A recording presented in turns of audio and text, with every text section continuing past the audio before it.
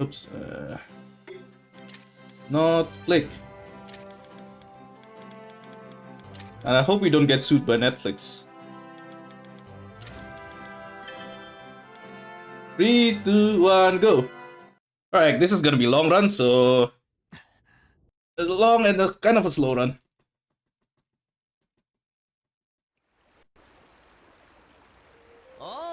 Anyway, so welcome to the Suikoden Woven of the Centuries. So a lot of people have no idea what this game is about. So this is a Suikoden game, the latest Suikoden game that got released. It was released back in 2012, and it's only released in Japan. And in when was it again? 2021, right? 2000 end of 2000, around to the end of 2021. There's a fan translation of this. So I'm playing with fan translation. The fan translation is like a huge project because there's a lot of dialogue in this game. They say there's like around like 210,000 of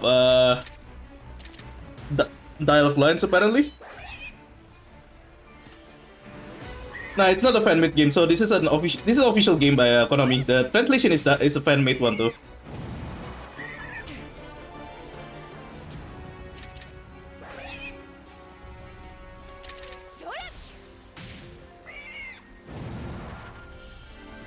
And that's the first our first like tutorial battle. Obviously, it's very simple, nothing to really look at. But anyway, so okay, first of all, one important feature in this game, they have an auto mesh function, an auto turbo function. So I just have to hold circle, and the dialog box is gonna passes by through automatically. So fortunately, I don't have to mash or like set up turbo in my computer to do the dialogues. Although the text box animation itself is it's a bit slow, as you probably already realized that the text box animation is a bit slow. So yeah, the cutscenes unfortunately will still take quite some time for this game, and that's why this game takes quite a long time. And as you see, the estimate I set up this run with an 8-hour estimate because there's quite a lot to go through this run.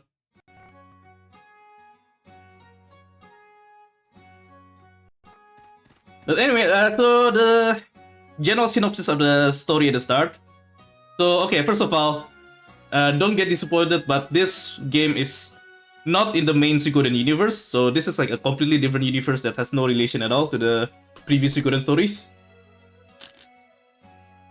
It does have like some similar concepts though, like because there's gonna be 100 X stars, as you see, like this category. So I'm going to recruit all 100 X stars, and yeah. So the synopsis of the story. So basically, we live in a world where every 100 years there's some a huge invasion of like evil, terrible monsters will happen, and this 100-year period is going to happen soon. So all the people in this world is preparing for this upcoming invasion. But anyway, what do I do? Right. So this is we are the starting village. We have to talk to everyone to continue the storyline. Unfortunately, that makes the game even longer. So we have to go to all of the buildings. Oh, in the item store, I actually want to buy something very important here. I'm going to buy 4 firestone. So this is to craft the fire magic items, which we will use a lot later on, which is why I'm buying it right now. Anyway, I'm just going to carry on with dialogue. So yeah, so again, first of all, this game is not it's on a just like Suikoden Tierkres. So this game is like on a completely separate universe from the main Suikoden storyline, so it has no direct relation to the previous Suikoden games at all. And yeah, so the start of the storyline, there's going to be an invasion of horrible, terrible monsters coming up soon, and pretty soon, like there's going to be a lot of time traveling in the story.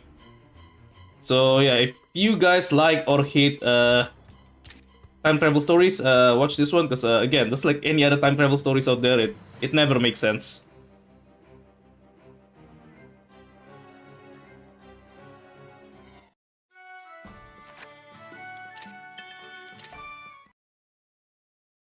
Anyway, so before we get to the time travel tour, there's a bit of storylines and how they build up the world and all. So basically, the world of this game, it's mostly controlled through this authoritarian empire called the Holy Empire of Ionia.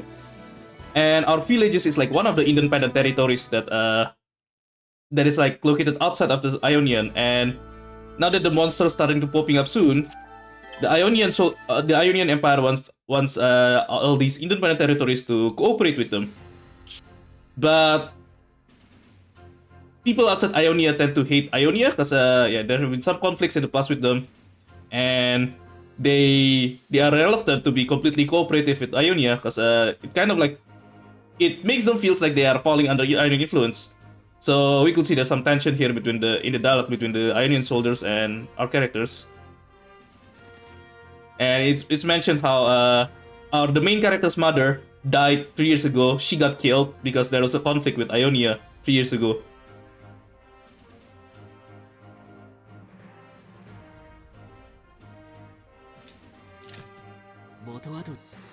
And our mother was a very skilled martial artist, and she inherited her skills on ourselves. So, which we will see more later on. But yeah, for now, there's still a bunch of dialogues to go through.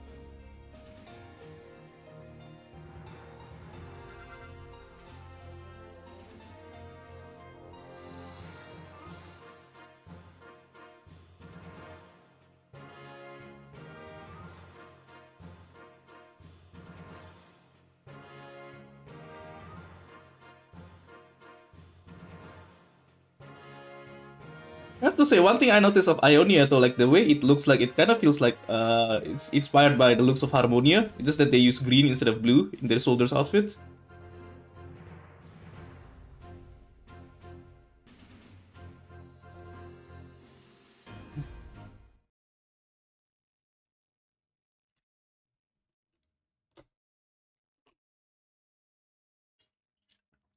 Anyway, as they are walking back home, the monsters that was supposed to appear like every 100 years started to pop up. So the monsters started popping up, and we're gonna have a battle soon. Gonna be still a simple one because this is just the start of the game.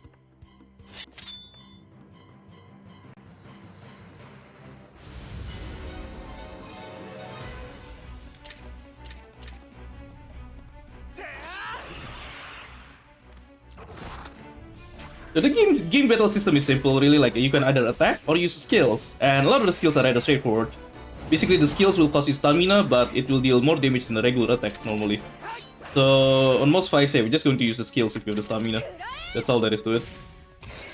For some of these straightforward fights.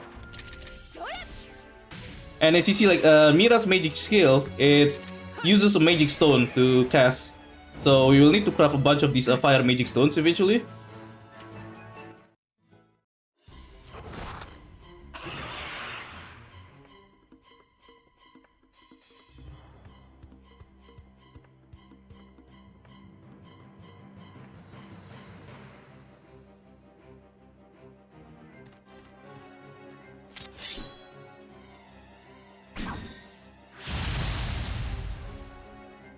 And we got more fights, so but the story of this fight is that, oh, there's so much of these monsters coming up that we can't beat them, so this is a fight that we are not supposed to win, and we're just gonna defend for 2 turns.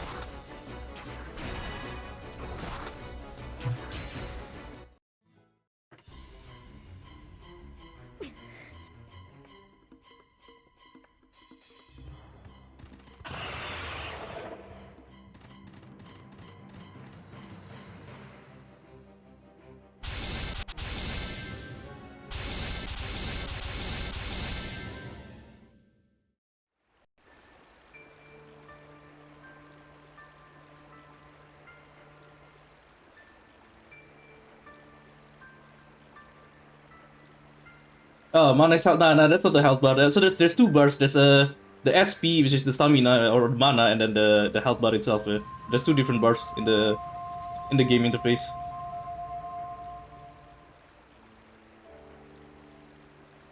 Anyway, so we ran away, and then we found this tree, and besides the tree is this kid, who looks mysterious and all.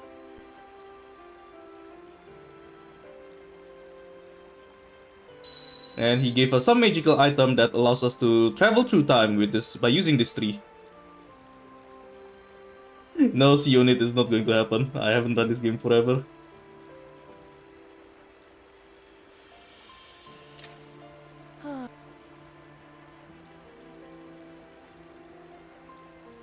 So guys, what do you do when you found someone popping out of nowhere and says to touch a tree with a magical item?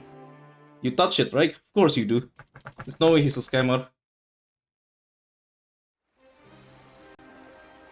So yeah, we touch a tree and then we got transported back to 100 years ago in the timeline, where this the fortress was in the present time it was in ruins, but now the fortress is still standing straight, standing strong. What reference it is, salty cracker? Feels like it's a reference to some other random RPG.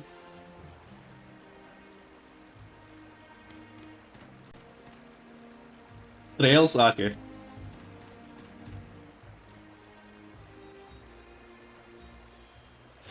So we are 100 years ago in the past, and we meet this guy who looks like an older version of our own character.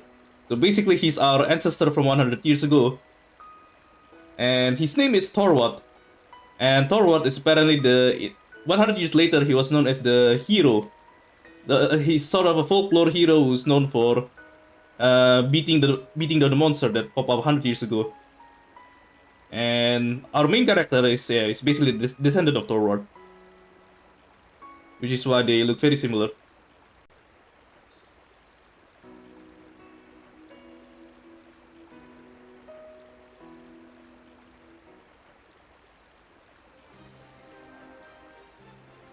So apparently in this timeline 100 years ago, they already beat down the monsters that invaded them and they're now at peace.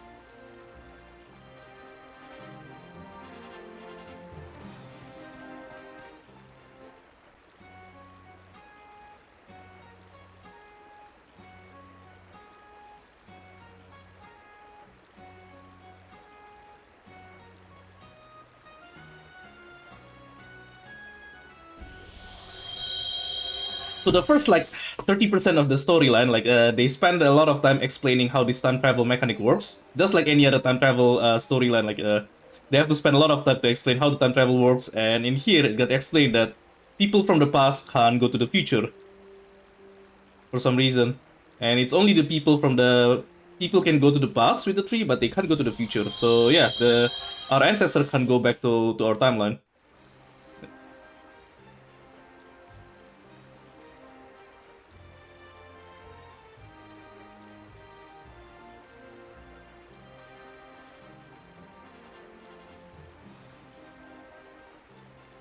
So our character wants our ancestor to teach us to help us grow stronger in preparation of the upcoming invasion, and we are going to be taught of the main mechanic of this game, where an ancestor can teach their skill to the descendants in the future.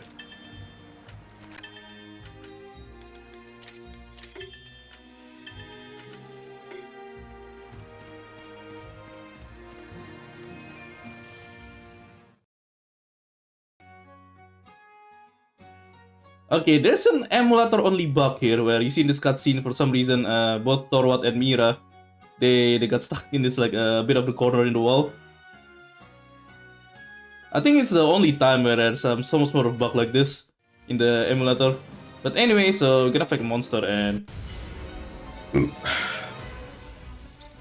so the game gonna teach us how this teach mechanic works. Where so someone from the past will be the mentor to the people in the present time. In which this case, our main character is a people, and we got taught of this new skill, which is an area attack skill that lets us damage multiple enemies at once. And to do the teach fully, then we have to do the teach 3 times. Oops. So we did it once, and we have to do it to 2 more enemies. So this skill attacks all enemies at once, so it's obviously very useful whenever you fight a bunch of enemies at once.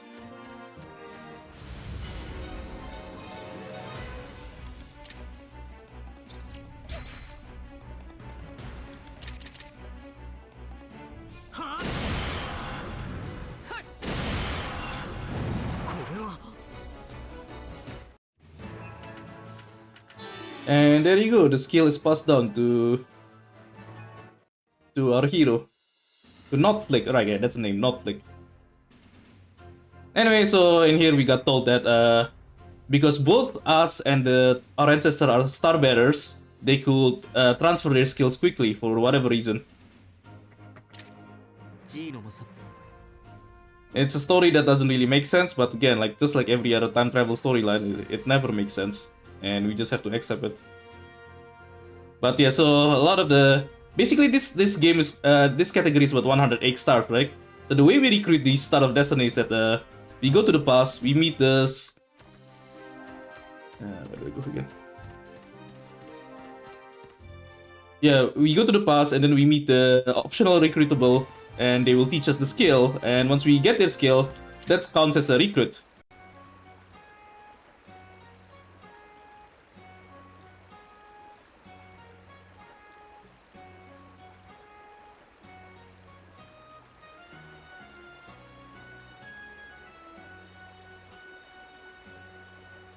Welcome, Lord Money. So, welcome to Suikoden 4. Yeah, yeah. I can imagine like the Steam title might be slightly confusing, but that's just how it is. No, there's a couple of people who have speedrun 4. If you go to look at the leaderboard, the leaderboard in speedrun.com, there's a couple of people who speedrun Suikoden 4. Although for this year's marathon, none of the Suikoden 4 runners are available, so we don't actually have Suikoden 4 on the schedule. Even though like if you see like the graphic overlay of the stream, like it's a Suikoden 4 team. But yeah, there's a couple of people who have speedrun Suikoden 4 before. You could just go to the leaderboard and see the runs. Anyway, back to storyline, back to the present time. So turns out the present time has been changed a bit because of our encounters in the past.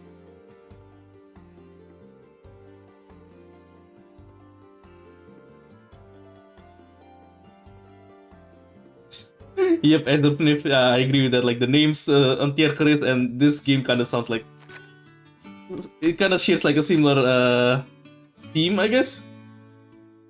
Kind of like made up names with a similar kind of voice.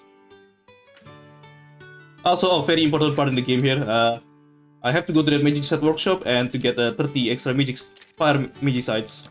Because I'll need it to cast a bunch of fire magic spells. Okay, time to fight the monsters. Now that Hero have the area attack skill, he's just gonna use this area attack to kill all the enemies in 2 turns. Oh! Damn it. I accidentally used the wrong move there, which makes this fight even slower. Yeah, damn it, that's dumb.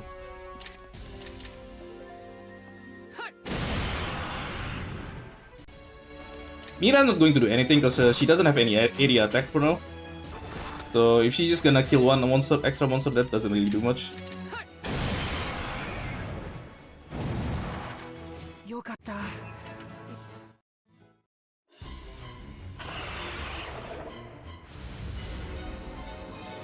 More monsters, but it's still gonna be the same strategy because we're just gonna use the area attacks.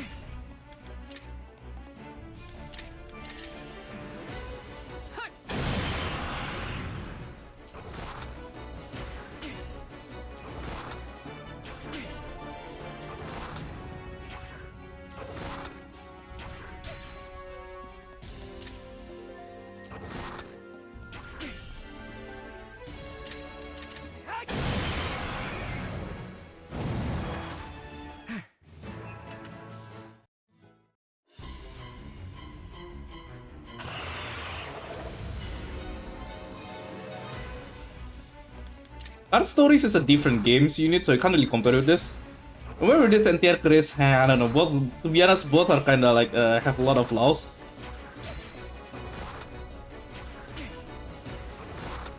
At least for a speedrun though, this one is kinda... one reason I do this speedrun is because this game is simple, so it doesn't take me a long time to route this game. And it's kinda chill as well, because it's simple, so it's kinda chill to do. Although the cutscenes are also very long, so it's not... So kind of boring to do as a run as well, but okay, this 108 star project though, it's a fun project because the routing of this game is actually very complicated. The 108 star routing is very complicated because the recruits in this game is like it's basically very complicated, like probably 3 times more complicated than the recruits that you see in like previous Suikoden games. So I actually enjoy a lot in routing this one.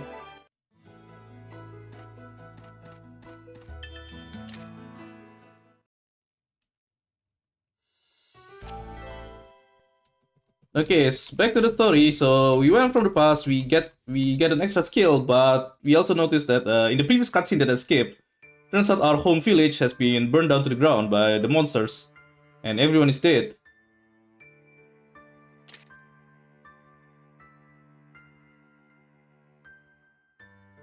So we all got sad and all that. Feels bad, man.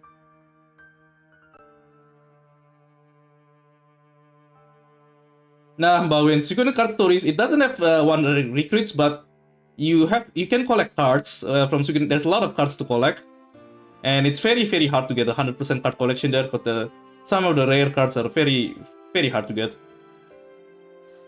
Yep, as an if, of course, there's no Suikoden game without a village that got burned down.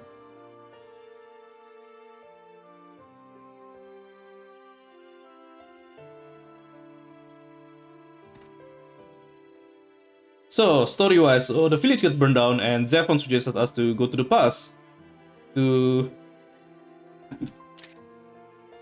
tell our ancestor to plan a new era tree in our own village to help protecting against the monsters. So yeah, we're gonna try to change the past to save the village. So a lot of the storyline in this game there'll be an issue popping up, and then we'll try to solve it by changing the past. And this is just the first out of the many later on.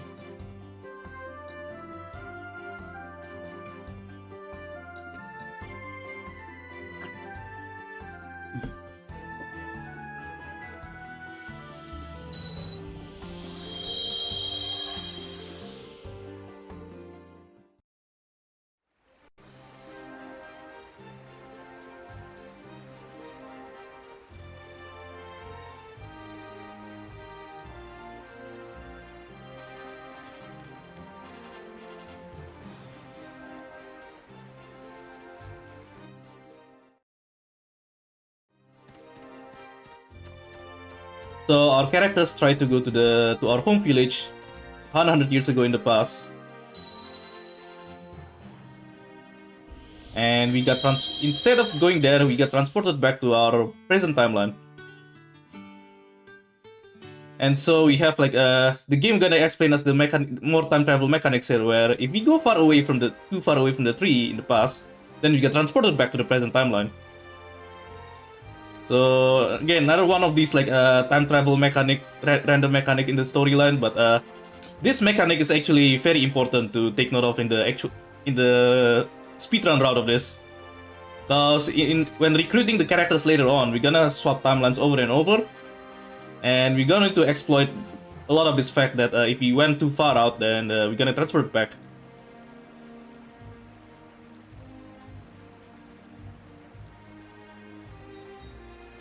Counterfeit Bagel, the 108 stars run of Suikoden 5, it's about like 15 hours, a bit more than 15 hours. It's still going to take half of the marathon, but it's still going to be a long time, obviously. 15 hours is not a short time.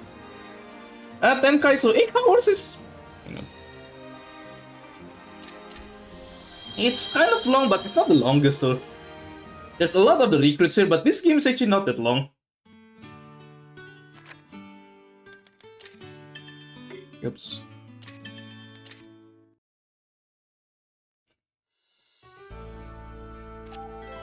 Okay, so storyline-wise, we asked our ancestor to help us in the past, and because of that, the village got saved. So our ancestor planted this tree in our home village. The name of the village is Terby Village, but anyway, so yeah, he planted this tree, and the monsters can't attack our village because for some reason they can't get near the tree, and our village is safe by changing the past. I'm sure that storyline makes sense, right, guys? Hey, Zarif, is that a reference to something? Some other game? Building more trees to expand the creep?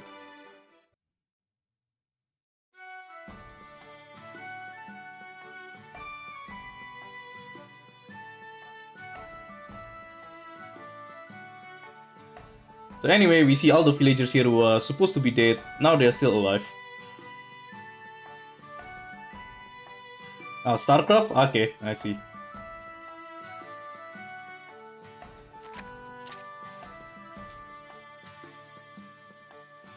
And we have this character here, Lulusa. So she's a chap. And she got some conflicting memories where she used to remember her memories of before we changed the past. And then there's some more mechanic explanation where it mentioned that because she was positioned near a tree previously, so her memories from the alternate timeline doesn't disappear, and she ended up getting double memories. Again, one of these time travel random mechanics that got explained throughout the story. And Zephon here is trying to rationalize this whole issue by saying that by time traveling you create a parallel timeline. You create a parallel world where there's one world where our home village is still burned down and destroyed, while we are currently now in a different parallel world where the village is saved. Yes, Mawin, that's a good that's a good summary. The Shizo delusion mechanics.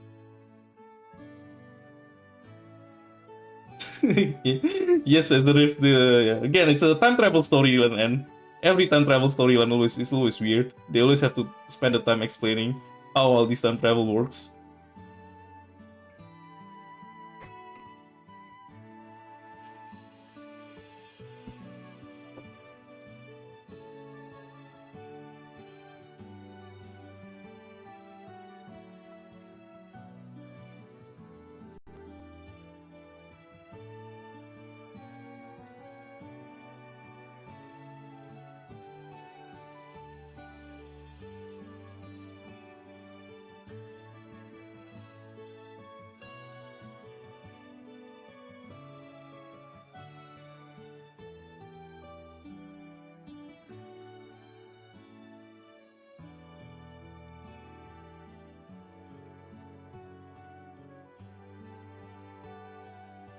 So next storyline, we're going to go to a different city to tell them that the monsters started appearing. So hopefully you could get an assistance from more other cities as well.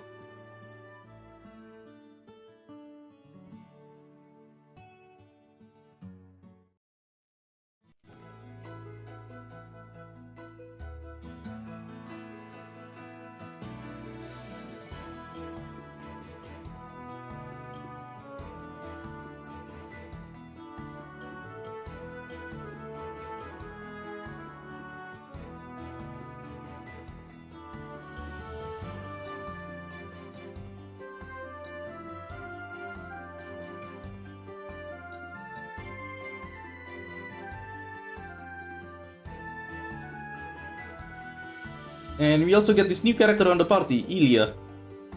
So Ilya her job is called herbalist. So she's basically the healer. The only thing she could do is heal, which is very important.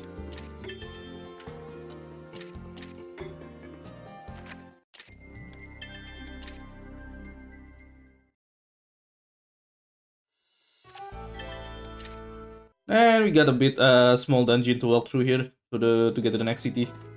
Tenkai, I guess it's the most important class early on, but later on, once our character got better, we don't even need healing at all eventually.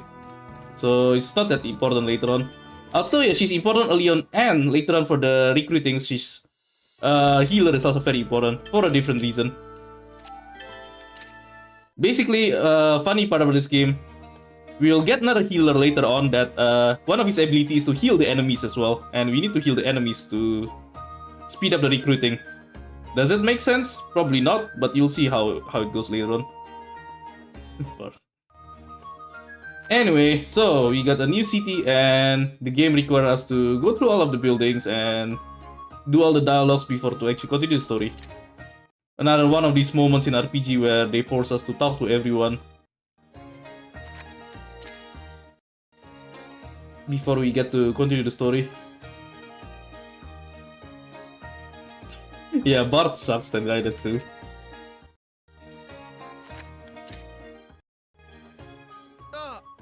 And here we meet a character named Nido, so he's an apothecary. So when we finally recruited him later on, his job is to craft healing items. It's the healing ingredients that Ilya will use in casting her healing spells. So an apothecary is also important because obviously we need him to craft our healing materials.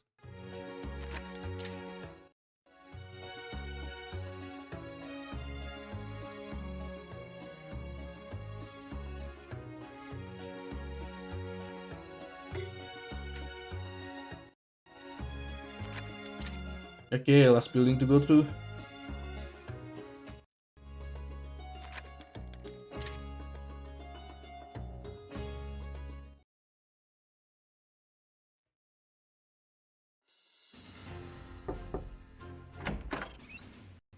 Alright, bunch of dialogues where we get introduced to the mayor of the city, Mayor of Shrat, and his name is Aaron.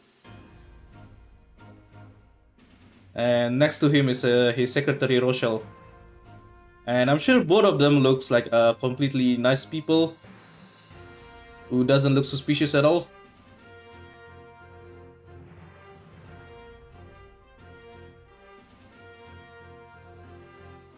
And we learn some more of the political intrigues between the city and the Ionian Empire,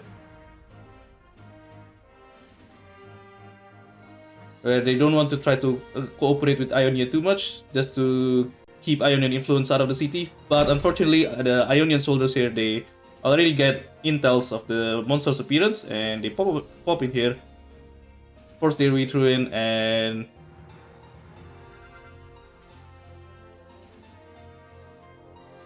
yeah, it's the same Ionian captain that we encountered earlier, so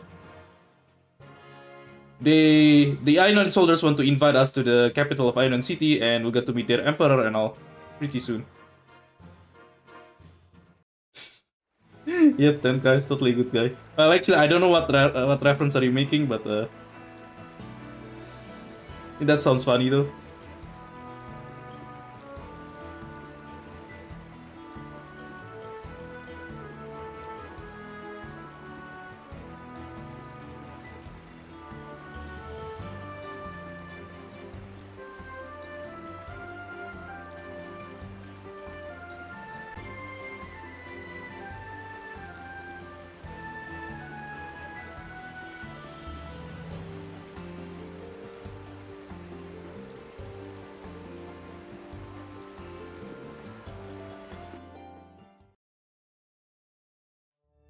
So we go to this place called the Draslian Palace. I guess like the literal translation is kind of like a Tree of Life Palace, and it's a palace. It's the Emperor's Palace in the capital of Ionia. So it's a completely normal place. It's definitely not the last dungeon of this game. And here we meet the Emperor himself, who looks like a completely normal person, a very benevolent Emperor. Totally not the last boss of this game.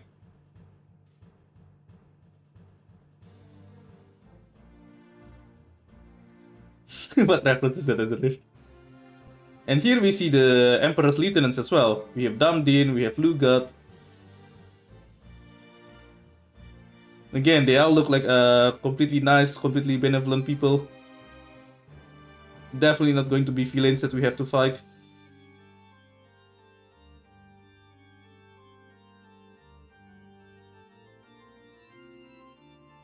And this is the Emperor's bodyguard, Makia.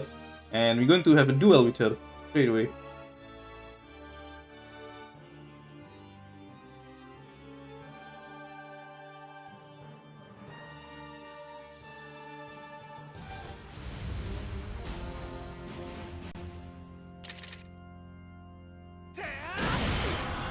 Obviously, for the start of the story, like, they're going to show that the Makia is much stronger than us. Oh, although we get to use a full guard.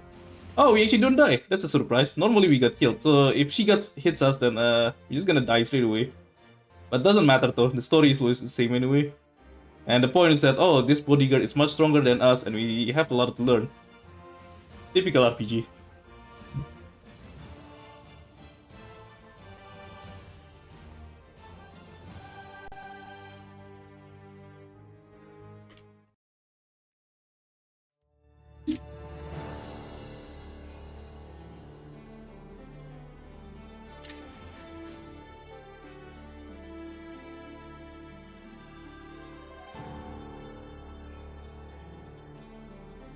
Okay, so to continue the story, we have to go to the all buildings again, just like the previous towns. They force us to talk to everyone to learn the background story of this world.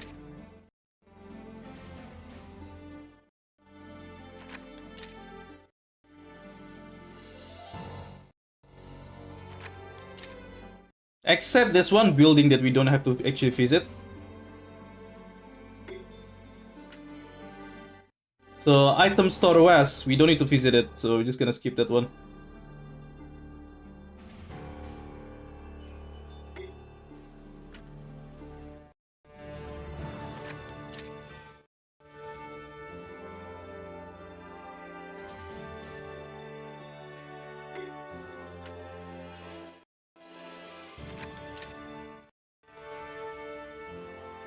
Yep, that's basically the first 30% of the game. Every time we visit a new city, you have to talk to everyone to continue the story. And now that we've talked to everyone, action actually gonna start, where new enemies gonna pop up. And we're gonna have some battles.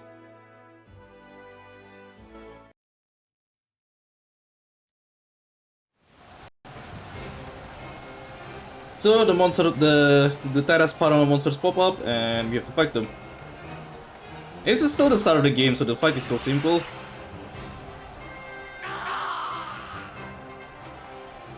There's not much we could do, and yeah, it's gonna be a pretty straightforward fight.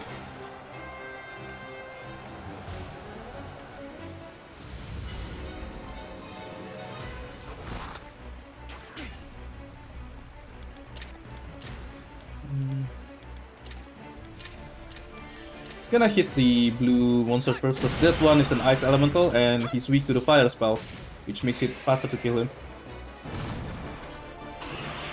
Also, if you notice, I put Hero and Mira in a unit, because the Hero and Mira, they straight away at the start of the game, they start out at a high relationship value, and that means if they're in a unit, their damage get increased. As you see that Mira's damage get increased by 15% because of the unite. It's not a huge increase, but it still doesn't hurt to have it. And Mira is going to be our main damage dealer for a lot of the fights, so it's good for her to get buffed.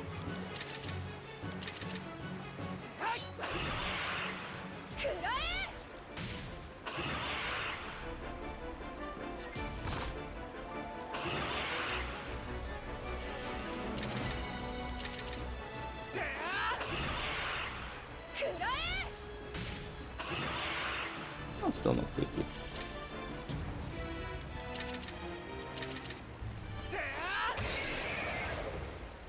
Anyway, the fights that we have for now is still easy, so Ilya doesn't even need to do any healing, because yeah, the enemies are still weak.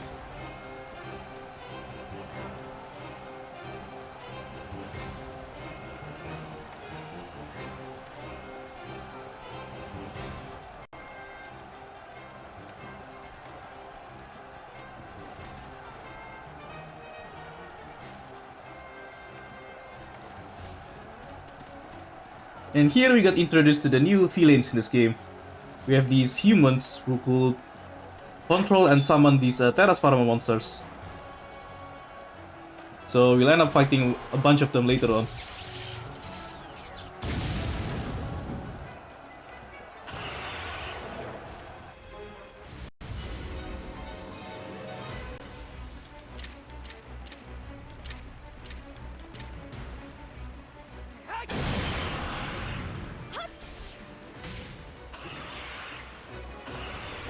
So again, we're just gonna attack the blue monsters first, because that one could die quicker. Because he's Ice Elemental and he got extra damage from Mira's Fire Magic spell.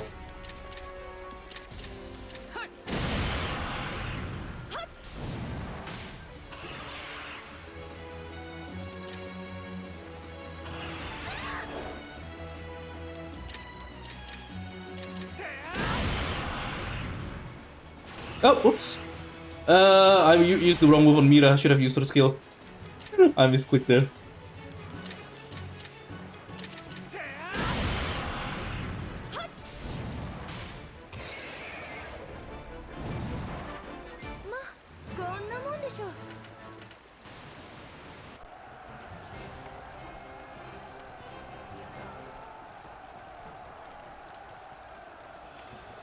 And here the actual first villain boss pops up. So this is the mayor of Shroud that we see earlier.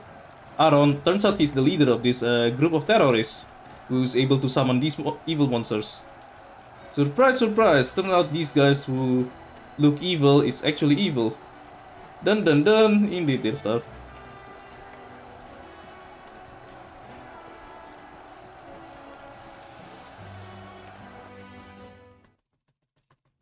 Anyway, the storyline is so these group they named themselves Vermilion Eggs, and their goal is to destroy Ionian because the Ionian Empire have instigated a lot of conflicts in the past several decades. So these Vermilion Eggs people want to take their revenge on Ionia, and they use these monsters to try to attack and destroy Ionian Empire.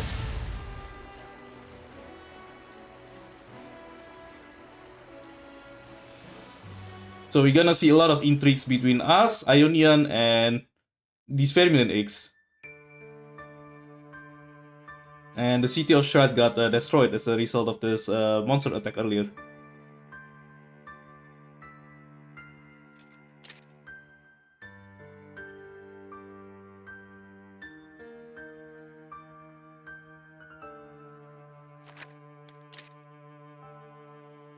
There's some drama here. So Ilya, the healer on our party, she's actually the adoptive daughter of Aaron, and because Aaron turns out to be revealed to be evil, so people start to distrust Ilya and all that.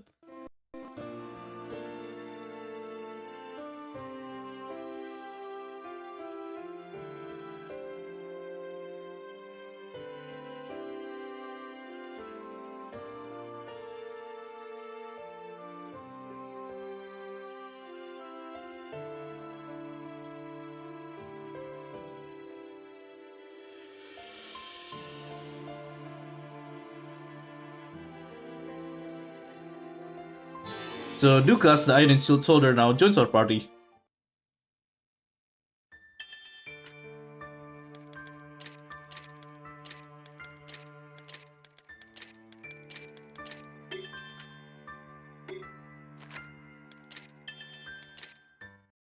Now we got our new storyline where we go to this place called Lucille Plain to collect medicinal herbs.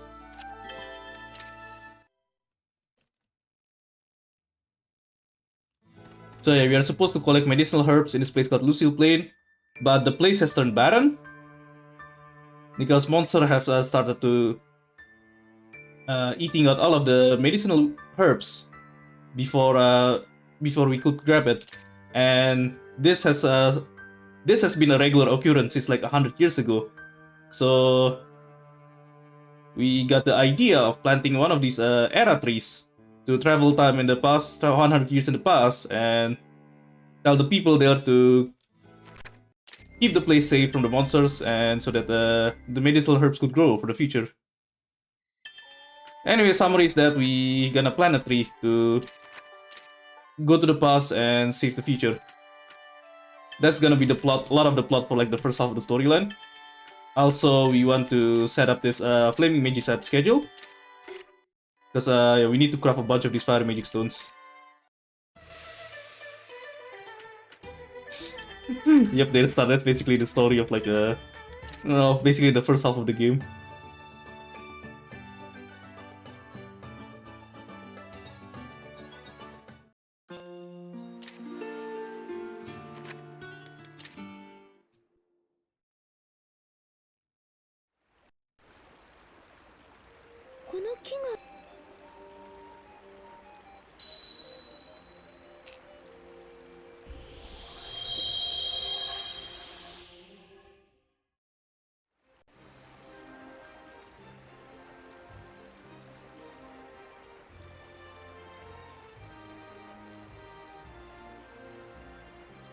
So again, the pattern of the story here, a lot of the story for the early on, we go as people in the 100 years ago to plant a tree for us in a different area, so we could solve whatever issues on that place 100 years ago, and that will save us in the future.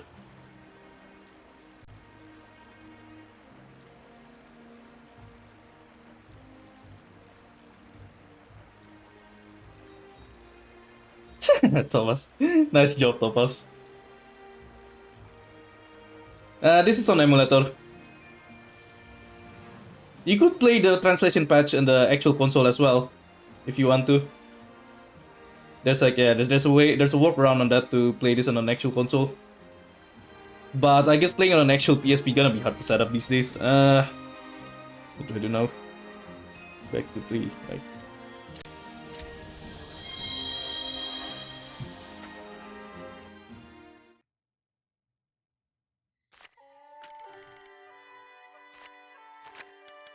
And another annoying part of this game, like every time we want to get out of the headquarters, we need to go to the kitchen, have a dinner before we could go out. So we're going to go to this kitchen a lot throughout this run.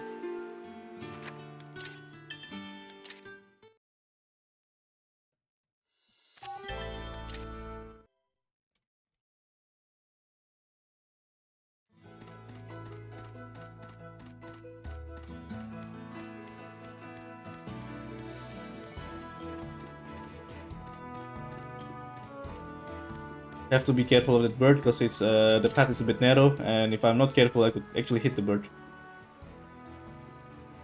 Anyway, so a tree got planted, and we could travel to the bus.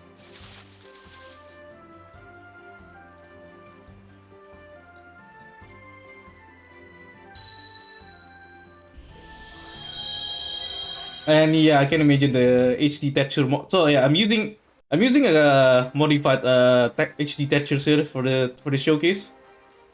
And yeah, I guess it wouldn't work on an actual PSP console. Anyway, we go to the 100 years in the past and we meet this Featherfolk. So this is the demi-human race in this game called Featherfolk. I guess what you call it, half human, half bird, half dog. Also, and so Rolf, the long-haired guy, he's a mage, so he's going to teach Mira his skill, while Mui, the Featherfolk, is a herbalist, so he's going to teach Ilya his healing skills. And in the past here,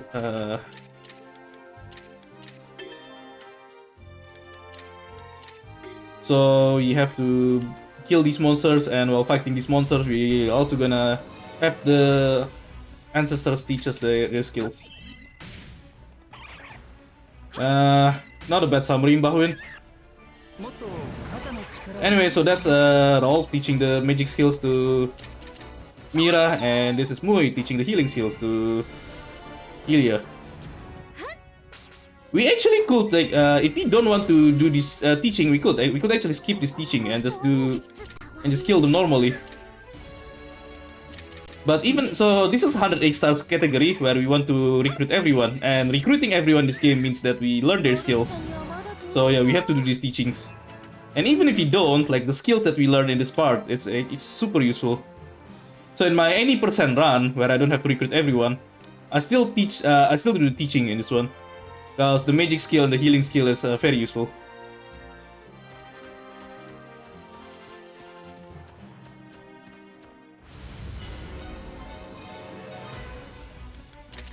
So Mui's skill is called Titan's Rain. It's it heals everyone at the same time, so it's a very useful.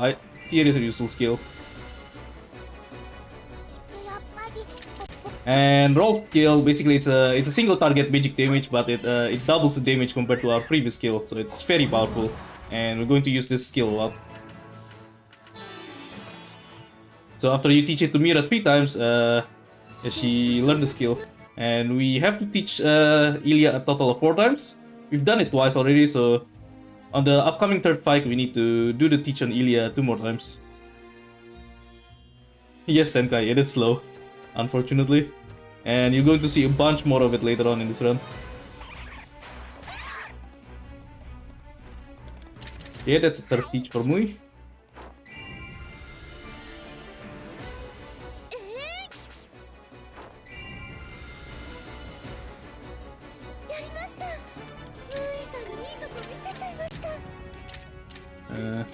Okay, so because Mira already learned her skill, so there's no need to do the teach anymore. I'll just have Mira use the skill directly to kill the third monster quicker.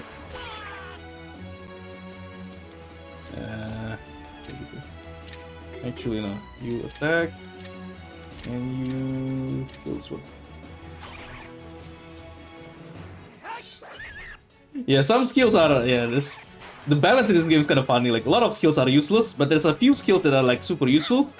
And this one of the same categories because we have to get all the skills. The late game bosses are super quick because we got all of the super powerful skills.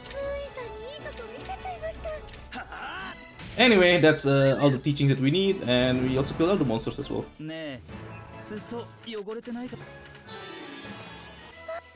So we learned from Mui and Rolf. In other words, we recruited them. So we recruited them as the start of Destinies. And yeah, you could also transfer skills with our characters in the present time later on. But transferring those skills takes forever as well, which is like just silly, like the way this game do its teaching mechanics. Like it takes forever to try to transfer skills between the present characters.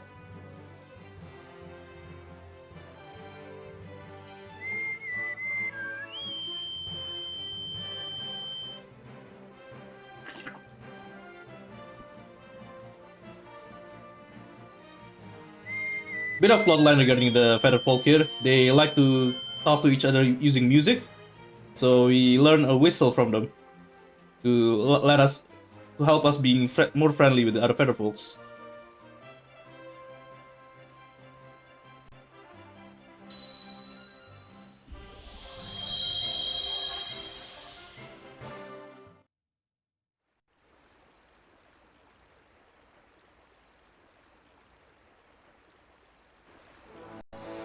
So because we've solved the problem in the 100 years ago, the future is saved, and now this place is full of the medicinal herbs.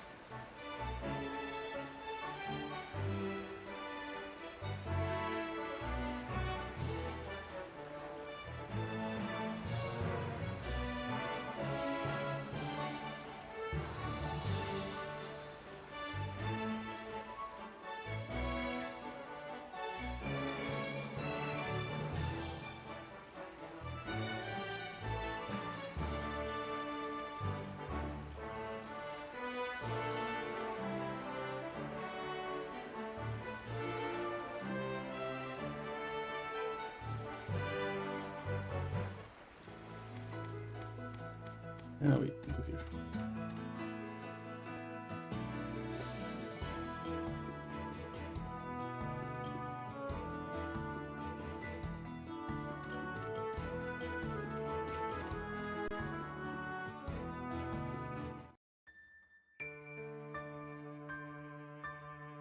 And now we're going to move on to the next storyline, where the Vermilion Eggs has popped up on the western area of this place.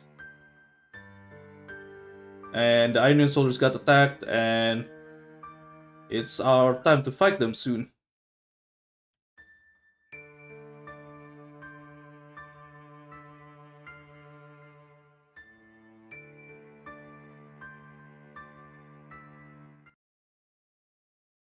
Oh, hang on, I've the unite.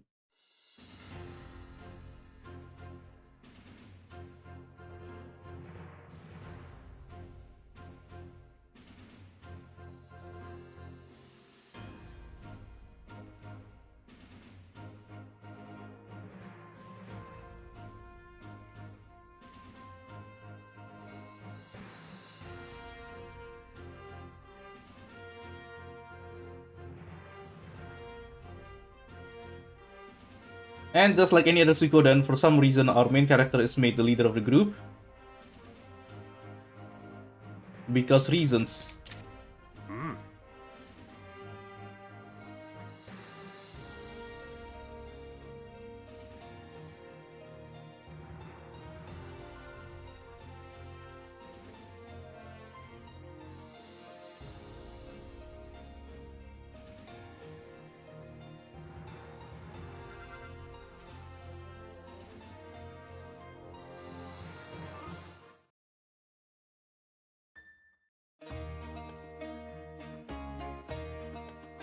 And Nido the apothecary will be joining us as well. So now, when we go back to our headquarters, we could start to craft the medicinal ingredients.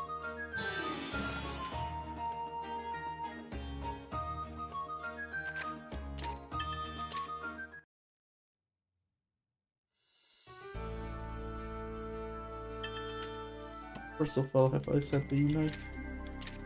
Okay, I want to set up the unit with Hiro and Mira, because that will buff Mira's damage.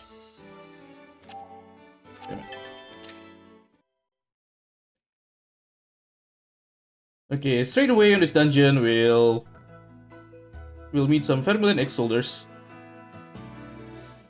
And these guys are actually kind of tough. They have a lot of health. Their damage could be quite high as well.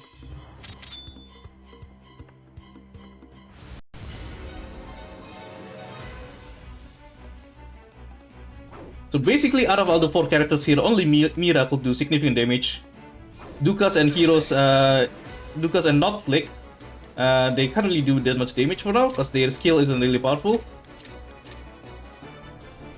So I need to keep Mira alive at all costs. So you see hero deal 19, Mira deal 162. More, like, what is it, 10 times the damage? And yeah, every time Mira is attacked, I need to... they attack Mira twice. Okay, I need to heal Mira there. I can't let Mira die at all.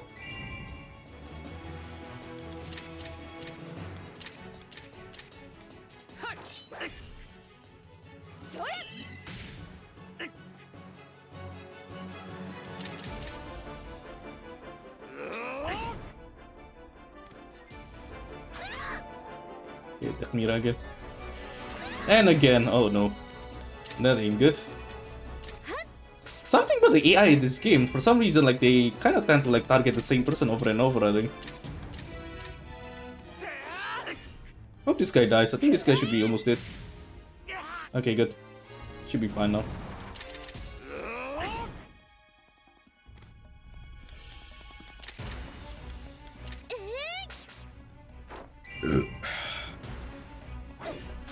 Mira again, really?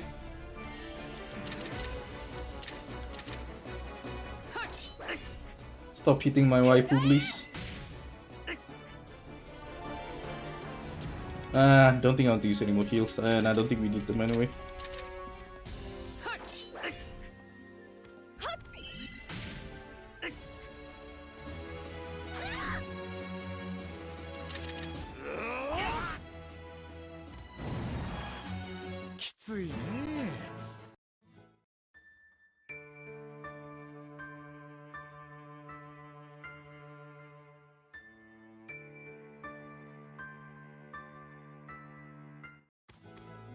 Where do we go?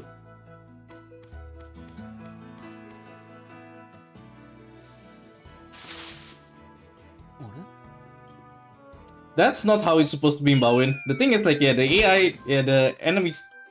So the way this game works, like, the people that we put in the front will have a higher chance of getting hit compared to the people in the back. So I put Mira and, like, a few other characters in the back, the one that have lower HP.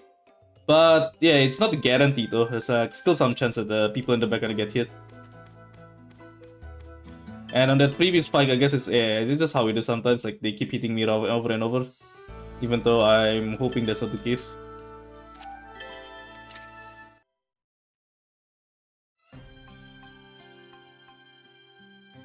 Yeah, so we go to this village. The Vermilion X people is actually kind of friendly with the townspeople here.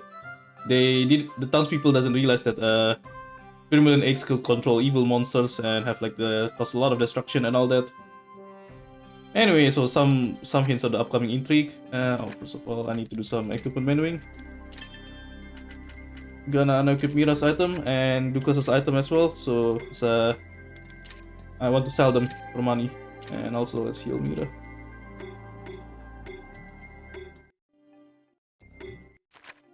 And let me go to the armorer. Gonna do some shopping here.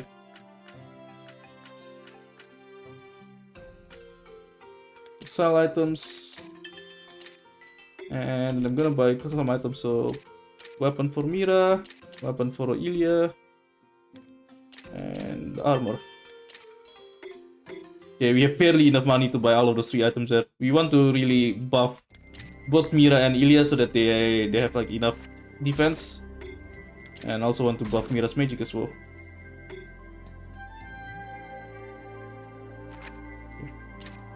And also a better weapon for Ilya so her healing is stronger. And now to continue the story, we just have to go to all of the buildings. So we met this chef named Bjorn. How do you pronounce this? Bjorn? But anyway, yeah, so we met this Bjorn, and he's a meat chef, and eventually we'll recruit him, and he'll be able to cook us food that will buff our physical attack.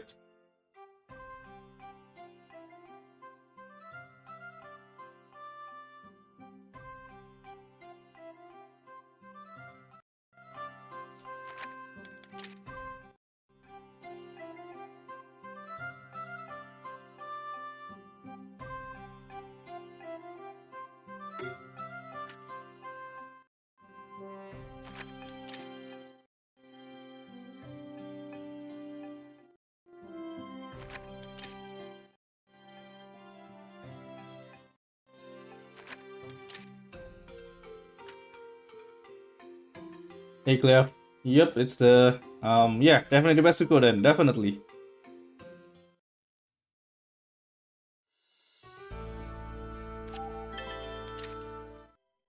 Now you don't need to mash. So this game has an auto mash feature. So I just have to hold down circle and it's gonna mash the textbooks automatically.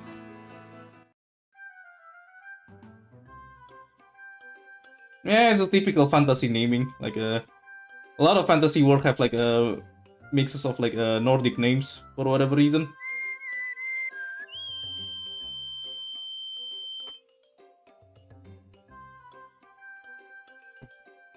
Anyway, we meet this Featherfall that managed to get friendly with us because we learned our whistle from the Featherfolk in the past. And her name is Miyamai, and she's a bard. So a bard basically is or actually it's called a jungler. Yeah, actually I think the translation uses the word jungler. But anyway, junglers, they play music to buff our characters, and they are usually useless. But for the early parts of the story, like there's a few times where we are forced to have her in our party, and she's basically gonna do very little.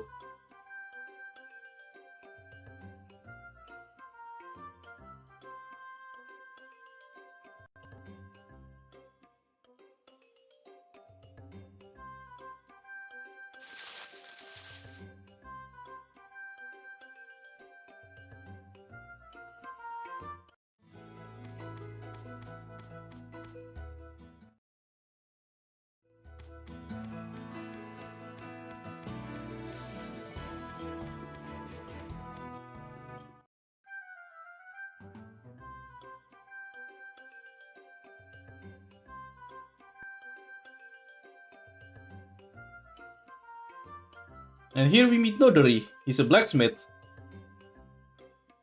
So in our headquarters, he'll be able to upgrade our weapons and make it stronger.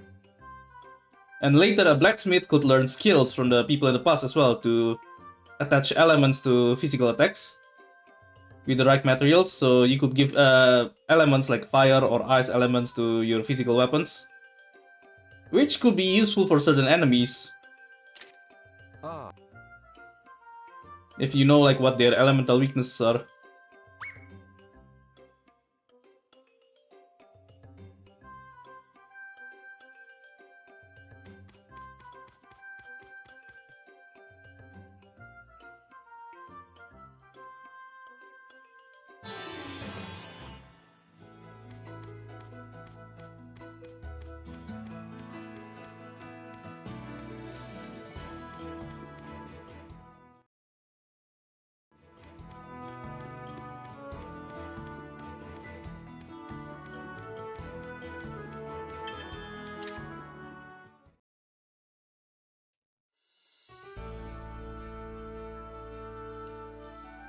Oh, clear of spoilers. Don't spoil the game, Papa. But yeah, like if you understand the game mechanics well, you'll realize that quite a lot of the game mechanics in this game are like kind of pointless because they are weak. Basically, they don't really do much in terms of like buffing your characters.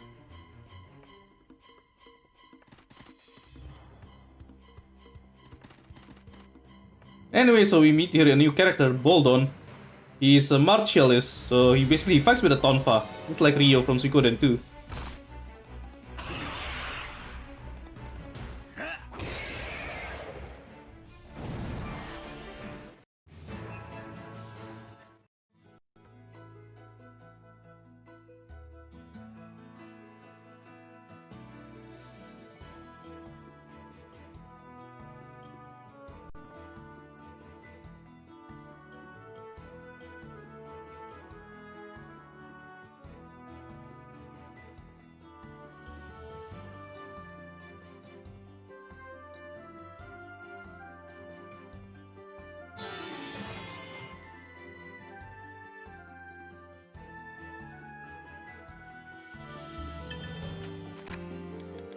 Pull in the front.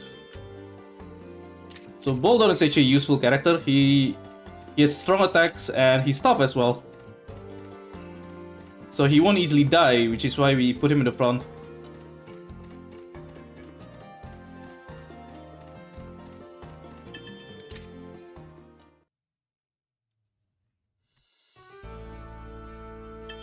Now the first actual boss fight gonna be coming up pretty soon in this dungeon.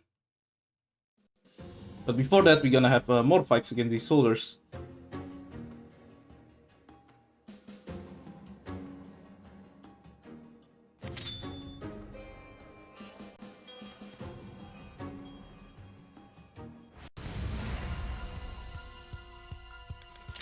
Okay, we hope we could kill the mage quickly, because the mage can be kinda annoying. He could cast an area spell which deal damage to everyone, which makes it harder to heal the whole party. We are lucky, we might be able to kill the mage early on. I don't think so though, usually that's the case. Yes, Clef, that is very important. It auto mash, and also yes, if you hit an enemy encounter, then the escape rate is 100% in this game. So you don't really lose that much time if you hit someone, usually.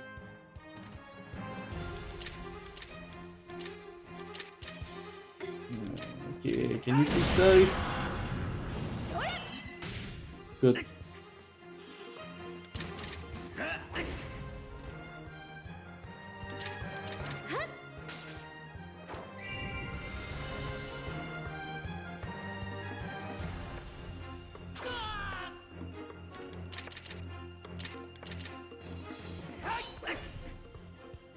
Yeah, there's a few enemies in this dungeon. There's like it's on a narrow path, so sometimes you can't avoid them.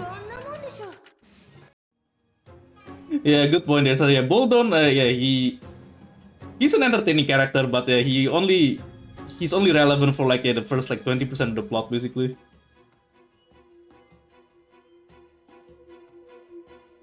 Where do I go?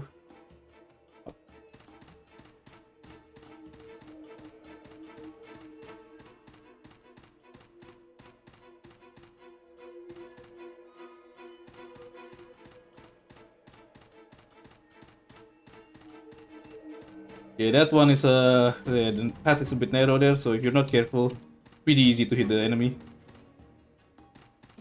Remembering the paths isn't hard. You could have a note of it, and I think that goes for every RPG really. They always have branching paths, unfortunately.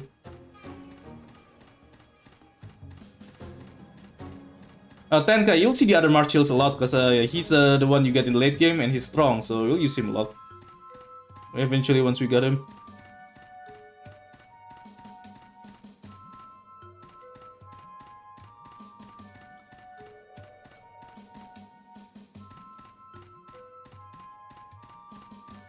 But yeah, with this game, like, you could easily avoid the enemies, and even if you hit them, then you could just escape with 100% escape rate.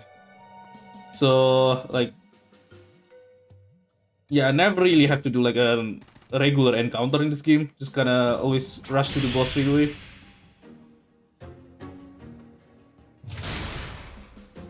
Yeah, that part is a bit annoying as well. There's like some funny part. Like, I think the enemies doesn't always have the same hitbox, maybe, or it's also like a bit weird. Like, some if the enemy is like not looking at you, like you could get closer to them. But if they look at in the front of you, then you could trigger the encounter like pretty, even if you're still like a bit far away. I'm not really sure how it works either, but I have a feeling it's something to do with in which direction the AI is standing as well.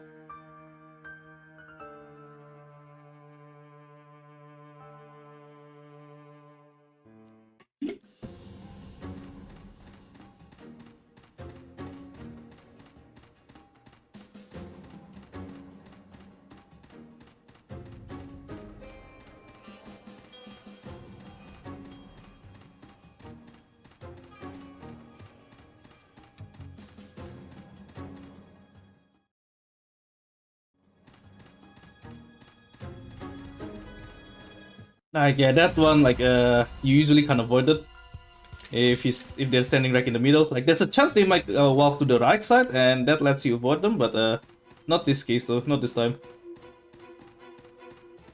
So this one is an arrow path as well, so I have to be careful there.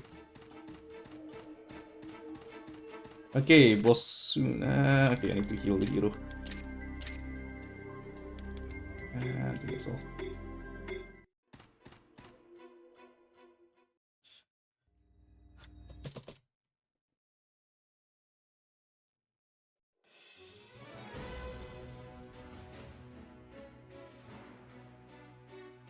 There you go, we meet the leaders of the Vermilion Eggs, who could control these Terrace Farmer monsters.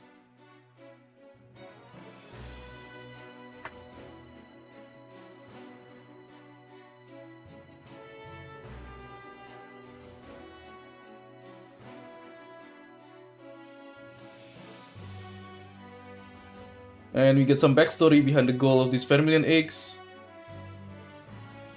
where they believe that the Ionian Empire is a greater evil in this world, and which is why they want to get rid of Ionian Empire.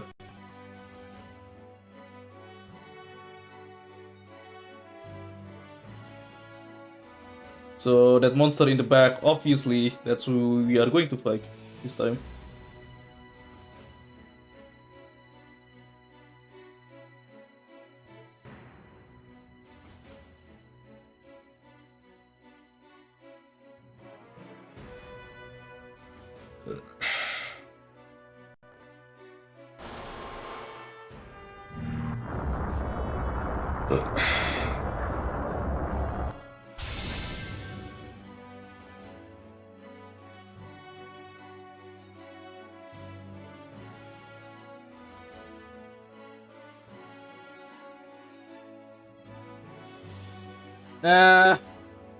For the first half of the game, it's kind of the same, but yeah, eventually we'll get to the part where the recruit's gonna change the strategy a lot.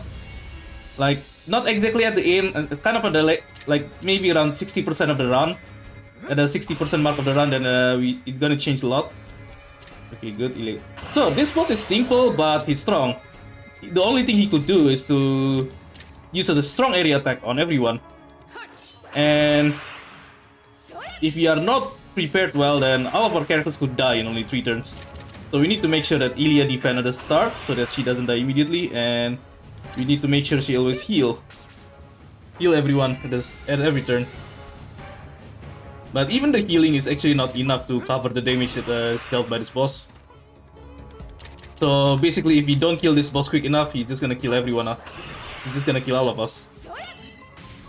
Earlier, I have some upgrades on Ilya's weapon and Ilya's weapon as well, so it's for this fight basically. Without those upgrades, then this fight might not be consistent, because our damage might not be, our damage or our healing or Ilya's healing power might not be enough for this fight.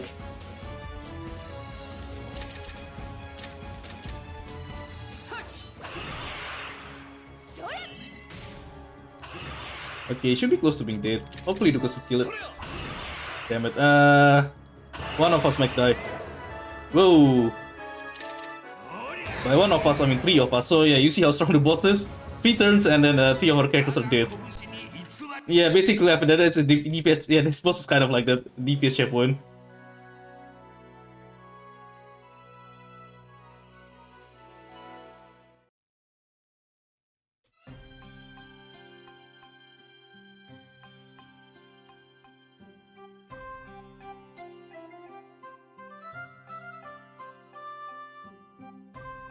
And also because our characters, because we don't actually buy like all of the defensive equipments or level our characters with the regular encounters, and our characters are weaker as well just now, which is one reason why our characters die very quickly there. And also because 3 of our characters die, like they lose EXP, but that's fine. Like levels in this game doesn't really matter that much if you just lose levels from like a few fights. Anyway, before we continue the story, we're gonna have a bit of detour to Terbe village. So we need to buy some crafting materials. Item.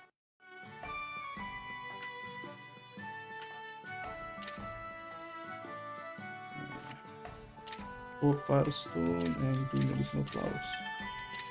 Okay, so we need these items to craft more magic stones and healing ingredients. And now we can continue the story.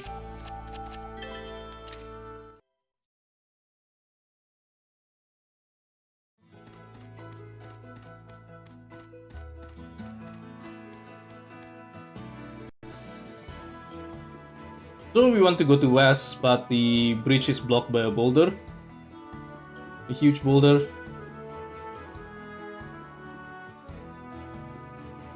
So, spoilers alert, but we will go to the pass to remove this boulder somehow.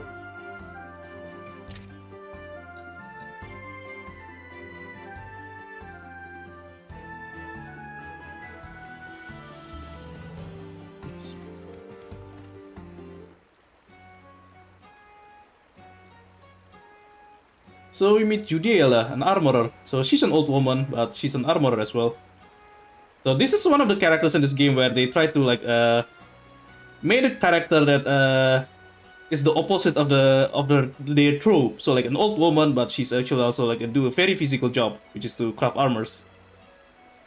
Anyway, back to the actual story. So Judiela witnesses that Samurai Firmament X uses this equipment called boats to travel through rivers.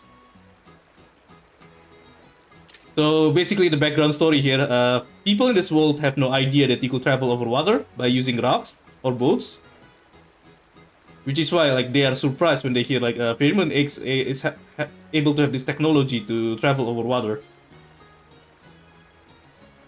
And which is why how they could bypass this bridge without destroying that boulder. And anyway, we need to have to find a way to remove this boulder, and soon we'll go to the pass for it.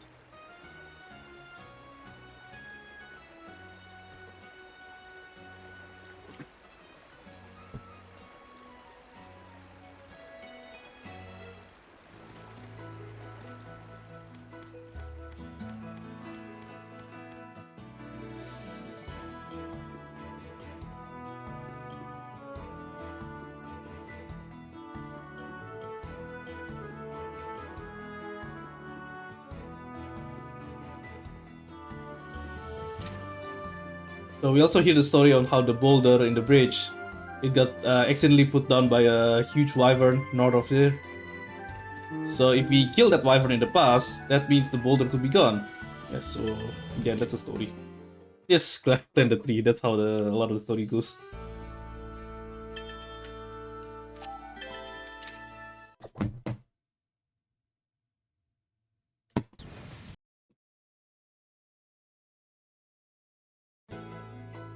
Anyway, we meet the wyvern here. The wyvern is too big and strong for us to handle. So, and the wyvern is apparently more than 100 years old. So, yeah, we're going to the past to 100 years ago when the wyvern is smaller to try to kill it. Yes, clear. Basically, that's how every problem solved in the world. Go to the 100 years in the past.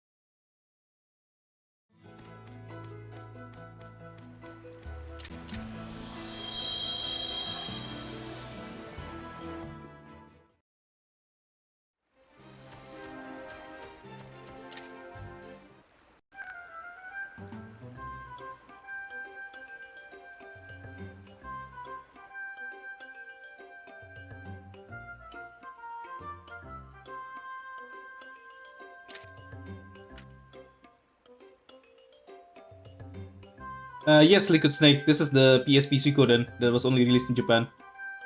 But there's a fan translation made, and I'm playing it with the fan translation.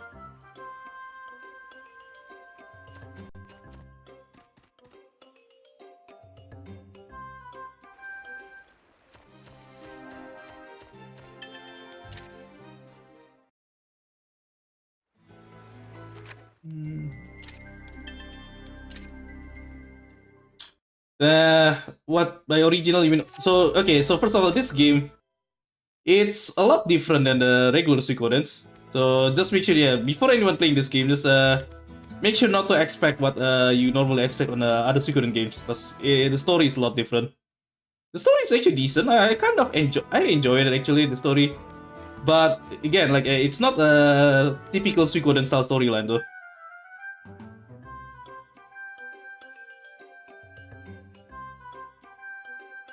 So if you play this game, you expect a Suikoden storyline about war, like about war and politics, then you might be disappointed.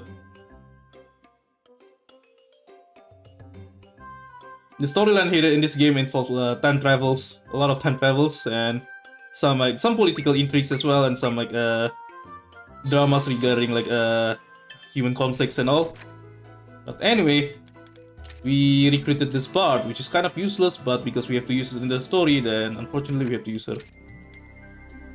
Now that the story forced us to recruit Weamai, we could go back to the actual storyline.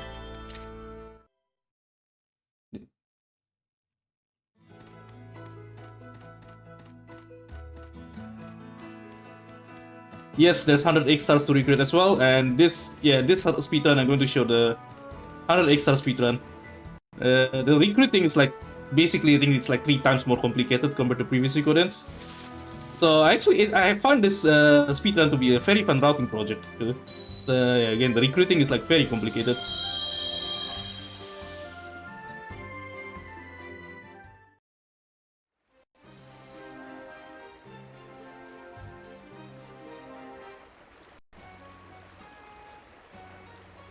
Clef, I made a spreadsheet that lets me like sort out like a lot of the recruiting events easily. So it takes a lot of like brainstorming, but I actually enjoy it. Like I'm proud of this work. Actually, this routing project was it's.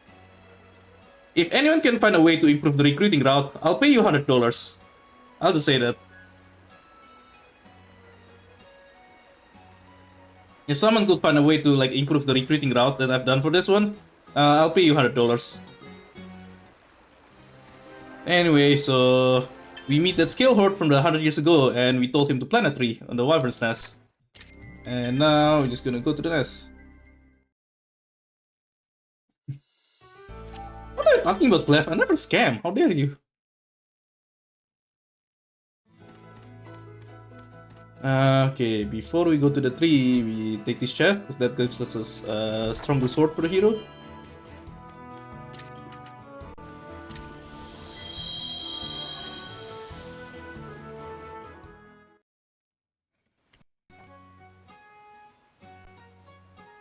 Okay, so we meet 2 new characters here. The first is the Scale Horde. He's a spearman, so he's going to teach Dukas a new skill. And the second is this Narcissus guy. He's a Narcissus, but he's also a blacksmith. So this is one of the characters where they'll try to make the character have a role that is like against his trope. We have this skinny, flamboyant guy being a blacksmith. And he's like one of the optional recruits that we have to do, because we're going to learn a new blacksmithing skill from him. Anyway, okay, time for a rather important part of the speedrun.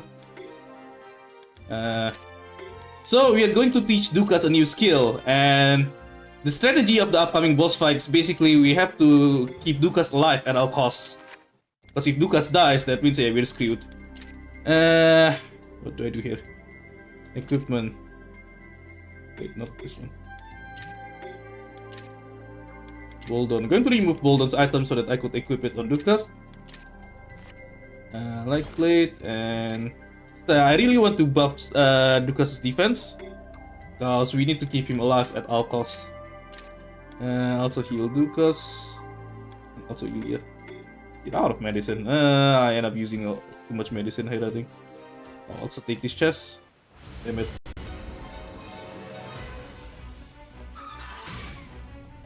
Wait, you call that lightning fast? What the hell? I was very slow there, actually. I have to read my notes. I haven't done this run. Last time I did do this run is like 1.5 years ago. So I don't really remember the menuing anymore on top of my heart.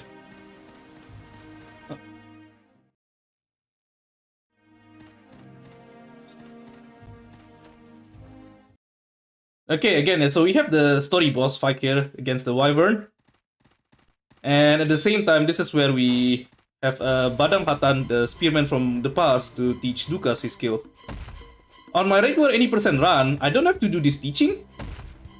So I just I don't bother doing the teach, and I'm fine if Dukas dies. I don't care about Dukas, but this is a 100 star run, and I need to do the teaching, because that's how you recreate the Star of Destiny.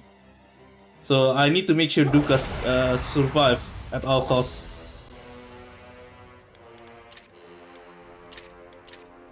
I'm going to use Meamai's skill, and so Meamai's skill lets her use someone else as a bait. So I use the skill on the Badam Hatan, and that makes the enemy more likely to target Badam Hatan and less likely to target Dukas. So I have to do 5 teaches for this to teach the skills. And usually 5 teaches is like the exact amount we need to kill the boss.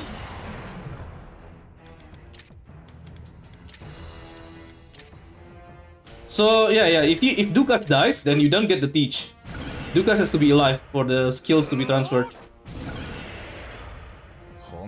So if you don't recruit him at this stage, then you have to go back here and then do some extra battles to recruit, which obviously gonna be slow. So yeah, we don't want that to happen.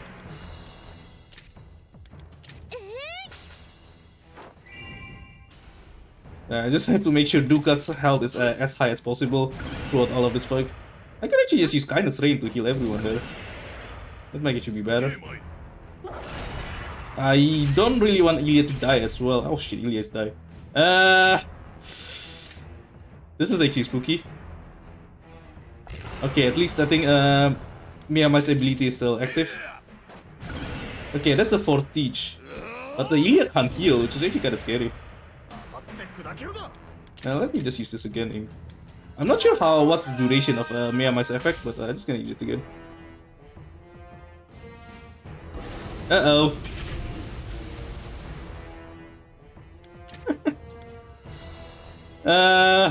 Yeah, Dukas dies, so the teach fails, and yeah, I'll have to retry the fight.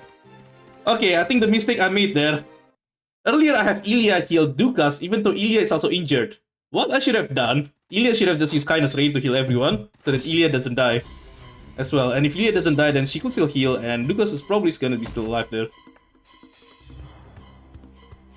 But yeah, so this boss is very strong for our like regular characters, and none of our regular characters could do any actual damage to him.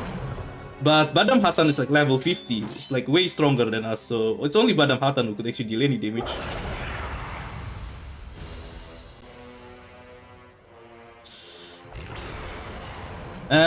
Well, that's not good.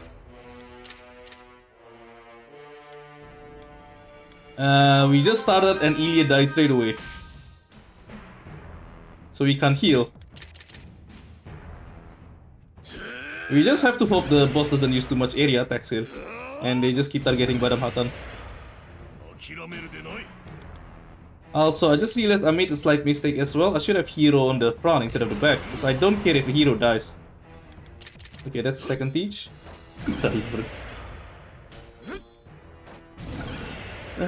This is scary. Oh no, it's an area attack.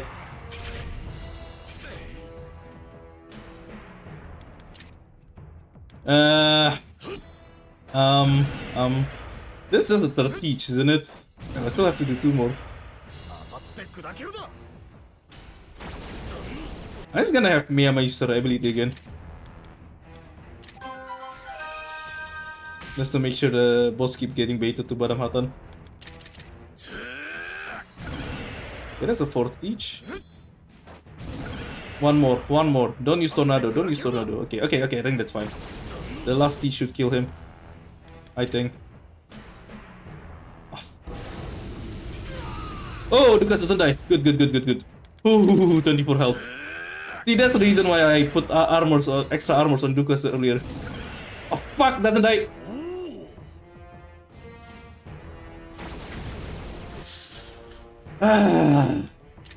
This is a very good game, by the way.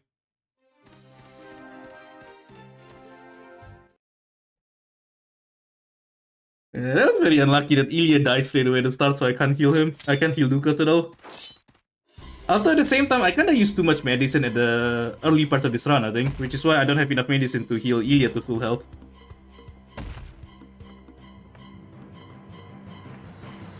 Now, the first fail, that was actually purely my mistake there. There was that one time again where I have Ilya heal Dukas only instead of doing the area heal. And if I do the area heal, I probably wouldn't have Ilya wouldn't have died. But the second fight though, yeah, that was unlucky. Gonna have Ilya heal himself and use on Badam Hatan again. Although it's true, Topaz, it is nice that they give an option to retry straight away easily like that. So I don't have to like set up save states or something like that if I lose.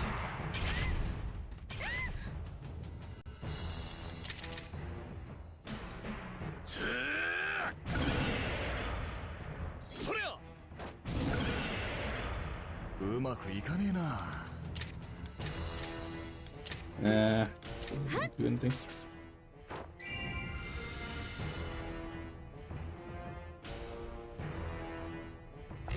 Okay, good. The bait still works.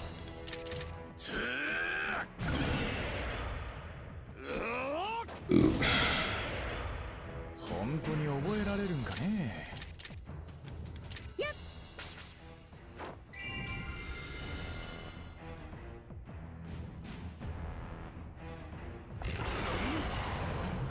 Okay, I think we're fine. So that's a 30 track.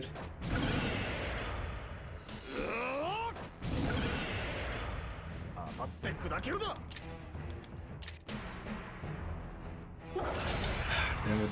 Another idiot. Okay, fortunately Ilya defense, so Ilya shouldn't. Yeah, it should be fine.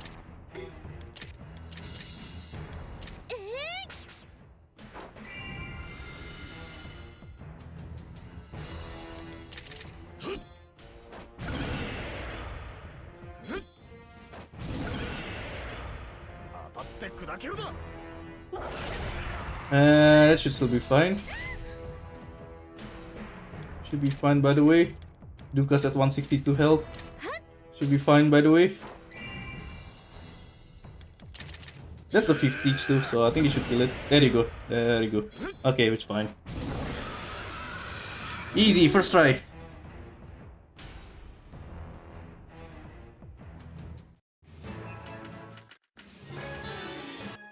So in any percent, I don't have to do all of that crap. I could just ignore Dukas teaching, and I don't mind if Dukas dies. But not in this case though. And basically that's the last time we'll ever use Dukas at all.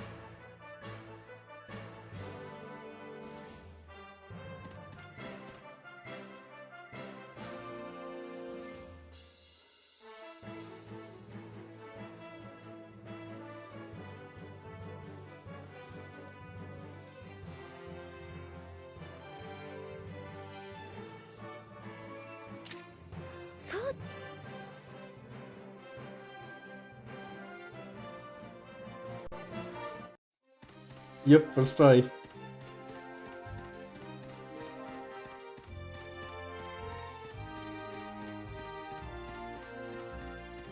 So we walked through this straight road, which mysteriously just looped us back to the start of the narrow path, over and over. And there'll be a bit of story into this, but yeah, that'll be revealed later.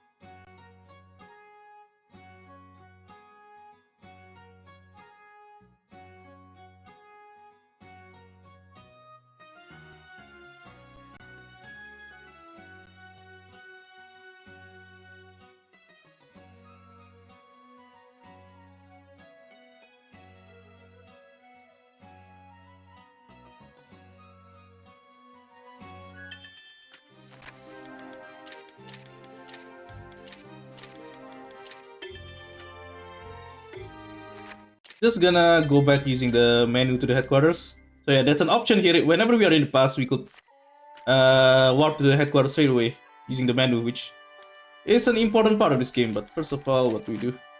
Right, apothecary. Gonna set up the the medicine crafting.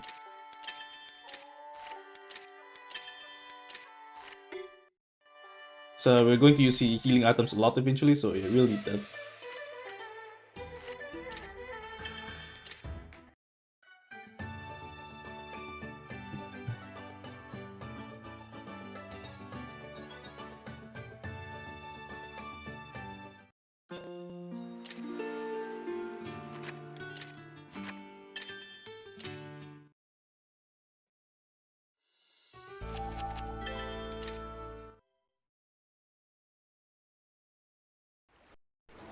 Right, going back to the story, because we killed the Wyvern 100 years ago, the Wyvern is no longer present in the actual timeline, and the boulder is gone.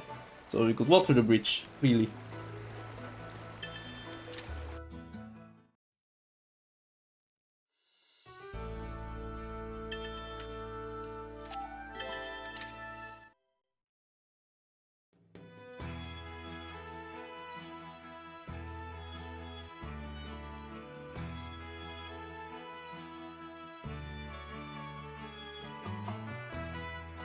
And a new city means that we have to again travel to all of the buildings inside the city to progress with the story. We meet Iron soldiers and they're going to fight Vermilion eggs, etc. etc. Anyway, gonna do some equipment first because we don't have to use Lucas anymore. I'm just going to remove his armor. And we're going to sell them later on. So, there's armor. Right.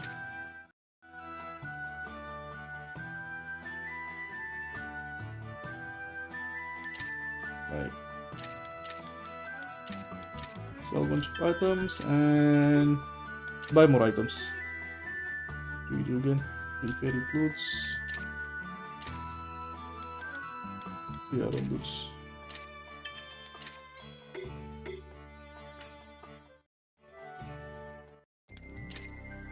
And more equipments. Very clothes. Yeah, very clothes. Iron boots. Yeah, boots. Hold on. Winter. Very clothes. Iron boots. So on the next story, it's Boldon's turn to do the teaching, which means I need to make sure that he's well equipped as well, because I need him to be alive at all costs, just like what happened with Dukas on the previous fight. Anyway, we meet a new character here, Najin. He's a ring maker. Rings lets you give some extra buffs, but you don't need these buffs, so he's basically useless. I get it by medicines. Wait, what by all of them?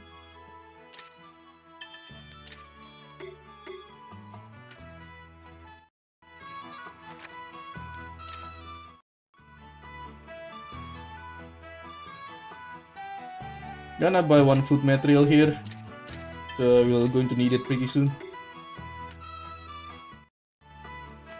And we just finished the story by going to the rest of the buildings.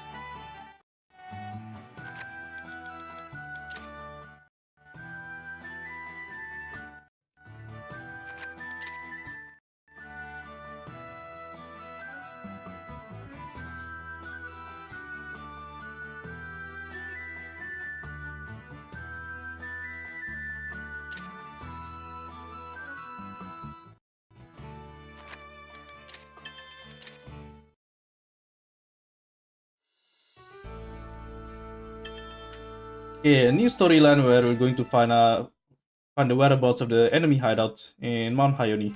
So it's a new dungeon. And guess what? We're going to plant a tree in here soon.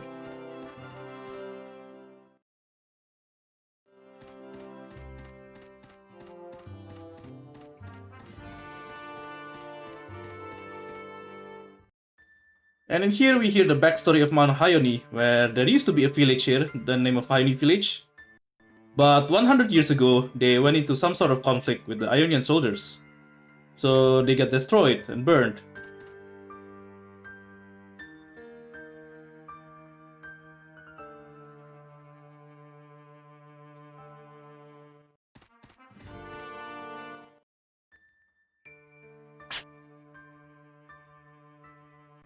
And so we meet this archer by the name of Lucery. So she's the descendants of one of the survivors of Hyoni Village from 100 years ago. And obviously, because her ancestors were a lot of her ancestors get killed by Ionia, so obviously she doesn't like Ionia, and she refused to cooperate with us. She refused to tell us like where the Fairy X has been hiding.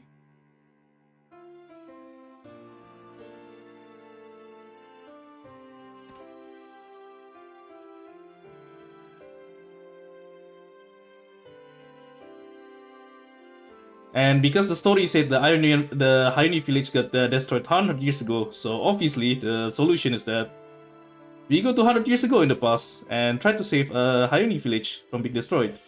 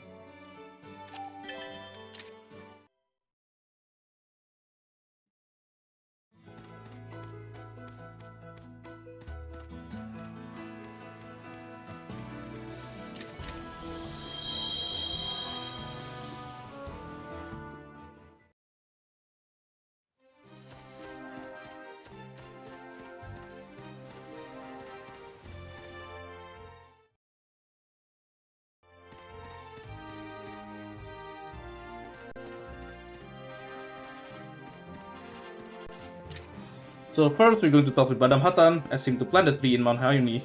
So again, it's a typical story pattern for like the first half of this game. There's an issue come up and we ask someone to plant a tree there, so we could go to the past and fix it.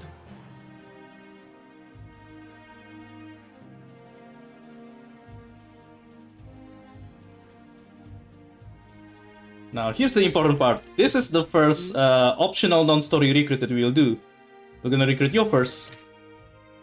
So basically we bring our blacksmith, Nodari, to talk with him, and Yoffers is gonna transfer his skill to Nodari immediately. And yeah, so this is our very first optional recruit for this run. Now it's slightly faster to recruit him right now, because later on we'll get an extra blacksmith, and if you do the recruit later, then we have a slightly extra dialogue where we have to choose which blacksmith to learn the skill. And so that's slightly slower, which is why we just do the teaching now. Anyway, we just warp to headquarters back and... Oh, hang on.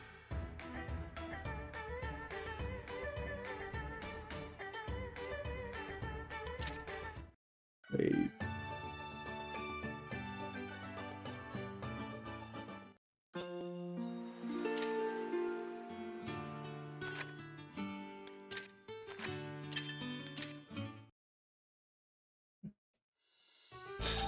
Yep, there started. It's so very convenient that the village isn't destroyed like 100 years ago. 100 years and 1 days ago.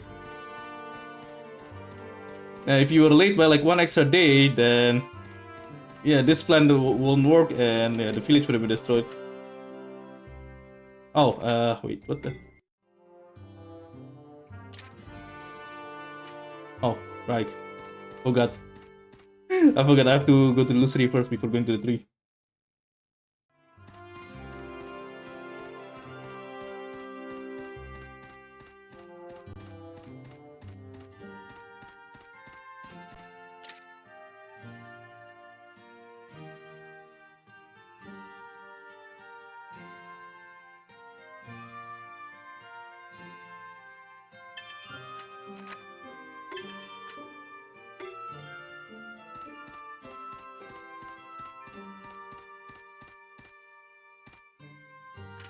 Wait. Damn it. Okay, it's been like 1.5 years since I do this run properly, so... Yeah, I started to forget little things here. Even though I have like the notes with me like, and next to me and like where should I go and all. Anyway, yeah, so the tree is planted here and we could go 100 years ago. Just before the village is destroyed.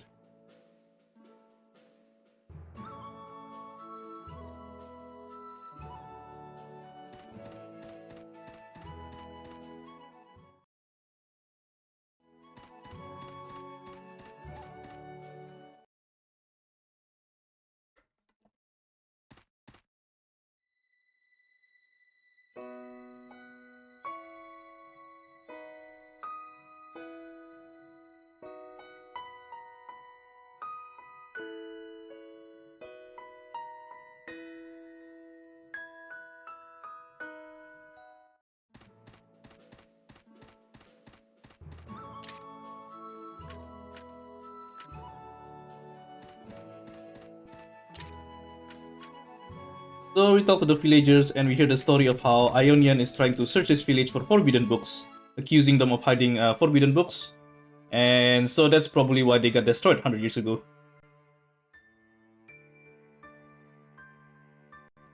And we meet this old martialist by the name of Hairdrake.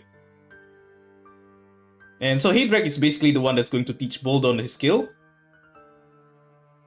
So yeah, in the upcoming fights against the Ionian soldiers, we have to keep Boldon alive at all costs, and we're gonna have Hairdrake teach Boldon the skill. Just like, it's kind of similar to what happened with the Dukas fight earlier.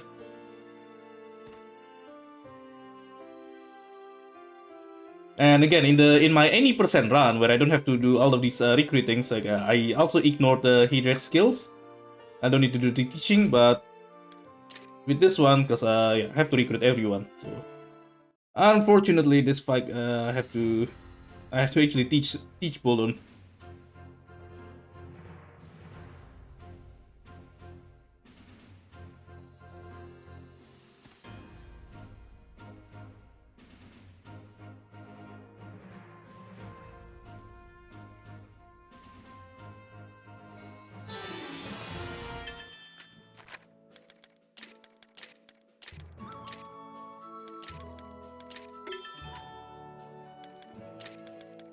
So yeah, we keep Bolden in the back because again, we want to make sure that the Bolden have a low chance of getting hit. Although these enemies, they aren't really that strong, but there's a chance that if they hit Bolden multiple times in a row, they still could kill him. Like that one. Of course, you have to target Bolden straight away.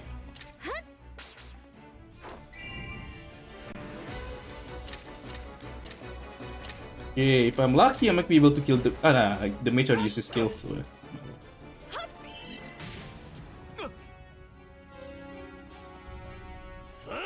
Okay, good that it doesn't hit Bolden. So we have to teach Bolden 6 times in total, which is kind of a lot.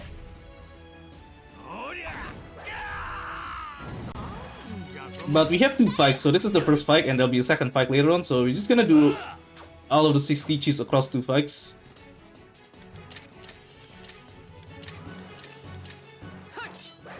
And there's 3 enemies here, so usually we already do the teach 3 times on the first fight.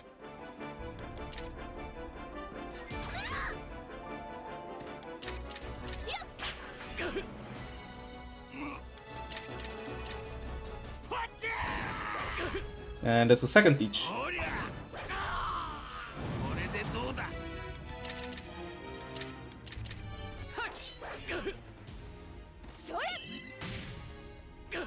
I guess Illusory doesn't actually need to attack, but I might as well just attack. Okay. I was supposed to heal Mira. I hit the wrong person. Whatever. So Illusory, she's an archer, and archers, if you later on you got the stronger arrows, they could actually deal a decent damage, but this time we don't have the stronger arrows though, so her damage isn't that high and she's kind of useless. Unfortunately, this earliest part of the story will require us to have Illusory in our party. So she's kind of a dead wig. I need to heal. Yeah, let's heal Mira. Let's heal Bolden as well.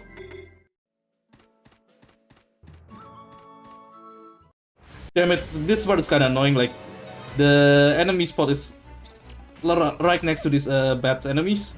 Sometimes I could just avoid these enemies while going to the next fight, but sometimes I can't.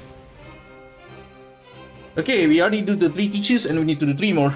And we also need to make sure that Bolden doesn't die.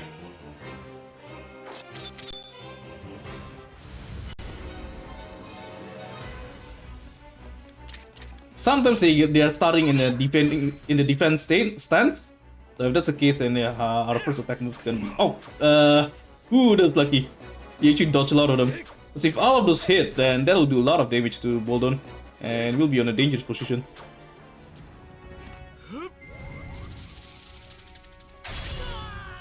That's a strong spell as well.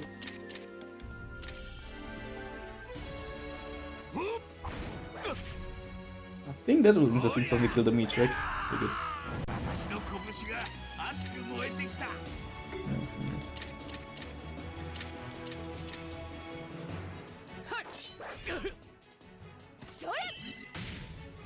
If I don't have to keep Bolden alive, I would have just use kindness drops on Mira, I think. But this time, because I want to heal Bolden as well, so I thought I'll just use kindness drain.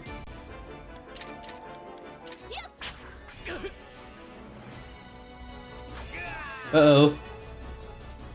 Okay, just don't hit Bolden, don't hit Bolden again.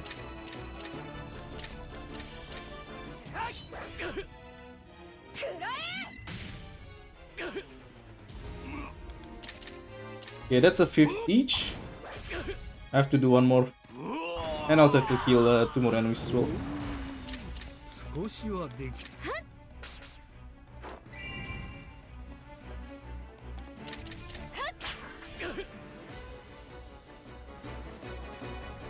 They keep targeting Bolden, this is not good.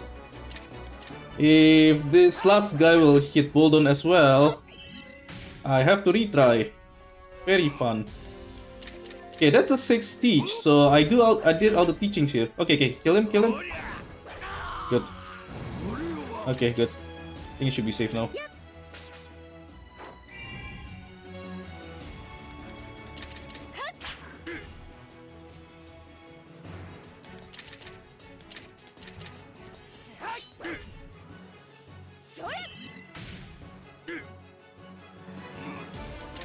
Hey, wait, I don't need to do teaching. Okay, that's a waste of time. I mean, Yeah, I could just do regular skill there. Oh, I think I get the giant one. Good. Yeah, I think I get the giant one drop. Good. That's a good one. That's a kind of a rare drop, and it gives a strong weapon for Mira,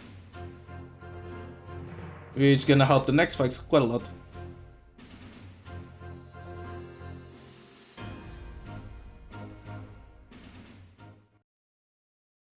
Hey, Mr. Pickles.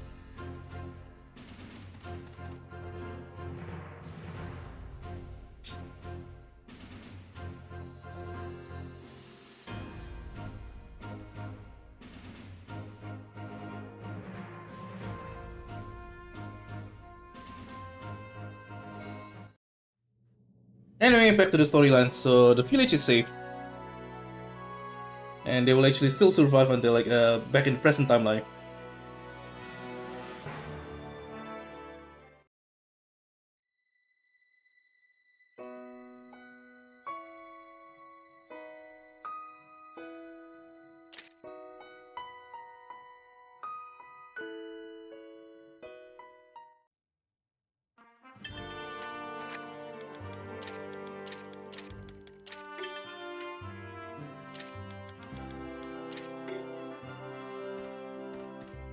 Okay, now that we don't need Boldon to survive anymore, we just keep in the front. That's just kind of tough, and doesn't die as easy compared to the hero.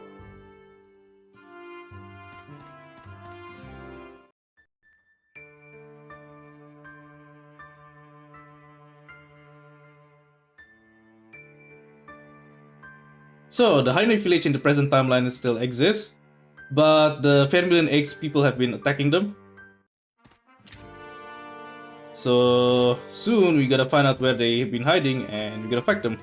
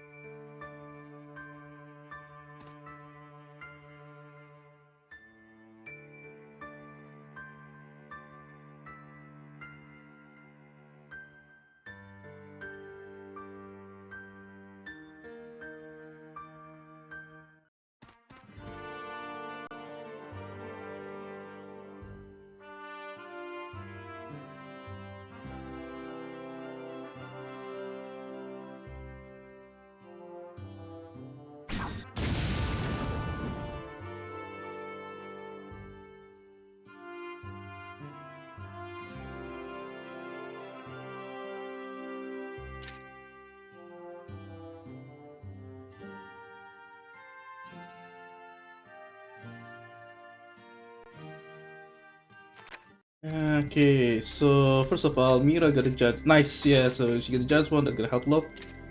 And also, we don't need to equip the defensive items on Boldon anymore, and we'll just swap the boots to Hero. And do I need to heal anyone? Let's heal Mira once. Yeah, this should be fine.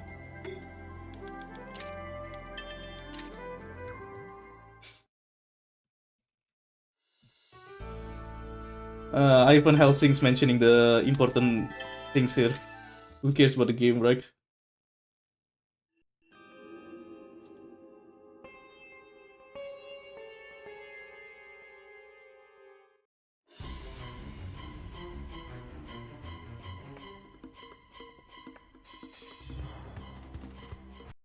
Okay, another fight. Straightforward fight.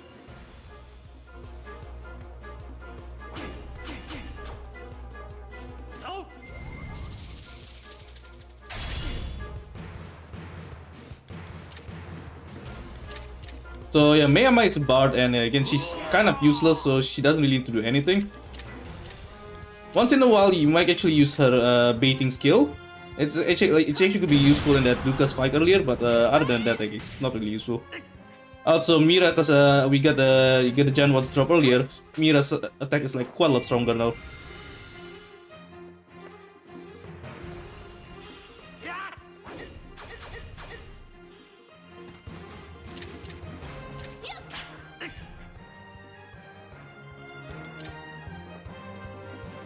basically I put Lucery and Mira in the front because they're kind of useless, and I want the AI to enemy to hit them instead of hitting my important characters. Which is why I put Hiro and Mira on the back because they are important. But yeah, Lucery and Meamai, I don't care if they die. Also, I guess Ilya could have healed herself there. Yeah, I should have used Ilya's healing there just now. But it doesn't really matter, I think. I'll have to use my medicine to heal her after this, and I don't have a lot of medicines actually. So yeah, I should have healed her now. Okay, we have an optional recruit in this dungeon, so it's we have to go through some sort of maze and toggle. Like we have these 4 switches that have to be toggled throughout this dungeon to unlock a secret room that lets us access an optional recruit. If it's an any percent run, then I'll just ignore this this optional recruit. But yeah, this is a 100 stars run, so I have to go through more of this dungeon.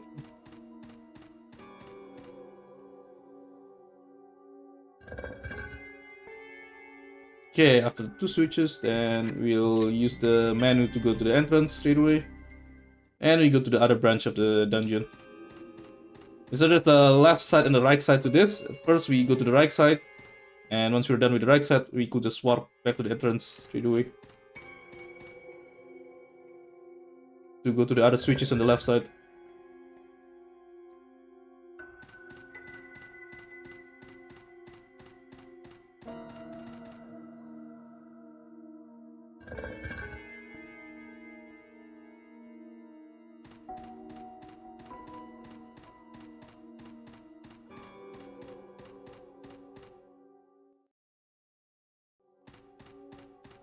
And with all the 4 switches toggled, then this door gonna get unlocked.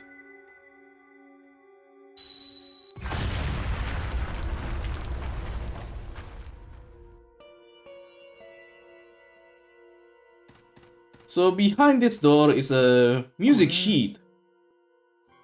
And when Meamai, the bard, looks at the music sheet, she could immediately play the music for some reason. So this music sheet is basically left by someone from 100 years ago.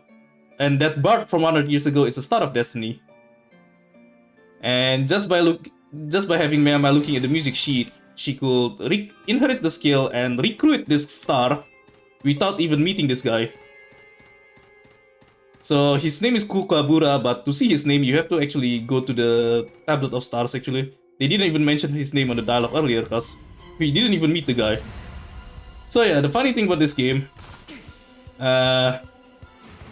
some of the recruits, we just gonna recruit them without actually meeting them in person. We're just gonna see whatever like artifact they left behind, and we learn their skill from that way.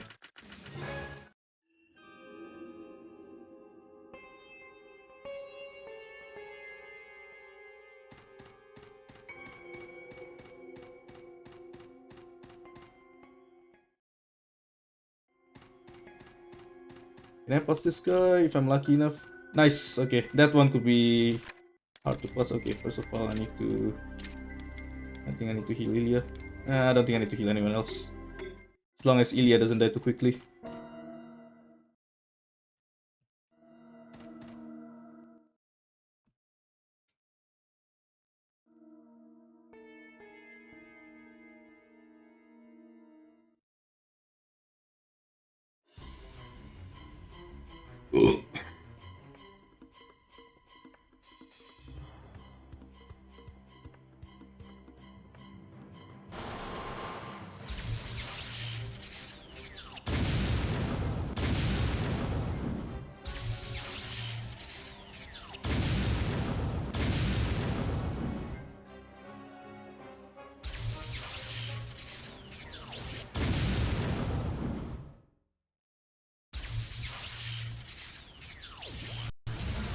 Okay, so we had some fight against Terras Pharma.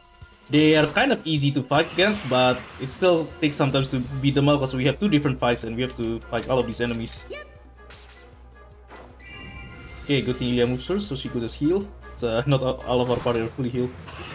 But yeah, these enemies aren't that strong, but it still takes some time to kill them all too, fortunately.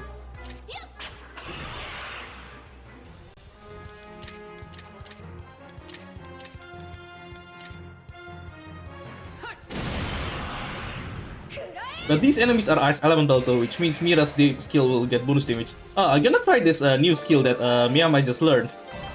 So it increases the speed. I'm not even sure if it actually have an actual effect, like by increasing the speed, but since I have the skill, might as well just use it. So it's that skill that I learned from the optional recruit just now.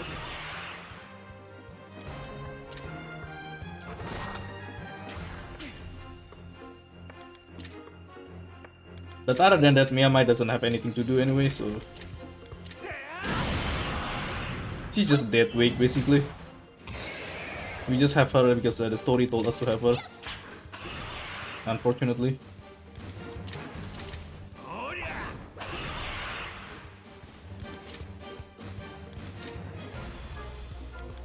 Okay, can this kill him immediately?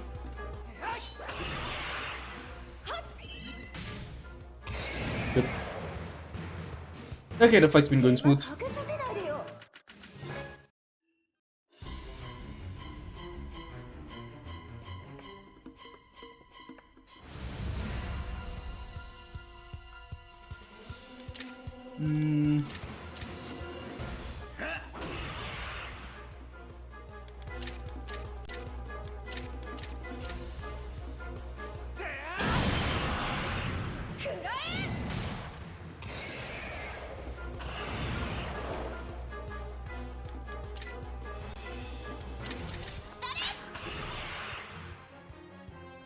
I'm just gonna again Miyamai use her skill for just for the sake of using it. I'm not even sure it does do anything.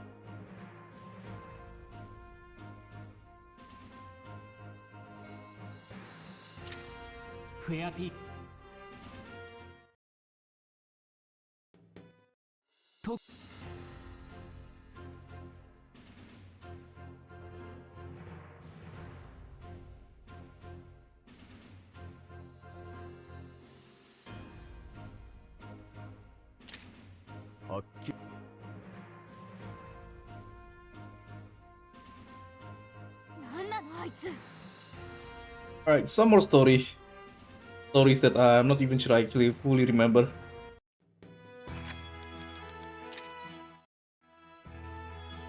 Alright, so basically I think this merchant told someone wants to meet us, and he showed us an important item, which is a forbidden book.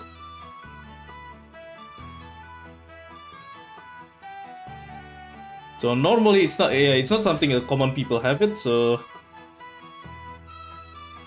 yeah, we are intrigued to find out more about it, and we'll see who these guys will want to contact us and show us all of these forbidden books. And anyway, what do we do? Right, we exit.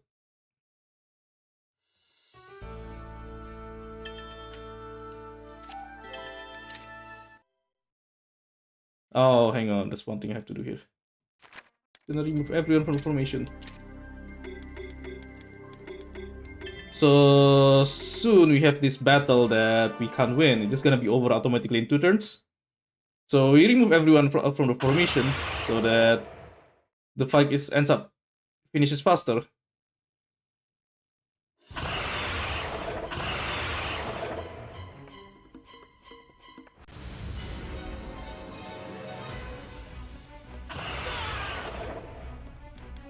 We're just gonna have a full guard, and that means opponent can't deal any damage to us. And yeah, that's why we remove everyone else in the party, so that the head fight is faster. So otherwise, we'll have to do a lot of manuing just to defend with everyone.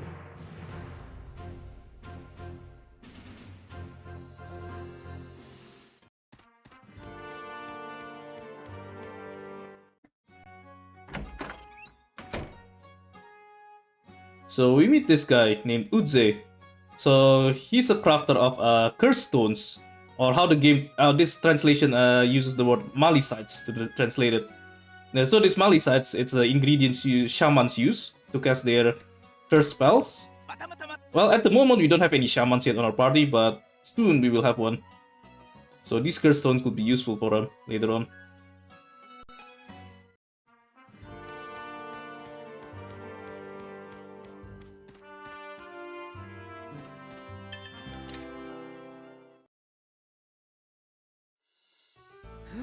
Yeah.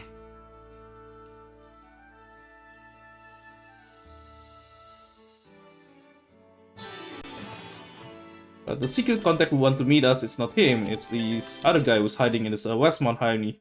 So we got another dungeon. Rather annoying one, because there's some maze in this dungeon. And that guy is on a narrow path, that sucks.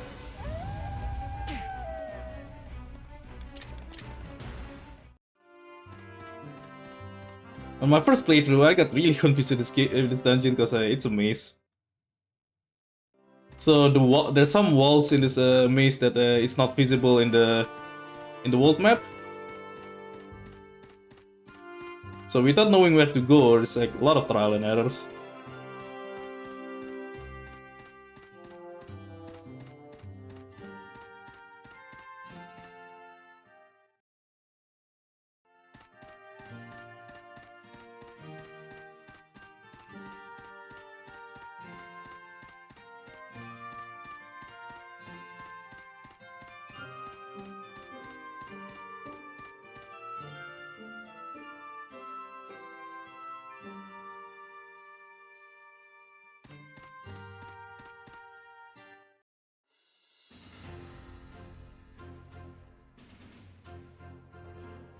So we meet Regius. So he's sort of a spy. He's what you call a ninja. Basically, his title is ninja, and ninjas in this game aren't that strong. But unfortunately, because Regius is an important story character, you'll have to stick with him for like a lot of the story. Even though he's not really strong, and yeah. このまま置いていいと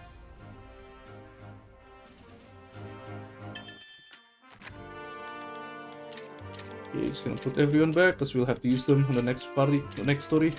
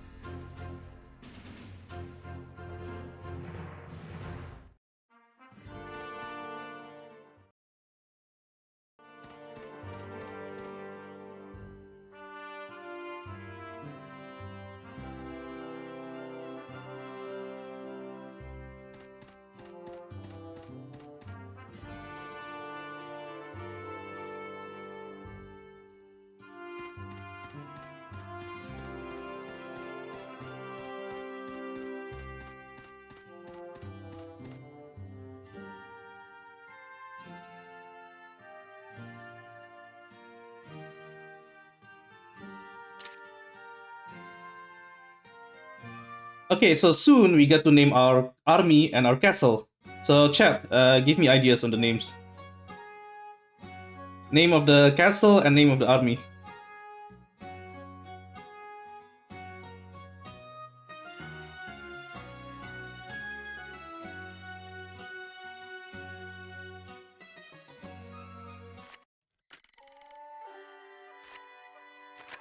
But before that, I'm gonna go to the kitchen. Damn, it doesn't work. Okay, screw it then.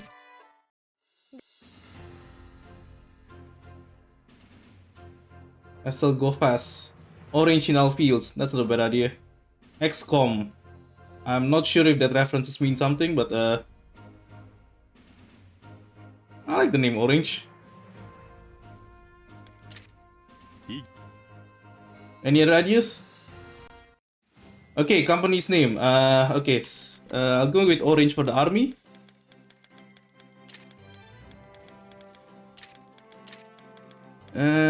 What's the N? Orange.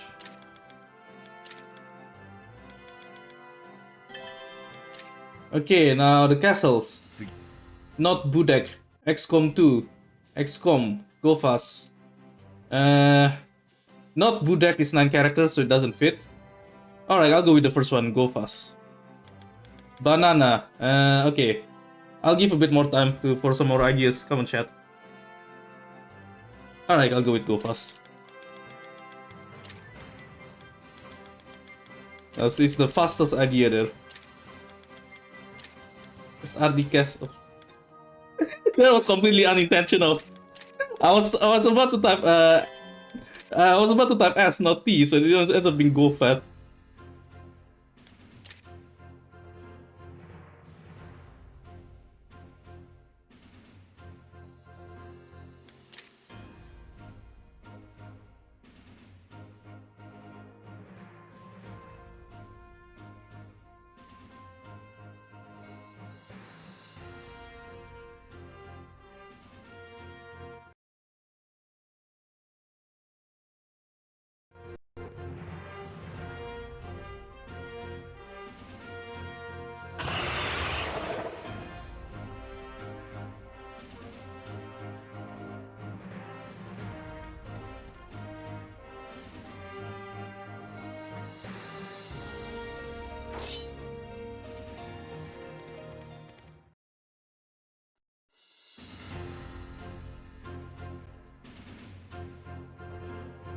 Okay, so we have Commander Notflake leading the Orange Army from the castle. Go fast.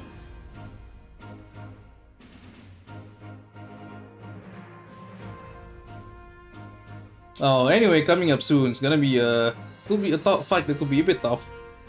So I just have to hope I don't get unlucky.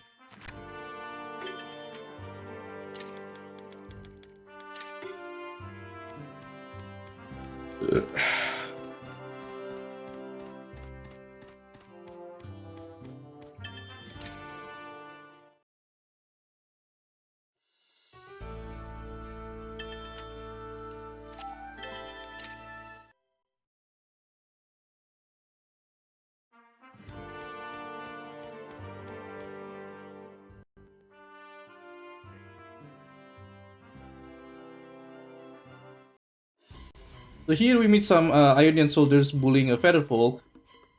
So obviously the only thing we will do is to fight these soldiers. And these soldiers, they look like generic soldiers, but they're pretty tough. They could deal some damage as well. So if we get unlucky, we might have like a 1 or 2 character dice, which could slow down the fight quite a lot.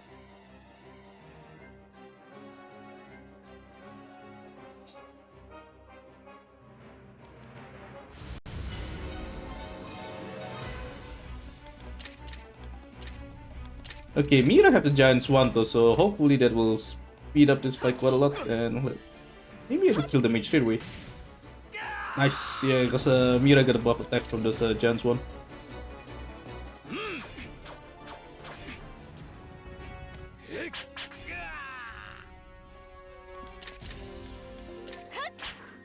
Okay, with the mage dies before he being able to do anything, I think that's a good start. It should be fine now. That mage, yeah, they could have a rather strong area attack spell straight away from the start.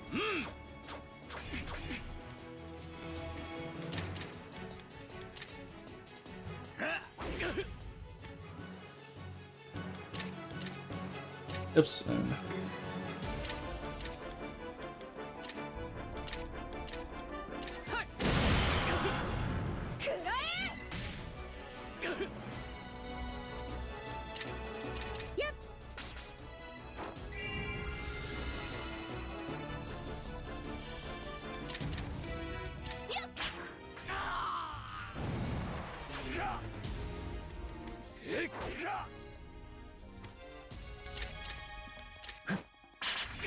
Regius is most dead, but I don't really care if Regius dies because he doesn't really deal that much damage anyway.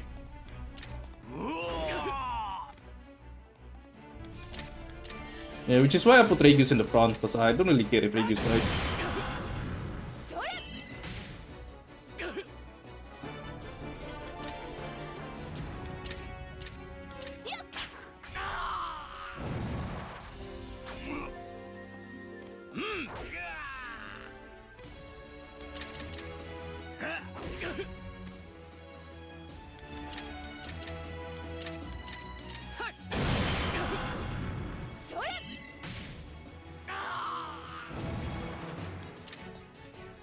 I could actually heal Waldon, do I? But I don't think I really need to do it anymore. I mean, it doesn't harm for me to heal Waldon though. Whatever. Okay, this fight going very smooth. Good. Again, Regius dies, but I don't really care about Regius. Might actually be faster in terms of animation time if Regius dies early. Oh, they get this one again? That's actually very lucky. I'm not sure what item I got there, but I got something. Might be useful, but might be pointless as well. Anyway, we meet a new Featherfolk. His name is Oya. And he's what you call a fletcher. Which is, it means like he's someone who craft arrows. So he could like craft special arrows for Lucery and buff Lucery's archer attacks. But because archer is kind of useless, then we won't even bother using Oya's ability as well. FF11. I actually don't know how FF11 looks like, so yeah, can't really tell there. Go down.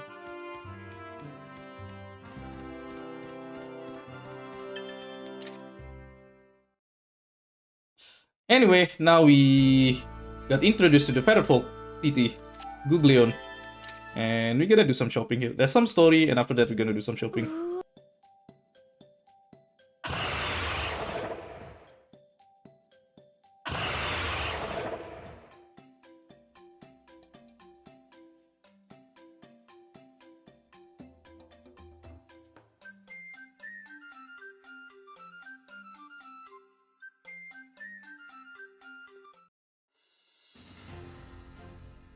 So we meet the chief, Guaini, and his brother Butruga. So Butruga is a shaman, and we're going to recruit Butruga after this cutscene. So we got shaman on our group. Although shaman is mostly useless, like his damage is very weak, and his abilities like doesn't really do much damage either. So we're just gonna have to put him in a party just because the game told us to do it, but yeah, it's kind of unfortunate. Yeah. What do I do again? Like,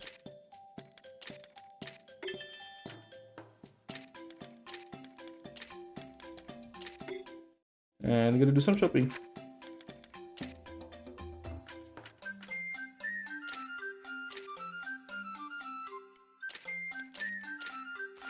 What do I need to buy again? Okay, firestones and 5 medicinal flowers. So buy medicines and crafting materials because we'll need them. And also armor. Gonna buy some extra equipments as well.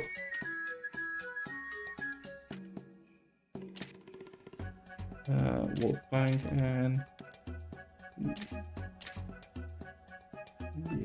leader.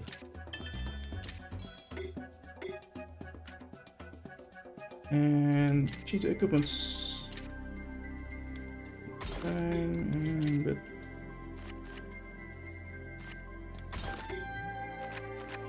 where's Mira? Leader. We get another chance one. Not sure what I don't know. Okay, do some healing. I guess I'll make us just heal Regius, even though it's not really important. Do I want to heal Mira? Nah. Okay. Oops. Yeah, I think the art in this game is kind of like, yeah, it's just like a rather straightforward anime art, and which I think kind of like doesn't really suit the 3D graphics of the game environment. I mean, I think the art itself is fine, but yeah, it's... Oh, also, this game is in PSP, which has a very low resolution. So there's there's limitation in what kind of art they could create if if the game has such a low resolution. So PSP resolution is, what is it, like 300 something times 200 something. It's a very low resolution, and you can't really do very detailed art on such a resolution.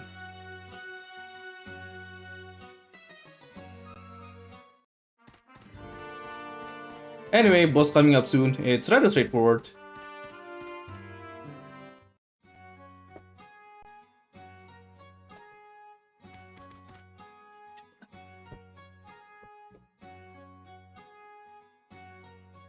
But before the actual boss fight, we'll meet this guy named Shraf. So he's not a chef. He's the second vegetable chef for our party. We have Lulusa, and we'll have him.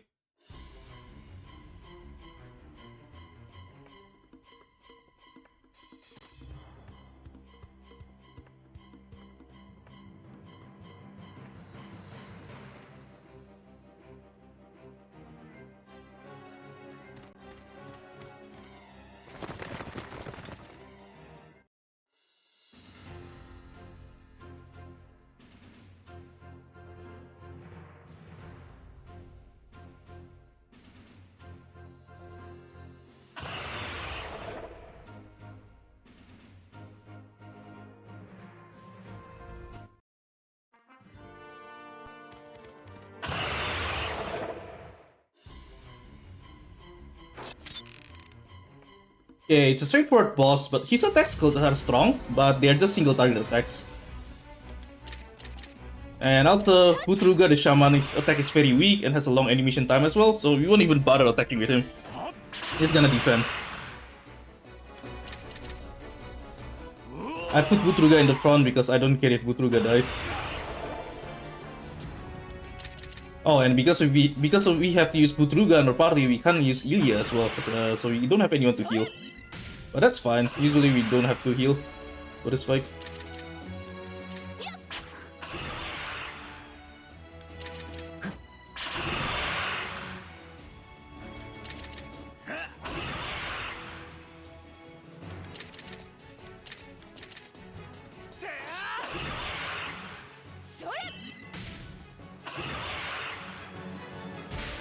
Regius dies, doesn't really matter though, because Regius isn't that strong anyway.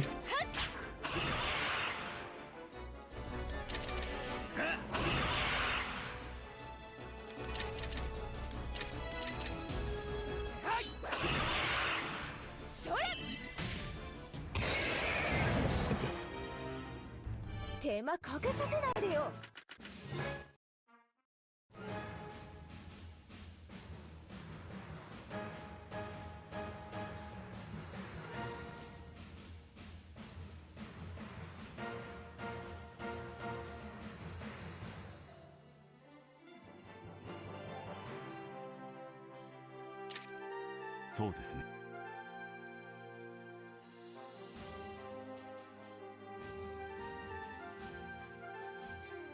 Anyway, so Sharp the Jeff joins us, and he's not important, but whatever, he's a story character, so... And he won't do anything anymore in the story after he joins us here.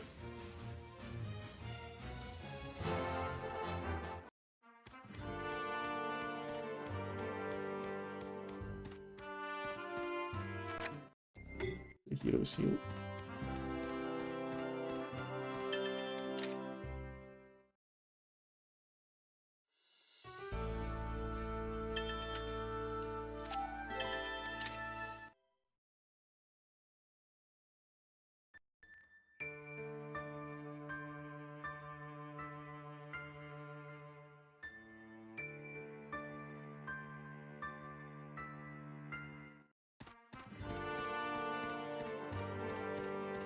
Okay, coming up soon is a duel. Yeah, we're gonna have to duel a character, and it's an annoying part of this run because there's quite a lot of RNG into it whether you win or lose. Because if she keep using her skills like multiple times in a row, then our character won't be able to survive, and we lose. So we just have to hope that she doesn't use too much of her skills, and we could kill her before she kills us. I think my win rate is probably somewhere around like 60 or 70%, so the chance of losing is very realistic. And if I lose, that means I have to repeat the duel, and I'll lose like 1 minute.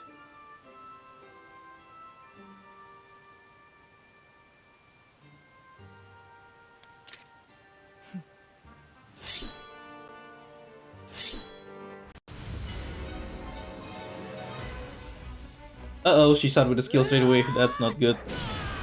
That's not a good start, definitely. Normally we want our character to start first. Uh-oh, okay, I think I lost this one. Oh. I lost in 2 attacks, not 3 attacks. Okay, that's very unlucky, but at the same time, that makes I defeat faster, I guess, so I could just restart this quicker. Well, in this one, so okay, with the attack risk, the chance of preempt is like very low. In this one, the chance of getting preempted is very high.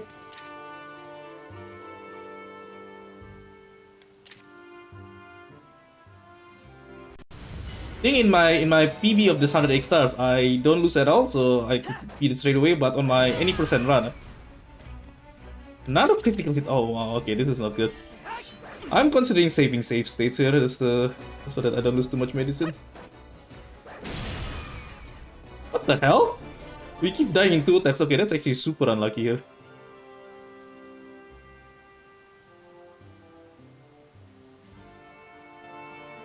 If I lose too much, I might just save states in case because I can't use to. Oh, I forgot to use medicine. Okay, kill me. I forgot to use my medicine. Hey, dear Star, you're gonna get banned. How dare you? How dare you show your favoritism towards this character? This is an asshole. Keep so much RNG in this one. Okay, that one was purely my mistake. I forgot to heal, but at least I don't lose medicine though.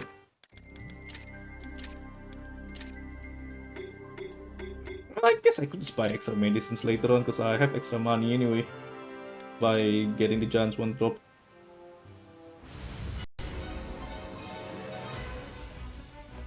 Okay, good. So she missed. Good. That's a good start. Normally we could kill her in 4 attacks. Okay, that's good. She doesn't use her skill.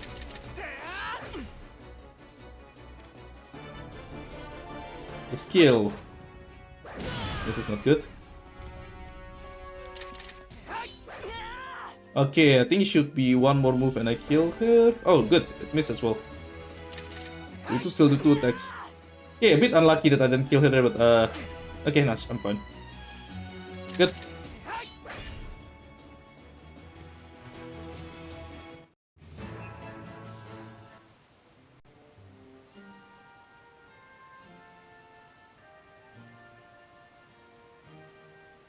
Yeah, this is an annoying part of the run, and there's no reliable strat to make this consistent. Because the thing is with this speedrun, you don't do regular encounters, so your hero is under level. And he have low health as a result, so he can't really withstand too much attacks. But now we get that Sarandrum character, and she's actually strong, so we're going to use her for the next few hours, I think. Yeah, so we're going to use her for like quite a lot of battles around the middle of this round. And the story of this Sarandrum, so she's a female scale horde.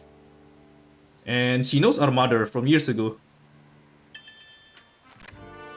Which is why wait, what do we do? Okay.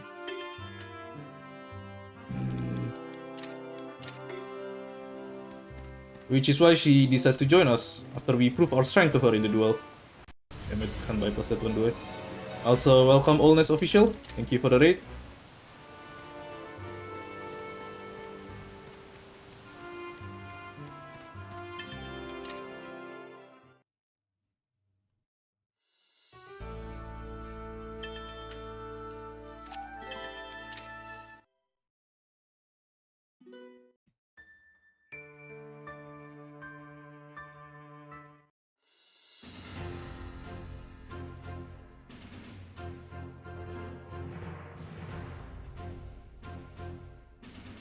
So we go to the ruins of a city called Martilion. So this city was destroyed by Ionia 20 years ago because of some sort of conflict.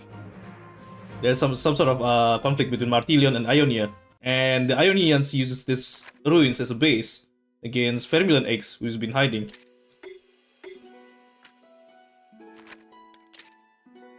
And since it's a new city, we have to go to every building to continue the storyline, as usual, unfortunately. And in the Armorer, we meet this blacksmith named Katmus. We'll recruit him eventually, and he's the second blacksmith to join us. He could enchant our physical weapons with ice element, but it's not really important to. Oh, first of all, though, we didn't sell items.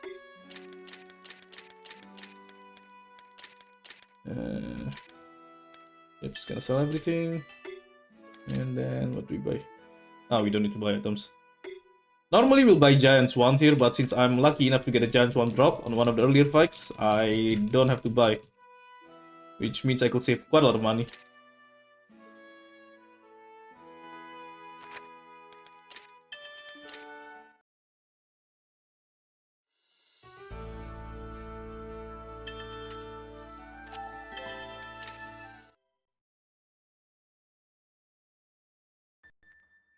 So the story of this event, we go to this place that used to be a village here, but it got flooded 60 years ago, so it's all just a river now. And Regius suspects that the Ferryman X is hiding here because the Ferryman X have this technology called boats, which allows them to travel over water. This is a knowledge that people doesn't know except for us. And they suspect they're gonna have a surprise attack against the Ionian by using the boats over the river.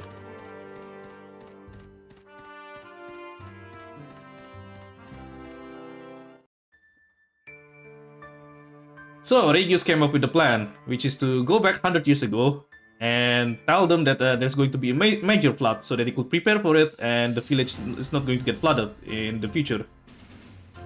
And the village isn't flooded, that means there's no river here, and the Ferryman X can use the river on their advantage. Yeah, I'm sure all of that story makes sense, right, guys?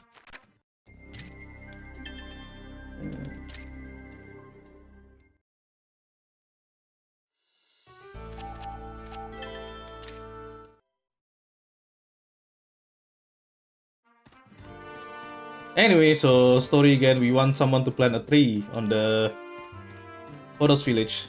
So we go here and we have to ask someone else. It's the typical pattern of this game storyline.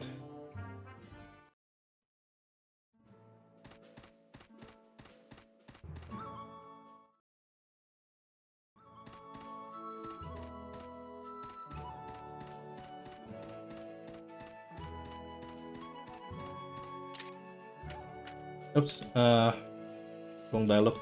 Shouldn't talk to him. I just need to talk to Hedrick.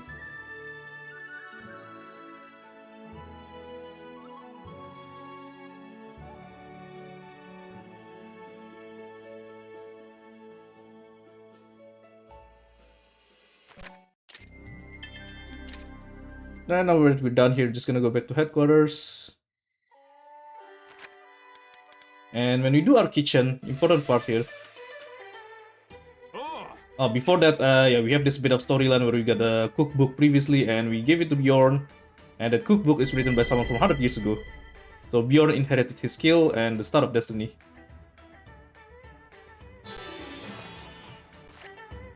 Anyway, important part here. Usually when we do this kitchen, the fastest way of doing the menuing is to use the favorite ls option, so that there's less dialogue during the kitchen. But we also want to put Mira in the favorite ls list, because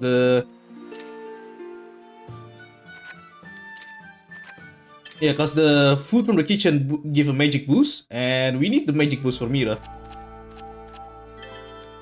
It's gonna be important for one fight later on, and in general, it's good to have her magic getting buffed because she will do a lot of damage throughout the fights.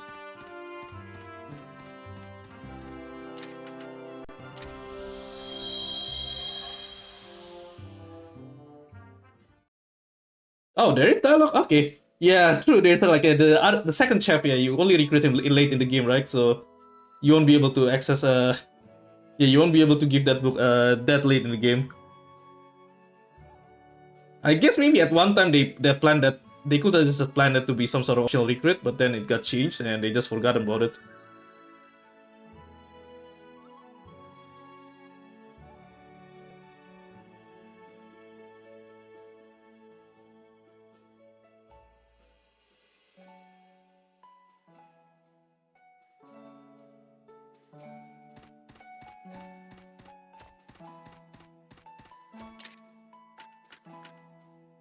Okay, so now that we're back to this village in the past before it got flooded, we need to hear the story about this village from these villagers, and then we got the boss to fight.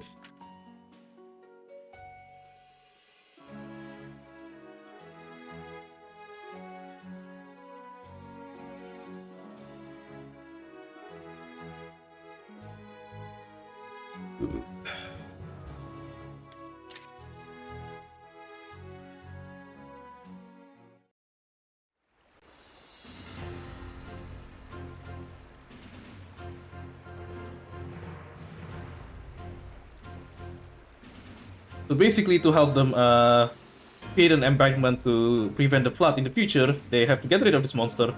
Otherwise, they can't construct the embankment. And so it's our job to get rid of the monster. And it's a straightforward boss.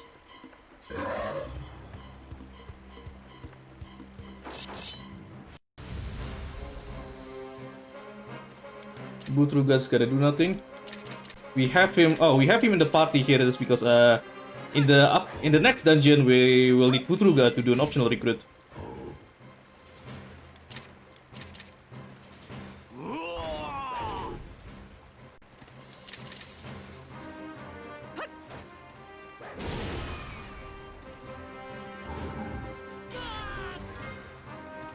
We don't have healer, but that's fine because we're usually gonna kill this boss before we did any healing anyway.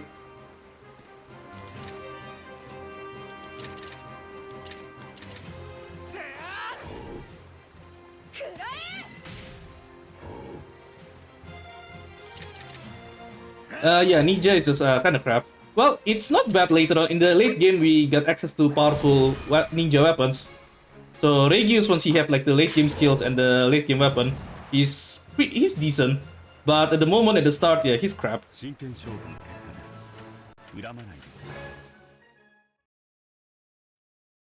Anyway, so that boss earlier, like once he gets low health, he could actually deal a strong area attack. But we, fortunately for this time, we killed him before he used that attack.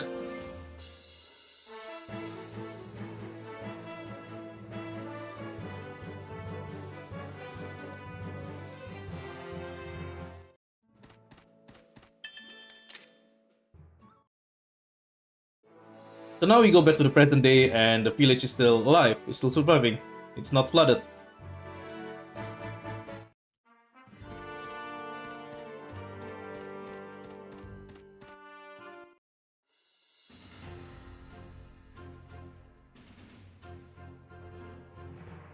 And the villagers in this village refuse to cooperate with the Ionian soldiers.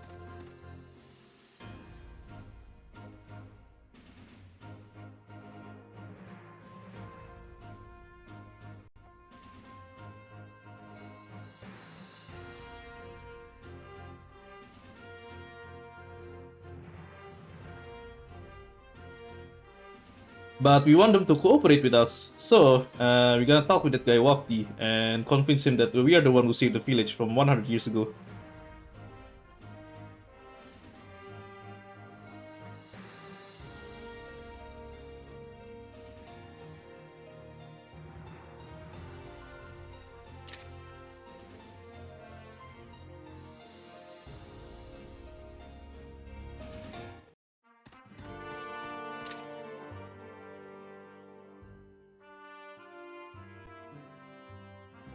Yeah, so this is Modi, the village elder, and he's also herbalist, which we will recruit him, and we'll recruit him soon.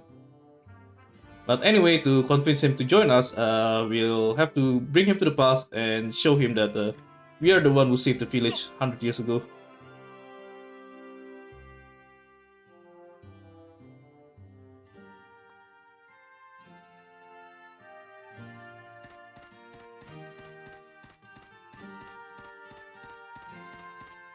Nice meme there, Star. Yeah, there's this running joke where Modi keeps getting angry if someone called him oldie. I think it's a pun that is actually makes more sense in Japanese. I do. I remember you mentioned that there, Star. That yeah, his name was kind of a pun.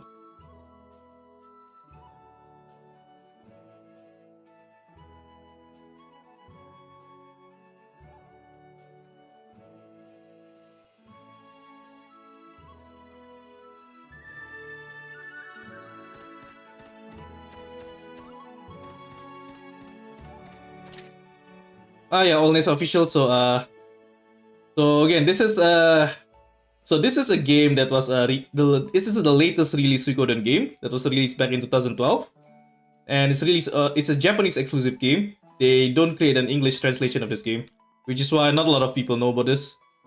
And yeah, this game, the way it works, it's quite a lot different than the previous Suikodens as well. But about 2 years ago, a fan translation is published and it's finished. I'm playing this. I'm showcasing this round with the fan translation.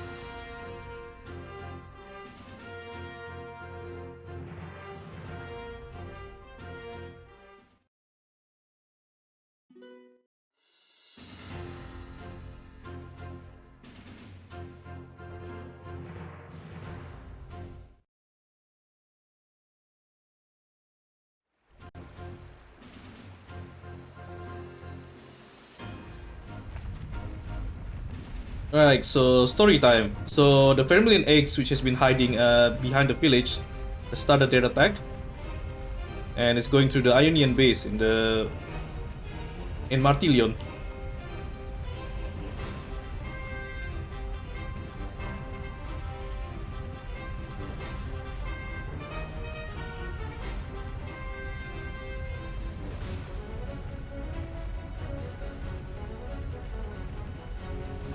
And we're going to use this chance to sneak into their base, which means there's going to be another dungeon coming up. And the upcoming dungeon is basically the longest one in the whole game.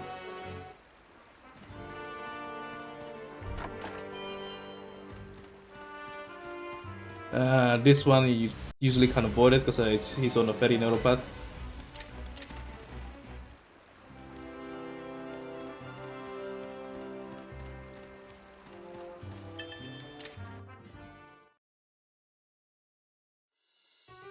So Modi, the village elder, and he's a head boss as well, he joins us.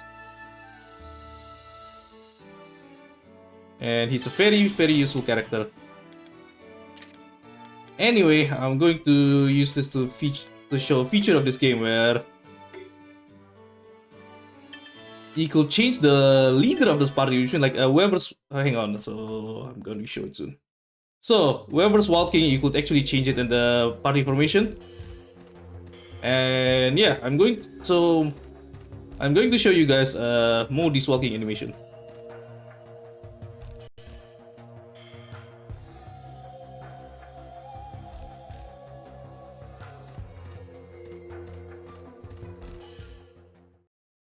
Anyway, this dungeon is it's the longest one in the whole game, even longer than the last dungeon.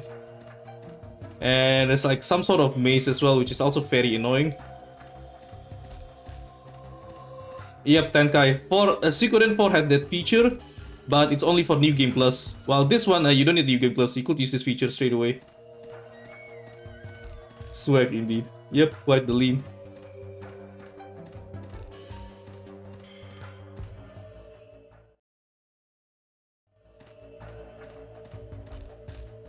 Some characters actually have a slower walking speed if you use them as a leader. But I think the hero and some others are kind of fast, so in my actual speed run attempts, like I just use the hero, because he's like one of the fastest character and there's no reason to change him. Modi's also kind of fast as well, so I think he's the same speed as a hero. What do I do again? Right.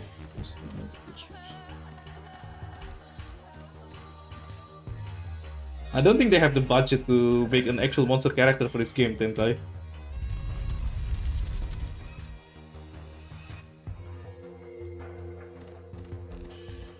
Okay, you have to press the switch here and this will unlock a door in here.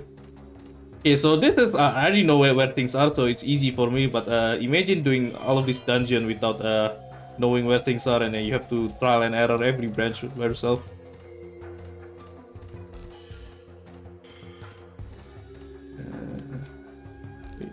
for this. Oh, there. Octopus.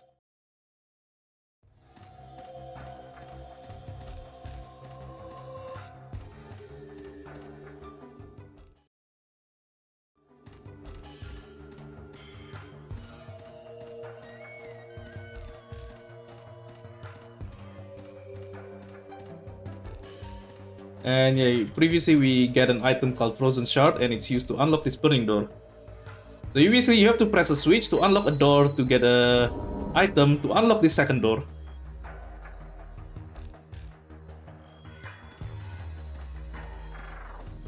And you have to figure all of that out by walking through all branches one by one in this long ass dungeon. No grievance. We do have like some sort of bird human in this game. It's called a featherfall, but they're kind of useless in combat, so yeah, you won't really see that much of them.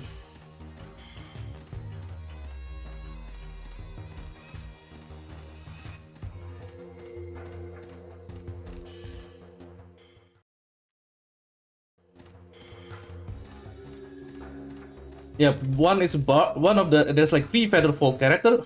I might want to avoid this one. Like 3 featherfall character. One is a bard, one is a shaman, and one is a ninja. So those are 3 classes that are like kind of useless, and yeah, which means you won't even bother. Wrong way. You won't bother using any of the featherfalls properly.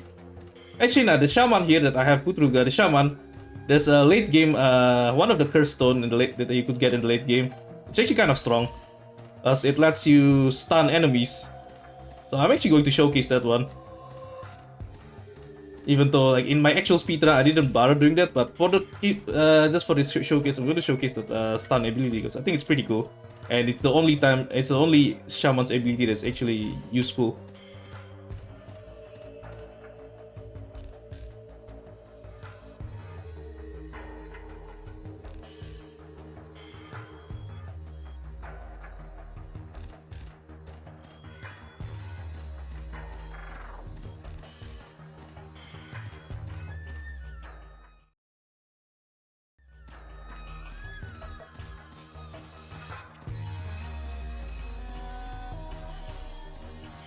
Nope. So this game is on like a completely separate universe from the main Suikoden storyline. So this has no direct relation at all. So it's just like a tier crest that is not related to the main Suikoden storyline. So this one is as well. So the story here involves like time travels and all, but it still shares like a lot of similarities to Suikoden, like how we will have a headquarters or how there's like 108 stars of destinies. But there's a lot of things in this game that's also like very different compared to the previous Suikodens.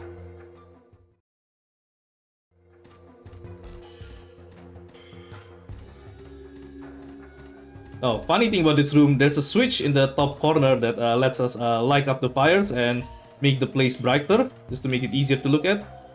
But it doesn't unlock anything, and since we already know where to go, there's not much point in like making the place brighter.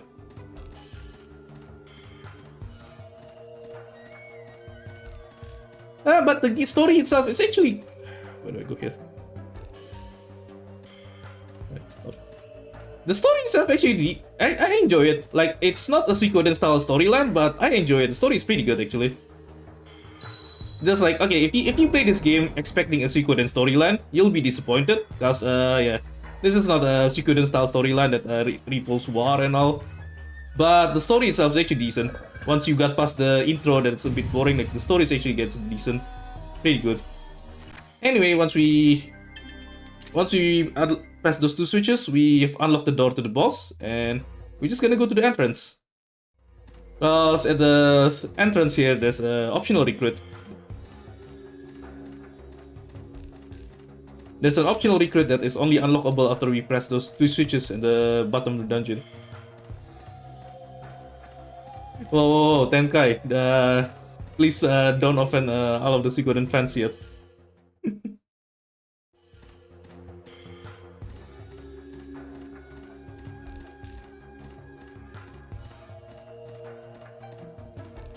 Yeah, so this door here, like, it's locked at the start, but we unlocked it by pressing those 2 switches, and It accesses to a new shaman recruit. And by recruit, I mean new skills. And I can't avoid this enemy, unfortunately. Welcome, Angela Pickles. Thanks for the raid.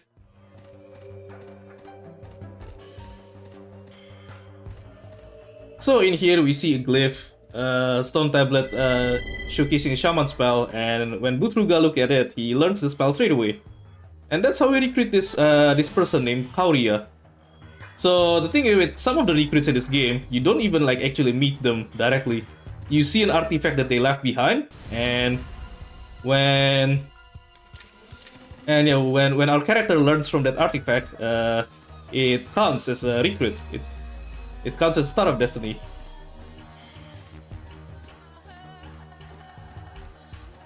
Hey, super dude guy. Yeah, this game again, the story. I enjoy the story. Like, if you try to ignore the fact that it's Suikoden, I like the story. And the world building is also kind of fun as well at the end. But in terms of gameplay, there are quite a lot of issues. But the story was, I enjoyed the story. Well, with Tierkere's no Lens, I think Tierkere's story isn't that good in the first place. But this story in this game is actually, I actually enjoy it.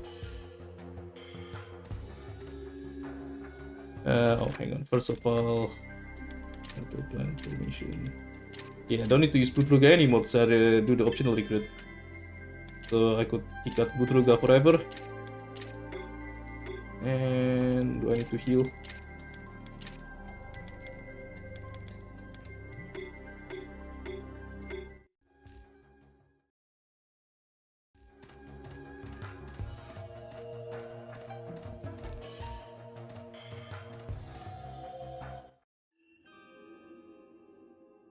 I know of Seiglands, but at the same time, without the Suikoden name, people won't even hear of the game. Let's be frank. If without the Suikoden game, people won't even hear about Tierkere setting, unless if it's like marketed very heavily. Oh, also, I just remember Angela Pickles and Super Dude guys. Yeah, pretty sure you guys are from the Samurai Shodown community, right? That Space Coyote is part of as well. So welcome again. Suikoden for nama mobile. Anyway, his upcoming boss, Zoxium. The boss could actually be kind of tough, so let's just hope it actually goes well. Tenkai, there's actually a Suikoden parody visual novel, not visual novel, I think some sort of romance game. Yeah, there's a Suikoden parody romance game, but the game is a bit NSFW, so I can't showcase it here. But yeah, there is actually some sort of like a Suikoden parody romance game where you have to like romance 108 girls or something like that. Anyway, right. So this is Zoxium, the shaman, and he's accompanied with the two smaller terras. So first thing first, we're just gonna kill the smaller enemies first. Zoxium have some strong abilities though, so we'll just hope that it won't really. He'll use it not on a dangerous target. Yeah, I just hope he doesn't use his abilities on an important target. Okay, good. That's actually quick. We killed that first terrace quickly. That was lucky.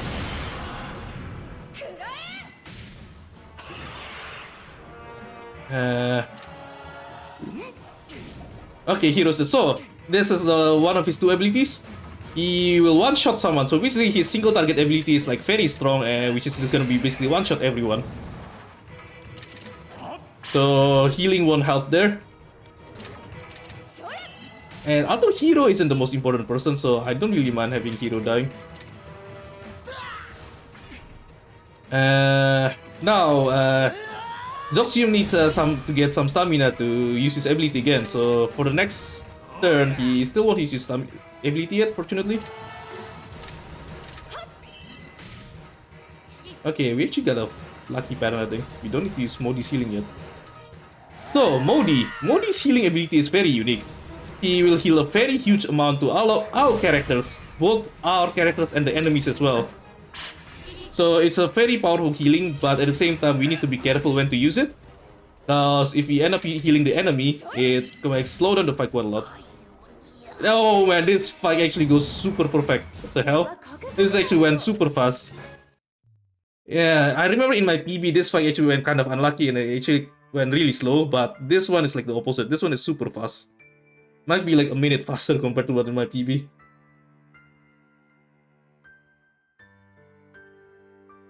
Yeah, I agree there, Sarah. Actually, yeah, thanks to the translation, I could actually play it. Because before that, I just like hear about some rumors and yeah, no way I'll play a game in Japanese because I won't understand it at all. And again, the translation did a good job, so yeah, I'm glad to actually be able to enjoy this. Anyway, we got a new character there, Hatmus. Oh, first of all, before that, we have to access all this building for some reason, which is just a pile of rubble.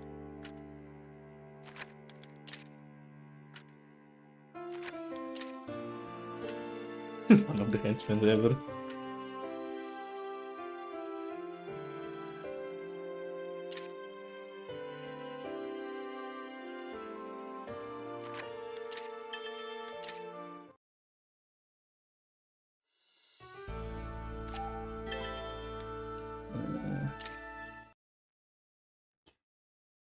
Alright, next part of the story, more tree planting. We want to plant a tree in some sort of fortress to go look at their history 100 years ago and access some extra knowledge and all of that crap. Anyway, yeah, a lot of the story of this game is that, oh, ask someone to plant a tree to let us access it 100 years ago and to solve whatever problems they had so that it could fix the future.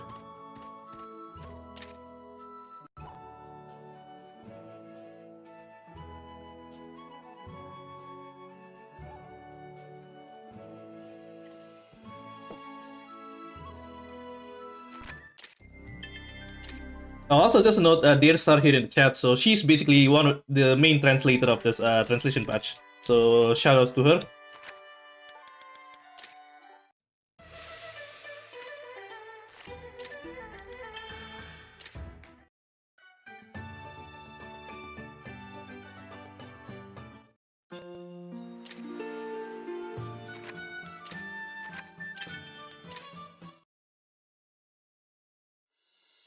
Okay. More dungeons.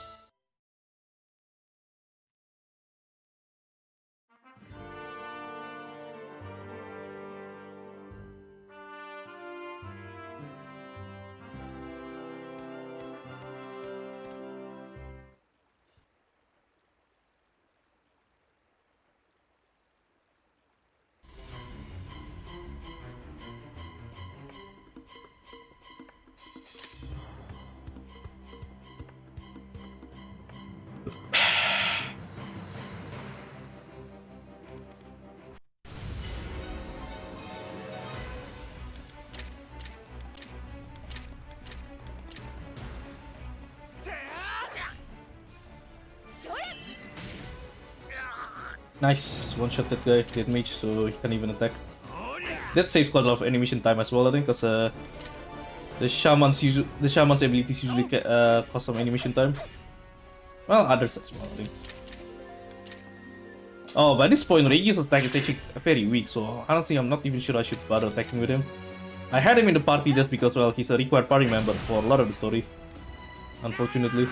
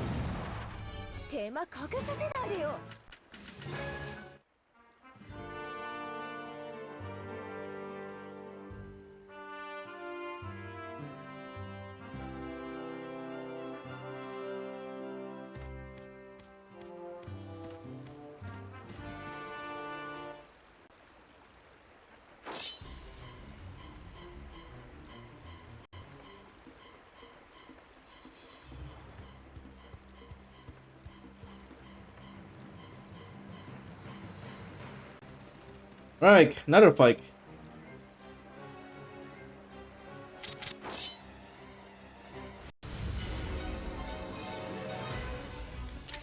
Hermione is actually a powerful character in the tier star, so yeah, we're going to use her a lot after this.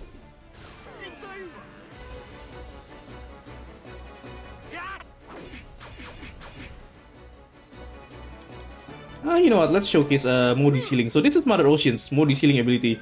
It heals everyone, including the enemy characters. It's a very powerful healing ability, like it heals almost all of your health to full, but yeah. You also have to be careful when to use it, cause you'll just slow down the fight if you just heal the enemies when they're already almost dead. And we'll use Mother Ocean a lot later on, because eventually when doing the optional recruits, we want to heal the enemies as well, because that let us do our teachers faster. Shouldn't even bother using Regi's skill, like Regi's never do that much damage anyway. Regi's die, hooray!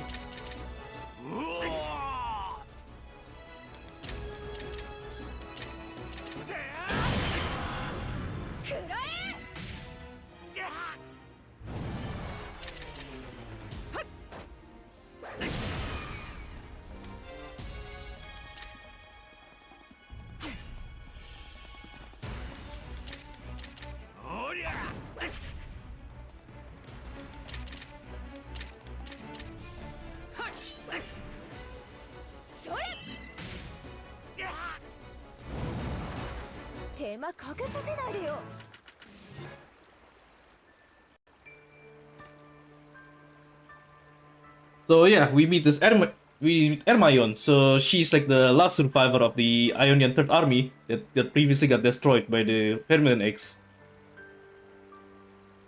And yeah, she was almost killed by the Vermilion X people earlier before we saved her. And now she joins us. She's the second spearman on our party, and she's strong. Her skill is actually powerful. And yeah, her damage is actually powerful, unlike Dukas. So we're going to use her a lot from now on.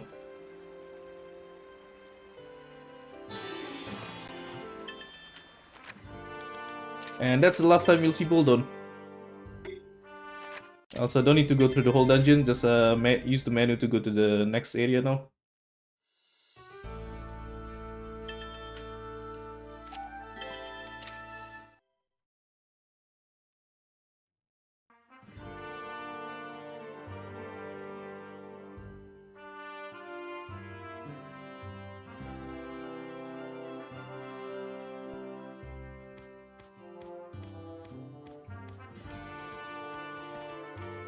Damn it! I accidentally went too close to this enemy. I could have easily avoided that one if I'm being careful there.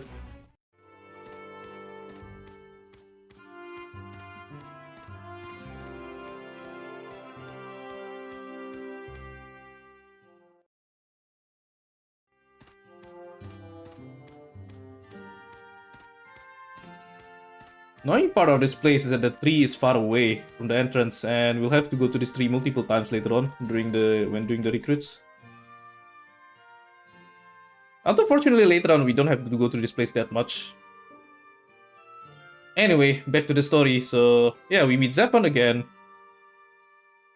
who have been missing for like since the intro of the story.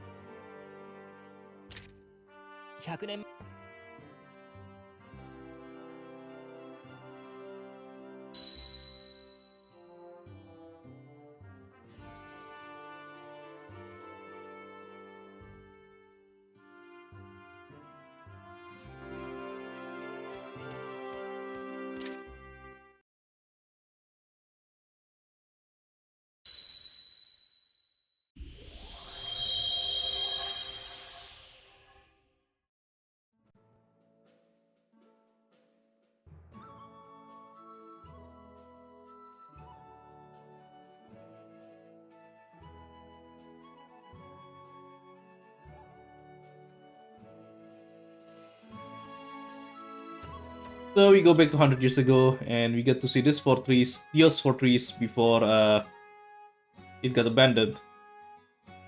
And we meet some senior soldiers from Ionia, and we get to learn from their skills. So soon we'll have another teaching battles again, and we'll get to learn from this mage, Berenik, and the other spearman there, Wark. We are required to bring a mage and a spearman for this part of the story to be able to learn from their skills, and we already have Mira and Hermione in our party.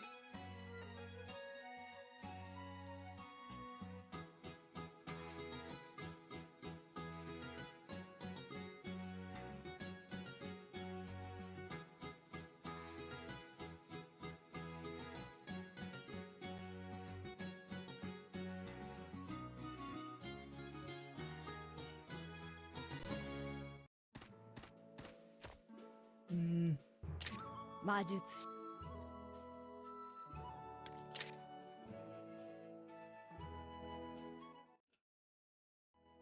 ここテラスファイもちさ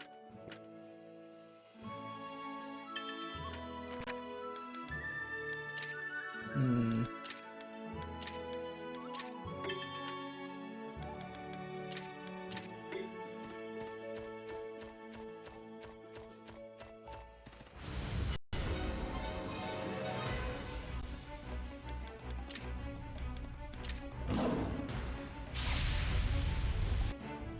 Oh no, Regius is dead.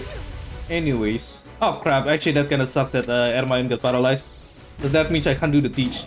Hermione have to do 4 teaches throughout like all of these battles. あら And I mean if I can't do this that means it then gets lower.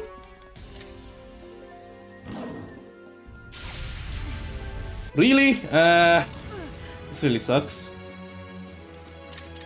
You know, I'm just gonna finish the battle. Well, that means Hermione haven't done any teaches here. これではまだ帰れませんよ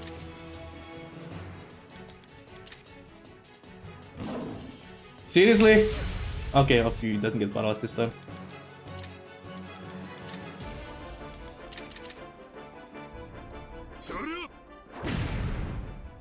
Okay, so we need Mira need 3 teachers while Hermione need 4 teachers. So Mira has done 2 while Hermione only did 1. So I need Hermione to do 3 more in this one.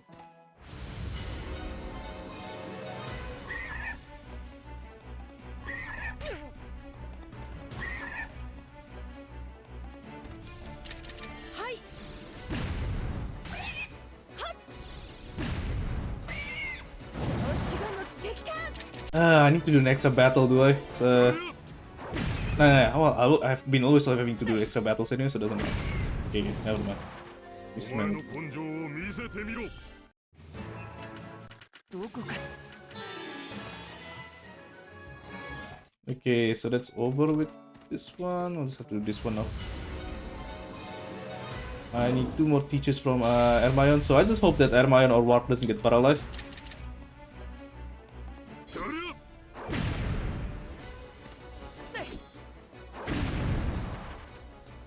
女だからといって容赦はしないぞ Really? Oh well, I'll have to wait more. So she get paralyzed again. Freaking hell.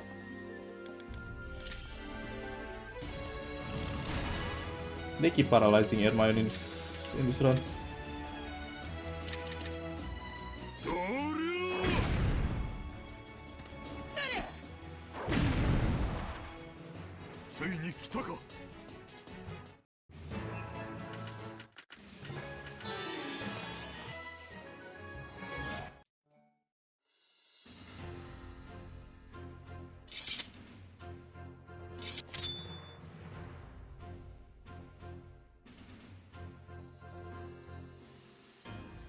So we got here more explanation about the Star of Destiny, about how these Star Bearers could transfer skills to each other very quickly for some reason.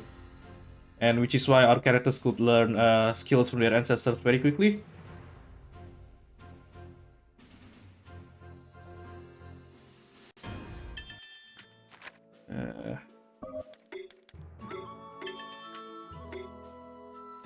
Okay.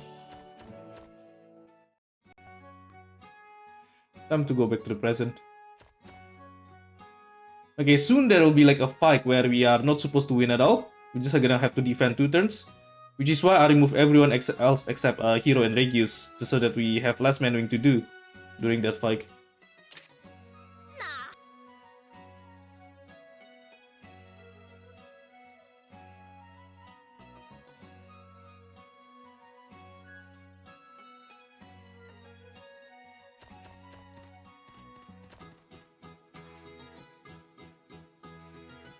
Anyway, we meet that girl earlier called Rujin. She's gonna be an optional recruit, but anyway, she told us she's burying a treasure in this area so that we could dig it up 100 years later.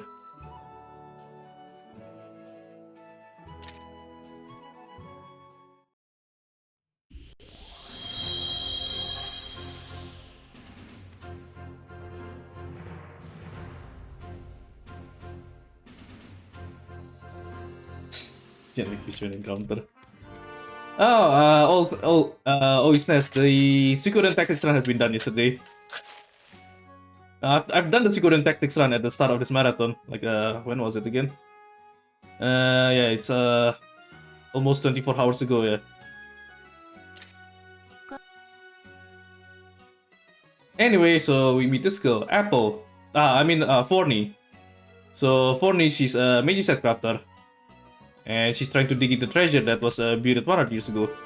But she can't find it because she doesn't know where it is. So we told her where it is, and yeah, we got a bunch of items in this treasure. Actually, there's that it's not that inaccurate, so Forney is going to craft the Renew's Magicite later on. The final Magicite, which is like super strong. And that Magicite lets us kill a bunch of the late game bosses very quickly, because it's just super strong.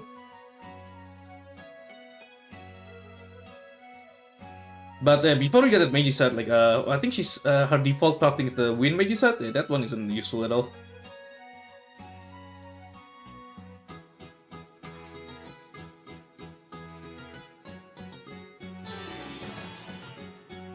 Yeah, now that we recruited her, time to carry on with the actual story. Not sure what the reference is that Oisnes, but yeah.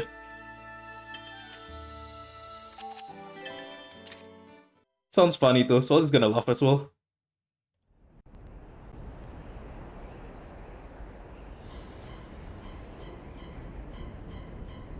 Anyway, we meet Zafit, the one of the Fairburn ex-leaders. So yeah, we're gonna have a fight with Zafit, and it's a fight that we are not supposed to win at all. It's just gonna end automatically in 2 turns. So, which is why previously we removed all of our party members except Hero and Regius. Just so that we don't have to do a bunch of manuing with a bunch of characters.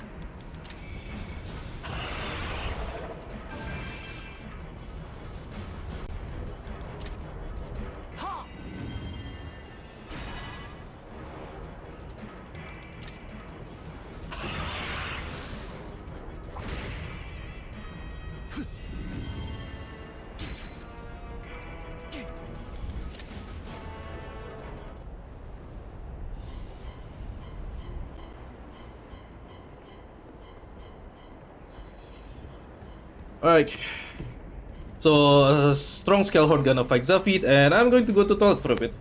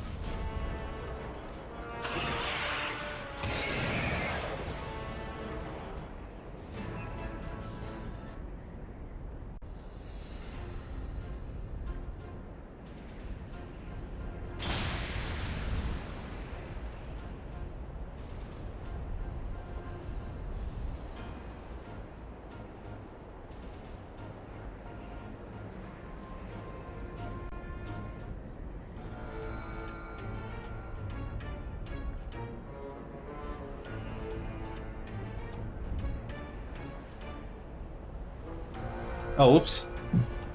That finishes faster than I thought. I already hold down the O button with my phone, so I thought the dialogue's still gonna continue while I'm on the toilet. Turns out it ends up quicker than I thought. Gonna grab that lovely grass because I needed to grab a refresher later on. It's used as an item to heal stamina.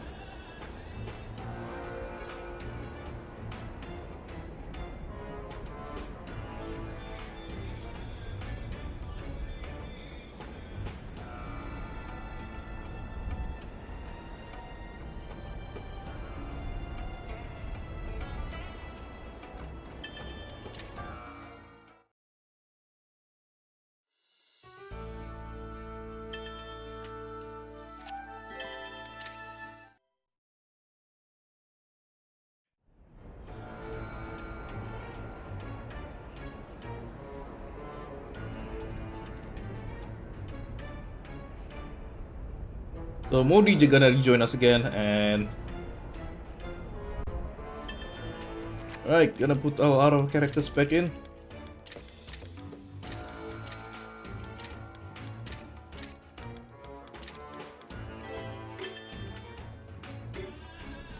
But he's just gonna join temporarily because at the end of this there's no actual battle in this dungeon, and at the end of the dungeon he's gonna leave our party, which is fine. So from now on, like for a huge part of the run, we don't need a healer anymore because our characters are already strong enough to take on the enemies without any healing required. Anyway, before that, so we meet this new character, Sunil. So she's an apothecary, and she's able to craft this item called the refresher. The refresher lets us heal stamina in the middle of the battle. So before this part of the game, like our abilities still have like it all have a low stamina requirement, so we never really need to heal staminas. But later on in the game, you'll start to have like abilities with high stamina costs, and it'll be very useful to have refreshers.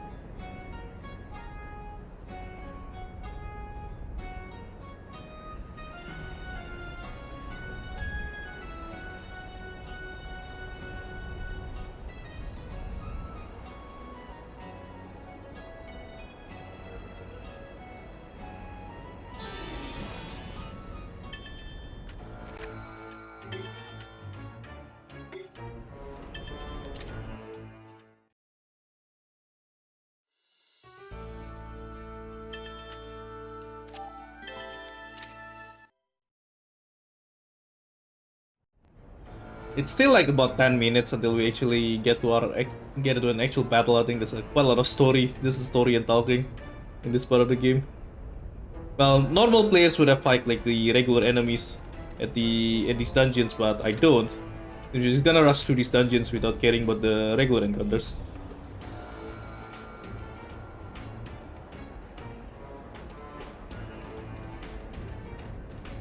And story-wise, we start to meet more of these scale horde people. So earlier there was Jack One. He's sort of the leader of the scale horde clan around the desert. And we meet Gonsboren. He's an armorer. We'll recruit him soon, but an armorer is actually it's not useful for this run. We'll never bother using armor, so yeah, armors are basically useless.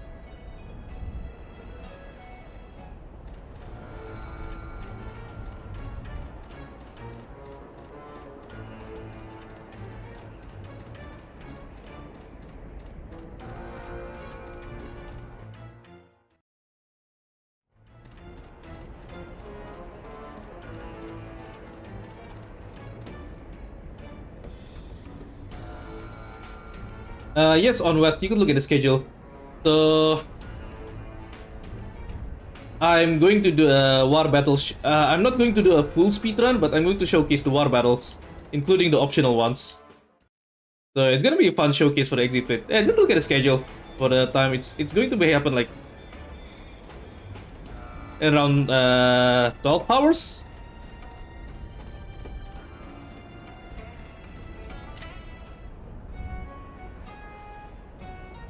Okay, so back to the story. We found a bone shard and we gave to this armorer. And for some reason, just by looking at the bone shard, he get a new skill. Because that bone shard is an artifact left by someone from 100 years ago, an armorer 100 years ago. And yeah, so with this game, sometimes you don't actually recruit someone by meeting them directly. You just look at the artifact they left behind, and that will transfer their skills to the character in the present. Okay, now that it's done and Gunbo's friend joins us, we're just gonna warp back here to the fortress.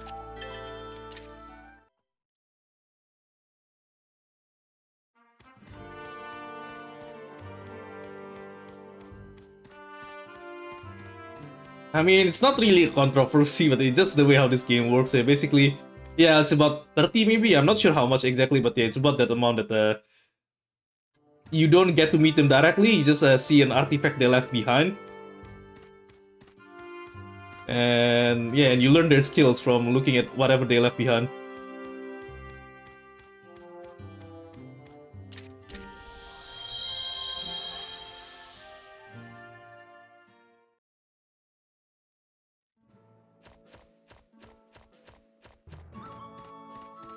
Okay, an actual optional recruit this time. So this is Rujin. She's a ringmaker, and we're going to bring our ringmaker. Who's this name again? Ah, Najin. There you go. So yeah, I forgot the name. Anyway, so yeah, Najin learned the ringmaker skill from Rujin straight away.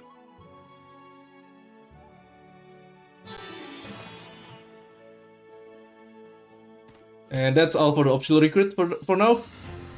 It's slightly faster to recruit Rujin at the moment because eventually we'll get a second ringmaker, and if we recruit Rujin later on, that means we will have an extra dialogue where we have to choose which ringmaker to bring. And yeah, that will slightly slow down the animation time, which is why we just recruit Rujin right now. Oh, so it's 13 you never meet? Okay. Yeah, I'm not sure what's the exact number. It's like about 20% of the recruits, I think.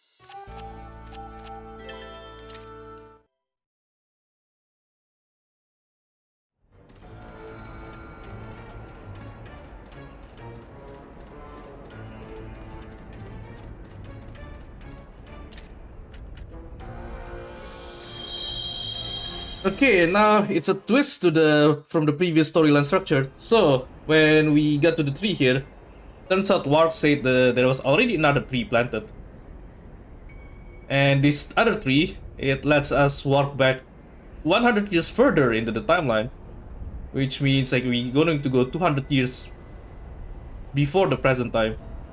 So we have two different timelines that we could access now from this tree. And we meet Zephon again for some reason.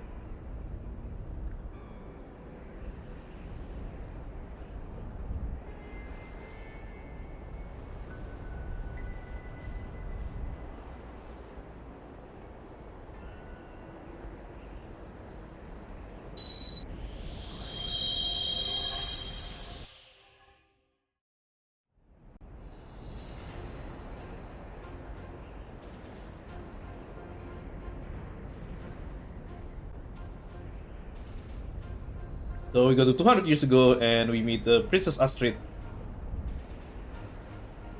So she's basically the wife of the Emperor Renavarius at this time period.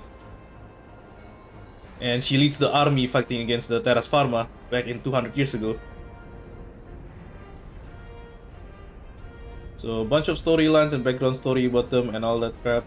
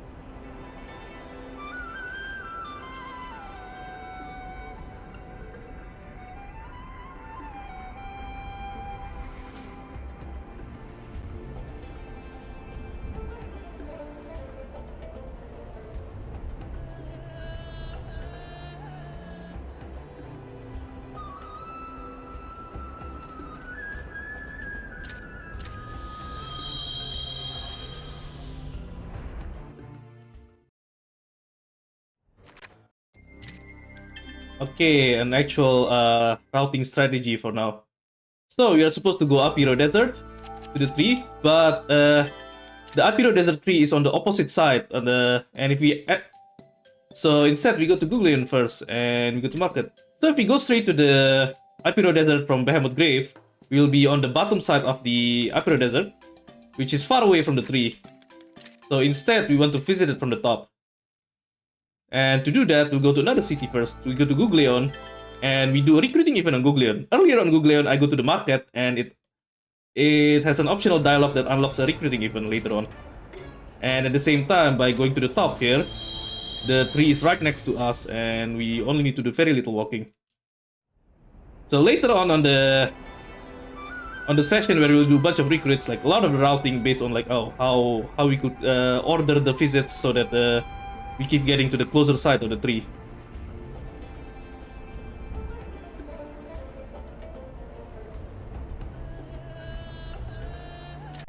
Oops, wrong timeline. I should have go to the 100, not year 300. I just smashed zero. I mean, smashed O without thinking.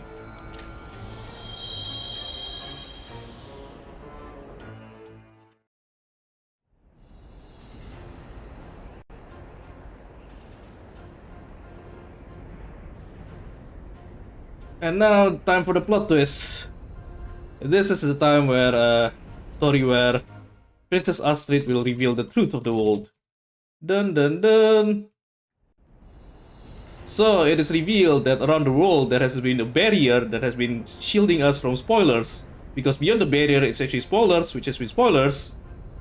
And eventually, 100 years ago, they created a barrier to protect the whole world from spoilers. And what we've seen behind the barrier is just a small part of the spoilers.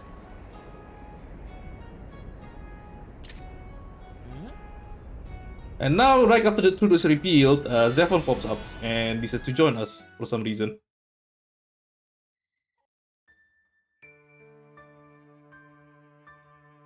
And now everyone learns of the truth, shocking truth of the world. And we get to see all of these characters that never take part in the storyline anymore to be in a story dialogue for once.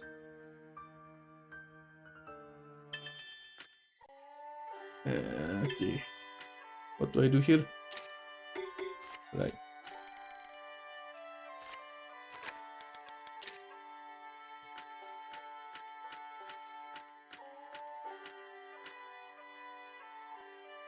Tenkai. I don't know what Shin Megami Tensei 4 storyline is. I'm going to take your word for it. Anyway, we also got the Table of Stars on our headquarters now for some reason.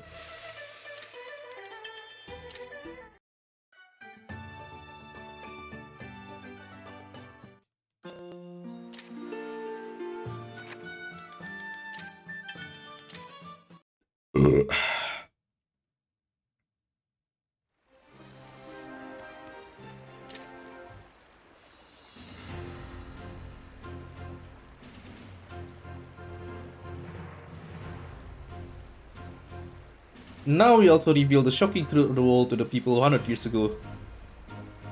And Rolf have to do that swag pose just to showcase how shocked he is.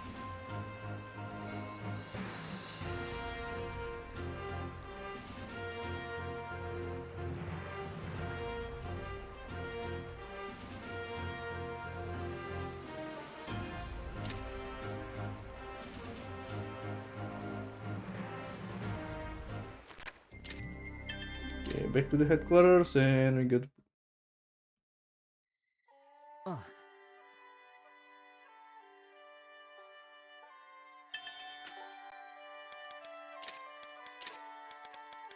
Okay, we going to use Zeph. So Zephon is a mage, but he's actually a tough one. He has a lot of health. Which is why I'm going to put him in the front as a tank. Also, I'm going to set up some crafting schedules. Going to craft the refresher. And I'm going to craft Mali sites for later. Oops.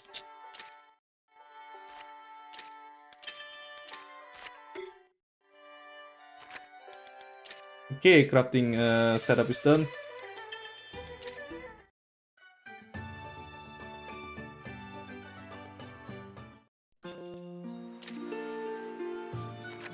Time to continue the story.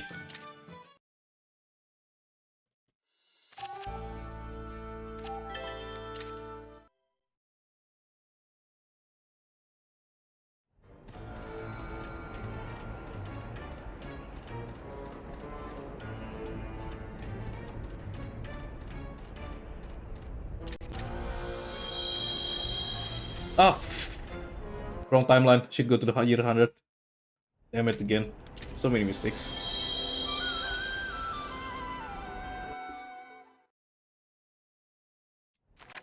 Okay, equipment. Gonna equip the weapon.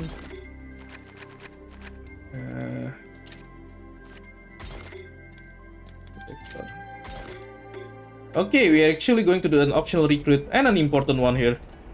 So we're gonna recruit Astrid. And even in the regular any percent, we also recruit Astrid as well, because Astrid gives us a very, very powerful single target skill for Mira. So it's really important, and we want to recruit her as soon as possible.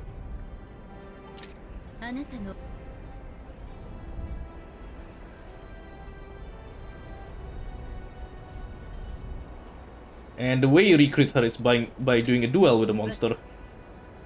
A duel with Mira against a monster. So earlier I put in the kitchen, I'll make sure to have Mira on the favorite allies list, because I want to buff her magic.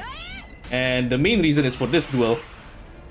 Without buffing the magic, then her magic might not be strong enough to kill the enemy in 3 attacks.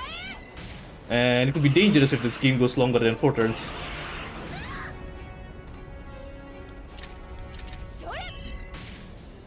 There you go.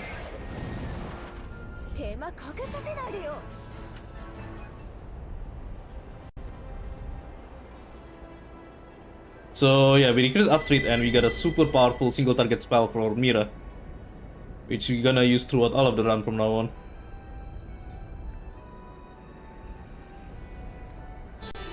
Recruiting Astrid will also unlock a bunch of other recurring events on this timeline, this 200 years ago timeline. So we're gonna start by talking to Saojin here. So Saojin is an armorer from 200 years ago, and he is currently in the middle of researching armor crafting technology. So he's going to leave whatever research he's found, and 100 years later, so we could just read whatever his research found at this stone tablet 100 years later.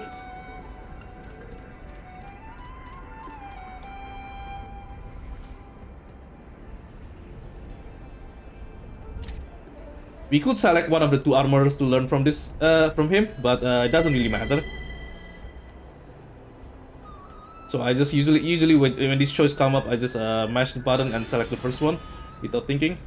So the dialogue box amount might be different, which kind of like which have a bit of time differences, but it's like usually very small time difference, so it doesn't really matter. Anyway, I have to change the equipment as well.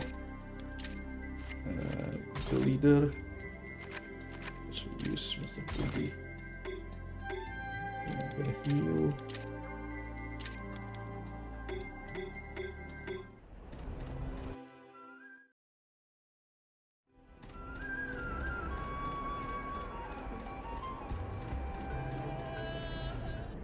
Can't avoid this enemy. Actually, I should have done the healing after this in case I get hit.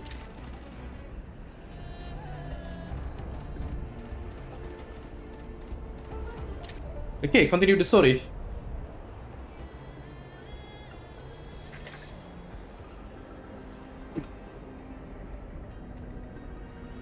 So we meet Nalfan to discuss some story stuff that is actually very spoiler right now, so I won't actually mention it.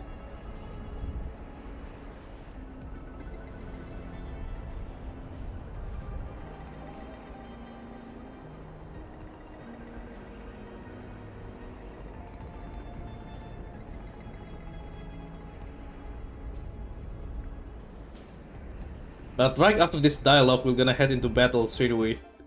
Which is why I healed Mira earlier.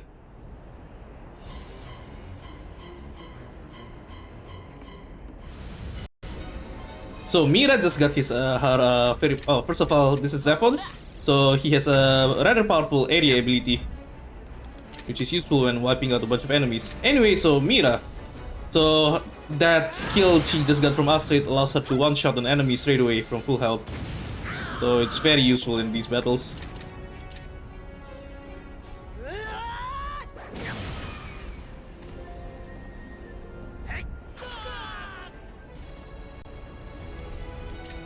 Regius by this point is actually kind of weak, so it doesn't really matter if I attack with him or not.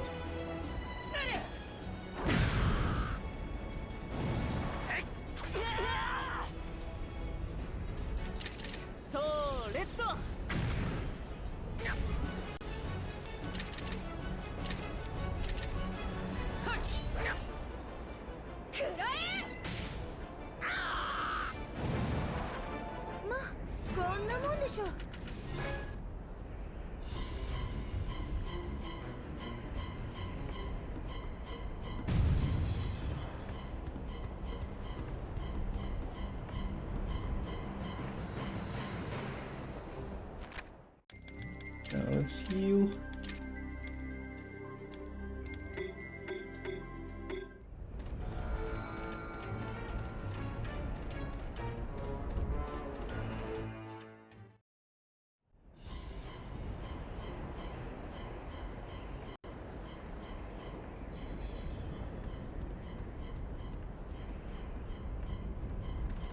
And the same fight. We'll have to do the same fight again.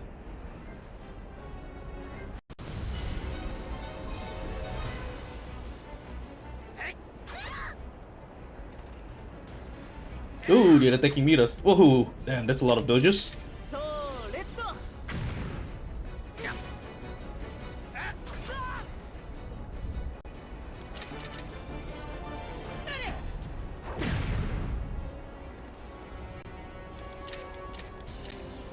And again, Miras is gonna one-shot one enemy from almost full health.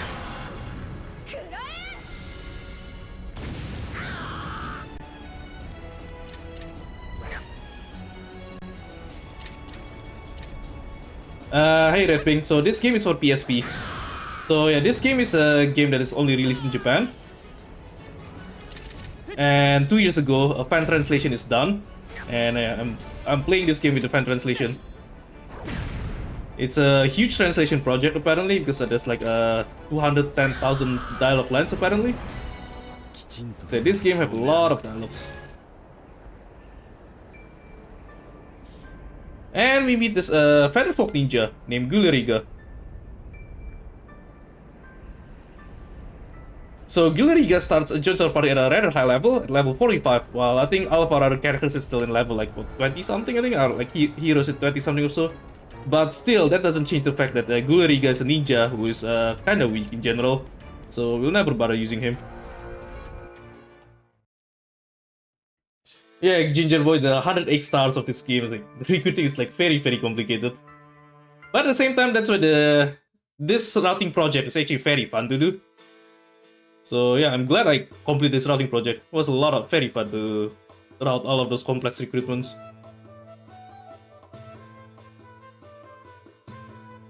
Yeah, when I do my first playthrough trying to do the 108 recruitment, like, I was really pissed because like so many of the recruits requires you to go back and forth to like so many multiple places. Plant a tree here and then you go back here and then you have to go back there. Oops. Okay, so new city. So there's a bit of storyline here. So we meet Ephil. She's Sunil's sister and she's a Fletcher. Which is the word used to describe someone who craft arrows. So, which means Ephil is useless, because we'll never bother to craft any arrows. But anyway, so the storyline requires us to pay 5,000 to Ephil. The funny thing is, this 5,000 poch never got taken out of our inventory, so we still have the money that we are supposedly paying her. I don't know if that's a bug or if it's on purpose, but I'm glad the money is still with us, because we do need the money.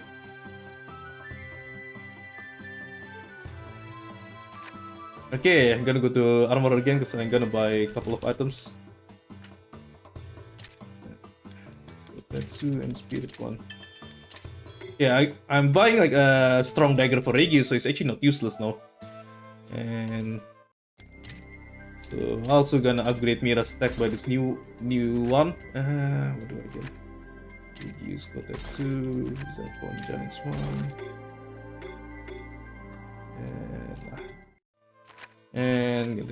And gonna buy some crafting materials as well here. Gonna buy a bunch here. I have a huge shopping list in this one.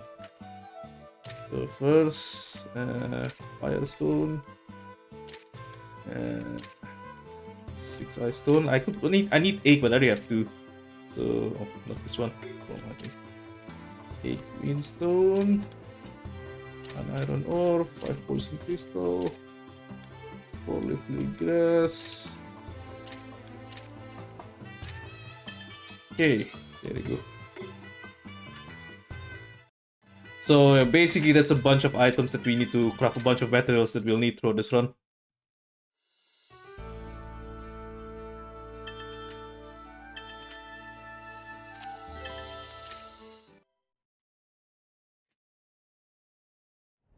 Okay, a new dungeon, and we'll have a couple of fights, but the fights are rather easy.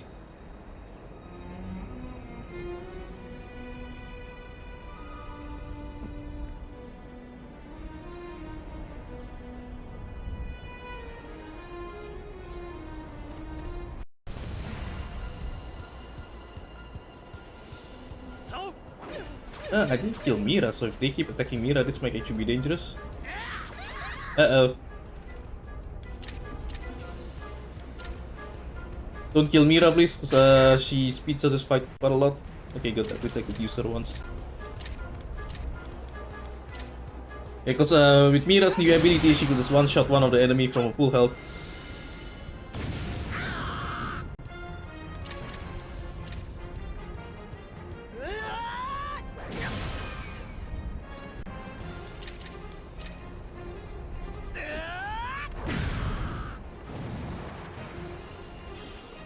Haha, Mira will actually die.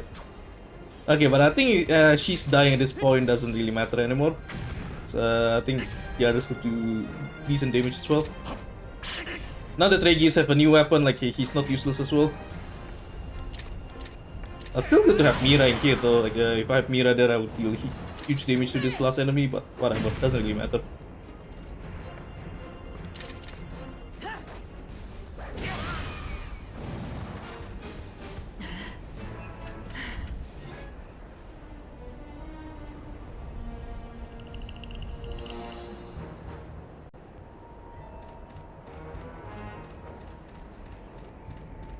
The dungeon is a bit long, but unfortunately the map shows us all of the layout easily. So yeah, we could easily this isn't a maze. This is not like a confusing maze that you have to do a bunch of trial and error, unlike that underground roots dungeon.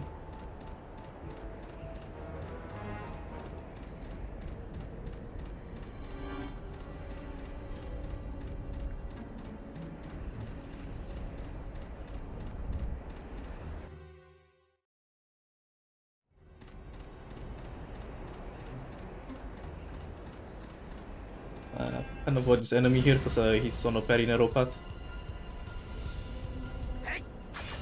Mira dies again.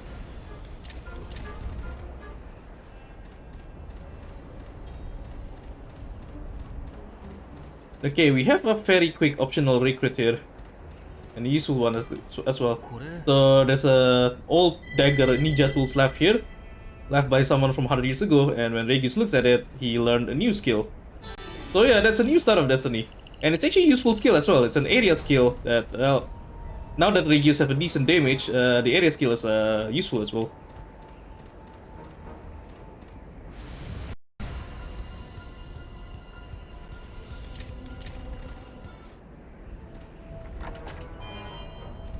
Yeah, that recruit name, previous recruit name is called Carsius, but to look at his name, you have to actually go to the start of the tablet.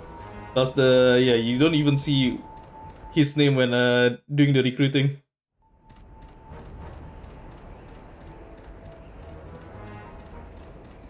Okay, I'm gonna heal.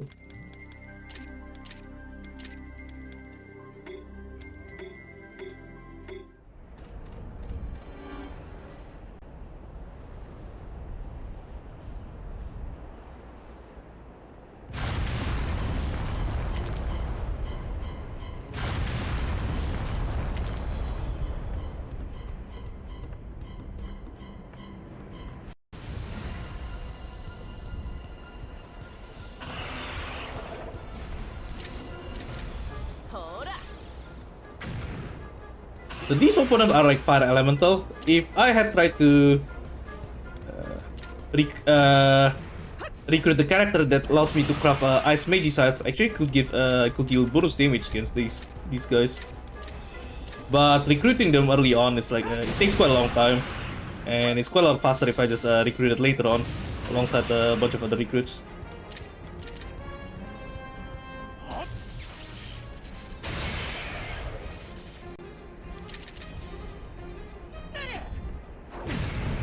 And also these fights are kind of easy anyway, so even without the ice elemental advantage, like you still could kill the boss quickly.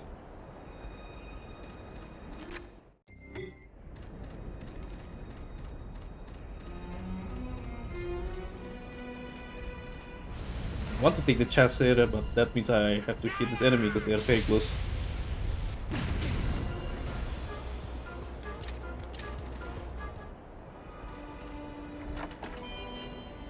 That's kind of true, that XCAS.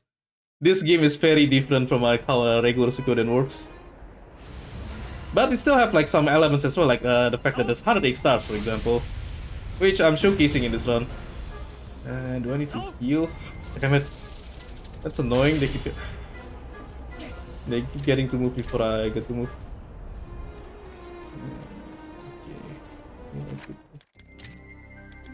Okay, shoes. Oh, even para healing. Nah, the next boss fight is gonna be really quick, so I probably don't need the healing actually, but whatever.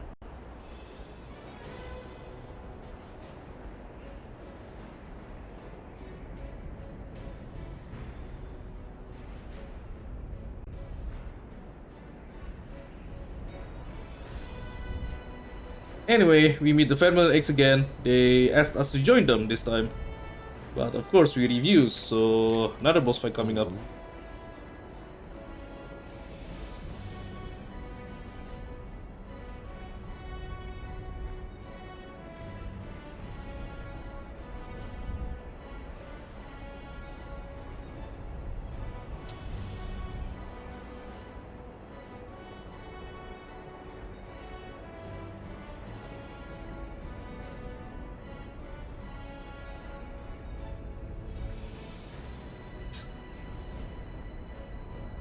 At the end, as long as the game is fun enough, so nothing is wrong with that. And whether the game is actually fun or not, that's a different question. I'll let you guys play the game and see it for yourself. I just have to say, I enjoyed the storyline of this game. That's one thing I'm gonna say. Anyway, boss fight. Remember this, when we fight this boss early on in the game, it's kind of wrecked our party. Like, it killed 3 out of 5 of our characters. But this time, because we have all of the powerful skills, we're just gonna kill this boss in one turn. If we are lucky and this boss is slow, we might even kill it without before the boss get to do anything. Is that all characters get to do their move? Nice. We don't even watch the boss doing anything. See how well balanced this game is.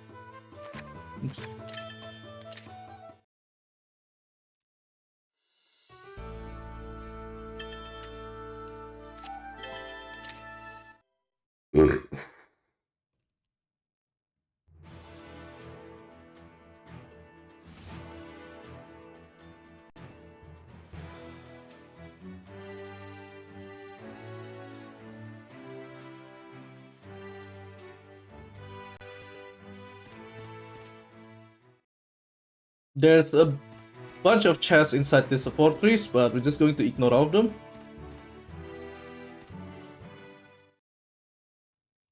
And this place kind of acts like a short dungeon as well. There's like regular encounters you could do, but we're just going to ignore all of them, just like all of the other dungeons.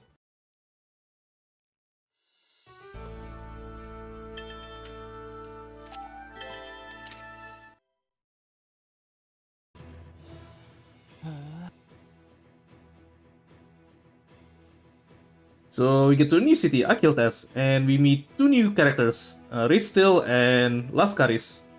Laskaris is an archer, which isn't that useful because archers in general, like, it's not that strong if you don't craft like the special strong arrows. And we also meet Ristil, who is a ring maker, which means she also useless because yeah, we don't need rings at all for this. We don't need to craft rings at all for this run. Wait, hang on. Do I need to heal? Let's heal. Be safe.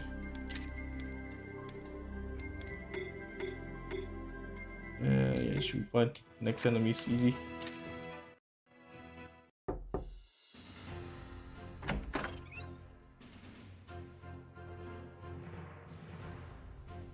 And now we get to meet Quainilla, the one Ionian commander who actually looks friendly for once.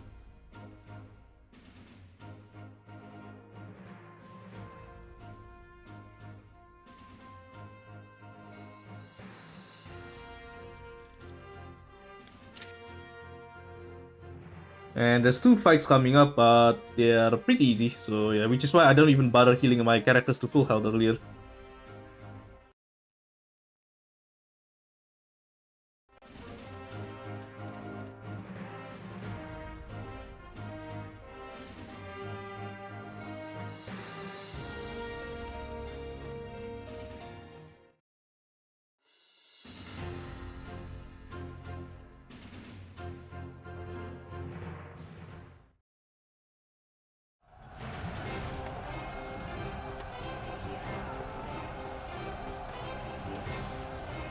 Hey, NV Adams, welcome. Can someone in the chat type exclamation mark Suiko Discord? So yeah, if you want to look at the more of the Suikoden speedrun community, you could go to the Discord server for Suikoden speedrun. Or you could either get the leaderboards as well. Go to speedrun.com and look at the leaderboards for Suikoden games to look at more of the community. There's yeah, there's a lot of like things been happening in the Suikoden community by the speedrunners. And one of them is this, the Suikothon.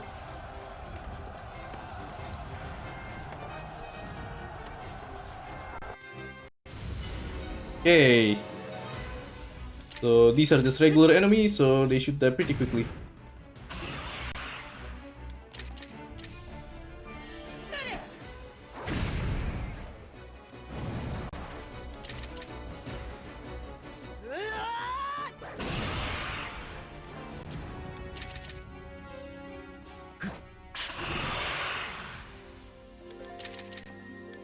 Do I even need the Mira spell? Maybe not. Okay, still needed. Oh, they should die soon here. こんなもんでしょう。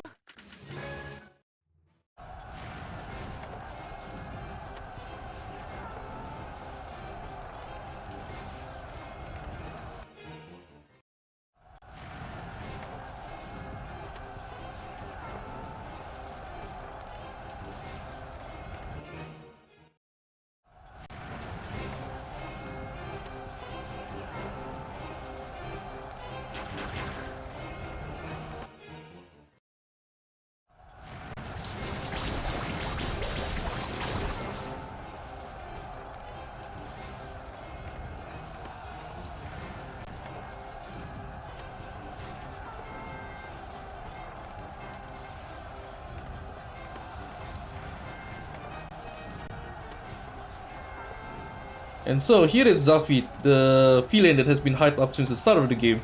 And it's time for us to fight him. I'm sure this is gonna be a very dangerous fight, right?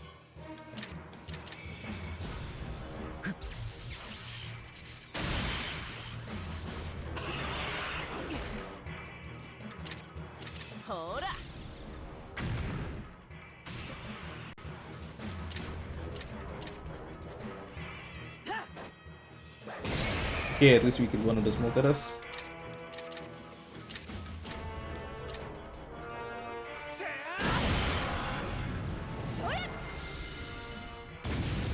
And we one-shot him in less than a turn.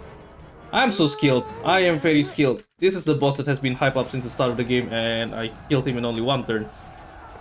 I'm very good.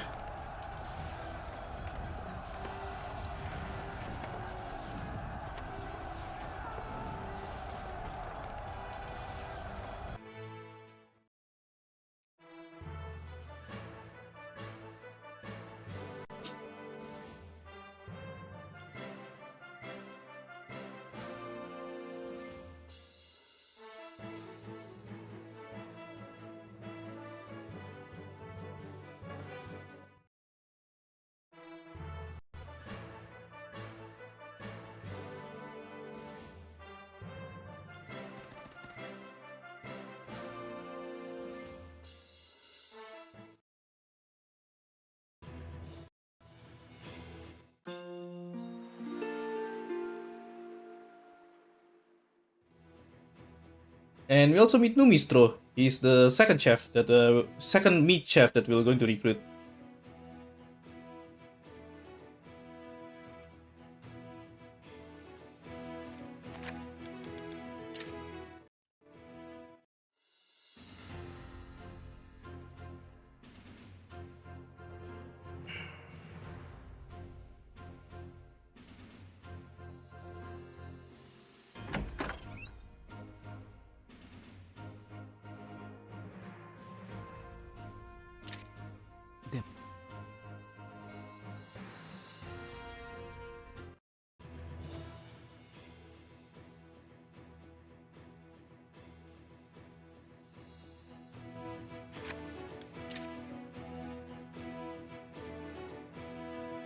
And Lascaris and Ristel will join us as well. And again, as I've said previously, so Lascaris is an archer, and Ristel is a ringmaker, which means both are useless.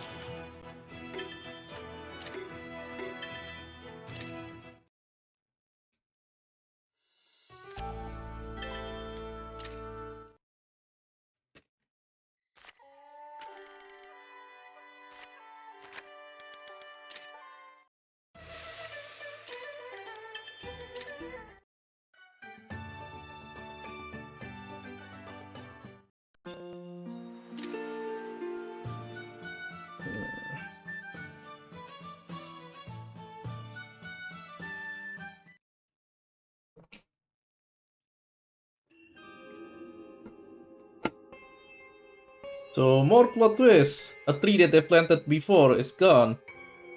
And our characters start to realize they have double memories. Which means someone else is also changing the past. Besides us. Dun dun dun.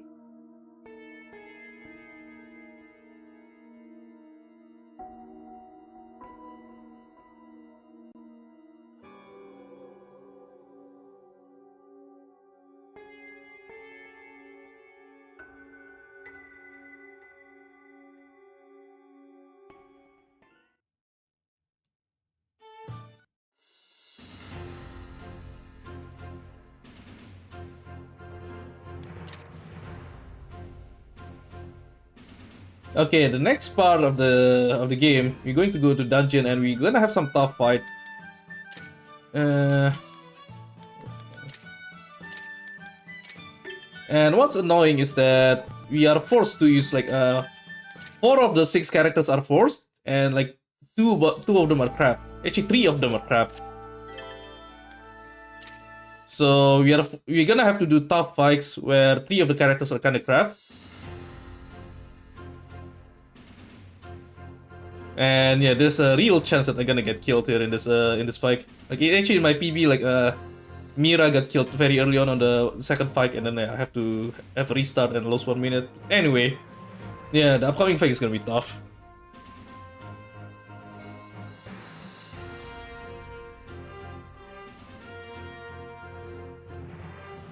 Also, this is Zafit, so previously he fought us, but now he joins us, and he's a shaman as well. And as I've said previously, shamans are weak, so he's one of the 3 kind of crap character that we are forced to have in this part of the game.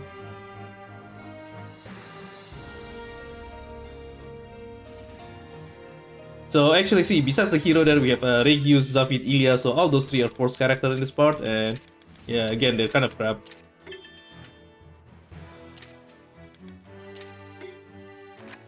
Equipment. This one.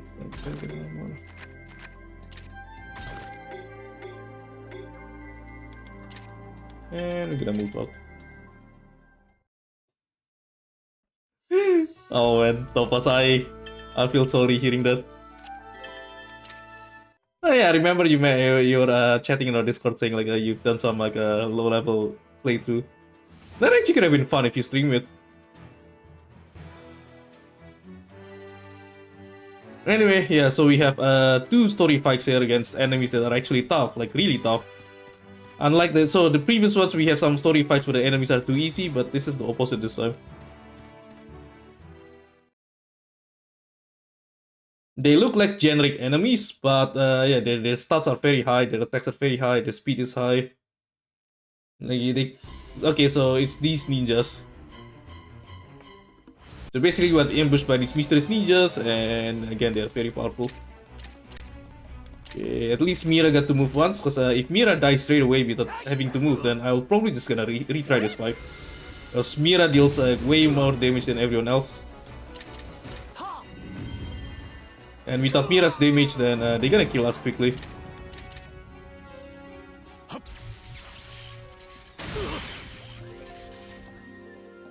Our only healer is Ilya, and Ilya's healing ability is kind of weak, so yeah, unfortunately we just kind of have to... Actually, you know what? I won't even bother healing our main character.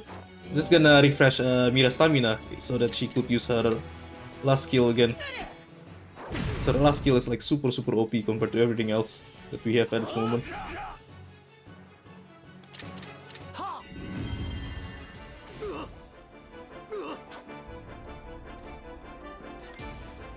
Okay, I don't need to heal stamina, so I could heal it. Not like, I guess. Not really. Ermayan is useful, but he's not the most useful. The most useful is still Mira. Like if Ermayan dies, it's still kind of fine because as long as I still have Mira.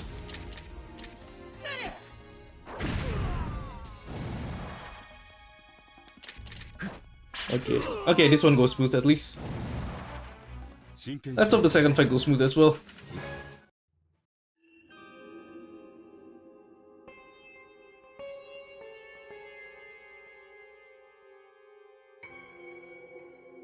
So a bit of story. So these grubs are like basically the secret agents of Ionia. So they're basically the CIA of Ionias.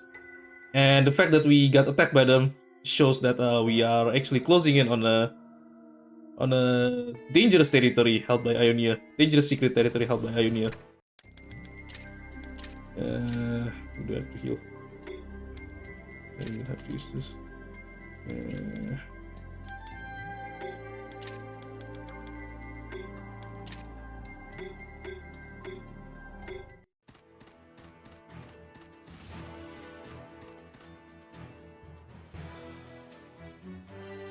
Hey Rorin Zero, welcome. Yes, Lord. I mean, to be frank, not a lot of people know Suikoden in the first place, so I'm not surprised if people coming in here genuinely saying that, oh, this is the first time they heard of Suikoden. So this game has a good story. That's the one thing I'm going to say about it. I enjoyed the story of this game.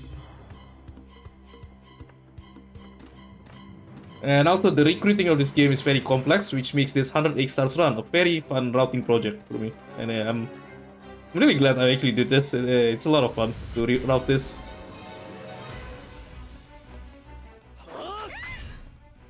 And Ilias dies, just got a one shot straight away without her even be.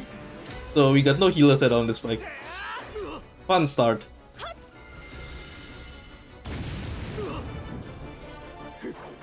But as long as Mira, the important characters, doesn't die. Well, okay, let's just hope they don't kill Mira. If they don't kill Mira, I think this is still fine.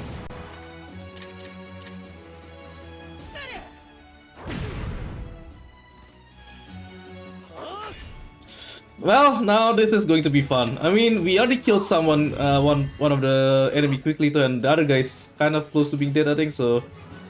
We still have a decent chance, but yeah, this is not going to be smooth though.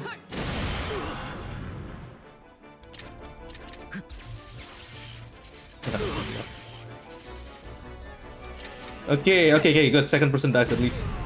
Okay, there's only 2 people, so I don't think it's much of an issue anymore. Oh, nice. Nice touch. That's what I need.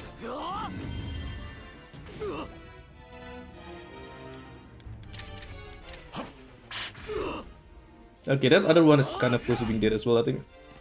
Okay, Regius dying by this point still kind of hurts, but it's not a big deal, I think. Good. Okay, I think I'm fine. There's only 1 person left now, and they're still at high health. Well, the fact that Mira dies does slow down this game quite a lot, I think, because Mira would have killed these people quicker, but still fine.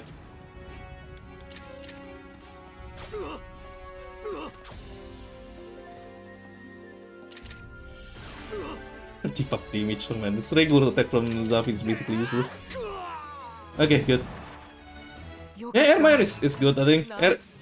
So, I mean, Mira is still like way more OP than anyone else, but the fact that we could have Hermione here is also like it's also very helpful.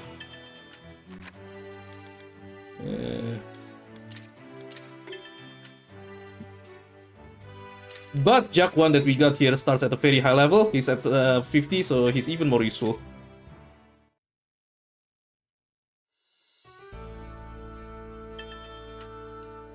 And because we are forced to have like 3 mediocre characters, then yeah, we have to replace Hermione with Jack 1.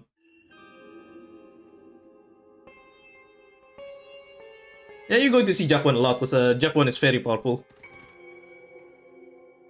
Because he started at a high level and his skills do decent damage as well.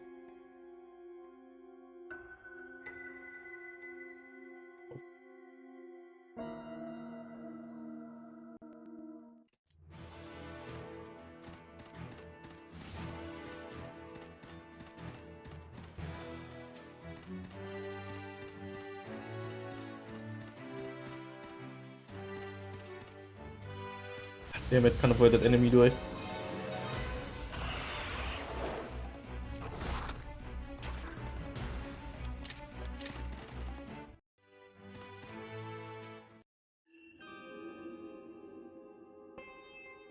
He's a perfect vision. I mean, that's true.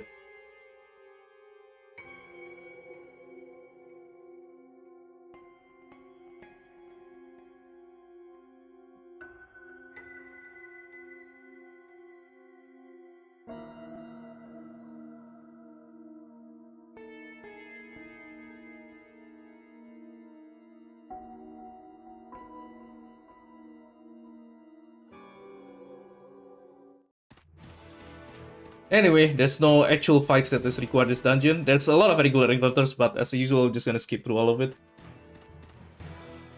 Oh yes, yeah, there's some intrigue earlier where spoilers is spoilers and spoilers is spoilers. That's the summary of it. We're going to see more of this intrigue later on the upcoming dungeon. But this is where we're going to do a huge detour, and we're going to do some optional recruiting. So instead of going to the next dungeon straight away, since we have Jack 1 here, we're going to do this detour right now while Jack 1 is on our party. Because the upcoming optional recruit requires Jack 1.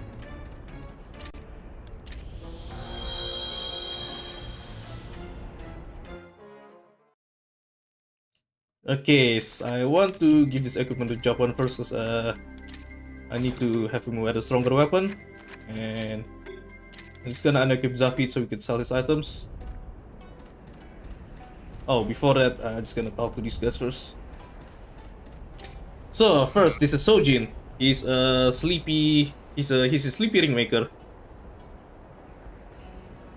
And after his first talk, then we need to wait 3 more in-game days to be able to properly talk to him, which will unlock his recruit. And by 3 in-game days, that means like you visit the headquarters 3 times. Anyway, so the next recruit is Kiaro. Well, so you talk to Kiaro here, and you will have a story about this armorer named Katil, and he'll ask Katil to talk to us, basically.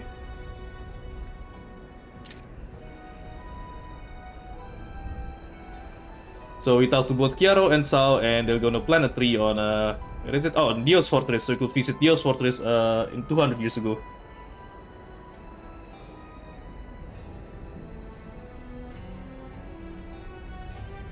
Okay, that's enough for this part, and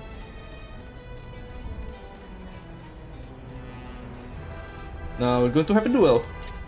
So this is Ratnin, another Scale Horde, and we bring Jack 1 to talk with him and talk trash with him, and they'll end up fighting each other. So we're going to have a duel, and that's why I need to send some prompt earlier. I keep on Jack 1.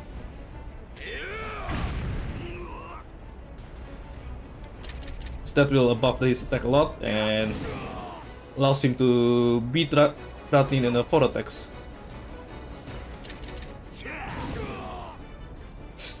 True, yeah, there's a bunch of like random dialogues in like where you have to go here and then you talk to this person and all that crap.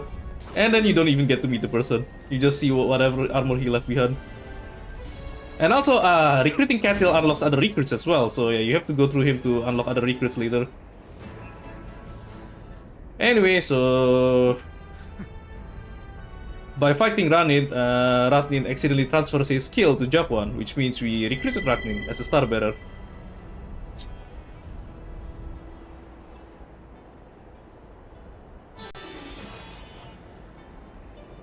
And we talked to Ratnin again to hear a story about a Scalehorn Spearman woman, but we're going to talk to her later, that Spearman, but not right now though. For now, we're just gonna walk to headquarters and do our other stuff. So what am I going to do? Go here, go to Magiset Workshop. What do I do here? Hang on. Yeah, I'm going to cancel all of this. And then we... What is it? Wait, here.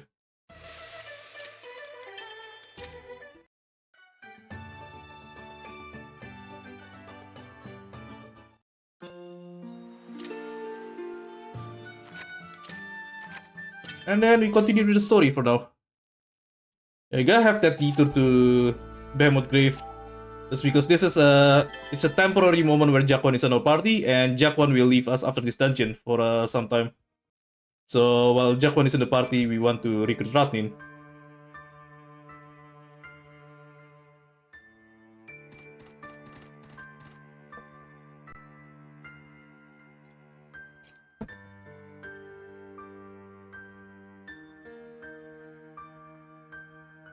So we go to this place called House of Wisdom, which is supposed to be a very secret facility that is like unknown to everyone. And we go to discover some shocking truth inside this super secret facility. Dun dun dun.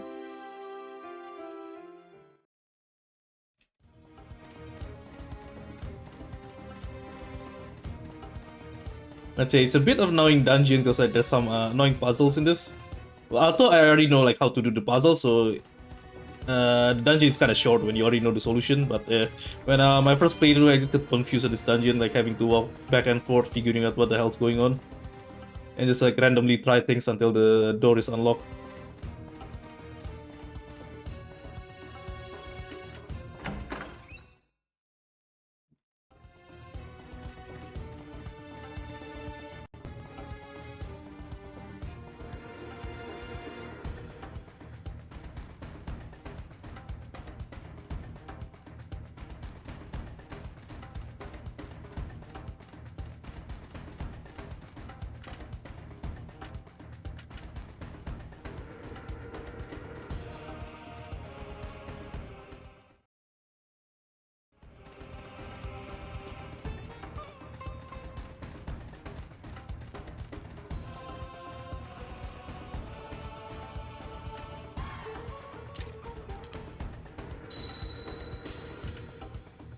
Yeah, that's the first jewel that we insert. So we have to like insert 5 jewels to the 5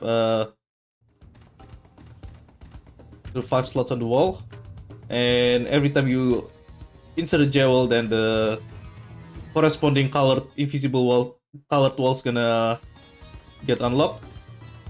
And yeah, you have to place things in the correct order if you want to be able to access everything.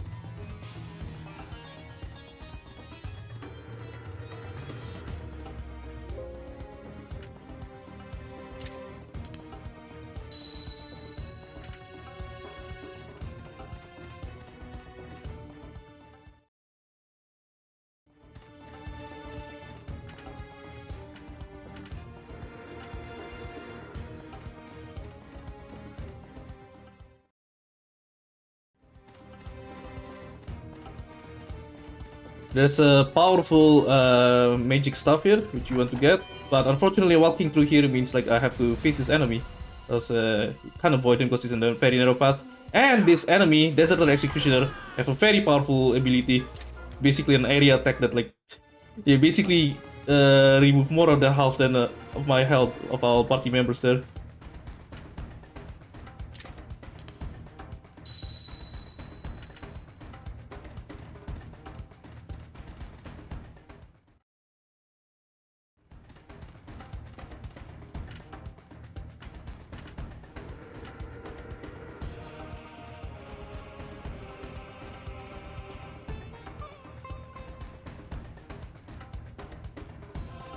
Okay, just the last 2 jewels to put in.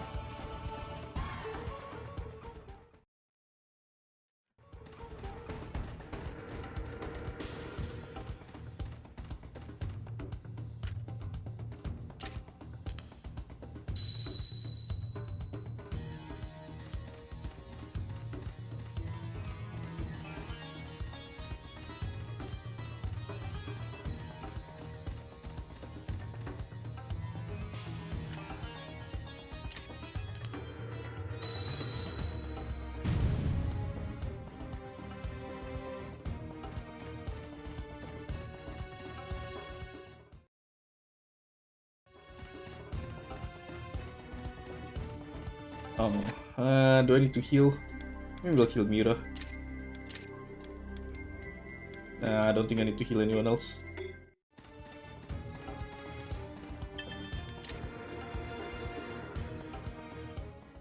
Okay, so here it is, at the end of the House of Wisdom. This is where we discover that everything is a conspiracy and a conspiracy.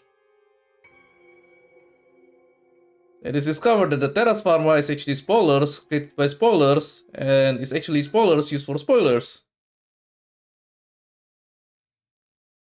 And it's actually discovered that turns out all the spoilers that happened in Martillion, spoilers years ago, is actually spoilers by spoilers. Unlike what we've been previously thinking all the time. And then the Family Eggs is just a spoilers and under the spoilers. And Rochelle is actually a spoilers within spoilers. And all this time she's been spoilering as spoilers.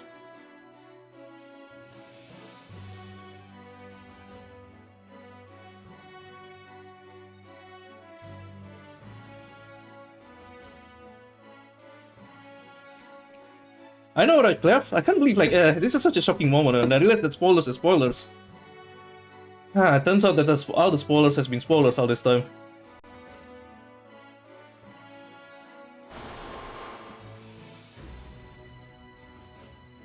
And finally, Aaron decides to take matters into his hands by spoiling the spoilers. And we're going to have to beat down all of the spoilers now.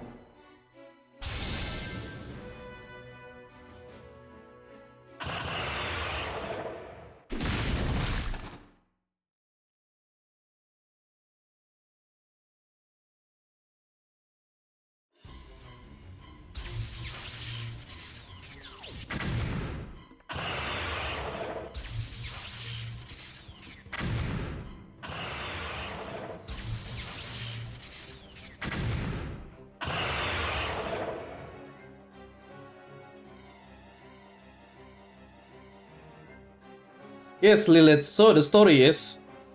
spoilers. The end.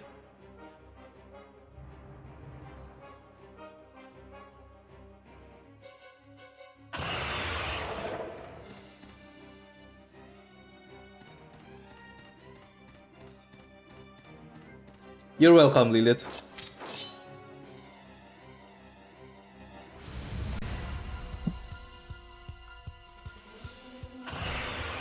Rip Zafit doesn't matter though, because he's not going to do much anyway.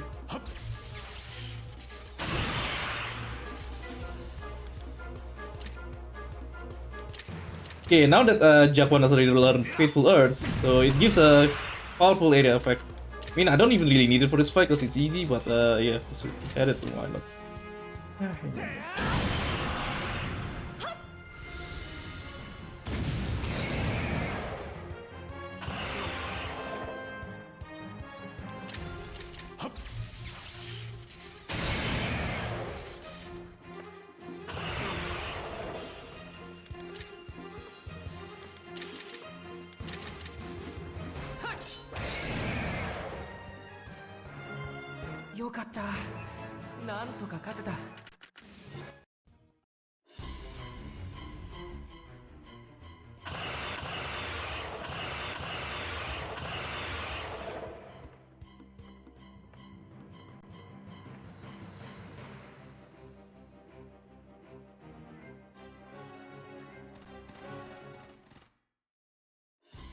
Alright, after this dungeon, we're gonna do a bunch of optional recruiting. And we gotta do... oh, first of all, before that, I'm just gonna have to tell that Rochelle is going to do spoilers and spoilers. And she's the one who spoiled our mother. Feels bad, man.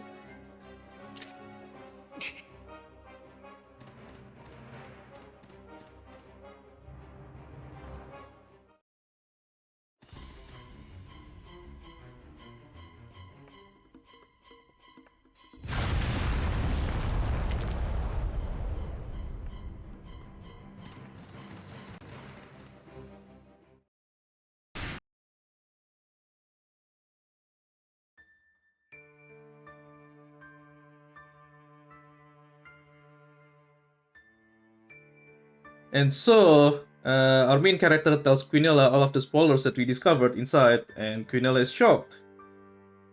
Completely shocked.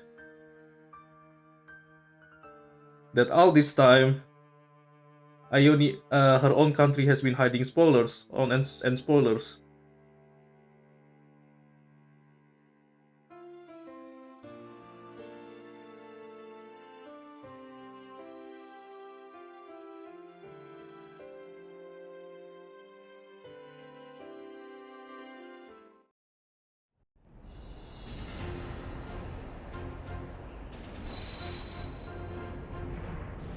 And another plot twist, someone else has been changing the past. So our characters start to have double memories.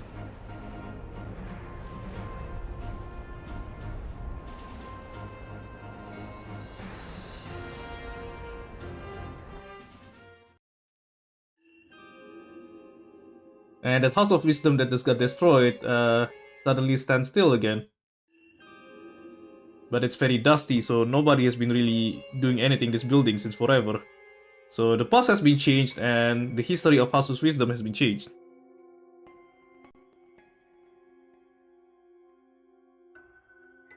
And this very not suspicious guy came up, and I'm sure he's completely fine, nothing wrong with him. では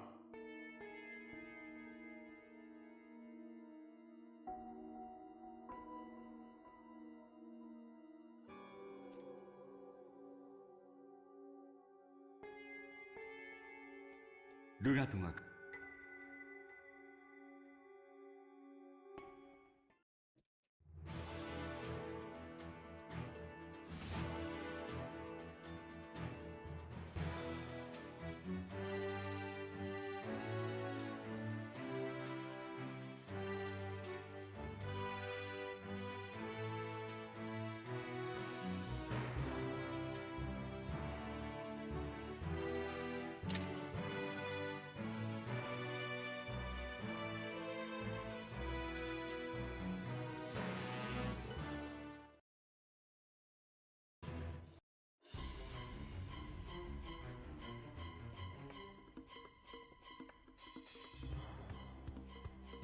And the chef Numistro joins us. Not like it matters, because his presence doesn't affect anything at all, but yeah.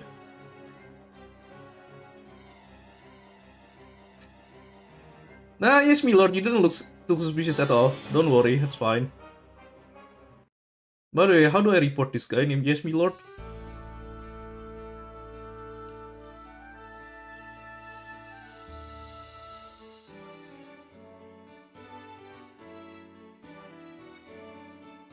Okay, again, so it's time to do some optional recruiting. So previously, we planted a tree on Dio's Fortress from a previous recruit event, and that means we lack a sapling now, and we need to take back the sapling.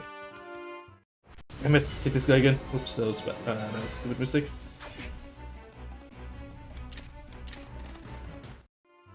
Yeah, so one of the main constraints in routing this recruitment route is that whenever you ask someone to plant a tree, that means your sapling get taken out of your inventory, and you have 2 saplings.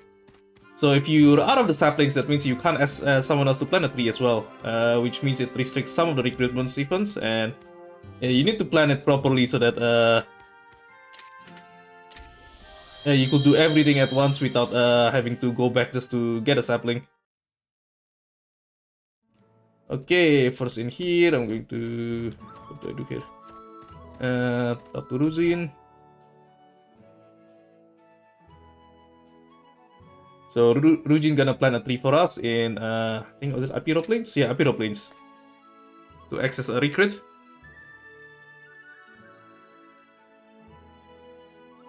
And Warg.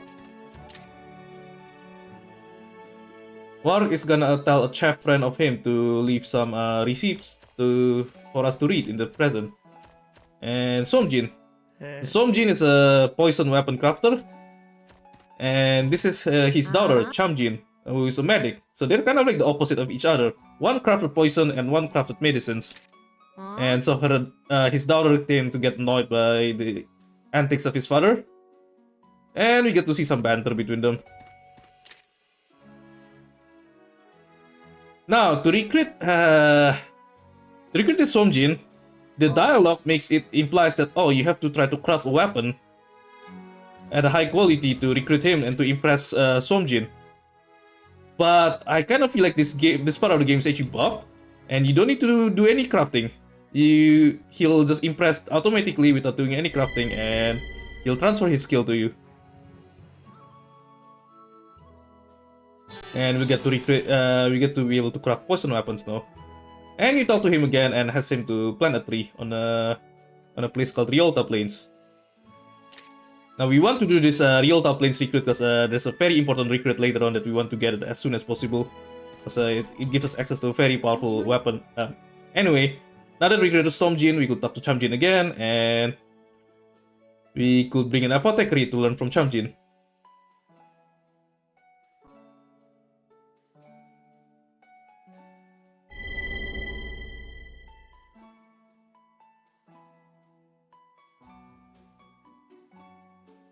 We actually get a useful item here. She's let us crafting this item called Reviviscence. Basically, it's a medicine that lets us revive dead characters. It's ideally we wouldn't need to use it, but I'm gonna craft Reviviscence in case we'll need it eventually. And now we're going to go to a different timeline, going to 200 years ago. And there was that whole story chain about this character named Catil earlier, which we started some time ago in Behemoth Grave, and now we continue the story chain. So we meet Kiaro and Odo. So Odo is the father of Kiaro. Both are the herbalists.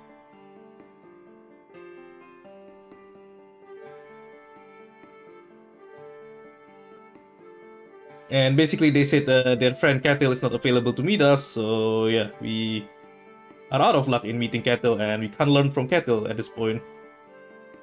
Okay, that's done. Gonna go back to present timeline now.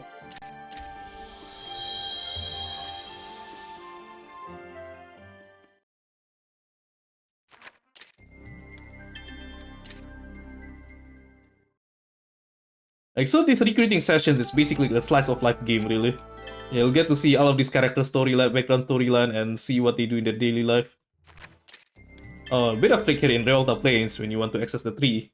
So you go to Riolta Plains, you go to World Map again, and re-enter it so that you'll get sent to the opposite side of Riolta Plains. And that way you'll be closer to the tree.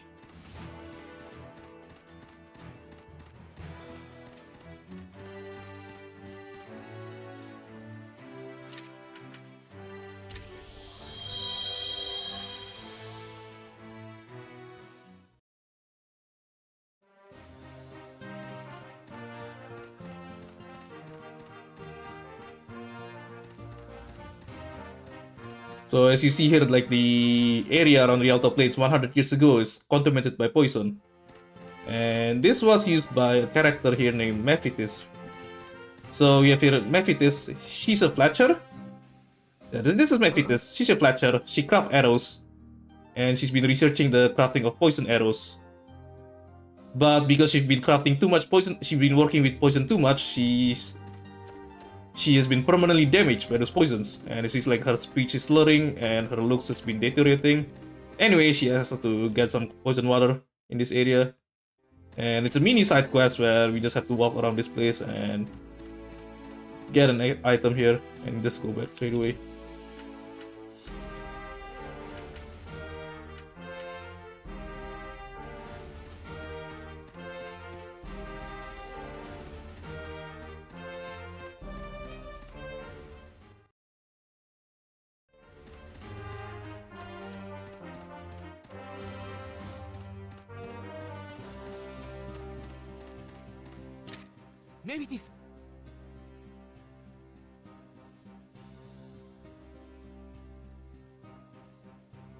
So now that we helped her, we get one of our Fletchers to learn poison arrows from them. Not like we're actually going to use it, but because this is 108 stars and we have to recruit everyone. And a lot of these recruits are kind of useless, but there's a few that is like super useful. Okay, go back to headquarters and we'll continue the recruiting. Okay, gonna change our formation, put some characters. First Miyamai. Odi. Hermione. Oh, of course, Modi is in party.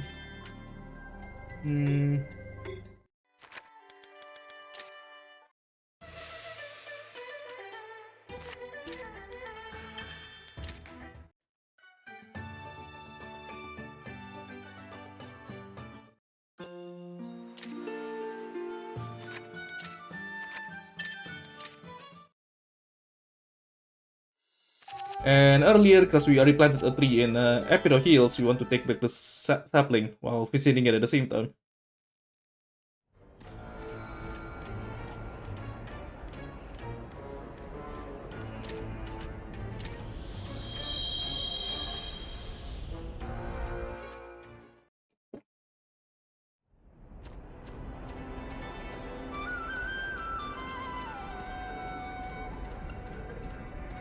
Aye, nice, gotta skip. Sometimes that one is a bit hard to skip, depending on where he is. Okay, so here we meet a bard named Sorab and his cousin Belta. So Sorab is a bard who's been depressed after the war against the Terras Pharma, thus he have to see a lot of his comrades die, and so he's been unmotivated to continue his singing. So we meet Meamai and have them talk with each other, and Sorab get motivated again. And the song idea came up in his head, but it needs a couple of days for it to materialize. So we have to basically wait 3 in-game days, which means visiting the headquarters 3 times to get his final song. While in the meantime, we'll just do other stuff. So we'll have to go back to this place later on to talk to Sorab again. And in the meantime, we'll go here again.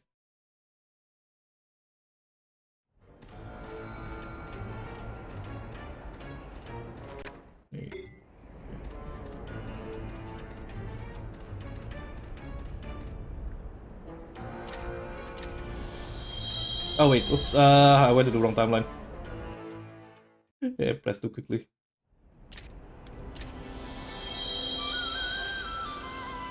I'm not sure what reference is that Aetherknife. Oh, there's a bit of story that we have to do in here as well. But we're also gonna do some recruiting.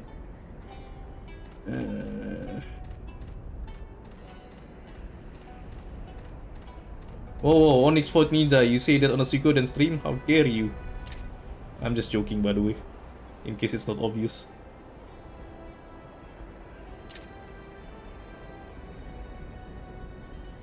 Anyway, we talked to Astrid and she wants to introduce us to a powerful swordman who happens to be our ancestor as well. So they plant a tree somewhere else, but anyway, we're going to meet her later. She will unlock a very important recruit. Now we go to the story. This is Saojin and we want him to craft a ship.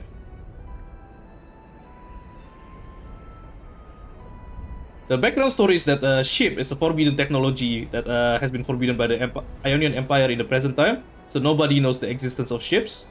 And we want the people in the past to craft ships for us, so that we could use it in the present time. Anyway, we'll continue with the Kettle story chain here by talking to Kiaro again. And what do we do? I'm just gonna go right here and we're going to recruit Paljit. Okay, recruiting Paljit will involve doing actual teaching in the battle, so time to see some action here.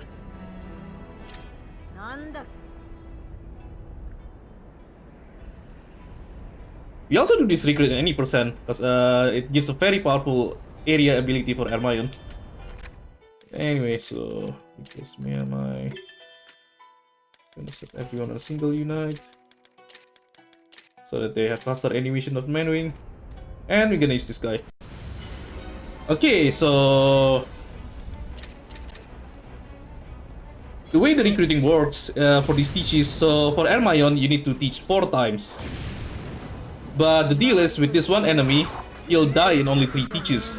So normally you can't use a single battle to do all the teaches. What do you do here? Right. Okay, the first thing we'll do is Modi to use Mother Ocean on to heal our stamina. so that we could do all of these 4 teachers in one battle. Because one of these skill takes 40 stamina, and yeah, we need to refresh the stamina to be able to do this without waiting. Now, if I do another teach, the enemy will die, which is why I'll use Mother Ocean. So Mother Ocean will heal not only us, but the enemy as well. So yeah, that lets us to do more than 3 teachers in this one fight, and yeah, we don't need to do... We can only do everything in a single fight. Basically, a lot of the recruiting in this game, that's how it will happen. We'll use Mother Ocean from Modi to heal the enemy over and over, so that we could do a lot of teachers in only a single fight. Yes, that's a lot of the theme of the... quite a lot of the characters. That's the theme of the story. They're mentally scarred, and yeah, we need to help them in the recruiting event. Anyway, so we recruit Pelgit and learn the skill. What do I do here?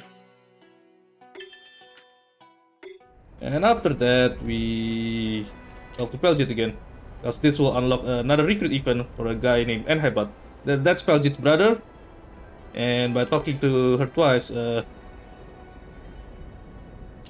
we'll start the chain of event that lets us recruit Enhebat. So basically, her brother is a blacksmith, and we try to bring a blacksmith to see her spear, but it doesn't trigger the skill transfer, unfortunately. So we'll have to do something else. That's unfortunate. I just have to run away. The enemy in this side, you normally can't escape as well.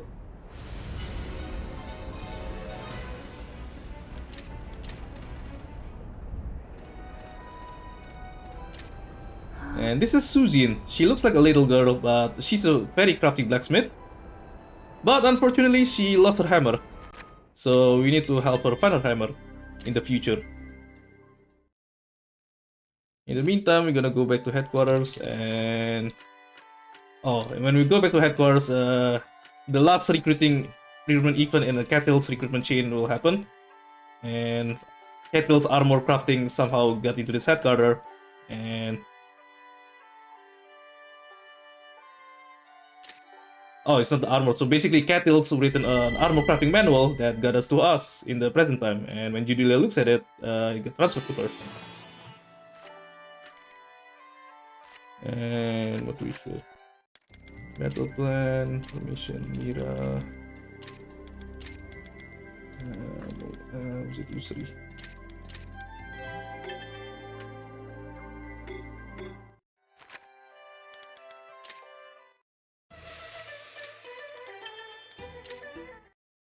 Not this group. Yeah, maybe they'll be on Suikoden 6. Is that Nif? Who knows? Okay, so the whole reason why we do all of these recruitment chains at this part because we want to go to this Riolta Plains on the 200 years ago timeline. So there's a very important recruit here in Riolta Plains. Of course, before that we showcase a bit of trick in Riolta Plains. So you go here, and then you exit, and then you re-enter this place again, so that the game will send you to the opposite side of Riolta Plains. And yeah, on the opposite side, it's closer to the tree.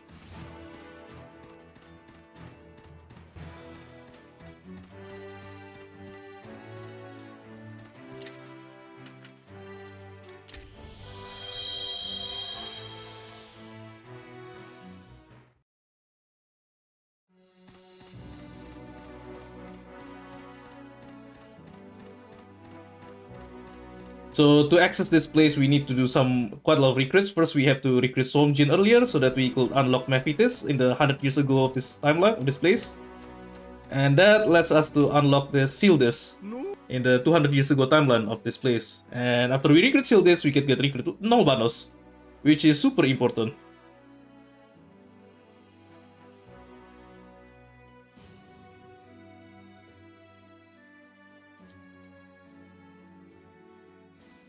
I mean, at the end, there's like, to be honest, like I feel like this game have a lot of stars where you don't even see their face.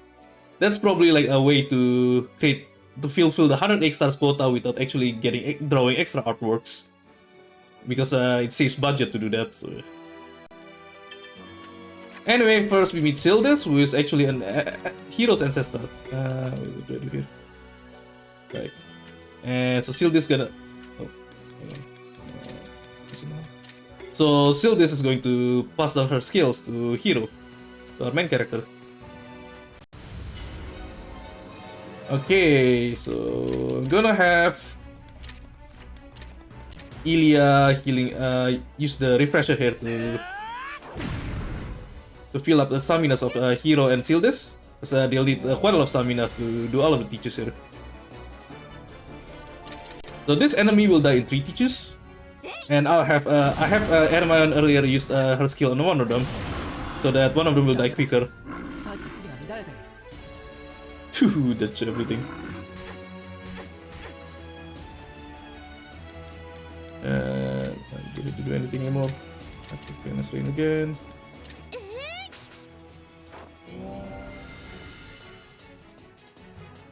Oh, actually, hang on. I forgot one thing. Erman should have used her area skill once. Oh, did she need to? Maybe not. Hang on. Whatever. Oh, okay. I need to use Candace Ring again. So I need 40. Yeah, I need 40 stamina for the third teach. And still, this is at 18. Did this kill it? Okay, nope. Yeah. Okay. Bit of mistake. I should have had Hermione do one extra attack earlier.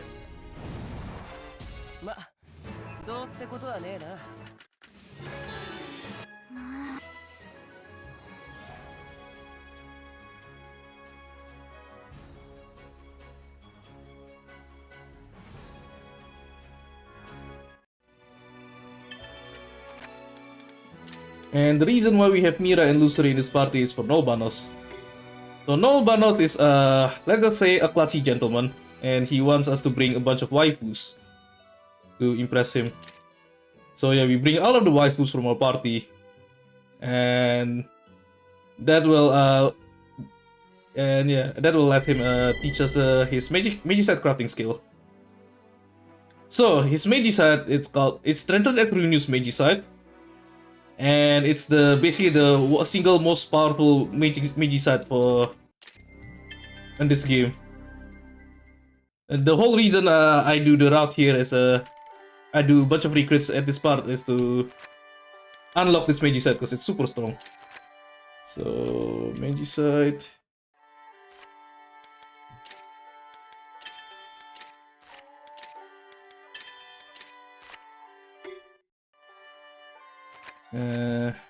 Okay. What do we do? Saffron. This Ilya. Gonna put everyone on the same unit just to speed up the manning of the next fight. And also gonna equip the Holy Princess 1 and Saffron to buff him a lot.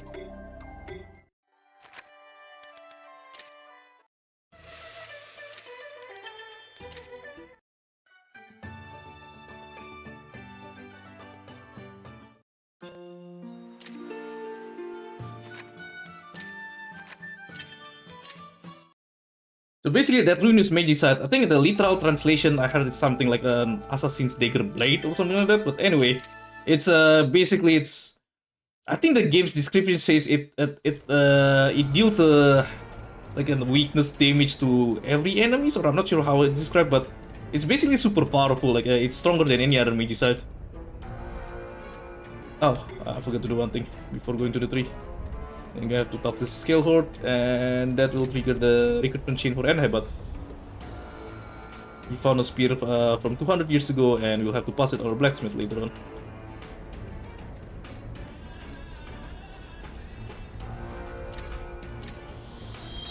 Okay, we'll continue the story in the 100 years ago timeline of the Behemoth Grave, and at the same time we'll have a recruitment event as well.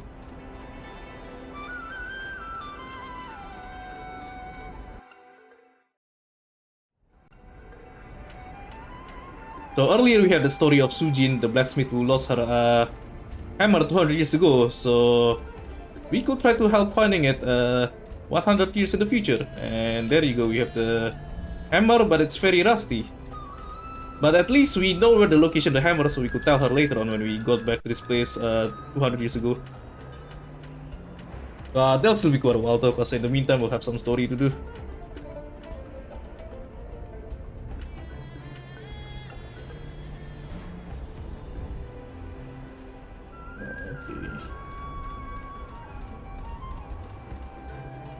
We're just gonna exit here instead of warping to the headquarters because it's gonna be faster for us to go to our next place.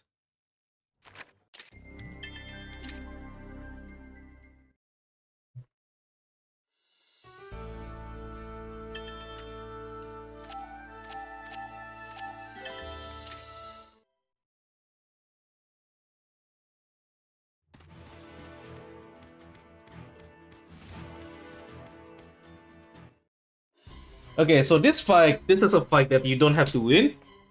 You just have to survive for 2 turns. But we have to fight a bunch of enemies at once, and they're all very strong. Which is why we have all of our 6 characters here, so that we can stand a chance of surviving against them. So they're gonna die quickly.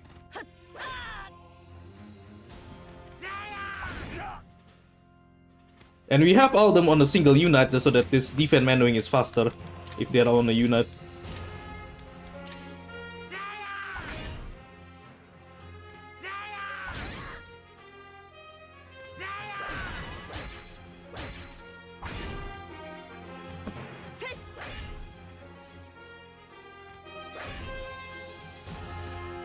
Only 2 people left. Oops.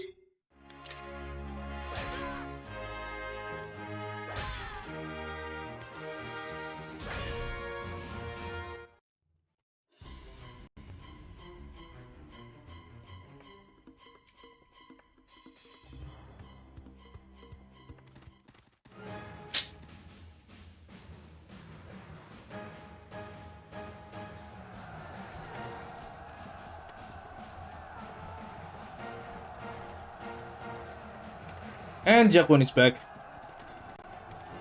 Now, from now on, we're just going to keep using Jaquan a lot because he's strong.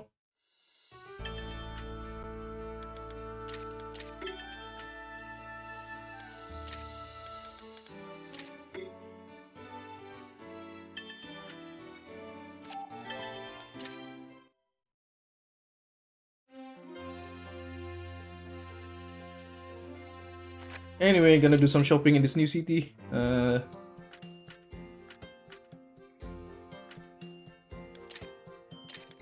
First we sell our items like usual, and what do we buy? Moon silk clothes, Fire dragon gloves, 7 gold ring. The upcoming bosses, we need a lot of defensive equipments to be able to stand against their attacks, which is why we buy all of these armors. And then we're gonna buy more medicines.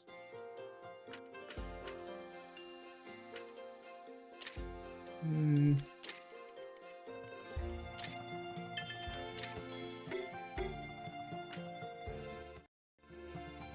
we'll continue the story. So the story here is that we want to craft a ship. And we had our the people from 200 years ago craft a ship for us so that we could use it in the present time. So the ship is being hidden somewhere, and we'll ask this jungler to help us finding where it is supposedly hidden.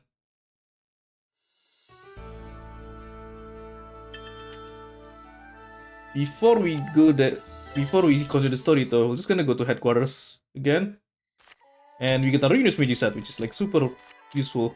And what do we do here? Weaponsmith. Oh, right. Gonna do some upgrades as well.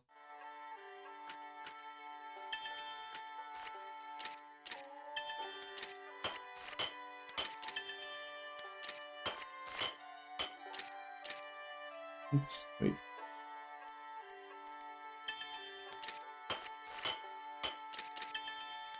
Damn it, slow menuing. The weapon upgrade isn't really important, but since we kind of have to go to blacksmith 3 times anyway for like one of our recruits, so we'll just do it.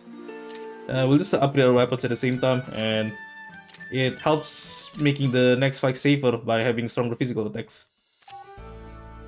Anyway, continue with the story.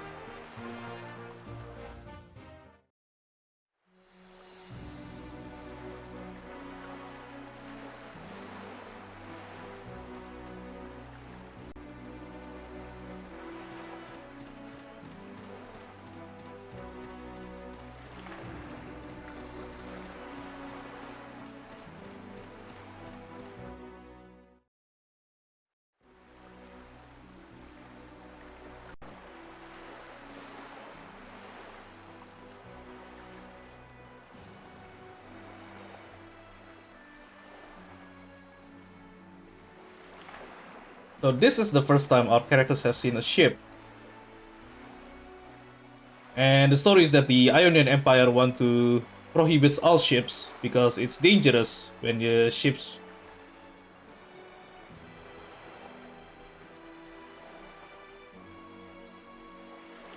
So we asked them to hide a ship for us so that we could still use it 200 years in the future. And then we're going to use the ship to attack an island fortress.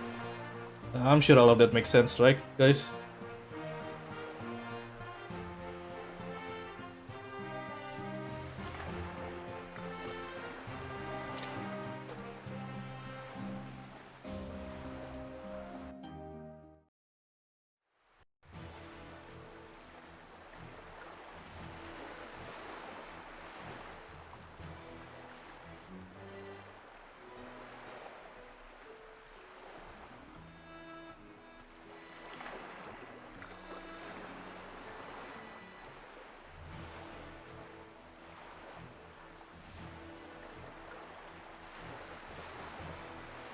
So this is Johnson. He's a jungler or a bard, and he's the ancestor of the shipwright from 200 years ago. So basically, he's the last, actually not the last, second last story character that will join us. He's a bard, and he starts at a high level, at level 50. But a bard isn't really useful in general, so we won't bother using him at all. Actually, his ability is not useless, like it buffs the attacks of all characters, so it's not useless, but it's not that strong either for us to worth using him.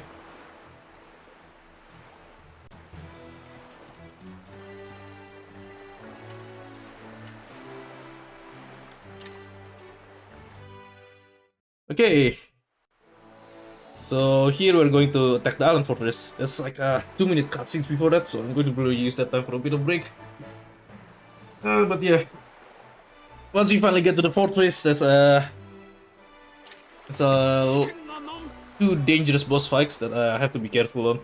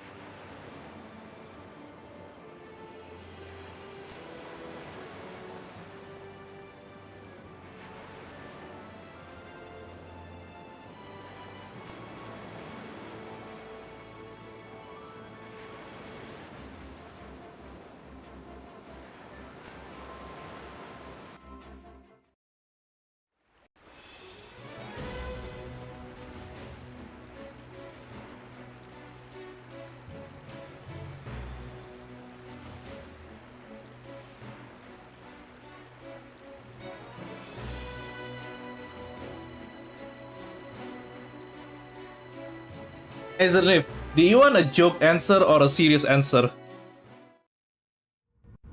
Also, by entire civilizations, like I think the actual world of this game is actually implied to be kind of small because of a reason of spoilers. But yeah, by entire civilization, it's actually not that much people, I think.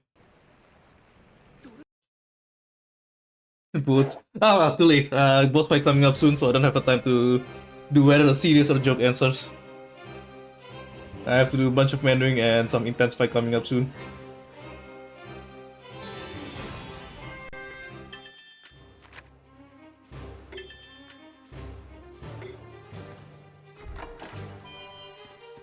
Okay, let's just hope I don't hit the enemy here. Okay, good. Right, equipment. Bandit plate, 2 gold rings. Gonna equip a bunch of defensive equipment just to. So the upcoming enemies is like very powerful. They could kill us really quickly without the upgraded defense. Let's have my own. 2 gold rings. Zephyr, 2 gold rings.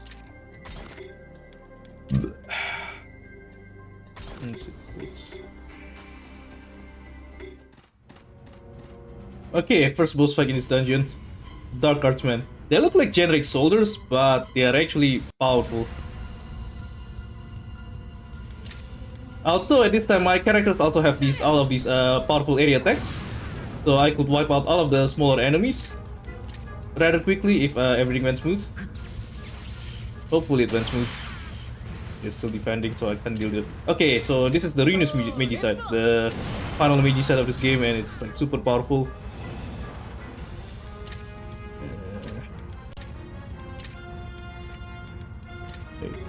Can do area attack first.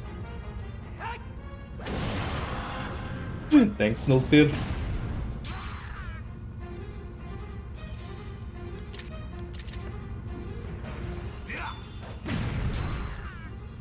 Okay, that's kind of funny. The opponents all move last, but because of it, they're still in the defense stance, and that reduces my damage.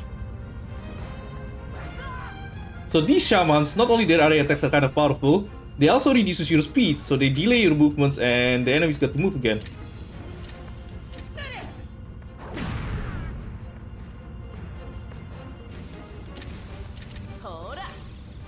But now they're not defending anymore, they should be dying soon. There you go.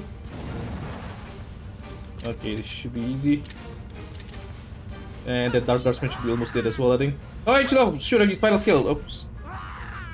Oh, whatever. Yeah, I think if I used final skill, I would have been dead there. I accidentally used the wrong skill. But still, like, yeah. Thanks to the Renus Magicite, I could do this fight in 2 turns. In my any percent, I have a similar strategy as well, but I don't have the Renus Magicite, so Zephon's area attack is not as strong. And the fight could be riskier. And longer as well, of course.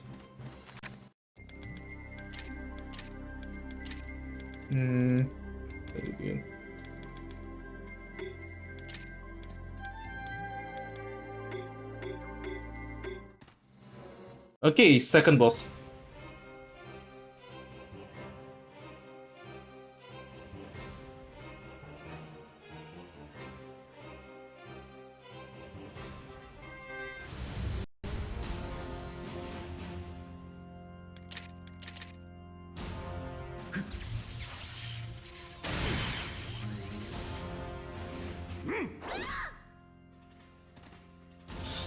So this is another executioner. Oh no, Mira's actually dead. This might actually be kind of dangerous. I mean, okay, Mira doesn't have a strong area attack, so it doesn't really affect my fight against the smaller enemies. But later on against Damdin, if I don't kill him quickly, it might actually be a bit dangerous. I just have to Zephon carry this game with all of these strong area attacks, I guess.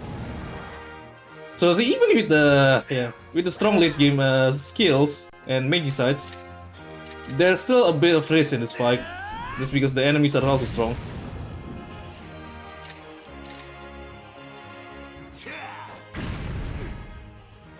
Okay, Executioner is dead at least.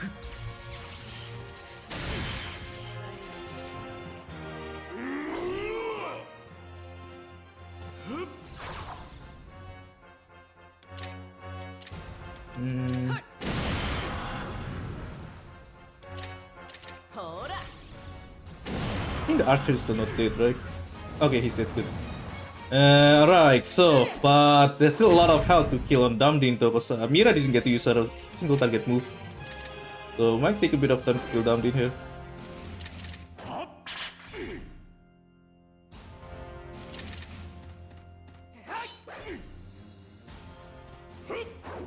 Haha, he missed, nice.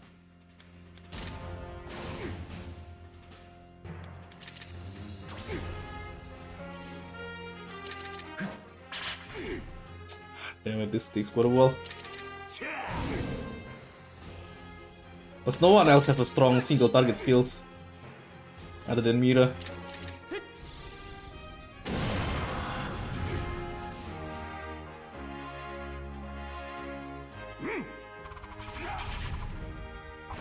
I use die twice in 2 of these boss fights. Okay, there you go. This fight is kinda slow because Mira died very quickly before she even got to use any of her moves. But at least we still do the fight. If we don't have the Ruinous Magi side, then things might actually get legit dangerous there. Because we might not be able to kill his like sidekicks in time, and they will kill us before we kill them.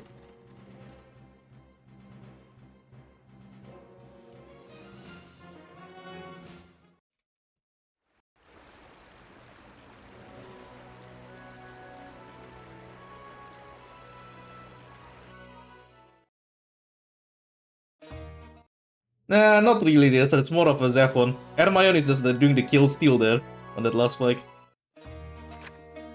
Where do we go? Somehow, like, no storyline.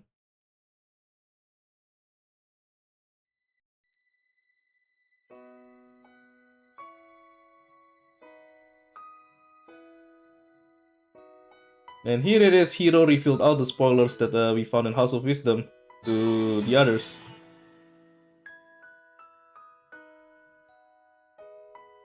And they figured out that Ionia is spoilers and spoilers all this time.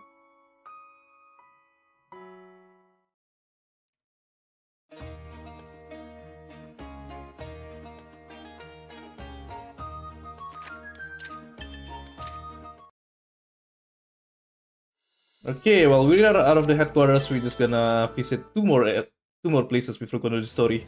So we're just gonna do some shopping here. Now that we got a bunch of money from the previous boss fights. Crusader Sword. Oops. Soul Stinger. Strategic Armor. Vegan Bean. 4 Silver Ring. And Armor Boots.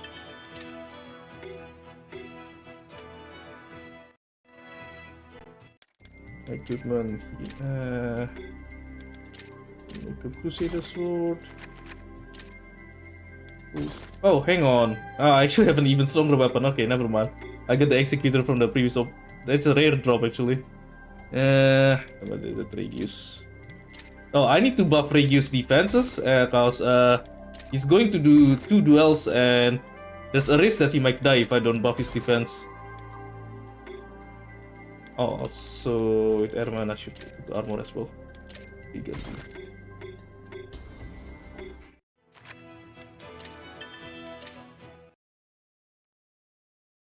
And whilst we're still out of the headquarters, we also use this chance to do a recruiting event. So we go back to this place, Mount Hyoni.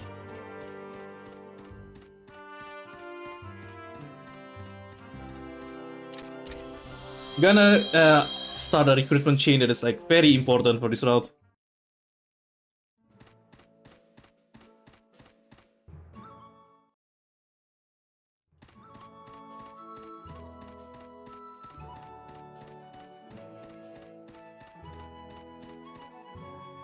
Damn it, this NPC keep blocking me. So we talk to Haydrake, and he introduces us to this featherfall hunter named Beaga, and he'll plant us a tree near Beaga's house. And we're just gonna walk to headquarters now. So Beaga is a very important recruit because he'll unlock a bunch of other recruits, and recruiting him also takes quite some effort. You'll see why. Okay, I don't need Mira anymore in this list, so I'll just take him out and just use, just so that I could have faster animation and doing these favorite allies. Anyway, oops, wrong place. Gonna continue the story a bit before we carry on with the optional recruit.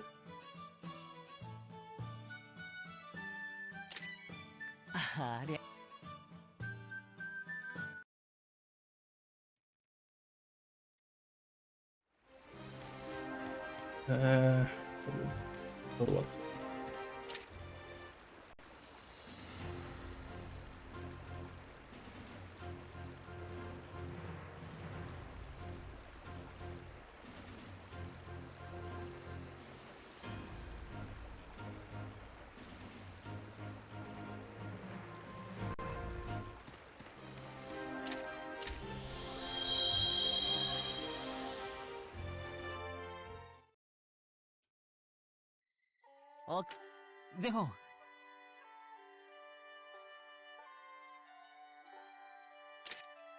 なん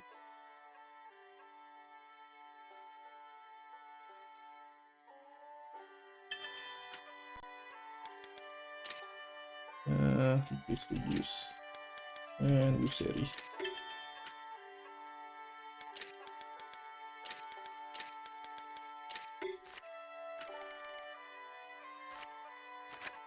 Alright, do some upgrading again.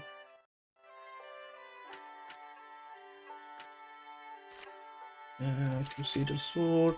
Wait, 1, 2, 3.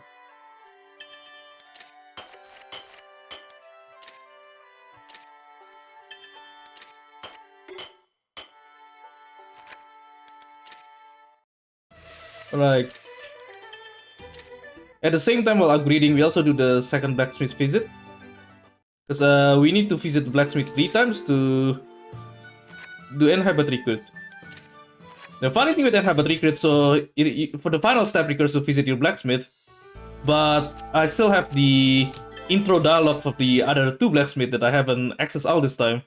So before I trigger the inhabit final recruiting dialogue, I have to do the intro dialogues of those 2 other blacksmiths, and that's why I actually have to visit blacksmith 3 times to actually recruit inhabit. And at the same time, I'll just do that visit to upgrade my weapons as well. Anyway, now we go to the Westmount High for an important recruit.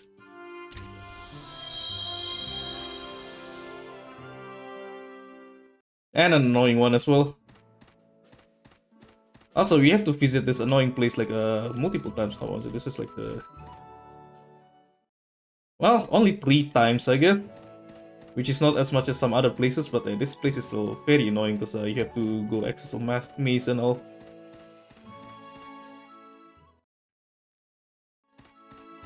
Yeah, so this place is kind of acts like a maze. There's some walls that is not visible on the mini map there, so you have to figure out manually like, oh, where are the walls?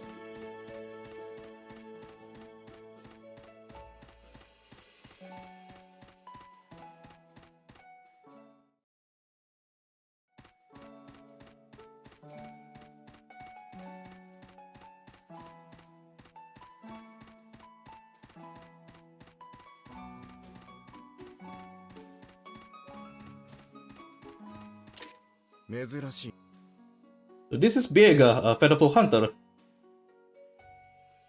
And to recruit him, you need to prove your worth by obtaining 10 white tiger meats, which means you have to kill a bunch of white tigers in this place until they drop enough meats for you to get 10.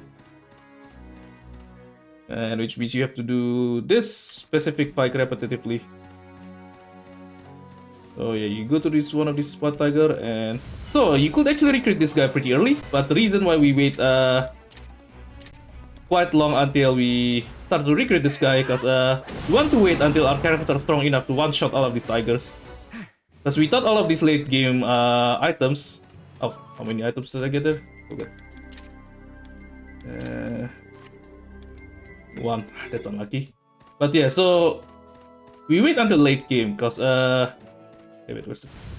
wait until late game because we need to have our characters be powerful enough to be able to one-shot all these tigers at once.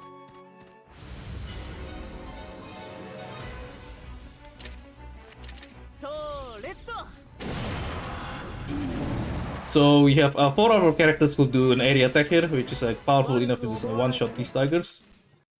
Forget to check my... I shouldn't mess too quickly there. Okay, 3. That's kinda unlucky. And after we do a white tiger fight, we just go to another enemy and escape to respawn the tiger. Kinda sucks that we have to do all of this, but yeah. The game for some reason wants us to keep grinding this fight over and over.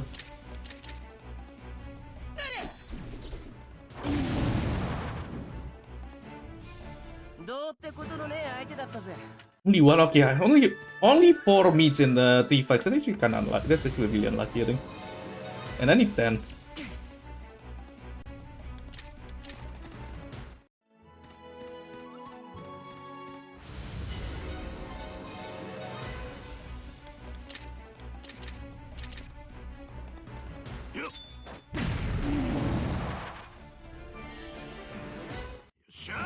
次行くぜ。 That's very, very unlucky. 5 meets in 4 fights. Usually I only need like, I don't know, like a 5 to 6 fight for this. But this time I might end up needing 7 here with the way things have been going.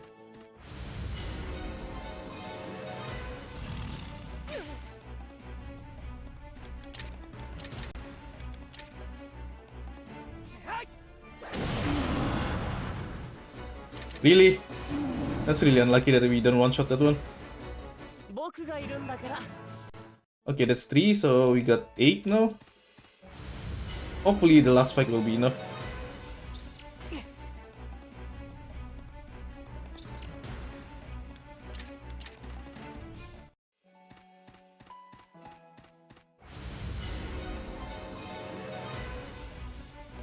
Hmm.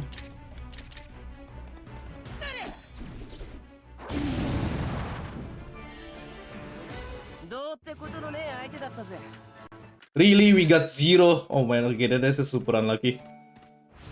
I think how much I fight by that? 6 already? Yeah, I think this will be 7th fight.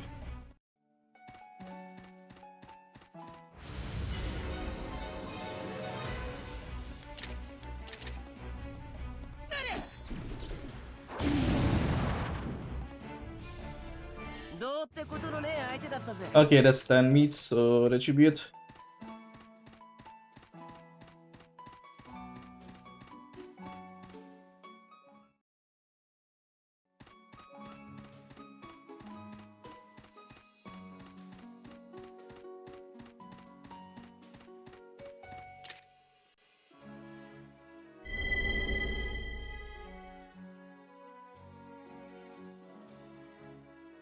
Okay, now that we recruit Vega, and it will unlock a bunch of other recruits.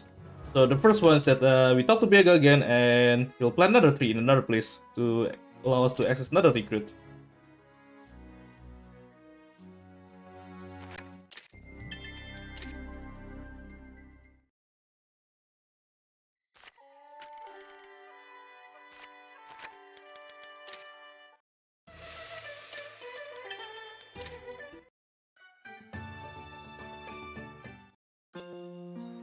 Okay, now we'll just continue the story first.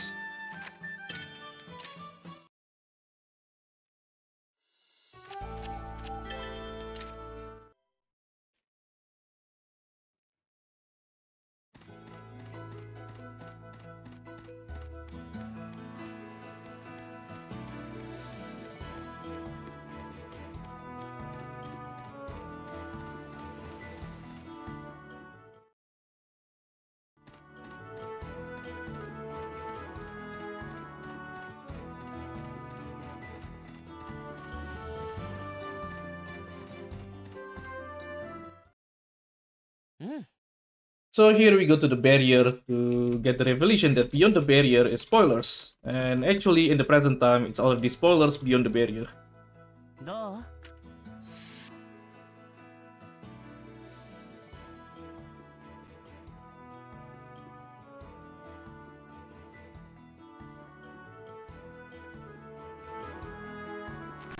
And we need to go to the same to the tree on this place, and it's faster to just exit to the world map and re-enter it because the tree is closer to the entrance.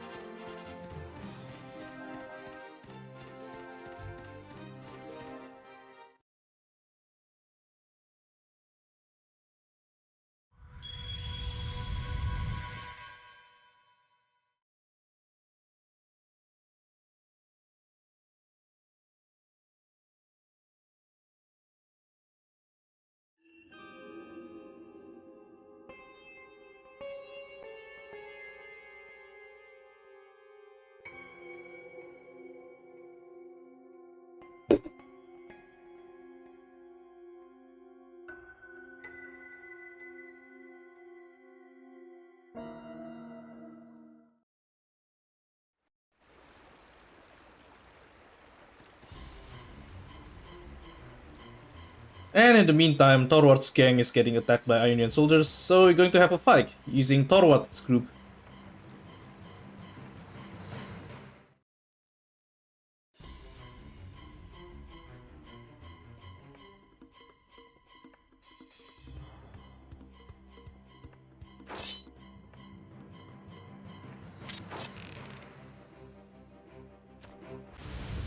So this is kind of like a cinematic fight really, all the opponents are very weak.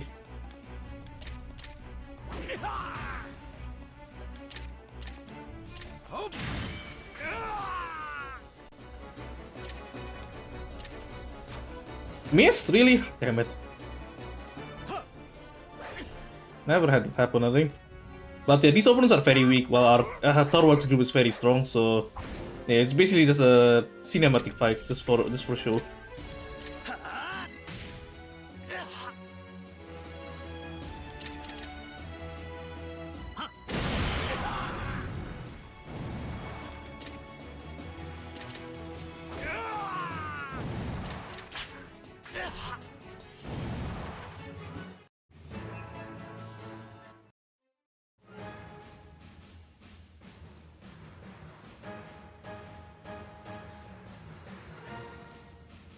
The HD textures of these soldiers looks kind of weird when you see them from far away.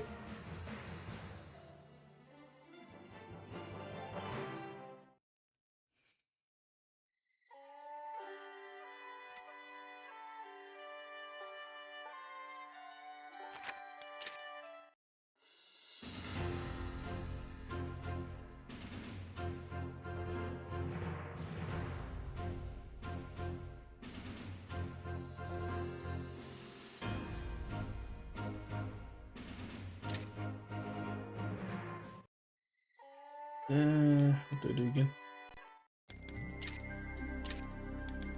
Right, get radius and set unite.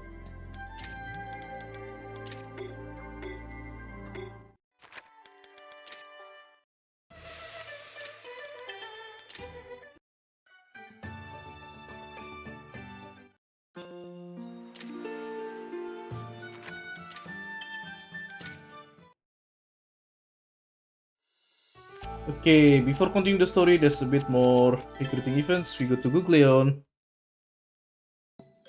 Go to the Armorer, we'll unlock all Mars recruitment events. Then we go to the item store just to buy some medicines.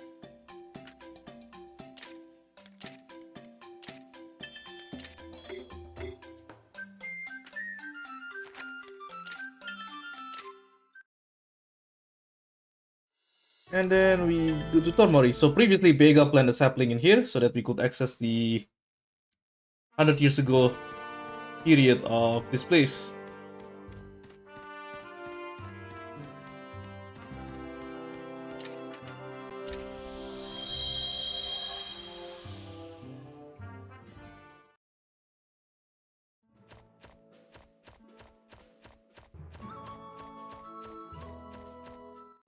Damn it. One reason we have Regius in this party at the moment is because all the recruiting. So this character requires Regius to recruit. So this old man is named Mudogara. He's basically like the last ninja of the Yuga descendant on this timeline period. What does Yuga means? You'll see later when we finally see more Yuga people in the 200 years ago timeline. But anyway, for this, oh, actually, shouldn't do anything with this duel. Like, I forgot, this duel, you weren't meant to do anything. Right, it's actually 2 duels against this guy. The first duel, you don't need to do anything, actually. Yeah. It's only the second duel where you actually need to fight him.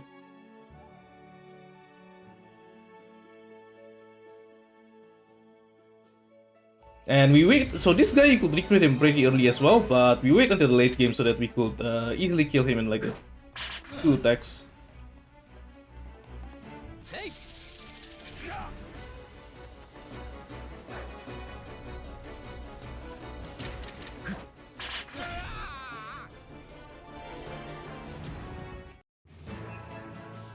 I think on my playthrough, I actually have kind of trouble beating him because my dagger is still kind of weak.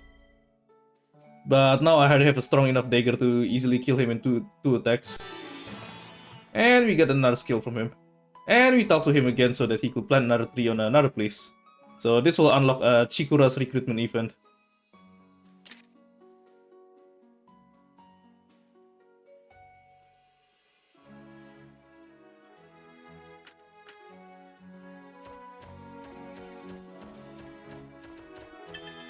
And we're just gonna exit manually so that we don't have to use the headquarters. The exit spot is very close there. And we continue with the story. What was it again? Rumors. Wait. Did I forget to do something?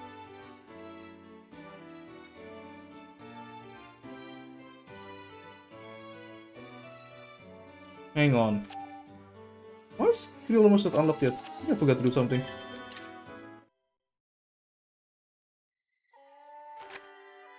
Oh, right, I guess I selected the wrong choice in this. Ah, damn it, that's good. Okay, that was dumb. I selected the wrong. I forgot I have to select the second choice earlier in the dialogue here.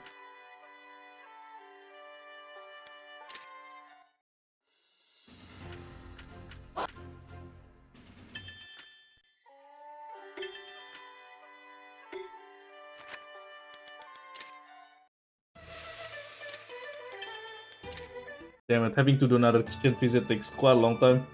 That's quite a time loss.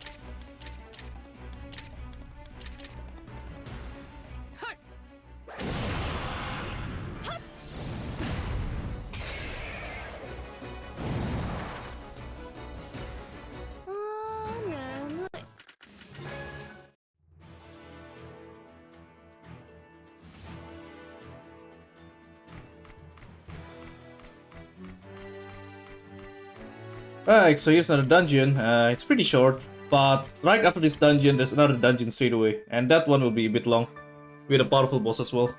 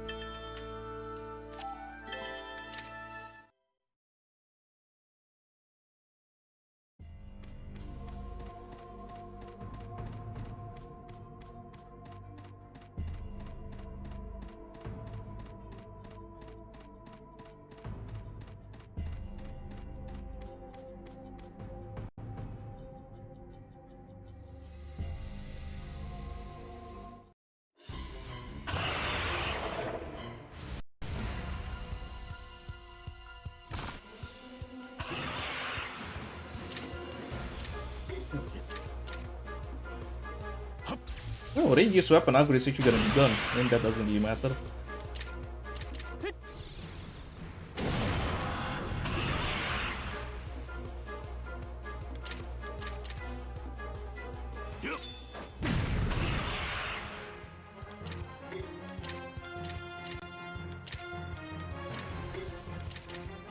Not sure if I even need the final skill from Mira, but whatever, might as well just use it. Yeah, this Terra Chevalier have a lot of health.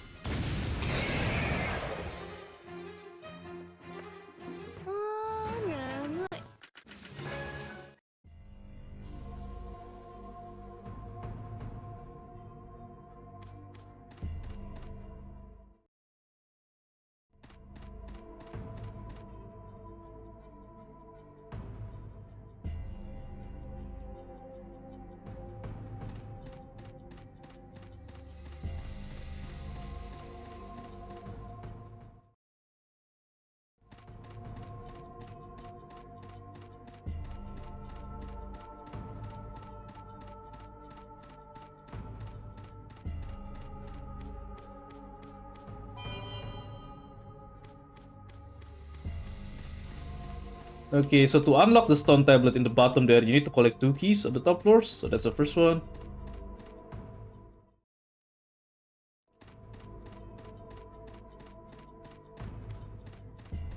This dungeon is actually it's actually kind of straightforward. It looks a bit annoying at first, but if you know where to go, it's very straightforward. It's not that long.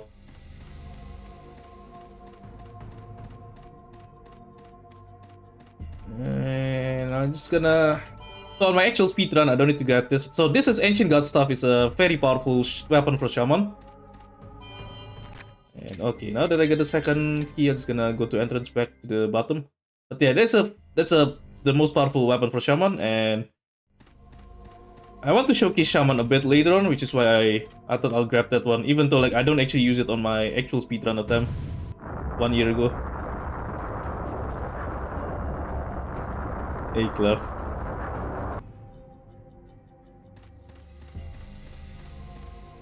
Reading that message actually hurts my brain, seeing the double negative.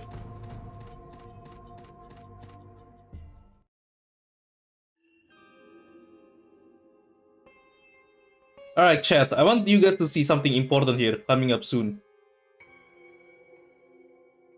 Look at this. See how tall the books are? See how huge the books are compared to Regius' face?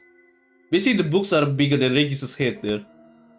It's like half of his height and it's thicker than his head. And Regius reads all of these giant books in 1 minute, just in the short cutscene.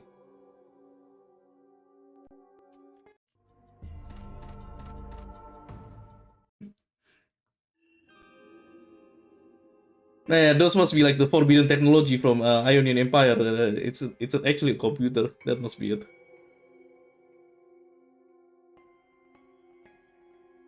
Big books for big brains, indeed.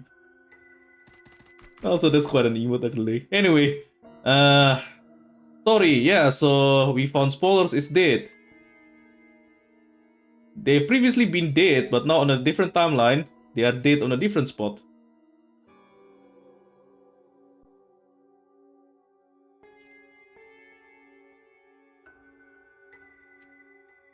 And so, upcoming boss fight. This is actually a rather dangerous boss fight, but because we have our Reunius Magicite and our other late game skills, we could kill this boss quickly if everything went smooth.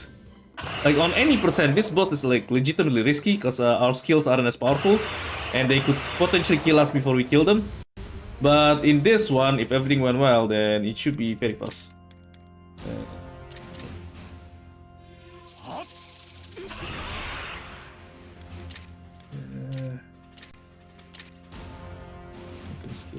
So first things first, before the actual boss himself, we want to kill this Terras Chevalier.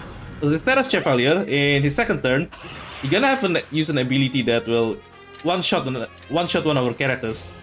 So we want to get rid of this Terras Chevaliers before he could kill someone.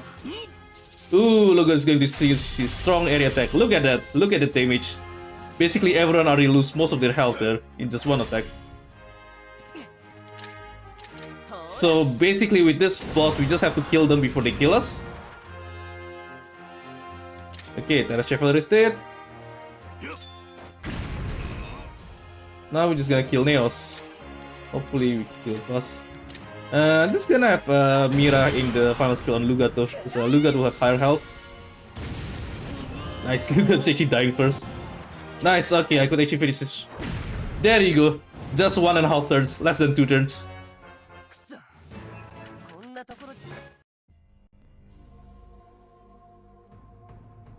Yeah, Clef, this boss is legitimately strong. Like, if you don't know what you're doing, they could kill you quickly. And hey, Nauta, welcome.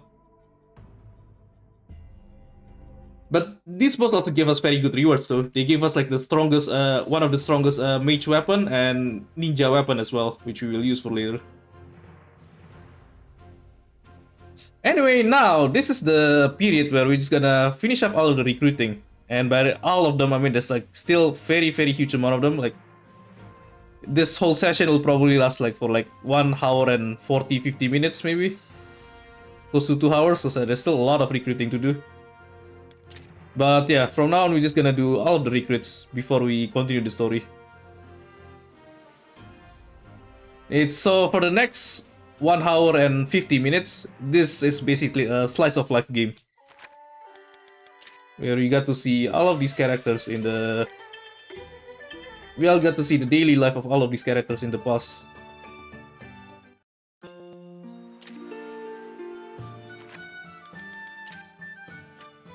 Oops, wrong place.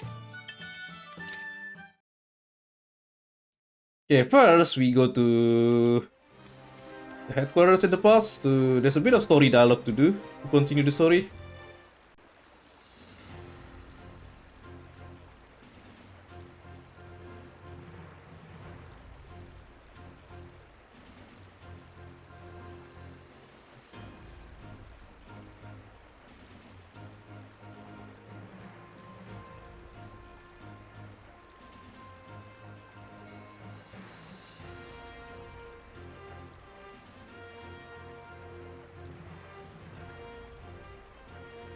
Now, in this spot, there's 2 recruitment events that we could have done very early on the game, but we wait all of this time near the end of the game until we finally do it.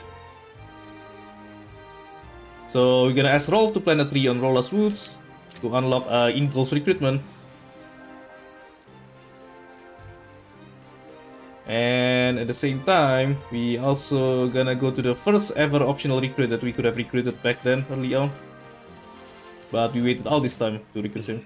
So this is a giant man, but he's actually a vegetable chef. So it's one of those characters that goes against his trope, and I'm going to use this opportunity to showcase this dialogue between Sharp and Geralt. Because most people recruited this guy very early before Scrap is unlocked, so not a lot of people ever seen this dialogue.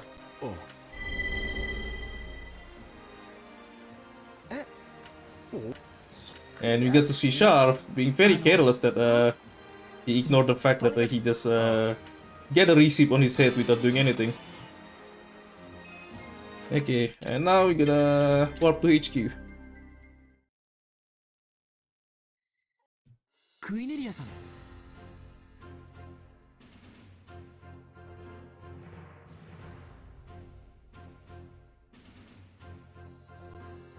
Bit of story dialogues, unimportant stuff.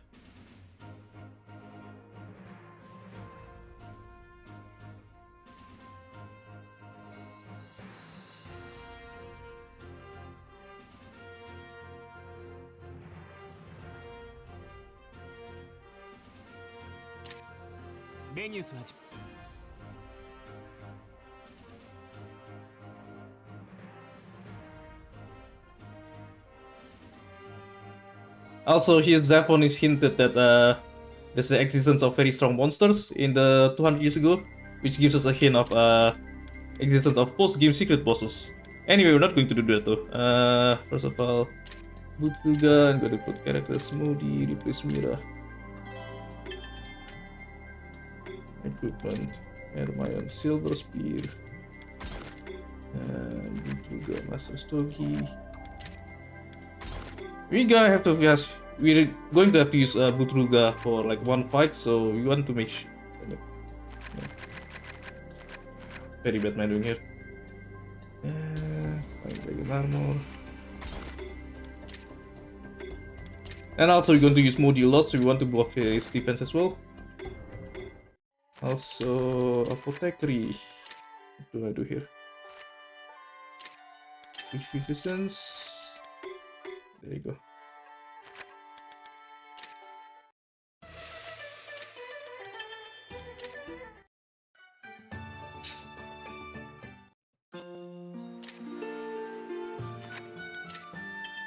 I mean, as if you have literal kids becoming Star of Destiny in the previous games.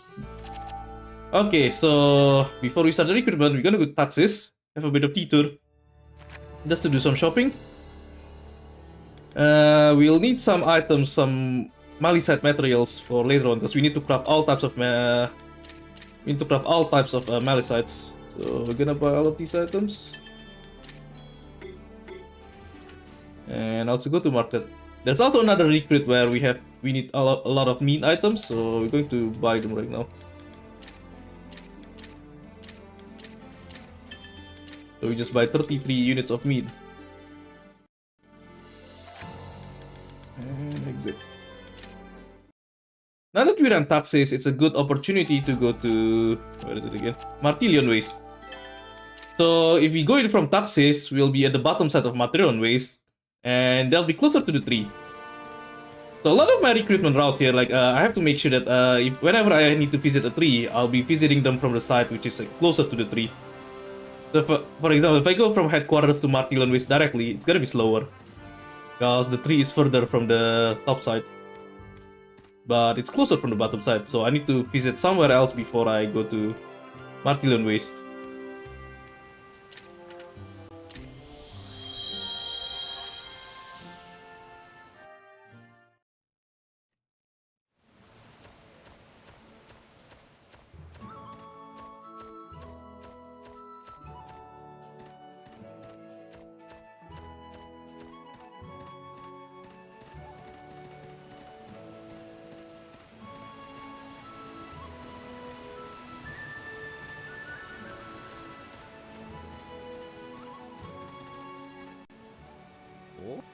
And we meet Chikura, a Maliset crafter.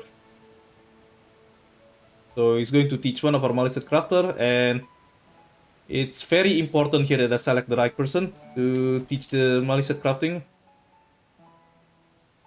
So I have to select Utse, because Guaini will,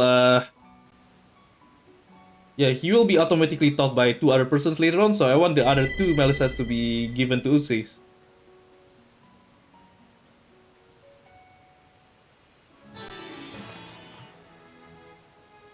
And after Chikura, we could ask him to plant a tree again on another place called Southern Highway. And that lets us access another Maliset crafter. Okay, now I'm just going to walk to headquarters, because it's kind of far away to do the manual exit.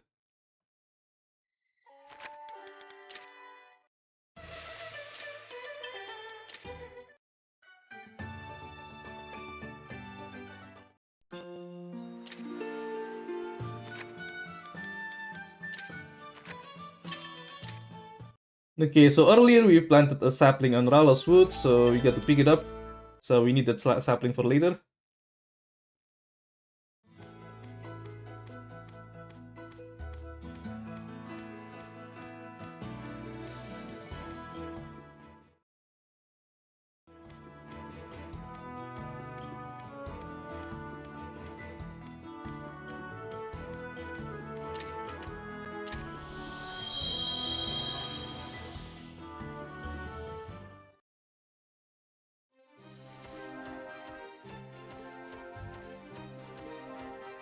The character in this area, it requires a bit of a long walk, unfortunately, so it's kind of annoying. Over 3 screens. And I have to hit. Damn it. I could have avoided that, I think, if I walked more precisely, but yeah, sometimes it's in an awkward angle.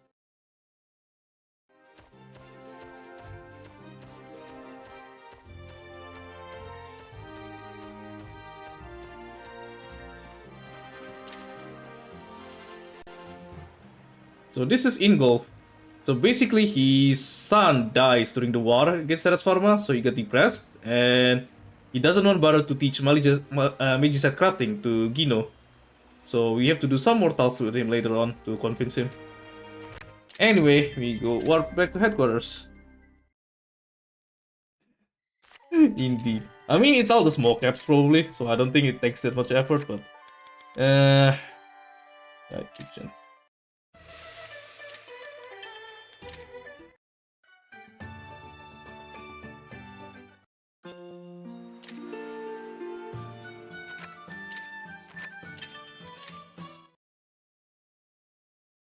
Okay, so earlier we also planted a tree on Southern Highway, so it's time to take the sapling back and do the recruitings here.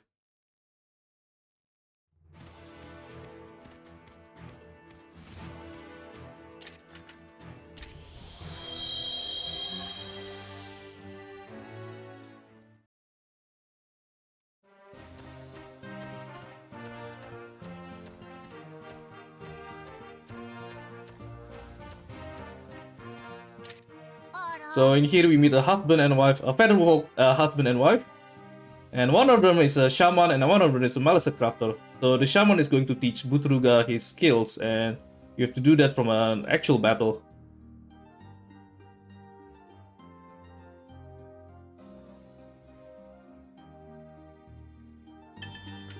Yeah, this is gonna be a pretty long battle.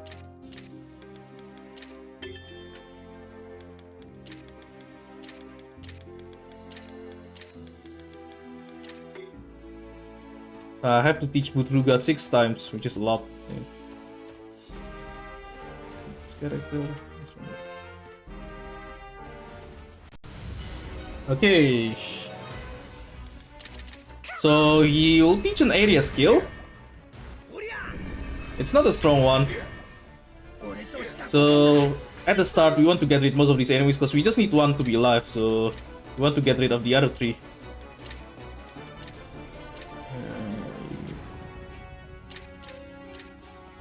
And at the same time, Modi could use Refresher to fill up his stamina. So we have to teach 6 times, so we need a lot of stamina. And yeah, Modi have to do one of those refreshers. In the meantime, our other characters can kill the other enemies and just leave one alive.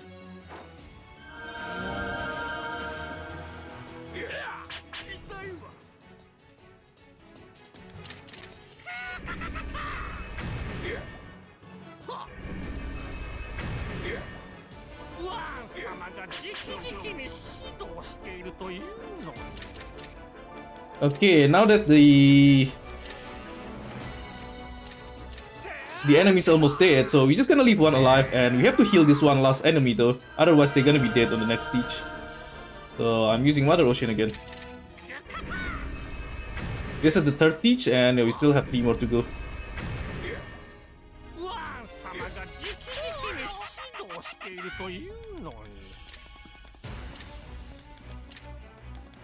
Yep.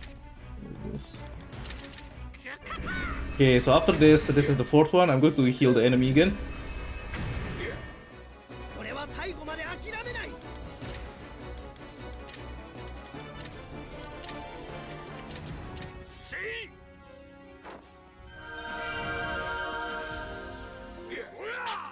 Oof. That kind of sucks. I think I have to heal. I have to do another healing, I think. Otherwise, there's a chance if he hits Butruga again, Butruga might die, and I have to revive Butruga, which is gonna be kind of a time loss. Oh well. Although that means I have to attack. If I heal the enemy twice, that means I have to attack him even more as well. Anyway, that's a 6th teach, so I've done all the teachings now. I just need to kill him. Okay, hopefully this will be enough without me having to menu a bunch of skills. There you go.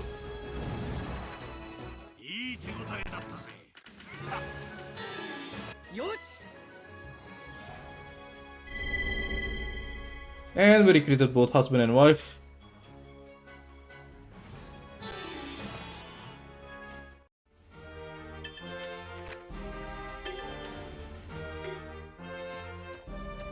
And the exit is closed in here, so we could just manually exit without warping to the world map.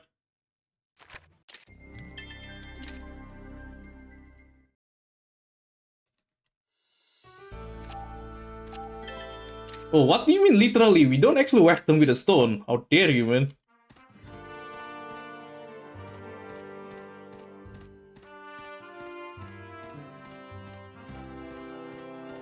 Right, back to this place. For some reason, this game wants us to visit this maze multiple times for the recruits. So yeah, we just have to do it.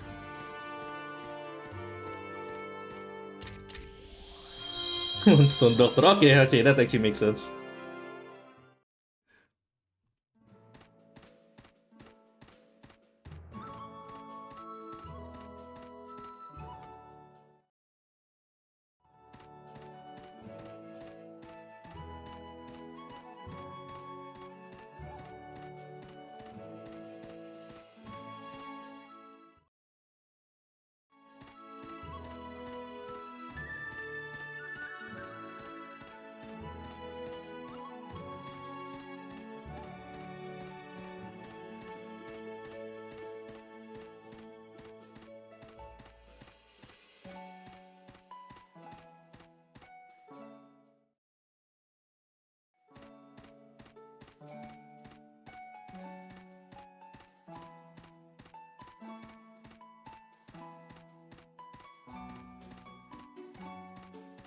And we went all the way here just to ask him to plant another tree. Very fun. So this is to unlock all Mars recruitment event in Cedar's Forest. Now, and unlocking all Mars recruitment event is important because it unlocks the 100 year ago timeline on Cedar's Forest, which we will need to access the 200 year ago timeline later on.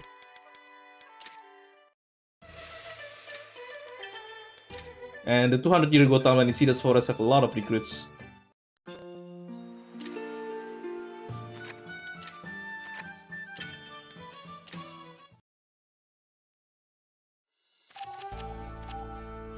Right, Behemoth Tree.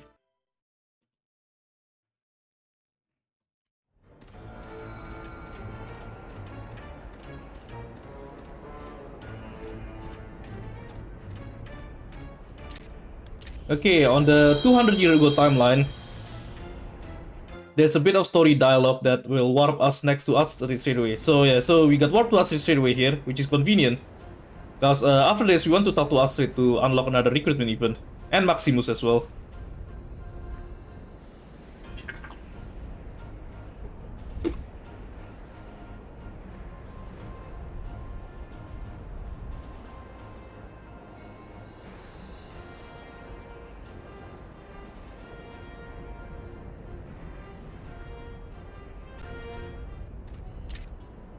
So we also have a Featherfall in our party, so that unlocks Diriri's recruitment event.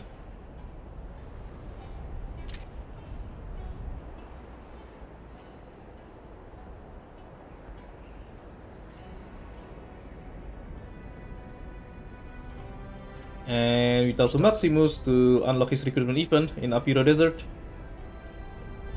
where he'll teach us the hero's final skill. Anyway, now that we are kind of close to the tree, we're just gonna go back and manually exit to the present, so we don't have to use the headquarter warp.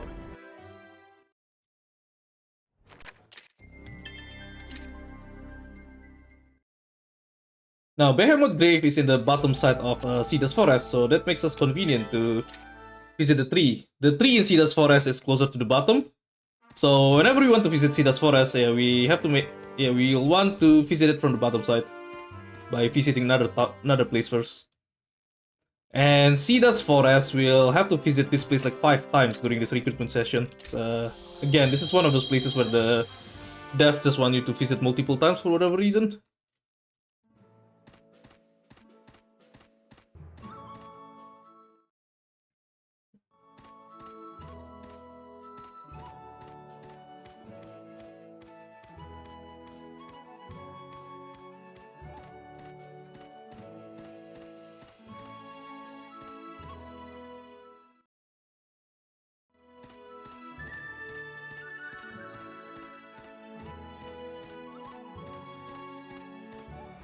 And earlier, the story of this recruit, so we were about to visit an elderly ringmaker, but this ringmaker is too old and he already passed away by the time we tried to visit him. So this is his grave, and we can meet him and learn his skills.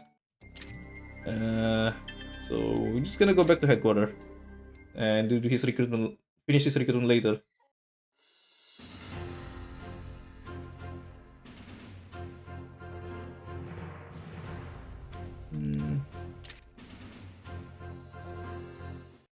Okay, some menuing choice change. What is it?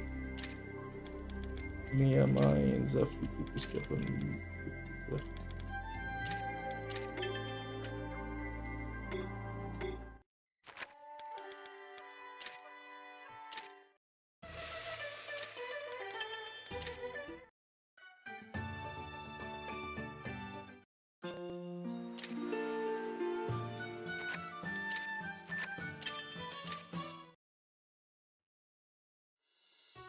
Okay, where's Tormari here?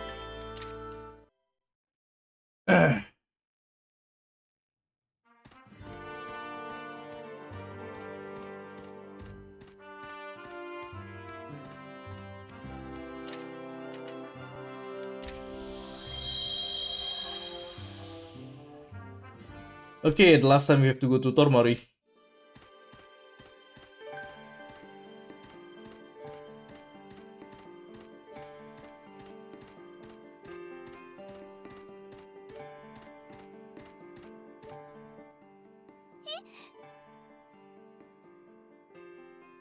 So we got to meet a Featherfolk princess from 200 years ago, and we have to bring Meamai. So this Featherfolk princess is a bard, just like Meamai, and she'll teach Meamai her song. But of course, with bards, all of these songs are still like relatively useless. So yeah, we're not going to bother actually use them in the battle at all.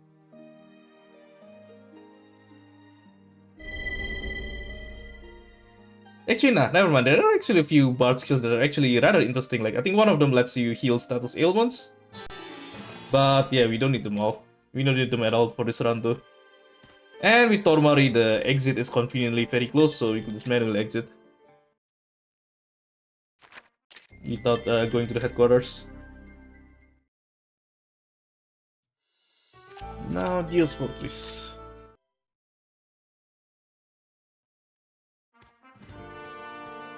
So last time we visited Dios Fortress, we talked to Warg, and Warg said he have a chef friend who will left his receipt somewhere for us to look at in the future. So we're going to see this receipt of his.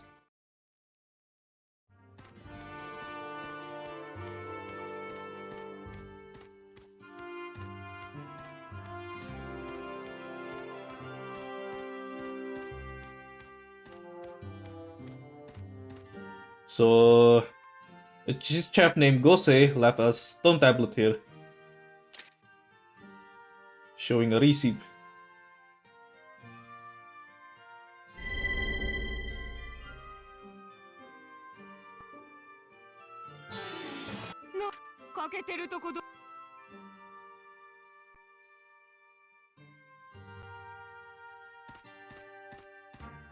Then we go to the tree.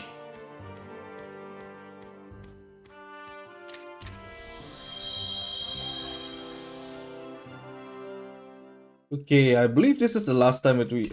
Actually, yeah, this is the last time ever that we'll ever go to Dios Fortress. Fortunately, because you need to do a lot of walking to this place to get to the tree. But yeah, we're going to ask Berenic to plant a tree on another place. That's how, like, I think 80% of the recruitment events in this game, like, it started by asking someone to plant a tree somewhere else.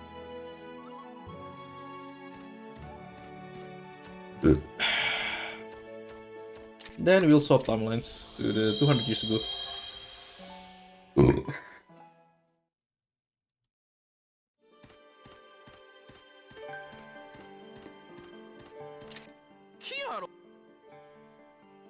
This is Odo that we talked some time ago, and now his recruitment event is available, so he's an apothecary and he's going to teach us a new medicine to craft.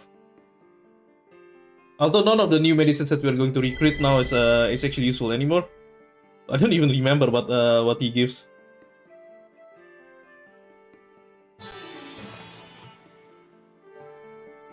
Okay, what to do? Okay, this is Yu Draya, a very old shaman.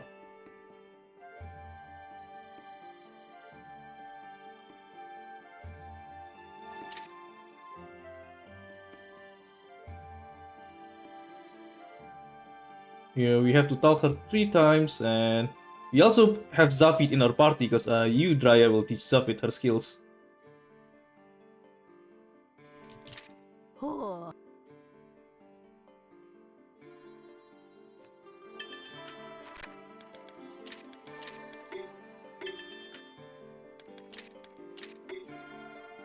And talk to Odo again, and so we could ask him to plant a tree.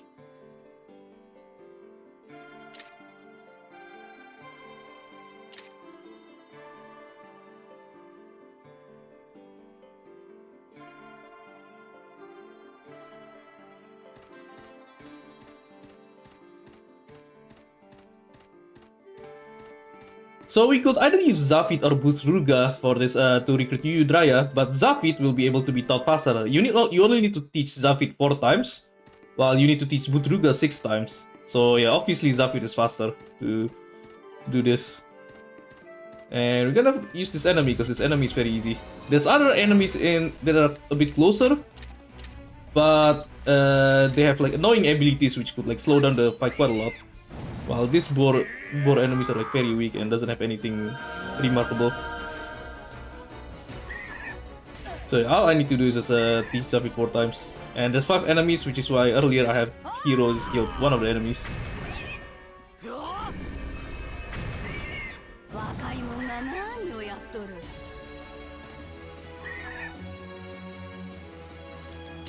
はっ。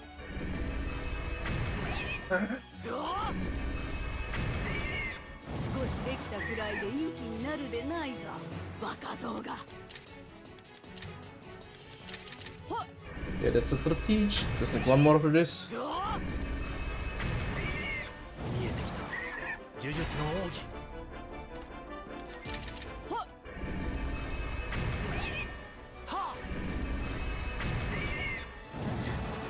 わしもじゃったか。おう。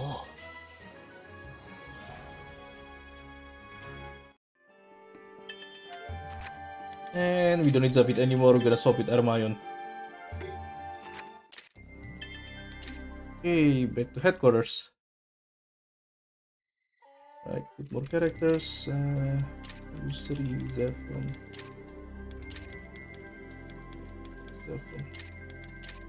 Stories.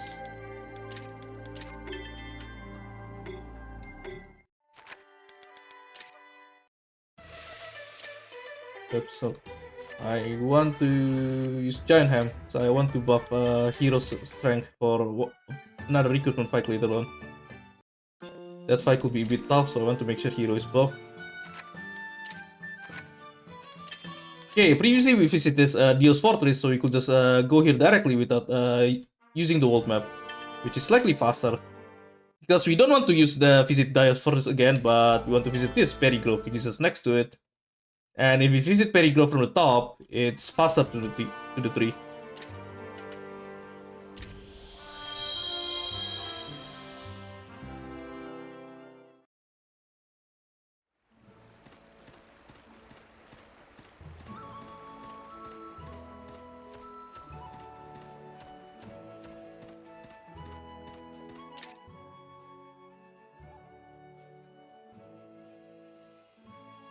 And here we meet Mazarika, who have the same swordsmanship style as the hero, so she's gonna teach her skill to Hero.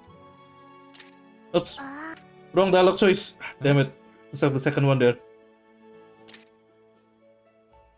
I mashed too quickly, I think. いいな。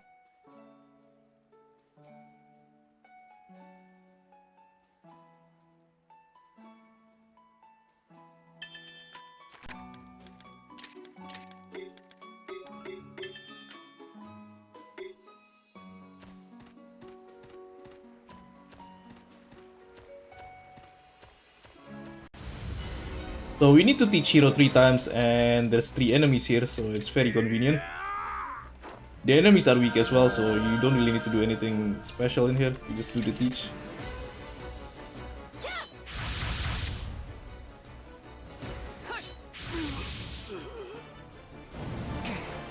これじゃダメだ。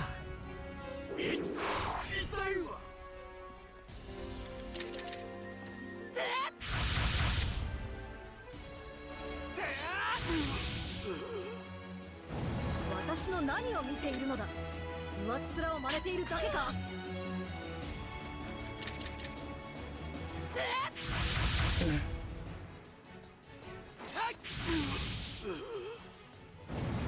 の光はまさか。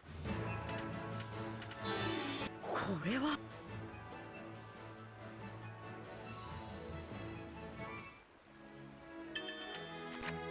Okay, we're gonna use Susuri next, so she's gonna put her back.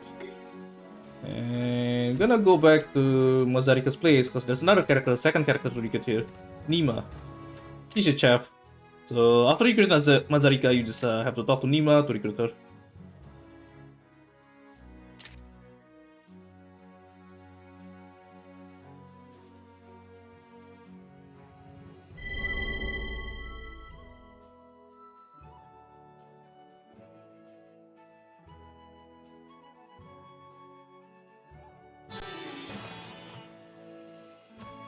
Now I'm just gonna exit manually from this place. Ah shit, that enemy is in the middle. Ah, damn it. Sometimes that enemy is not in the middle of the path and you could avoid him, but sometimes you don't. Oh well.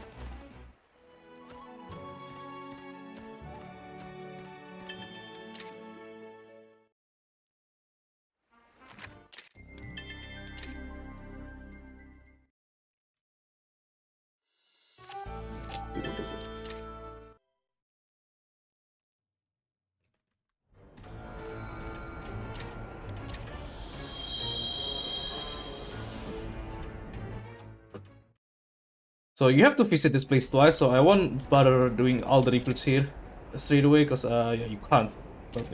Oh wait, I don't need to talk to him twice. So talk to him, and we get introduced to two new characters, Siu and Hugus. I'm not sure how to pronounce this guy's name, but yeah, one is an apothecary and one is a spearman.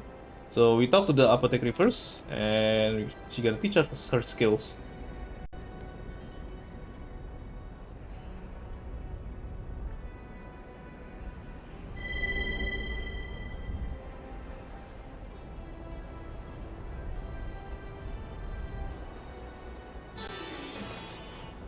And we have to talk her 2 more times for other recruits as well.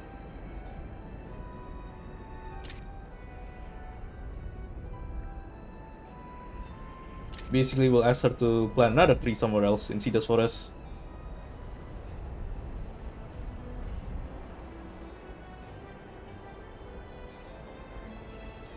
Okay, go back and...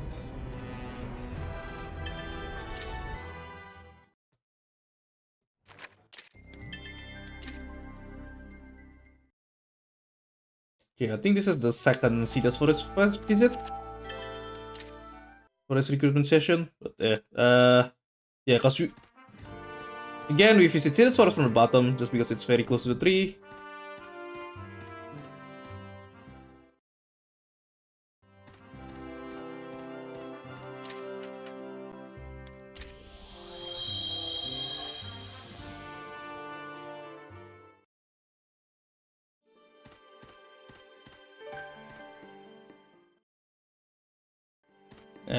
Here we have to do an important recruit, because recruiting him will unlock quite a lot of other recruiting chains.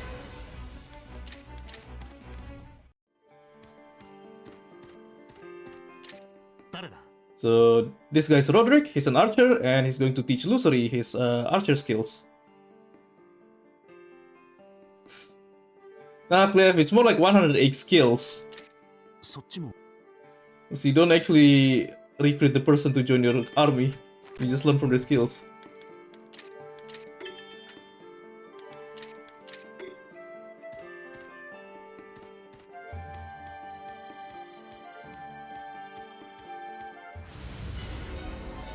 Okay, we need to teach 3 times, and this single enemy has a lot of health, so he'll take 3 teaches to die, so we don't need to heal the enemy, fortunately. But we still need to heal their stamina though.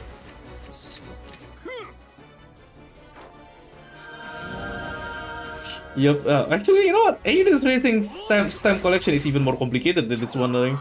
Someone want to actually recruit, someone want to actually do an alt stamp routing.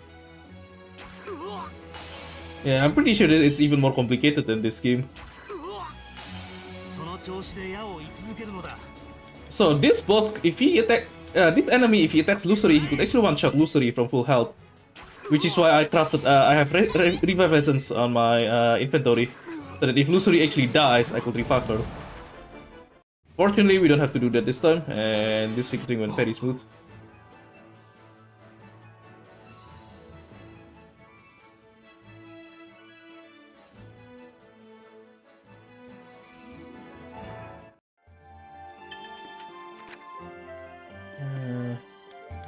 Okay, now we're going to use Lascaris, so he's going to replace Lucery.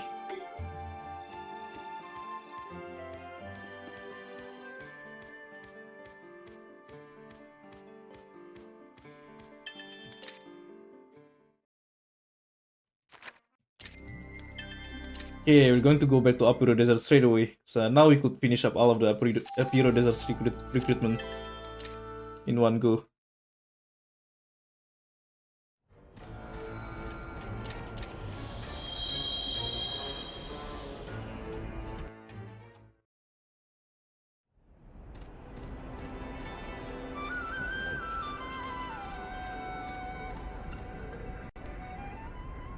So here's another archer. So this is basically Lascaris' ancestor, and he's going to teach his skill to Lascaris.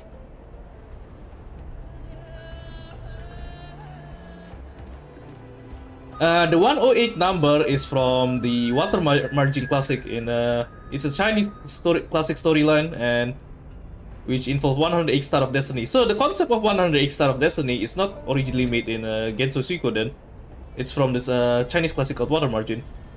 And Suikoden is basically the translation of Water Margin. Well, no, I mean, Water Margin is the English translation of Suikoden. So the term Suikoden is actually not an original term made by Konami. Good point, Clef. Yep. Okay, here's the easiest enemy to do this recruit out of all the couple of enemies available in this place.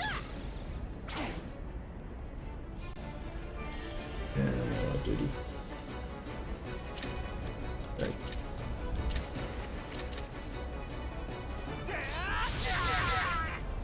So I'm just gonna have Hiro kill the enemy one by one, so that yeah, there'll be like less enemy attacks that we have to watch while Yaguas is doing his teaches. So we need to teach Lascaris 3 times here. It's an area effect ability. どうしたそれでもリユイスケの男か God damn it, the guy hasn't died yet. I would have hoped he would have died already. そら Okay, second teach. もっと教えてくださいご先祖様 Okay, third teach. There's a chance the enemy will die, but I think usually they won't die yet, so Hero have to do the last attack. Oh, by Hero I mean not Flick. Yeah, that's his name. Not Flick.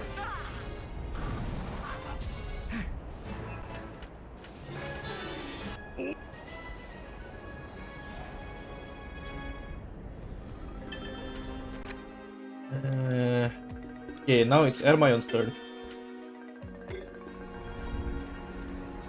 So we're done with this timeline, we're gonna go with the second timeline.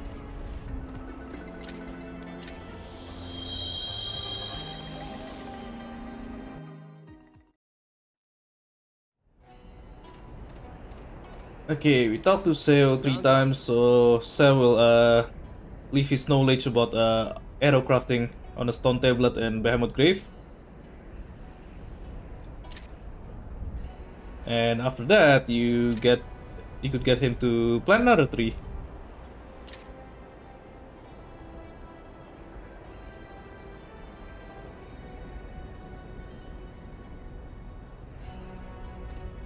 Okay, now time to... How do you pronounce his name? Hugis? Huge? Hugis? Whatever. Anyway, this guy's a spearman, so he's going to teach Hermione the spear skills. It's a very useful skill because it's a high damage single target skill, which is very useful for the boss fight.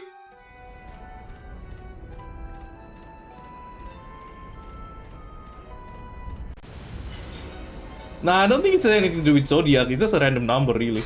That whoever's making the Chinese classic thinks it's cool. Right, so we need to teach Hermione 4 times.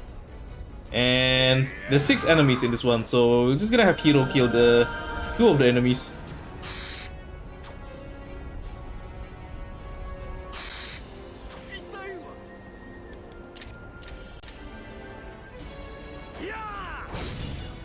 I have heard of that being skits, but I'm not sure about the details though. I'm not sure if it's like really true or what's the details.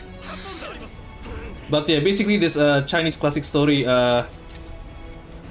Water Margin, and that's what's starting all of this 108 Star of Destiny. And the Genso Suikoden that Konami made is basically this kind of like took the concept and made it into a video game. 強くなられたいなら自分についてくるであります Okay, I need to refresh the stamina again because this ability costs 50 stamina. Melody.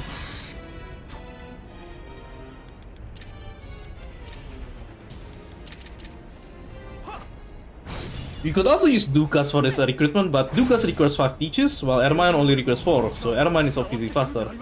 And also, I do want to have Hermione get this skill, because it's actually useful for her later on the boss fights. 今のは よし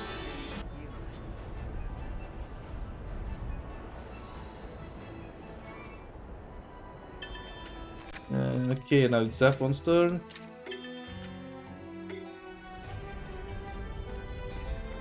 Okay, potentially tough fight is coming up here. I'm gonna equip Speed Star on Hero just so that he boosts his speed, and yeah, I want to make sure he's fully healed. I don't need to heal Mode either, actually. Whatever. Okay, so to trigger this recruitment, I need Zephon in my party. Although I'm not actually going to use Zephon in the fight.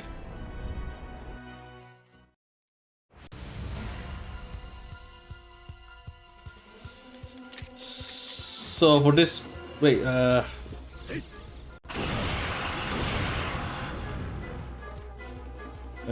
So yeah, we fight a bunch of Terra's enemies, and this one, the Terra's Timita, the flying one, that's the strongest one and most dangerous one. So you want to kill that one ASAP. If the enemies are attacking heroes, the not click multiple times in a row, then not click may actually die. And if he dies early, then this fight could be end up quite a lot slower. Okay, good. That one dies. Okay, now I'm actually fine, I think, because not click still have a rather high health.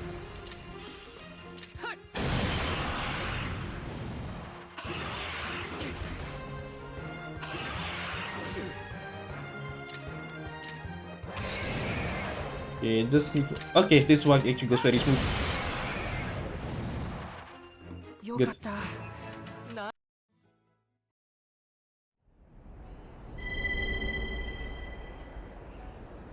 And we get the last kill for not flick. Right, back to headquarters finally.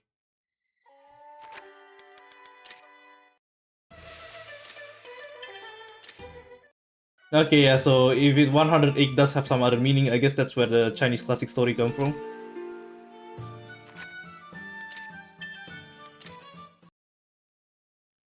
Okay, back to Apiro Hills. We'll have to visit Apiro Hills multiple times because the next recruit that we will see, the game wants us to visit her like 3 different times for whatever reason.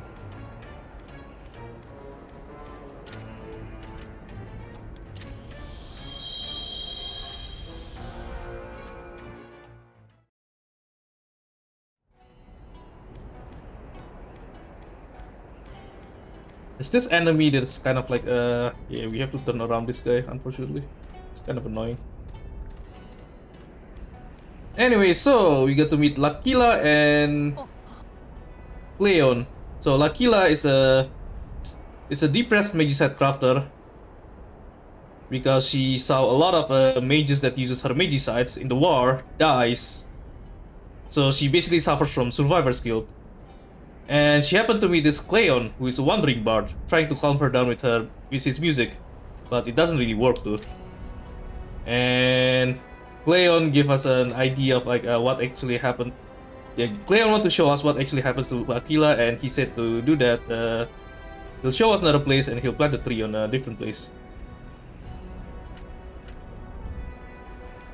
Anyway, we'll just exit this place manually and go to another place.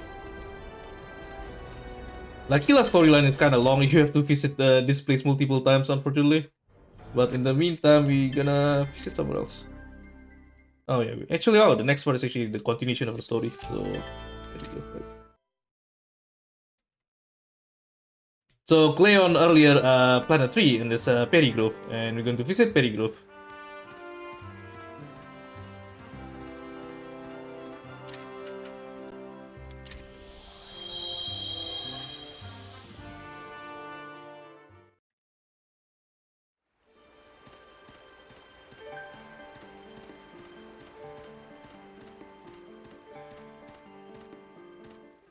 Damn it. That one, you could avoid it if you're lucky, but it's on a narrow path, so usually you don't, I guess.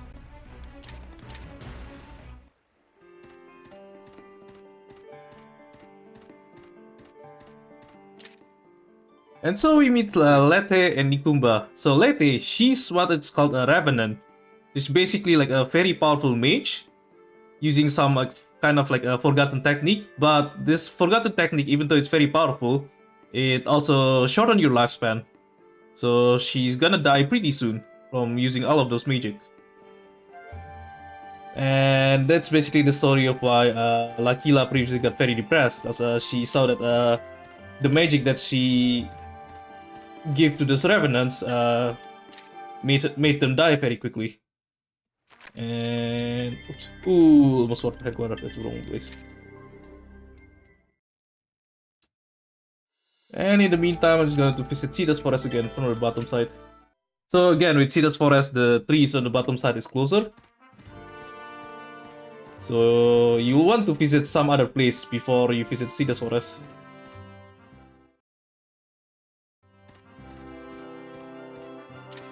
Ah, wrong timeline.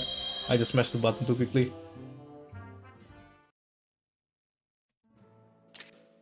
And, I made so many mistakes today.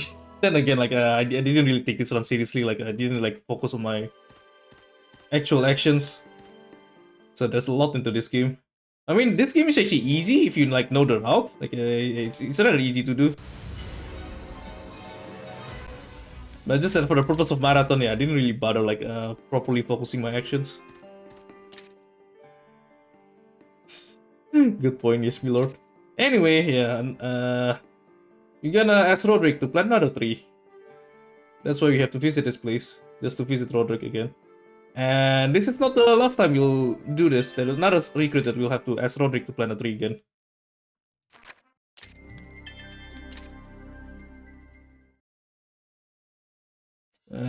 Okay, go back to Imperial Hills, and we'll visit Lakila again.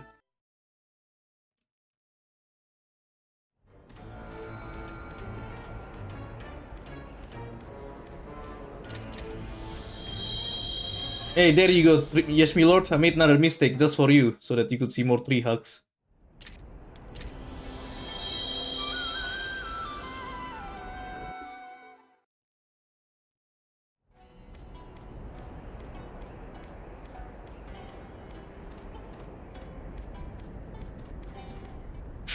And this enemy catches me this time.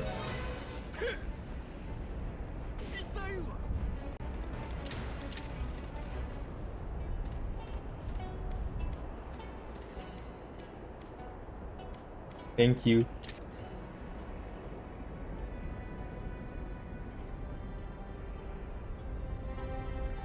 So Lakila want to meet the Refiant that we meet earlier.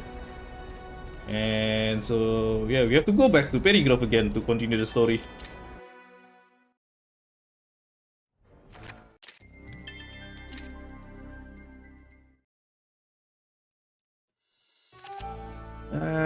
Now it's a good opportunity to visit Martillion Waste from the bottom. So again, this place is also another place where the tree is closer on the bottom side.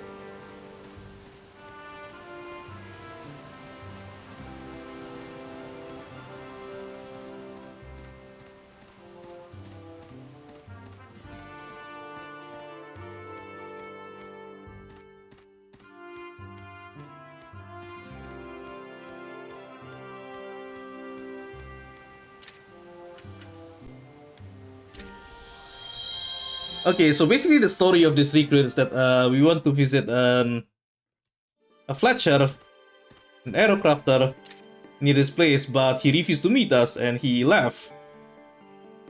So we only meet Roderick again, and Roderick just said, "Oh, nah, this guy isn't interested to meet us."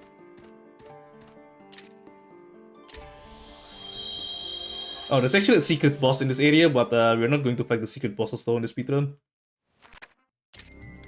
Anyway, back to Perigrove and continue Lakila's story.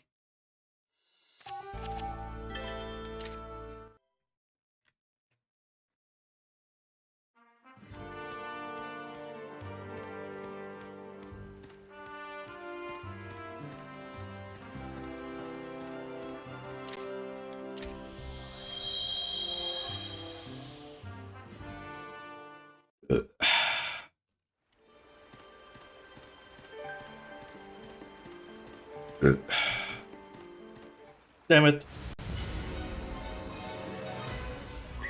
Usually this guy is easy to avoid. I think I just accidentally went too close to him. Oh, also, like in my actual speedrun, I didn't bother changing my leader character, and I think Modi has a bigger height box than the main character.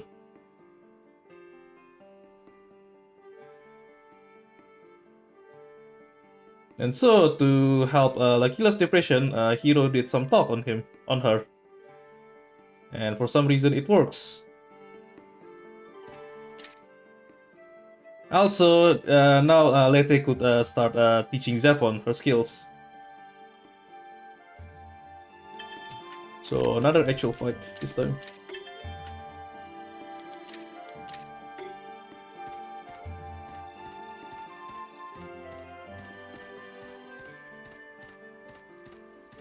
Not going to do... So these two enemies are close, but they're kind of slow to do because there's a bunch of enemies in this encounter.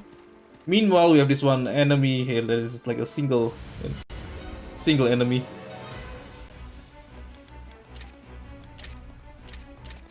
So this ability that we're going to teach takes 50 stamina, so we need to refresh, fill up the stamina of this of Letes.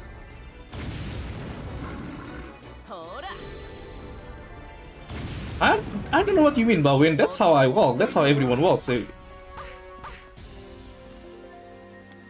Okay, so this enemy will die if we do second teach. So we have to heal the enemy first, and so that they don't die straight away.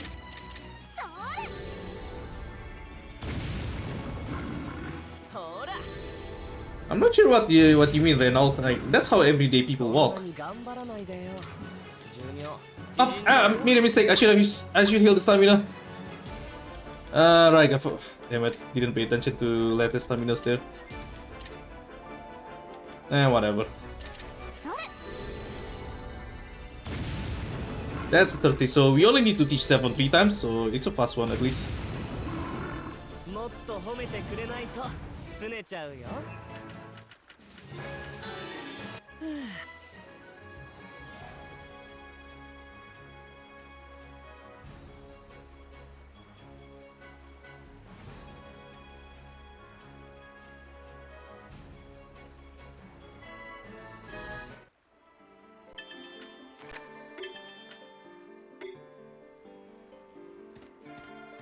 Okay, there's a second recruit in this place, but to actually trigger his recruit, I need to trigger this dialogue by exiting the timeline first and then going back to the 200 year ago timeline.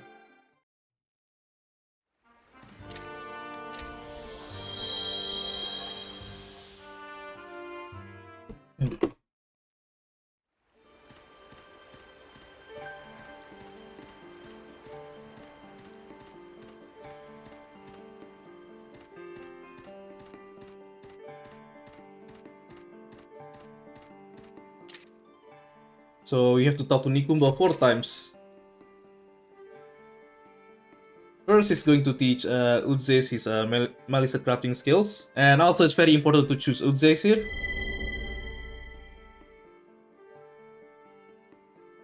Because Guaini already got 2 other Malisat skills by default. And we want Udzes on the other 2 so that we could craft the 4 Malisat types simultaneously later on. But anyway, so we talk, do Naruto talks to Nikumba, and that lets us to ask Nikumba to Planet 3 on another place.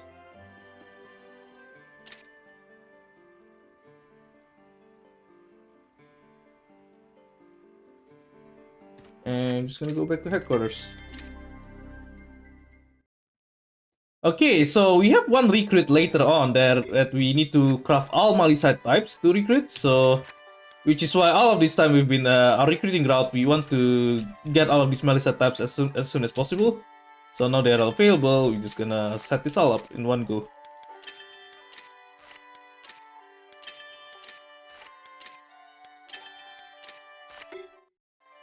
And now it's done. We also have to change our party members. So the Ilya, Regius, Fukuga. Jump one.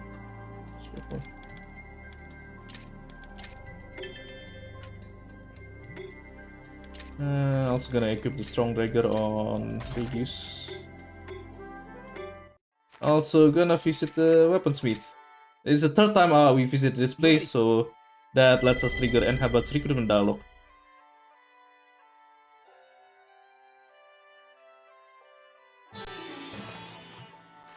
I'm just gonna also upgrade this. We're gonna upgrade Regius' weapon as well, because you have to do duels with it later on. and we want to maximize our chances. What is it? Yeah, that should be it. Right?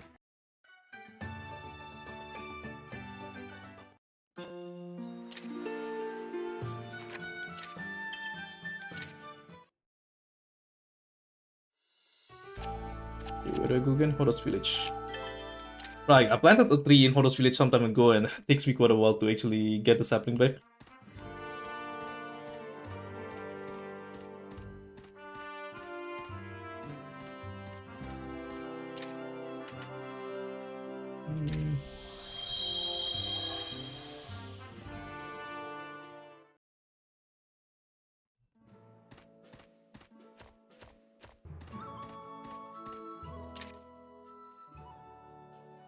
First, we will recruit Wafdi. Okay, so this one with Wafdi, I purposely selected Evil because Evil's dialogue actually is a lot faster. Like there's 11 less dialogue boxes with Evil compared to Oya.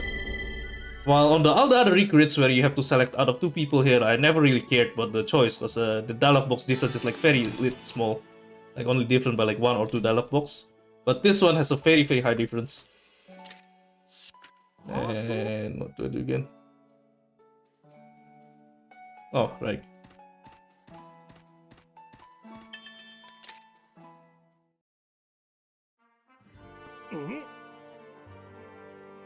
And after you recruit Wafdi, when you go back to the present, you trigger another recruit by the name of Maswar.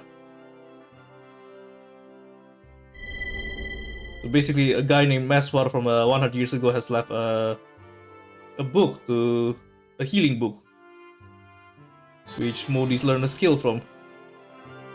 And after this, we have to go back to the tree again, to that same timeline again.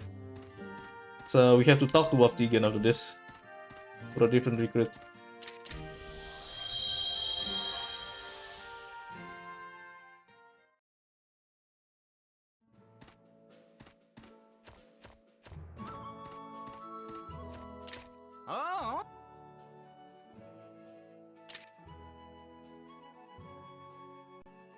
So this is Yoin's recruitment event, which started some time ago in Martillan Waste in the 200 years ago timeline. And to finish it, we go here in the 100 years ago timeline. Because basically the story is that he left an artifact 100 years later for us to look at. And there you go. Alright,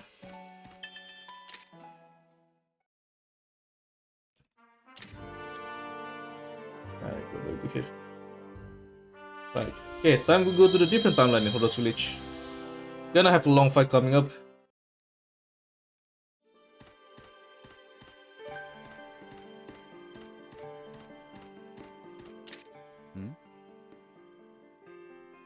So this is Ufred, he's a martialist, and he wants us to help him cleaning out the monsters in this village.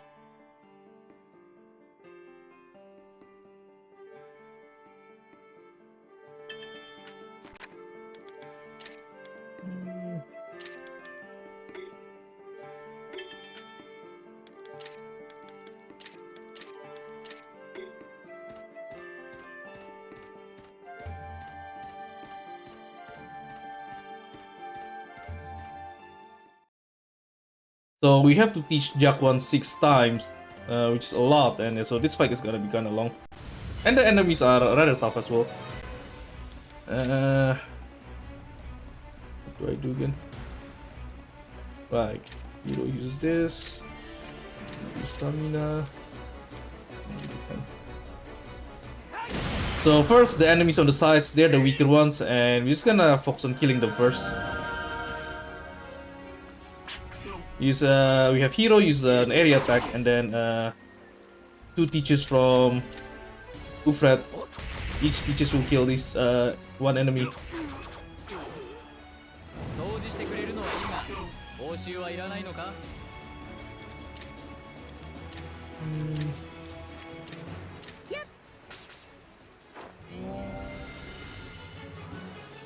I should just use my devotion actually. Ooh, what the hell? Okay, what the hell? Okay, that's very dangerous. I never seen Jakwan health goes that low in this fight. I need to heal Jakwan ASAP. This kind of sucks actually. That's fine. Actually, nah, I use heavenly drops instead. That's actually better.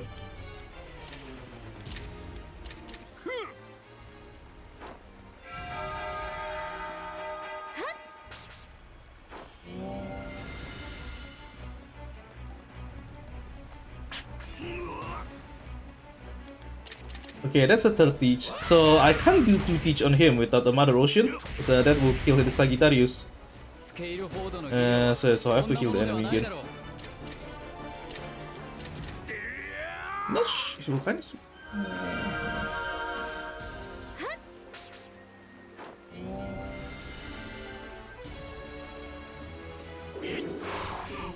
The hell you keep hitting Jack? What the hell, man? Damn it, won't have enough stamina for the next one, isn't it? But that's the 4th teach.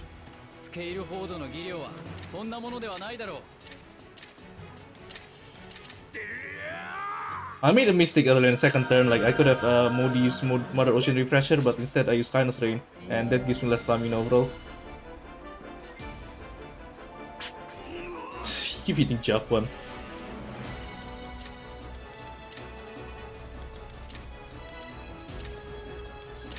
Actually, nah, I'm just gonna use this. Hey, oh man, so many misclicks.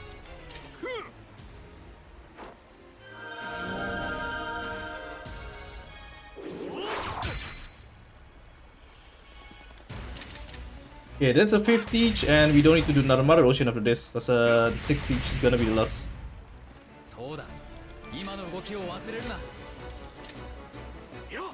Phantom Knight, I'm the only one who ever run this game. So that's why. I've done runs of this last year, so I think the runs are decent enough, and I'm not interested in like doing a proper runs anymore. But it's gonna be fun to showcase this on a Suikothon too. And there you go, 6 teaches on Jack one this fight.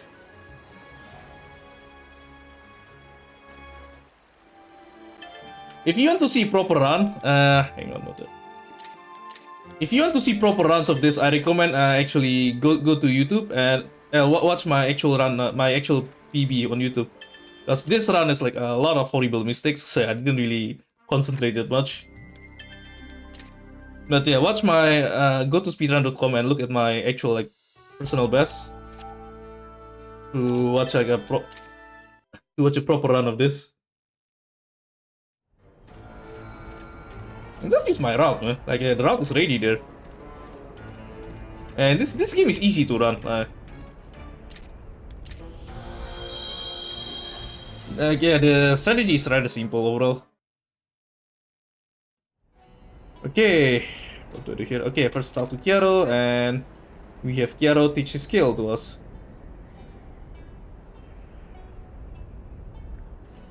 Nah, Alexander is not interested in trees anymore, we have. I don't know why, but I think he's get angry with trees for some reason, unfortunately.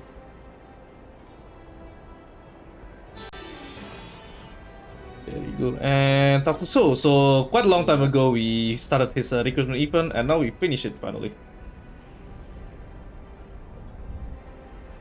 So now he's awakened from his slumber. He's going to give his knowledge to us 100 years later. Okay, go to the right side.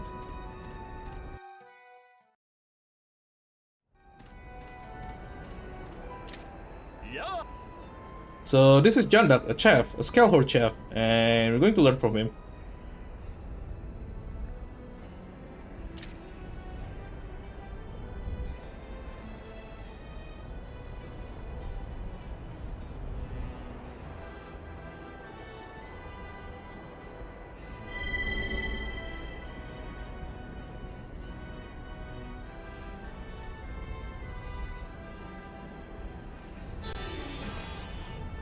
And after that, talk to him again so he could plant a tree on a different place.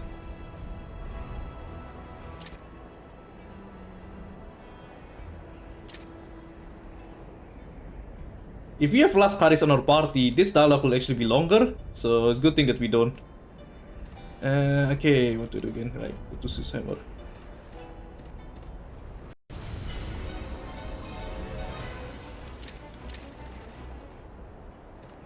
Okay, earlier we've been searching for a Sushammer, so here it is.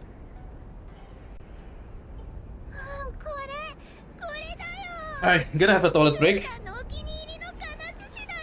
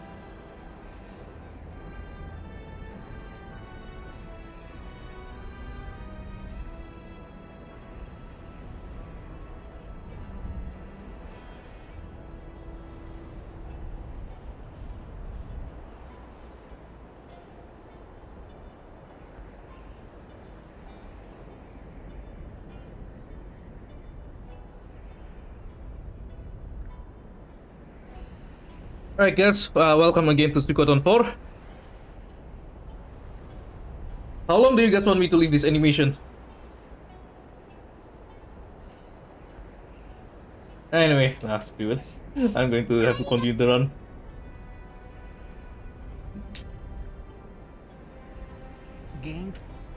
Yeah, maybe instead of showing Suikoden Tercaris, I should just show this over and over. Okay, so we actually have a duel now.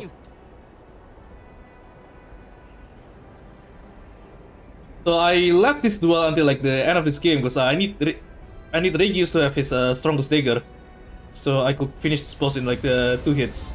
If I can't finish this boss in 2 hits, then this fight isn't consistent because Regius might die. Uh-oh. Oops. So yeah, one more attack there and Regius will just die. So I just have to hope she doesn't move. Okay, there you go.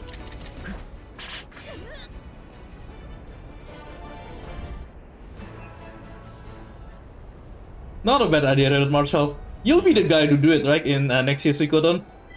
Alright guys, Suikoden 5, Red Marshall will do the spin percent of this game.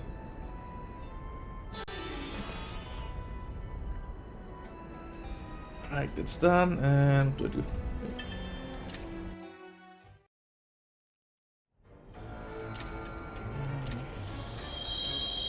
Right, so all the craftsmen in Behemoth Grave 200 years ago have left their research on the stone tablets, which we could read 100 years in the future. Or in other words, it's in the 100 years ago from our present timeline.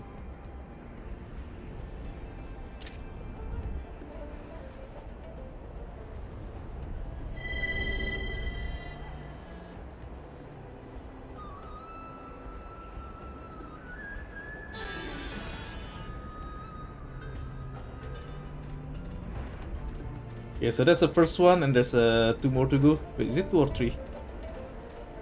Oh, 2 more, yeah. So that's the Fletcher's stone tablet, and now this is the, I think the, oh, this is the Ringmaker's stone tablet. Oh, I'm selecting Ray still here because her dialogue is slightly faster for this part. It's like 3 dialogue box faster, which is not much, but I guess it's still slightly faster. I don't really mind if I just mash and select the first option, honestly.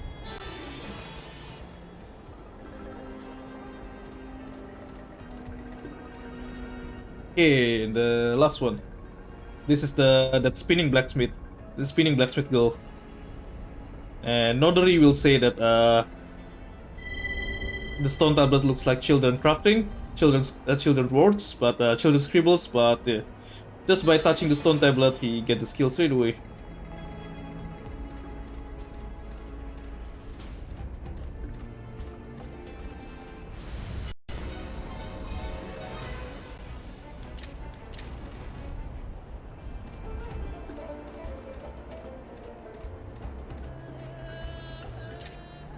Okay, this is Nalfan, the last recruit of this place. We actually could recruit Nalfan quite a long time ago already, but yeah, we left it until quite the end.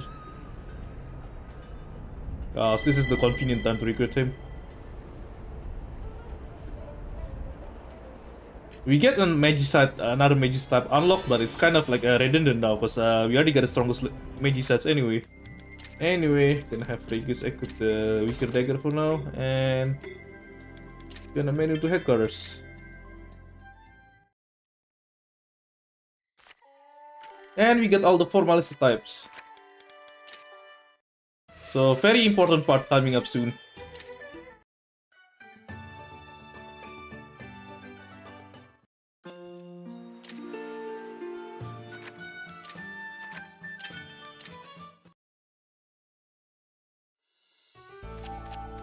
So those four Malisa types will need it for, because there's this one single recruit here, which requires to recruit her, you need to acquire all of those for all the 5 different Malisa types.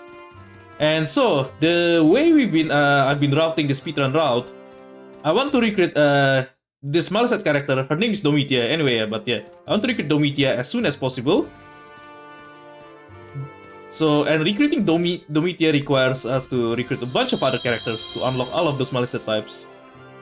And I want to recruit Domitia as soon as possible, because recruiting Domitia will unlock Hortensius. And Hortensius recruitment have this 10-day timer, which means you have to visit the headquarters. Oh, please.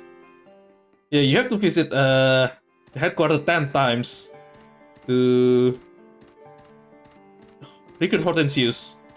And while doing those 10 hardcore visits, I want to shuffle in a bunch of other recruits in the meantime.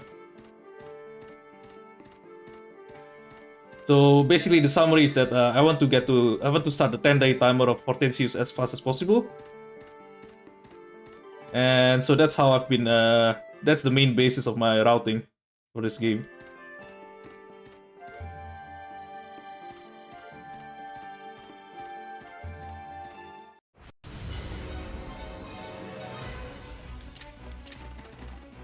Now, I wonder if anyone in the chat has actually played enough Woven Web to actually understand the explanation that I gave just now. As if you've done the 108 stars and you remember who Domitia and Hortensius is, you know how annoying is it to recruit them. Like, there's so many things that you have to do to actually recruit them. So we visit this underground library, and yeah, so we meet Domitia and Narishuya. Narishuya is a shaman, and Domitia is a Maliset crafter. So first time we visit this place, Narishuya will teach us his shaman skills. This one is simple. There's no special requirements for this. As long as you bring any shaman, then you'll get the skill immediately.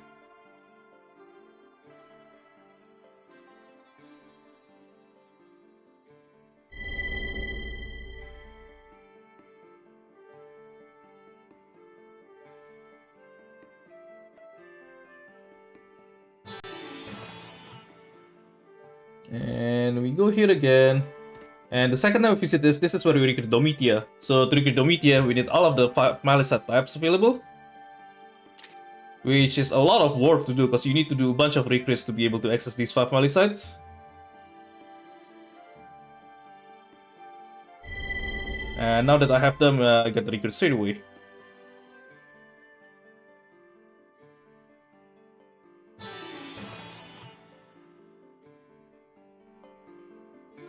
And we go here again, and so we could ask so after we recruit Domitia, we could ask her to plant a tree on Mount Hyoni, which lets us to access Hortensius.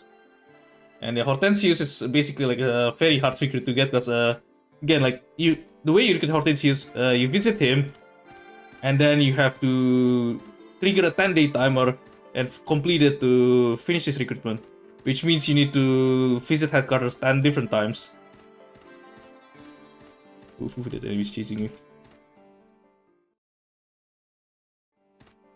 Anyway, now we have this recruit available here, and he's a ninja, and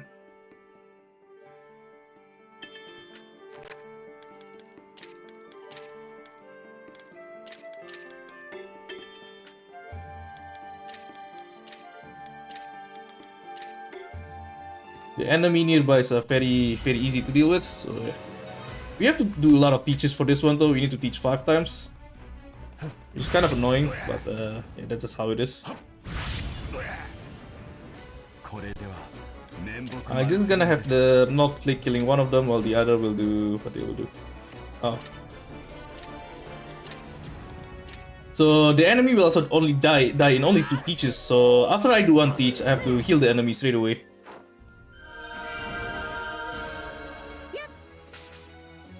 And Ilya could heal the stamina of the others. Ah, that's actually unlucky. 1 stamina off from Satyata and being able to use the teach again. I have to defend this turn then.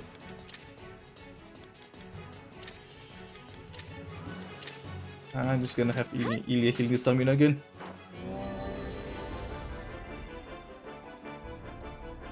Okay, this is second teach. So after every teach, I'm just gonna have Modi healing the enemy while Ilya heals the stamina. Oops, wrong ability again. Oh, so wrong. Wrong potion. Oh man, so many mistakes.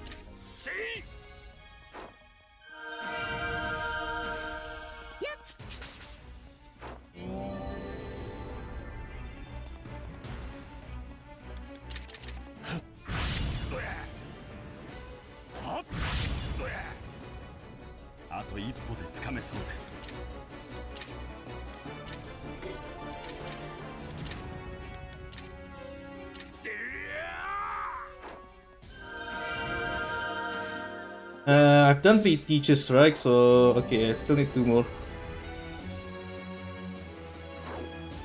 Oh yeah. I didn't miscount this one, right? Okay, that's the 4th. And I don't need to heal him anymore, because the 5th one will be the last. Be good.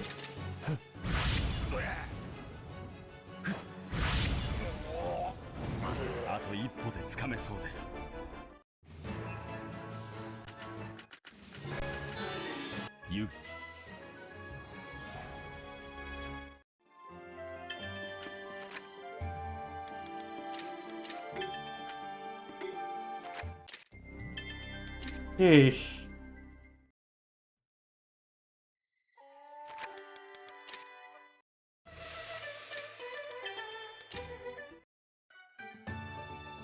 This run might actually go overestimate, honestly. I put more than 30 minutes on my estimate, but turns out I played slower than I thought. The estimate was runs like more than 30 minutes slower compared to my PB, but it turns out I might have played slower than I thought, and I'm actually go overestimate.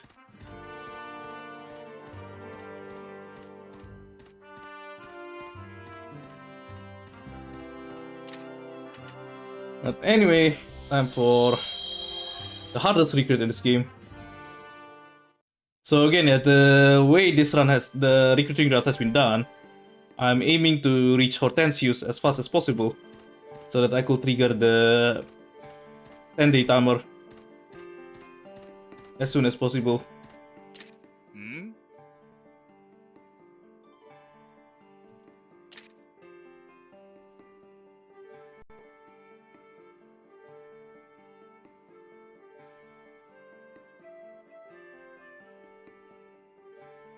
So first, to recruit him, you need to start his event. You need to bring 10 times 3 different meat items, which I already have because I already bought them some time ago. So once I bring it, then you will need to bury those meat items like for 10 days to freeze it, apparently. So now this is the start of the 10-day timer. And 10-day timer in this game means that I have to visit the headquarters 10 times. And while doing those headquarters visits, I'm just going to sneak in a bunch of recruits in the between those headquarters visits.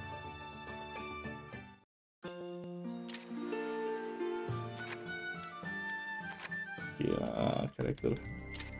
Meyamai. Zephon. Laskaris.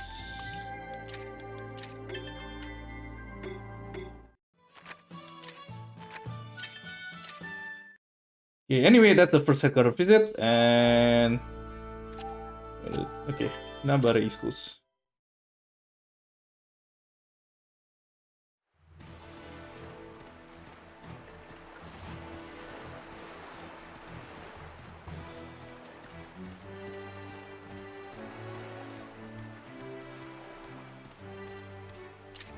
Ah. Another misclick. Damn it, I just keep mashing without properly setting my timeline. I've done so many of these mistakes. If I didn't that mistake, I lost like 5 seconds. So yeah, I have to select the timeline again from the tree and watch the animation again.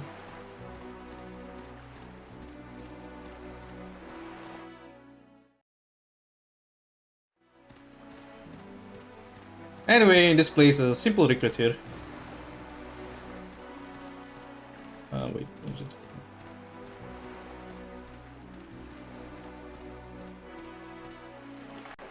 So this is Amori and Miriel. They're a husband and wife couple that used to work in the ship during the war times, and yeah, they want to help us hide this ship for 200 years in the future.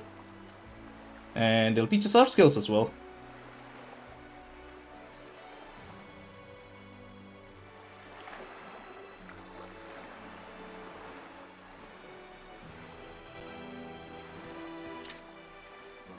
So Miriel is a meat chef, and yeah, we'll just.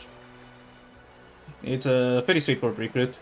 We just have just talk to her and get the recruit straight away.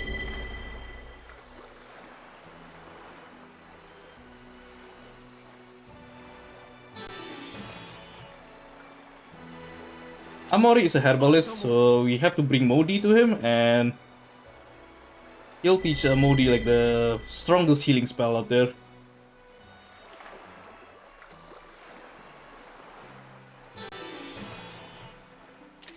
Oops. And we'll go back to headquarters, and that's the second headquarters visit out of the 10 that we have to do.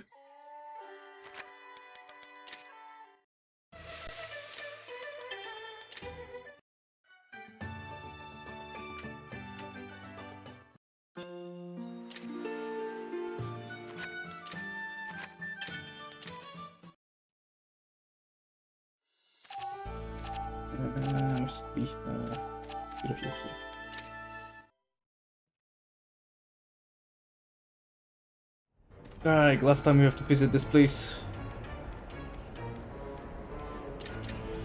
But although we have to visit both timelines in the session.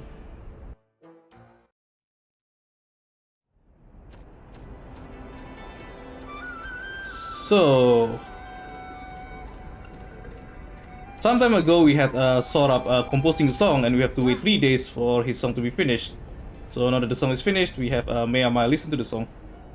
And Meyama will learn it and get a new skill.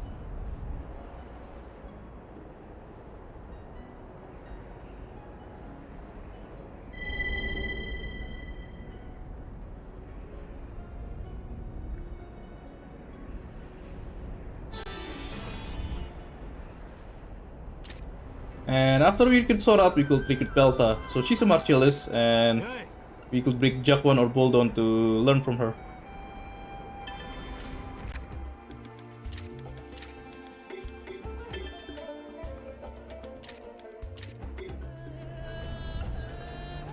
Don't want these tiger enemies, they're kinda slow. Damn it, I was trying to avoid them. I think me using Modi actually have a bigger hitbox compared to the main character actually, so I think I'm using Modi end up making me getting hit more than usual.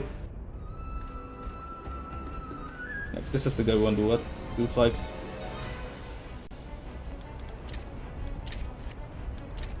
So each of them have like a rather tough health, so we have to teach Jakwan 6 times, and each of the enemy will die in 3 teaches, and there's 2 enemies, so yeah, this fight will easily let us do 6 teaches.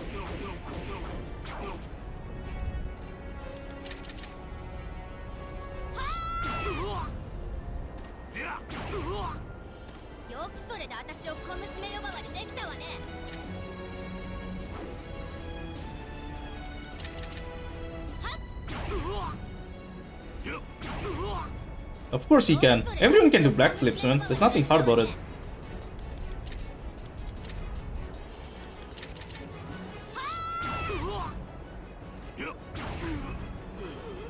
ったね。うまくいかね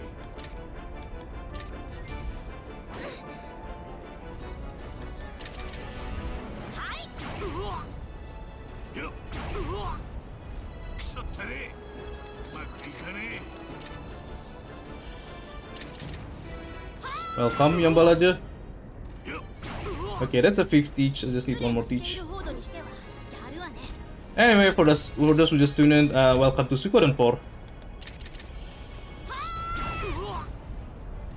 So right now I'm showcasing the Japanese only Suikoden PSP game that wasn't released in with an English translation, but 2 years ago we have a fan translation patch done for this game. Okay, put Laskaris, Miyama, and Zephon.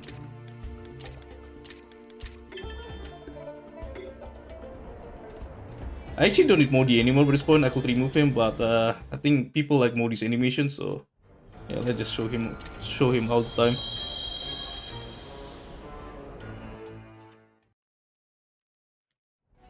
Alright.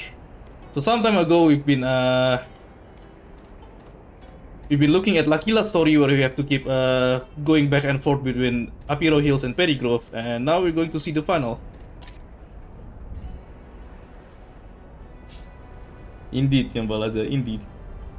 So anyway, she's calmed down now and she's ready to teach us her Magiset crafting skills. Although her crafting skills is useless because we already have like the strongest Magiset that we recruited quite a long time ago.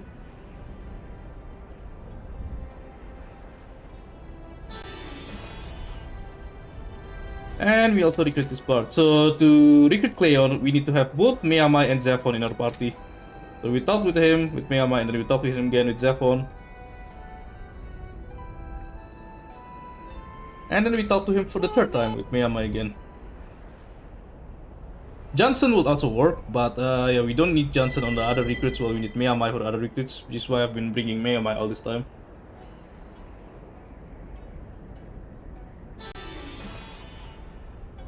And that's the third headquarters visit out of the 10 that we have to do.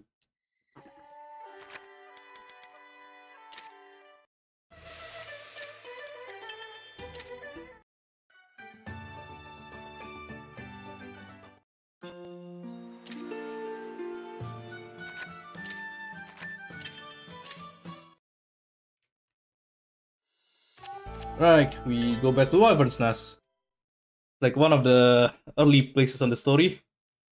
And the recruit that we are about to do is like, we could have done it pretty early in the game, but yeah, we just wait until this moment to do it, because we want to do it once the Hortensia's timer is already started. So that we could use the headquarters visits after this to progress his timer as well.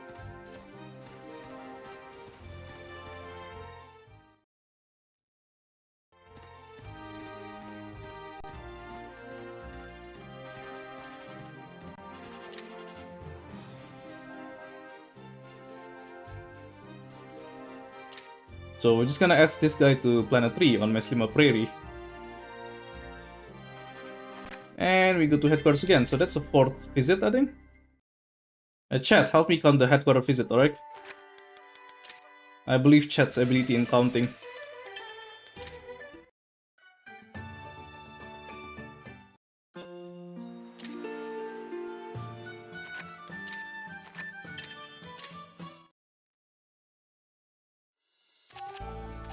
Sun Harry.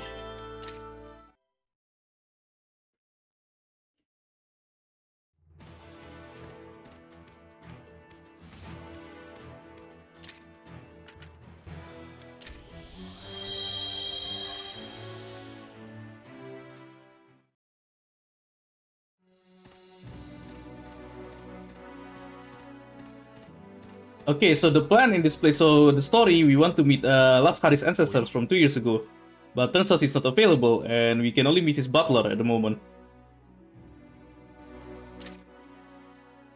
And the butler said there has been an issue where a monster has stolen the bow of Laskari's ancestor.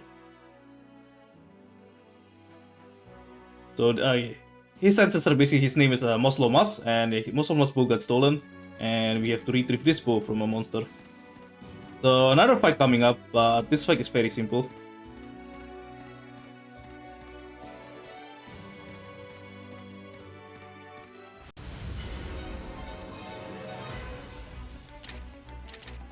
We have 3 characters with very powerful late game skills, so we're just gonna do that to kill this enemy.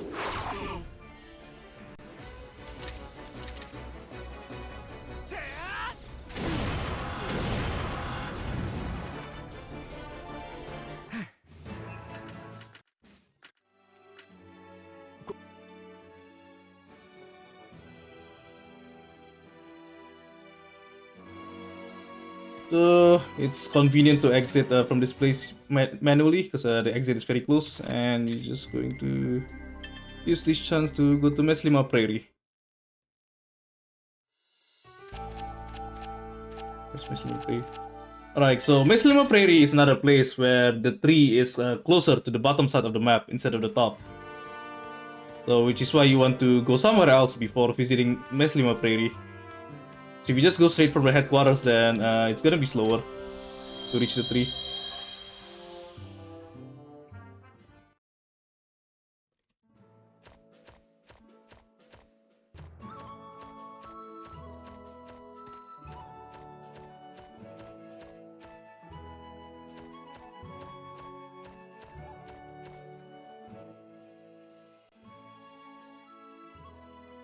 So we meet an armorer, Dagzuma, but she won't teach her skills straight away. She requests us to find an item for her.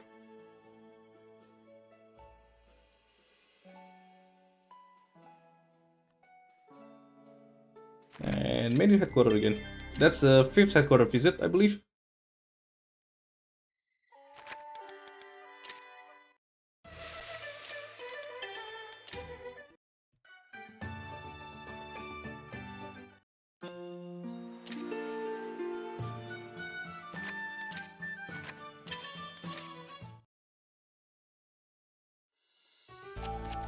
Right, so yeah, earlier Dazuma told us to find a rock called Cryolite, so we have to go to this dungeon to find it. Where do I have to go again?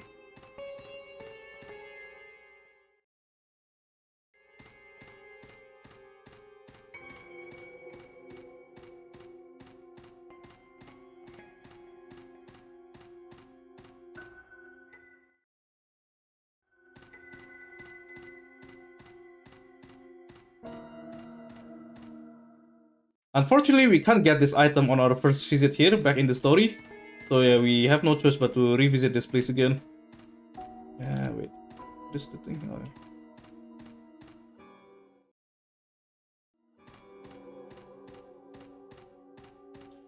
Nice! That was lucky. Like, sometimes it's hard to avoid that one. This is still the present timeline, so I could just go to the world map straight away without going to the headquarters. And I could use this chance to go to Lucille Plain. If you visit Lucille Plain from the left side, then it's closer to the tree. Well, if you visit Lucille Plain directly from the headquarters, it's gonna be slow to reach the tree. Getting kind of close to Tenkai, but still, still quite a bit to go though. Anyway, so here's a recruit that we could have recruited.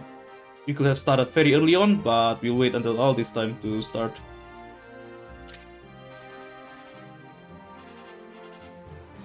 Because we want to do this at the same time as while doing Hortensius 10-day timer.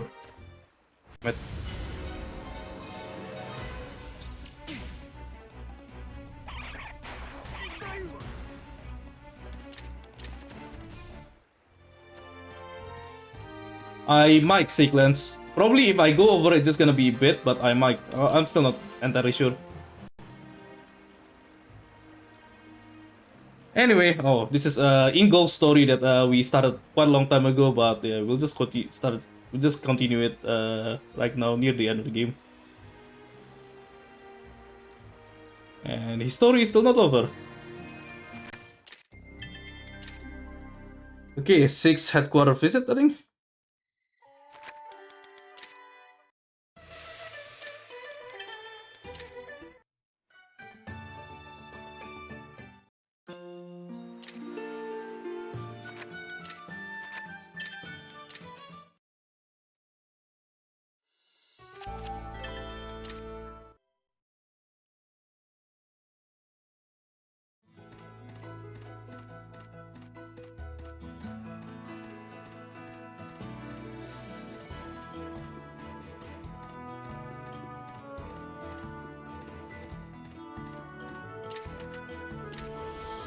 Okay, so again, this is the recruit in Mount Oros, which you could have done like very early in the game, but I waited until all this time because I want to do it while progressing through Hortensius 10-day timer.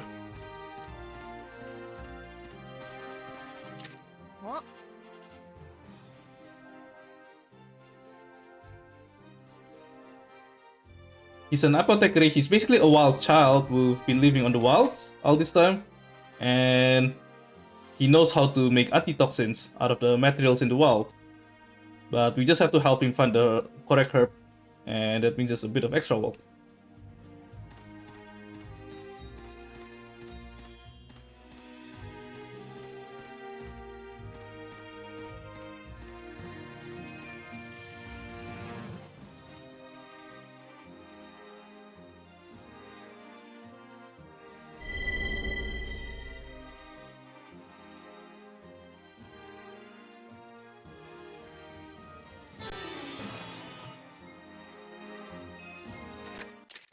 And I think this is the 7th HQ visit.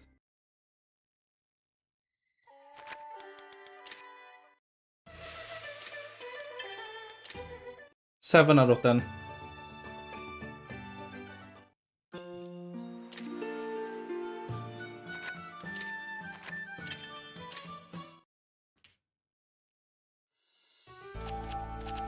Whoops. Oh, please. Valor suits.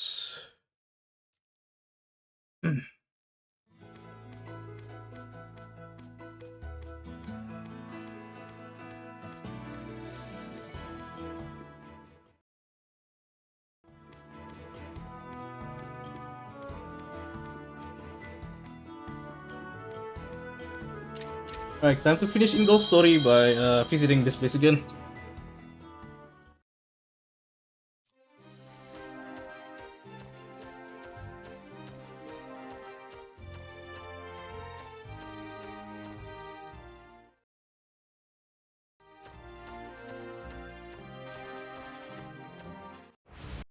Damn it, what this thing did.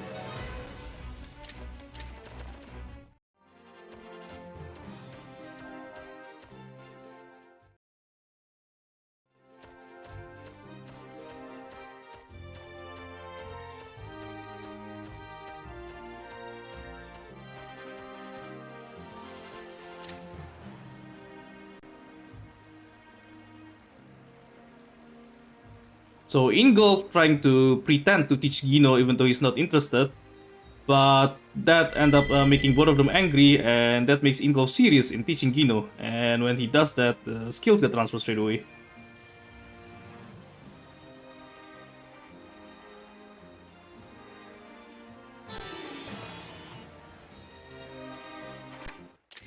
Alright, 8 headquarters visit, I think. Anyway, Gino is like, Ingolf is like one of the first recruits he could do in this game. But I waited all this time until to recruit him.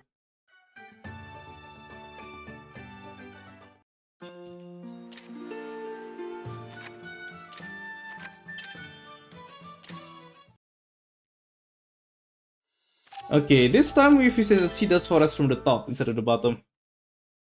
So next recruitment event is in the present timeline, so you don't have to go to the tree. And it's actually faster to do this event from the top.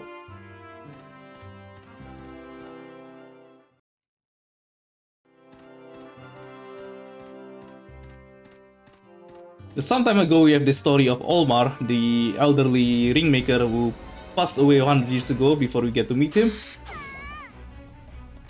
And unfortunately I can't bypass this enemy. And 100 years later, in his grave, the rings crystallized. So we bring a ringmaker to this grave, and just by observing the rings in this grave, they got their skills.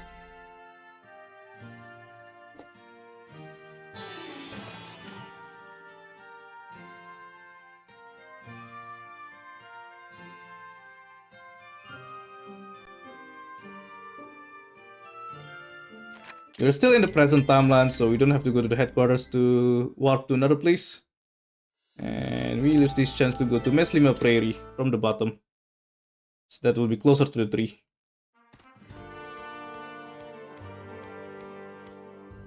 This is the second time we visit Meslima Prairie, and we have to go here like 3 times total.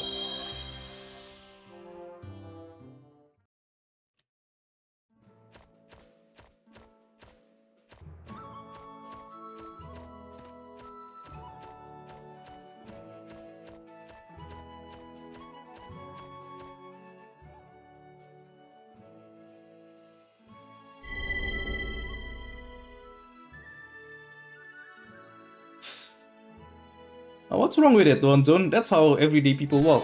Anyway, we give the Cryolet to Daxuma, and she teaches us. Yep. And the 9th headquarters visit out of the 10.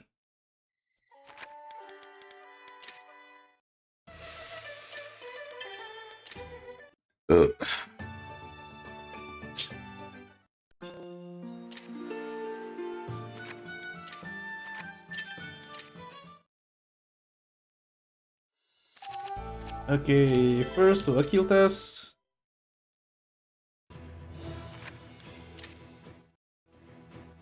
And Mosloma's bow, which we take back from the thief earlier, is actually still present now in the present time from 200 years ago.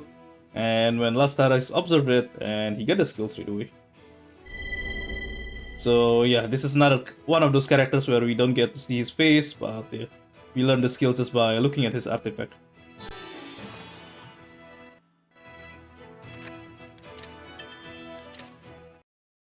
It is awesome indeed, the one zone. And now that yeah, after we recruit Mosomas, now Numa is actually available to recruit. So we'll just go back here again.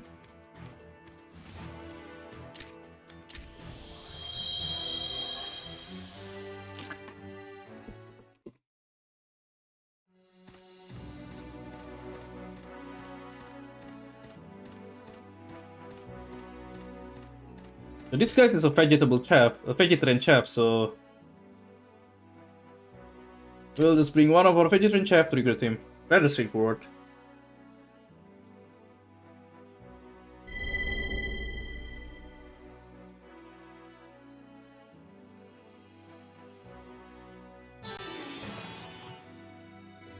And again, the good thing about Southern Highway is that you could easily manually exit out of this place without doing the headquarters warp. Just come to world map, and where do I go again? See this forest, sorry. Right, where was it? Last time we have to visit Silas Forest, so I think this is the 5th time we visit Silas Forest during this recruiting session.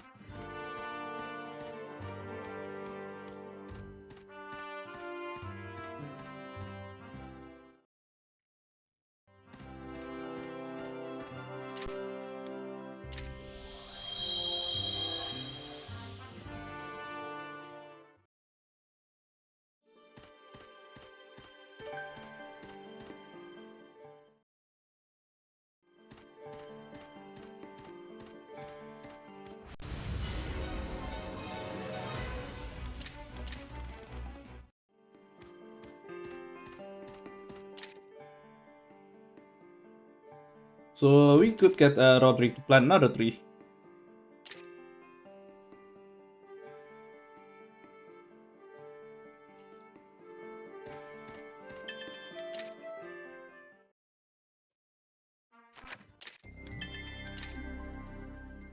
And from Cedars Forest, it's convenient to visit Meslima Prairie from the bottom side, which is again, it's closer to the tree.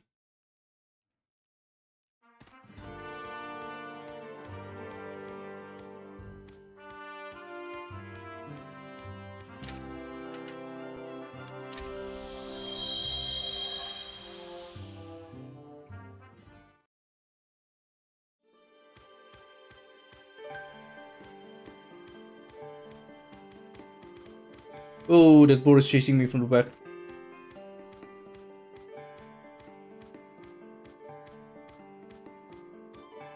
So we want to meet a ringmaker named Nasa, but she's not here.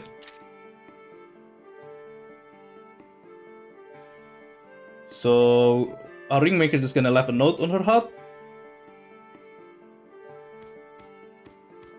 And we're just gonna exit Meslima Prairie.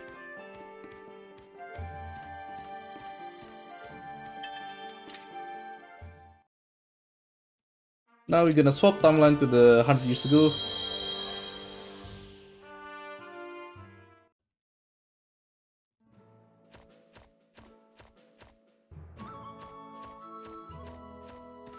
And we'll go back to Dagzumo's hut again. So Neisa from 200 years ago read our note and left a ring for us to take a look at. And we got to see it like 100 years ago here. Which lets us learn her skill. So this is the second last recruit in this game. And when we return to headquarters, it's this is the 10th visit out of the 10 that we need to recruit Hortensius.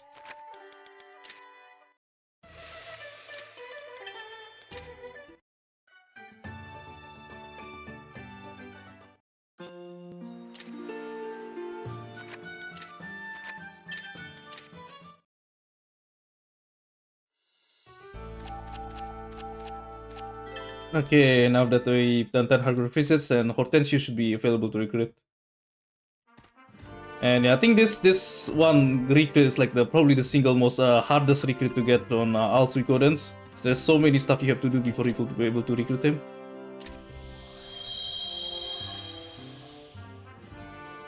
And the reward from recruiting him is he's just a regular meat chef, really. He gives us food for us to cook. That's all there is to it.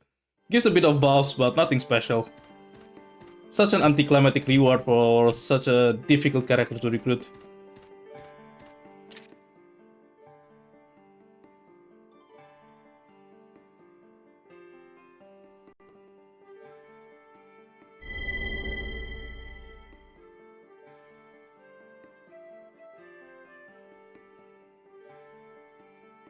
That's it. 108 stars, or at least that's how it should be. Let me just save the game and see if it's really 108, just to make sure.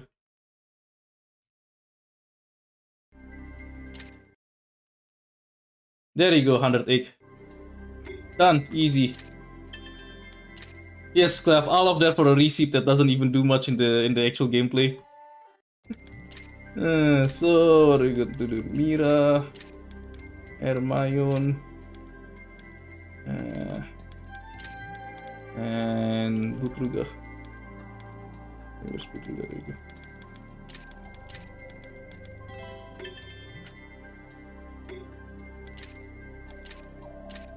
Executor. Second, Black Monster Lord. Mira, Holy Princess 1, and where's Butruga? Right, have equipped the strongest items on all of the characters, and time to continue the story now.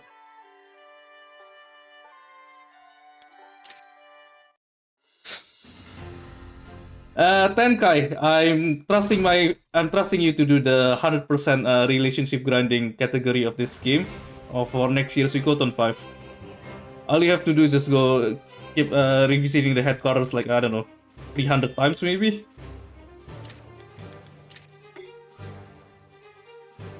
Man, the subclass grinding is just like very stupid. Like just to unlock one subclass, you have to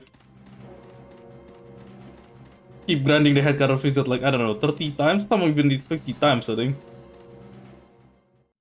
I don't know what the hell is the game designer of the designers of this game thinking. It's not exactly useless, but yeah, it doesn't really give that much reward either. Like, and after you unlock the subclass, you still have to teach the skills again to the person whose subclass got unlocked. So, and the teaching also like takes dozens of times to teach. Oh, this is the only quick time event in this game here. Once I unlock that switch later on, I have to unlock the second switch fast enough. So if I do a battle, then I'll probably run out of time before this gate got locked again. Ah yes, Tenkai, I'm trusting my faith in you to do that speedrun for next year's Suikoden 5. Just gonna take 20 hours of you doing that headquarters visit 500 times. And doing teaches like 500 times. I'm sure it should be easy.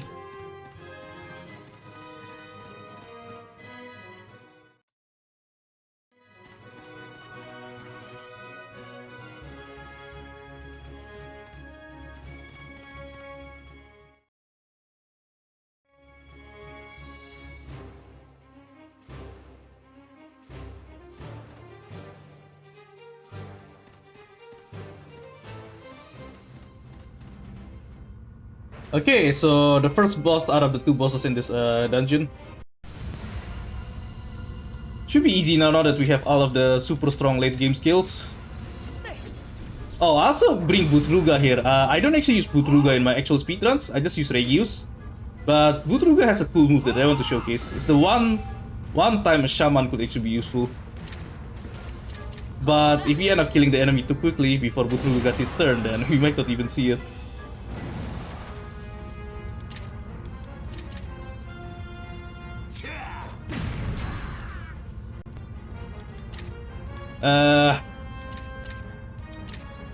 Yeah, we won't even get to see Butruga's move here.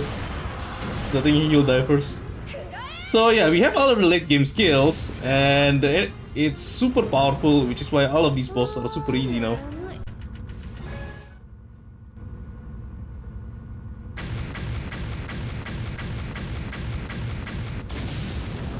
It's gonna basically like one turn kill all of the bosses, really. So Butruga, like one of the melee sets that we crafted earlier, it gives it will stun the enemy. So it will stop a boss can be stunned, but his side enemies, the smaller enemies, could be stunned. So it could speed up the fight quite a lot if like the enemies got stunned early on and they can't do anything. Because you don't have to watch the enemy doing their moves, and that will save some animation time. Oops.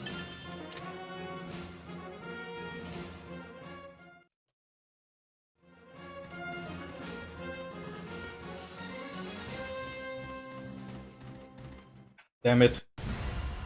That one, I think he sees us, so yeah, he's chasing us, and from an upward angle, and I don't think I could avoid him actually.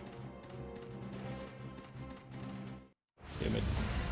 That one I could have avoided, definitely. If I had been more... Should have escaped, accidentally pressed the wrong. Damn it, I have to watch all of this as well. Well, no, this is stupid. Oh, and I don't need to heal my characters as well, because on the previous fight, none of the enemy even got to use their moves. Wait, all the... Nah, everyone's healed.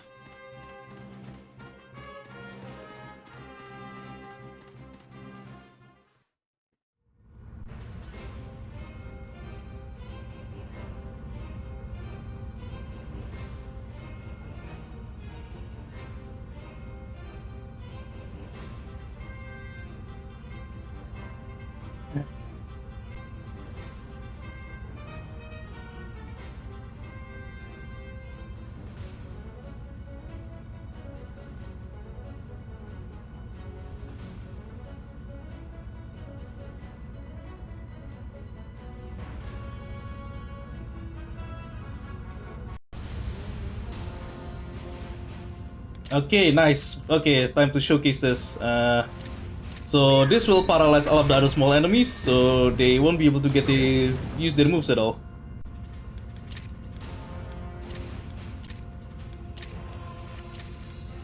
Which could save some animation time. Although there's a decent chance they're gonna die before they even get their turns anyway. Oh, especially if Zephon get to move first, because Zephon's area attack is super powerful. Okay, I think the paralyze doesn't even do anything in this fight.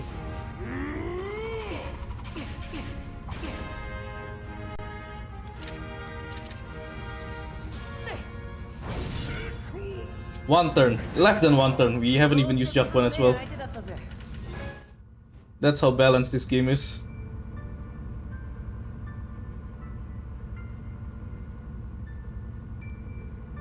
That's actually a very fast fight. Like, we don't even... Okay, so both of the previous fight in this dungeon are super fast, I think, because we don't even get to see the opponent doing anything. That's actually really lucky.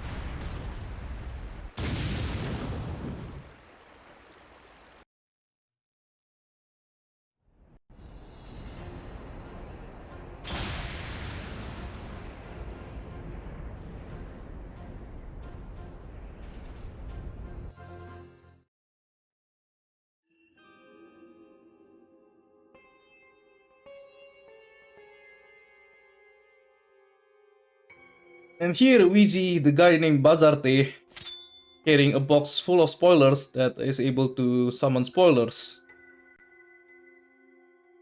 But the heroes from 200 years ago, Astrid, is confronting him to stop him from summoning spoilers from the spoilers.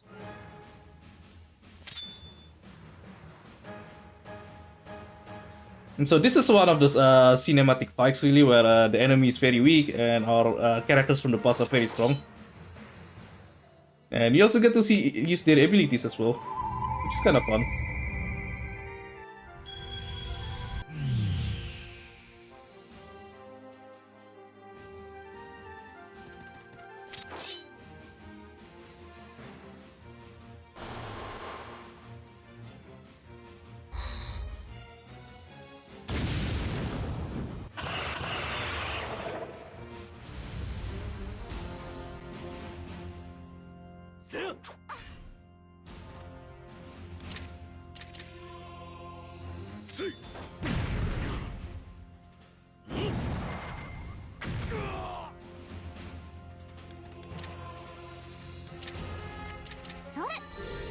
Bazarte could actually still do some significant damage, but all of these enemies will just gonna die in one turn anyway, so it doesn't really matter whatever damage he's doing.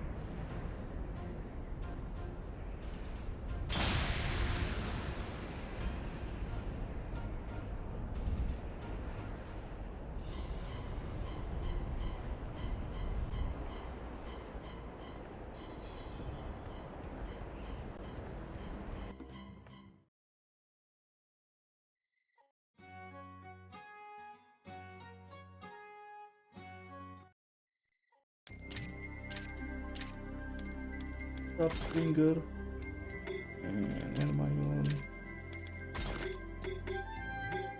Okay, final dungeon is coming up.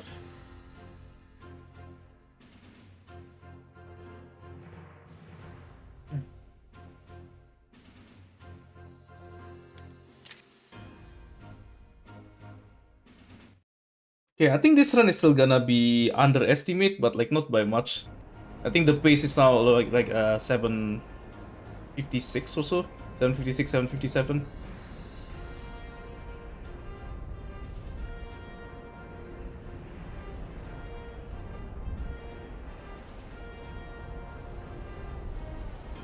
Anyway, this final dungeon is basically a point of no return. Just before you enter the final dungeon, the game gives a big warning saying like, hey, you can't return anymore after this. Make sure you do everything else you want before going inside. But yeah, before you go to this final dungeon, like none of the recruits are actually missable. You could recruit them anytime. Like the recruiting in this game is very complicated, but at the same time, none of them are missable.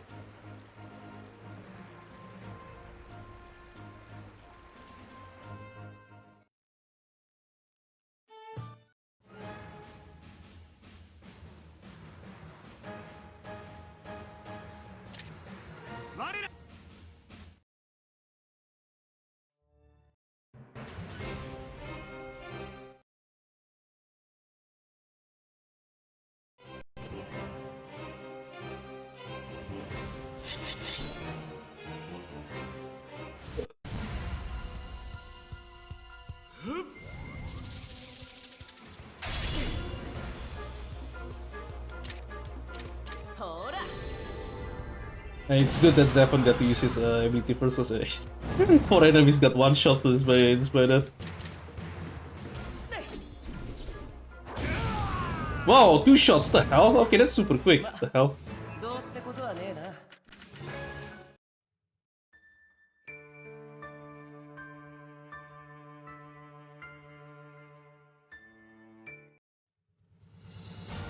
Okay, so this is the dungeon is kind of long, but it's very straightforward though. Like There's very little branching paths, and if there's any, it's like very obvious. Yeah, like all the roads are like it's like straightforward. Oh, except the next screen has a maze, but outside of that, everything else is straightforward. And the maze is rather simple as well.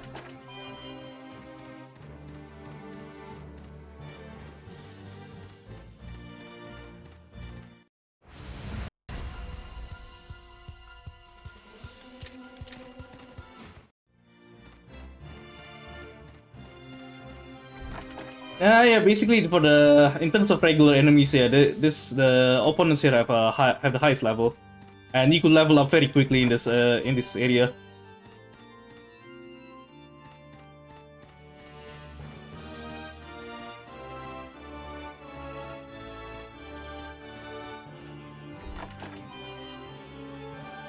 Yeah, that's like you're probably talking about the Deserter Executioner enemy, so I think that's the one enemy that his ability is like super strong. Like he could like wipe out like 40% of the character's health in a single move. Everything else is not that strong, but yeah, that's just that one enemy, Deserter Executioner, that's like super strong. I think this game is basically it's different than a bunch of other Suikodens. So I'm not even sure you could really compare it. Like if you play this game while expecting a Suikoden storyline, you'll be disappointed because the storyline is like a lot different. But the story itself, though, I actually enjoy it. Like if you just ignore the fact that it's a Suikoden game. Thanks, Neosless. Oh, I guess Neosless is doing his practice for the Suikoden to 100 stars run tomorrow. Look forward to that, guys. Gonna be fun to watch. I think in terms of story quality itself, like this game is a lot better than Suikoden 4. But there are other issues with this game too that I'll just leave it for you guys. I'll just leave it for you guys to play the game and find it out for yourself.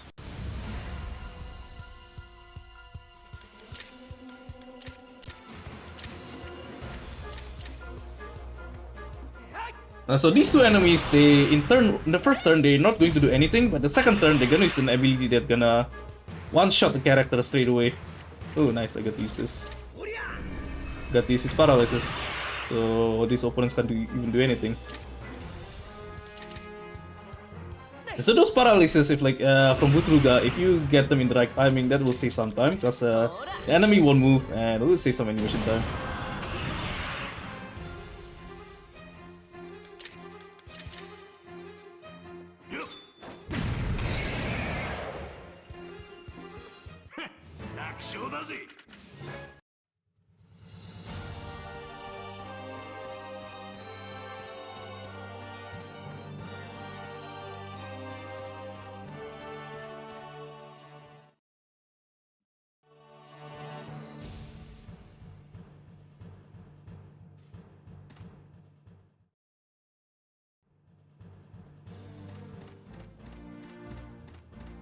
Oh. Almost hit that enemy, I wasn't paying attention.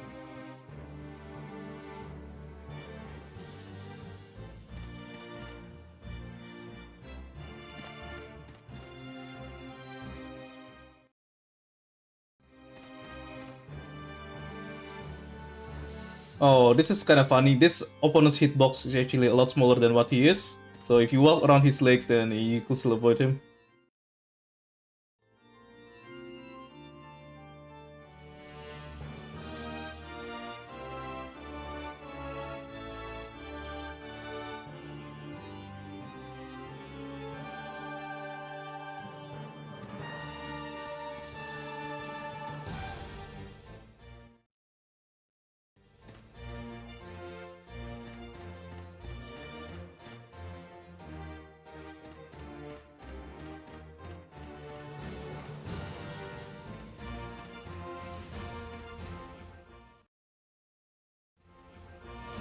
Do I need to heal? I don't think I do, but I might as well just heal Mira, because why not?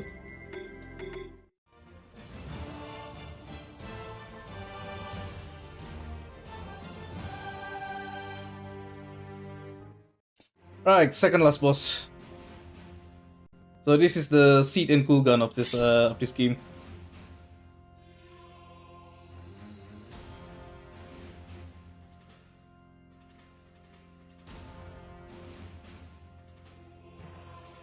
So funny spoiler. Yeah, good point. Yeah. It's been spoiled on the intro as of video already.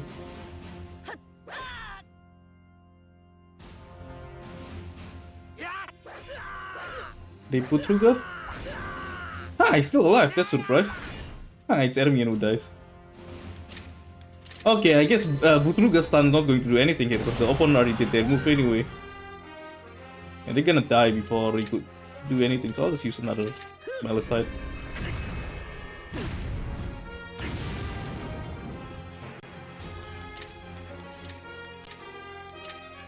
This might just wipe everything out, I think.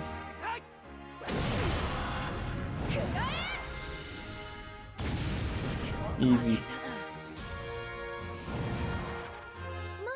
It's a lot of work in Makia's battle animation, honestly. Like,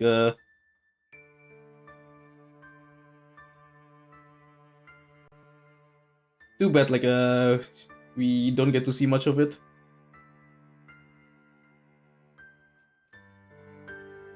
Okay, last boss soon. Just gonna kill them.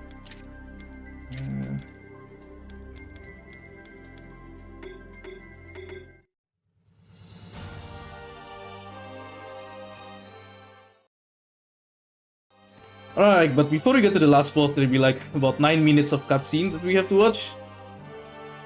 So yeah. And if I for some reason be super unlucky and actually dies on the last boss, I will actually have to repeat all of that 9 minutes of cutscenes.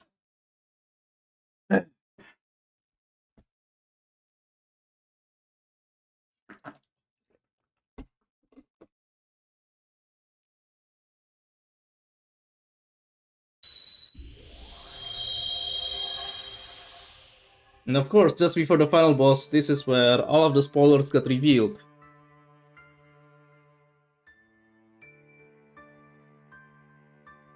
So we meet the Holy Spoilers 300 years ago, before he was a Spoilers.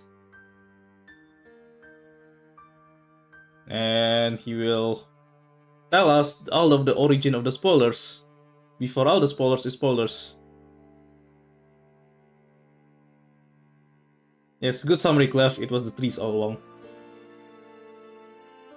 So it is revealed that in this world, there was a great war between the Spoilers and Spoilers. So the Spoilers of Destiny, even though they only amount to 100 people, are super strong and they could beat the very strong Spoilers. So the Spoilers create the Spoilers called Terras Pharma to Spoilers the Spoilers. But turns out the Terras Pharma is to Spoilers and they Spoilers the whole Spoilers. So a small corner of the Spoilers created this thing called a barrier to protect themselves from Spoilers.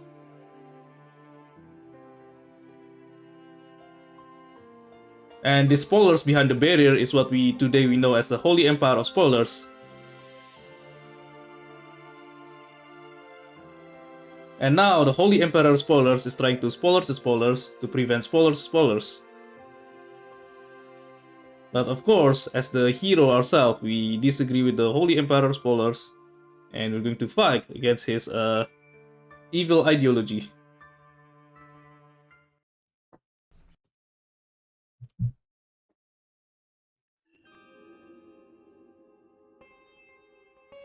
And 3.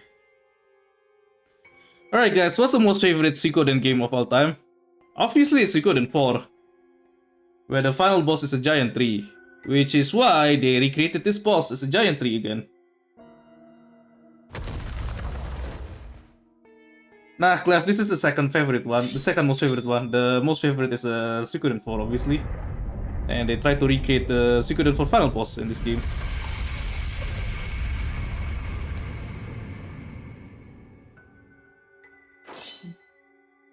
Thank you, 555. Is that if FF5 also have a giant tree as a boss?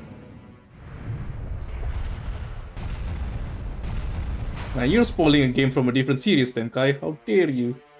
It's very important spoilers that the last boss is a giant tree.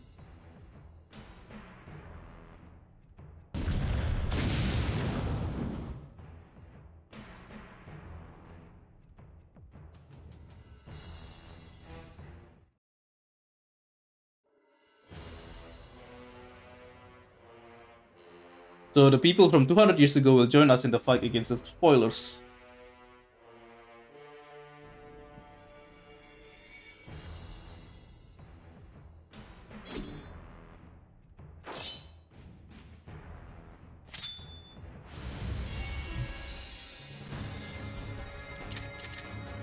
Anyway, so before we actually get to the last boss, there's like these two cinematic fights with characters from the past. It's super easy. It's basically just a bit of fun cinematic showcase of their abilities.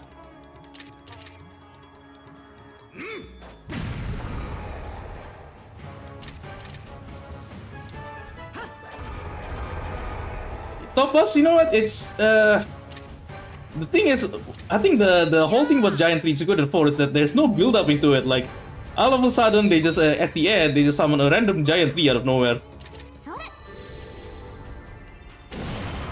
Yeah, this part is kind of cool, Clef. Like, yeah, for like for the purpose of like the cinematics, it's cool that you got to play with all of these heroes from the past with their strong abilities. I mean, gameplay-wise, it's boring because you're just gonna do the same thing over and over. But yeah, cinematic-wise, it's fun to do this the first time.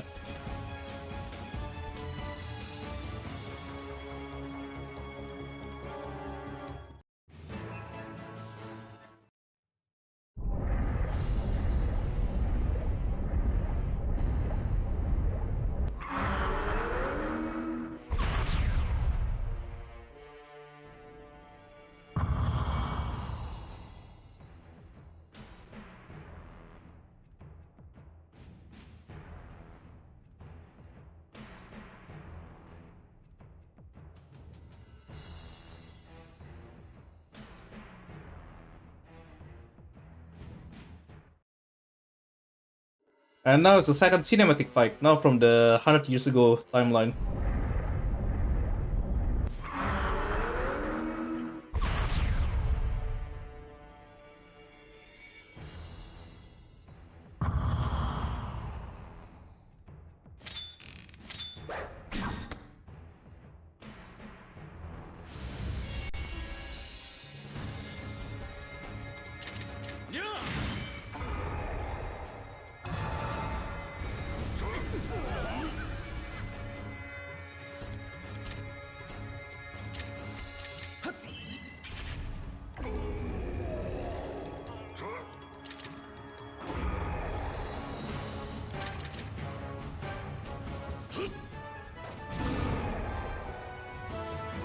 Funny thing is in this fight, Thorwald the hero has a very low damage. Like his skill doesn't really do much. So his skill is an area effect, but against a single target, it doesn't really do much at all.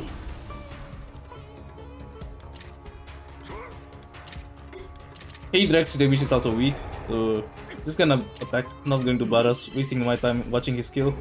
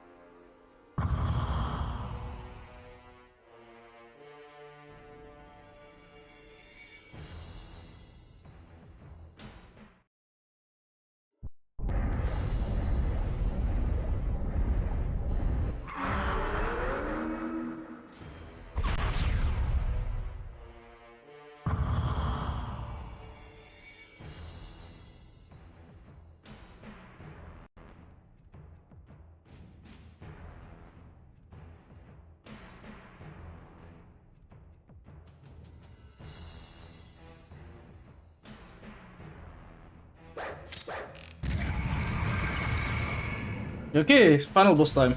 Let's see if I could do this in a single turn. Damn it. Yeah, Butruga's damage actually doesn't do much. You can't paralyze. Actually, it decreases his defense though, so it's not useless, I guess. But yeah, you can't paralyze the boss, so it's kind of useless to bring Butruga here. On my actual speedrun, I don't use Butruga, I just use Regius. And I bring Butruga here just for just to be fancy.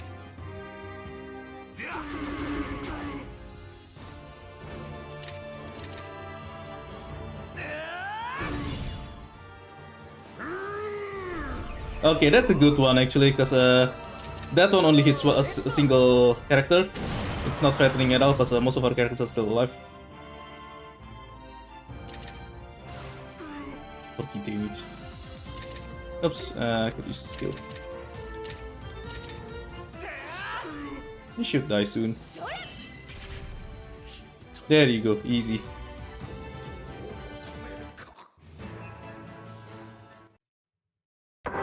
And there you go. There's just like less than 3 minutes of cutscenes, and then we're done.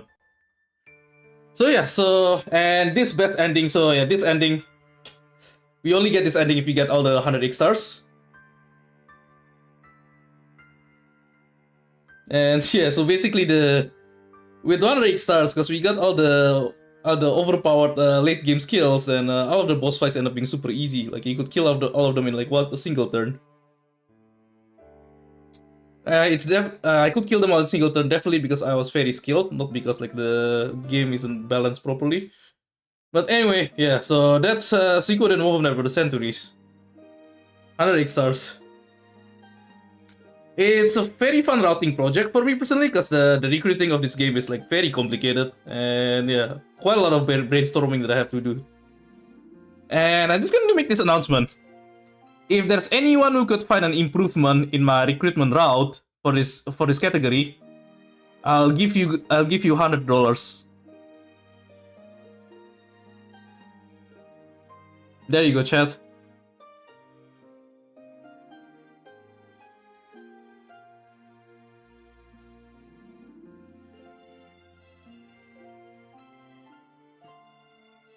And yeah, so of course, a huge shout out to the translation team for this game. So their star, we've been hanging out in the chat a lot earlier. She's the main translator of this patch, and there's like a couple of some other people who got involved in this. TM Manakode, I think he's the one who's the main technical person behind this translation, and a couple of other people. It's a very good translation patch, and yeah, basically that's the only reason I actually played this game, because otherwise I wouldn't bother playing this game in Japanese. Alright, time is coming up soon.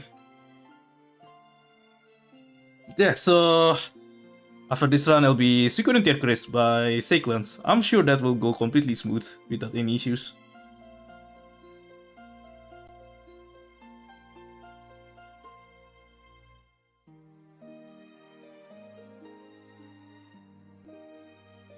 Not 10k, just an any percent of Tierkris. Seiklands, unfortunately, is not skilled enough to do a 100 stars run.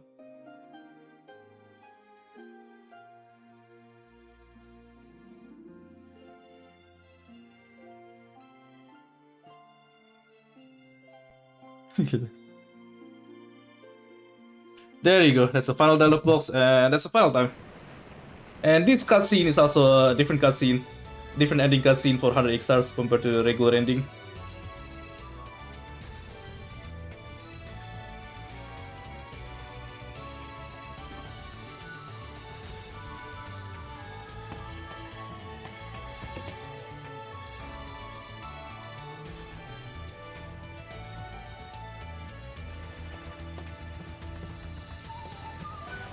Anyway, it's been a fun showcase.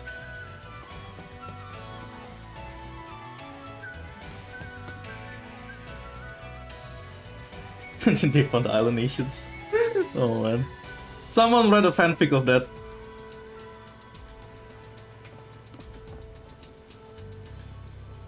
We'll read the fanfic on next year's Suikothon.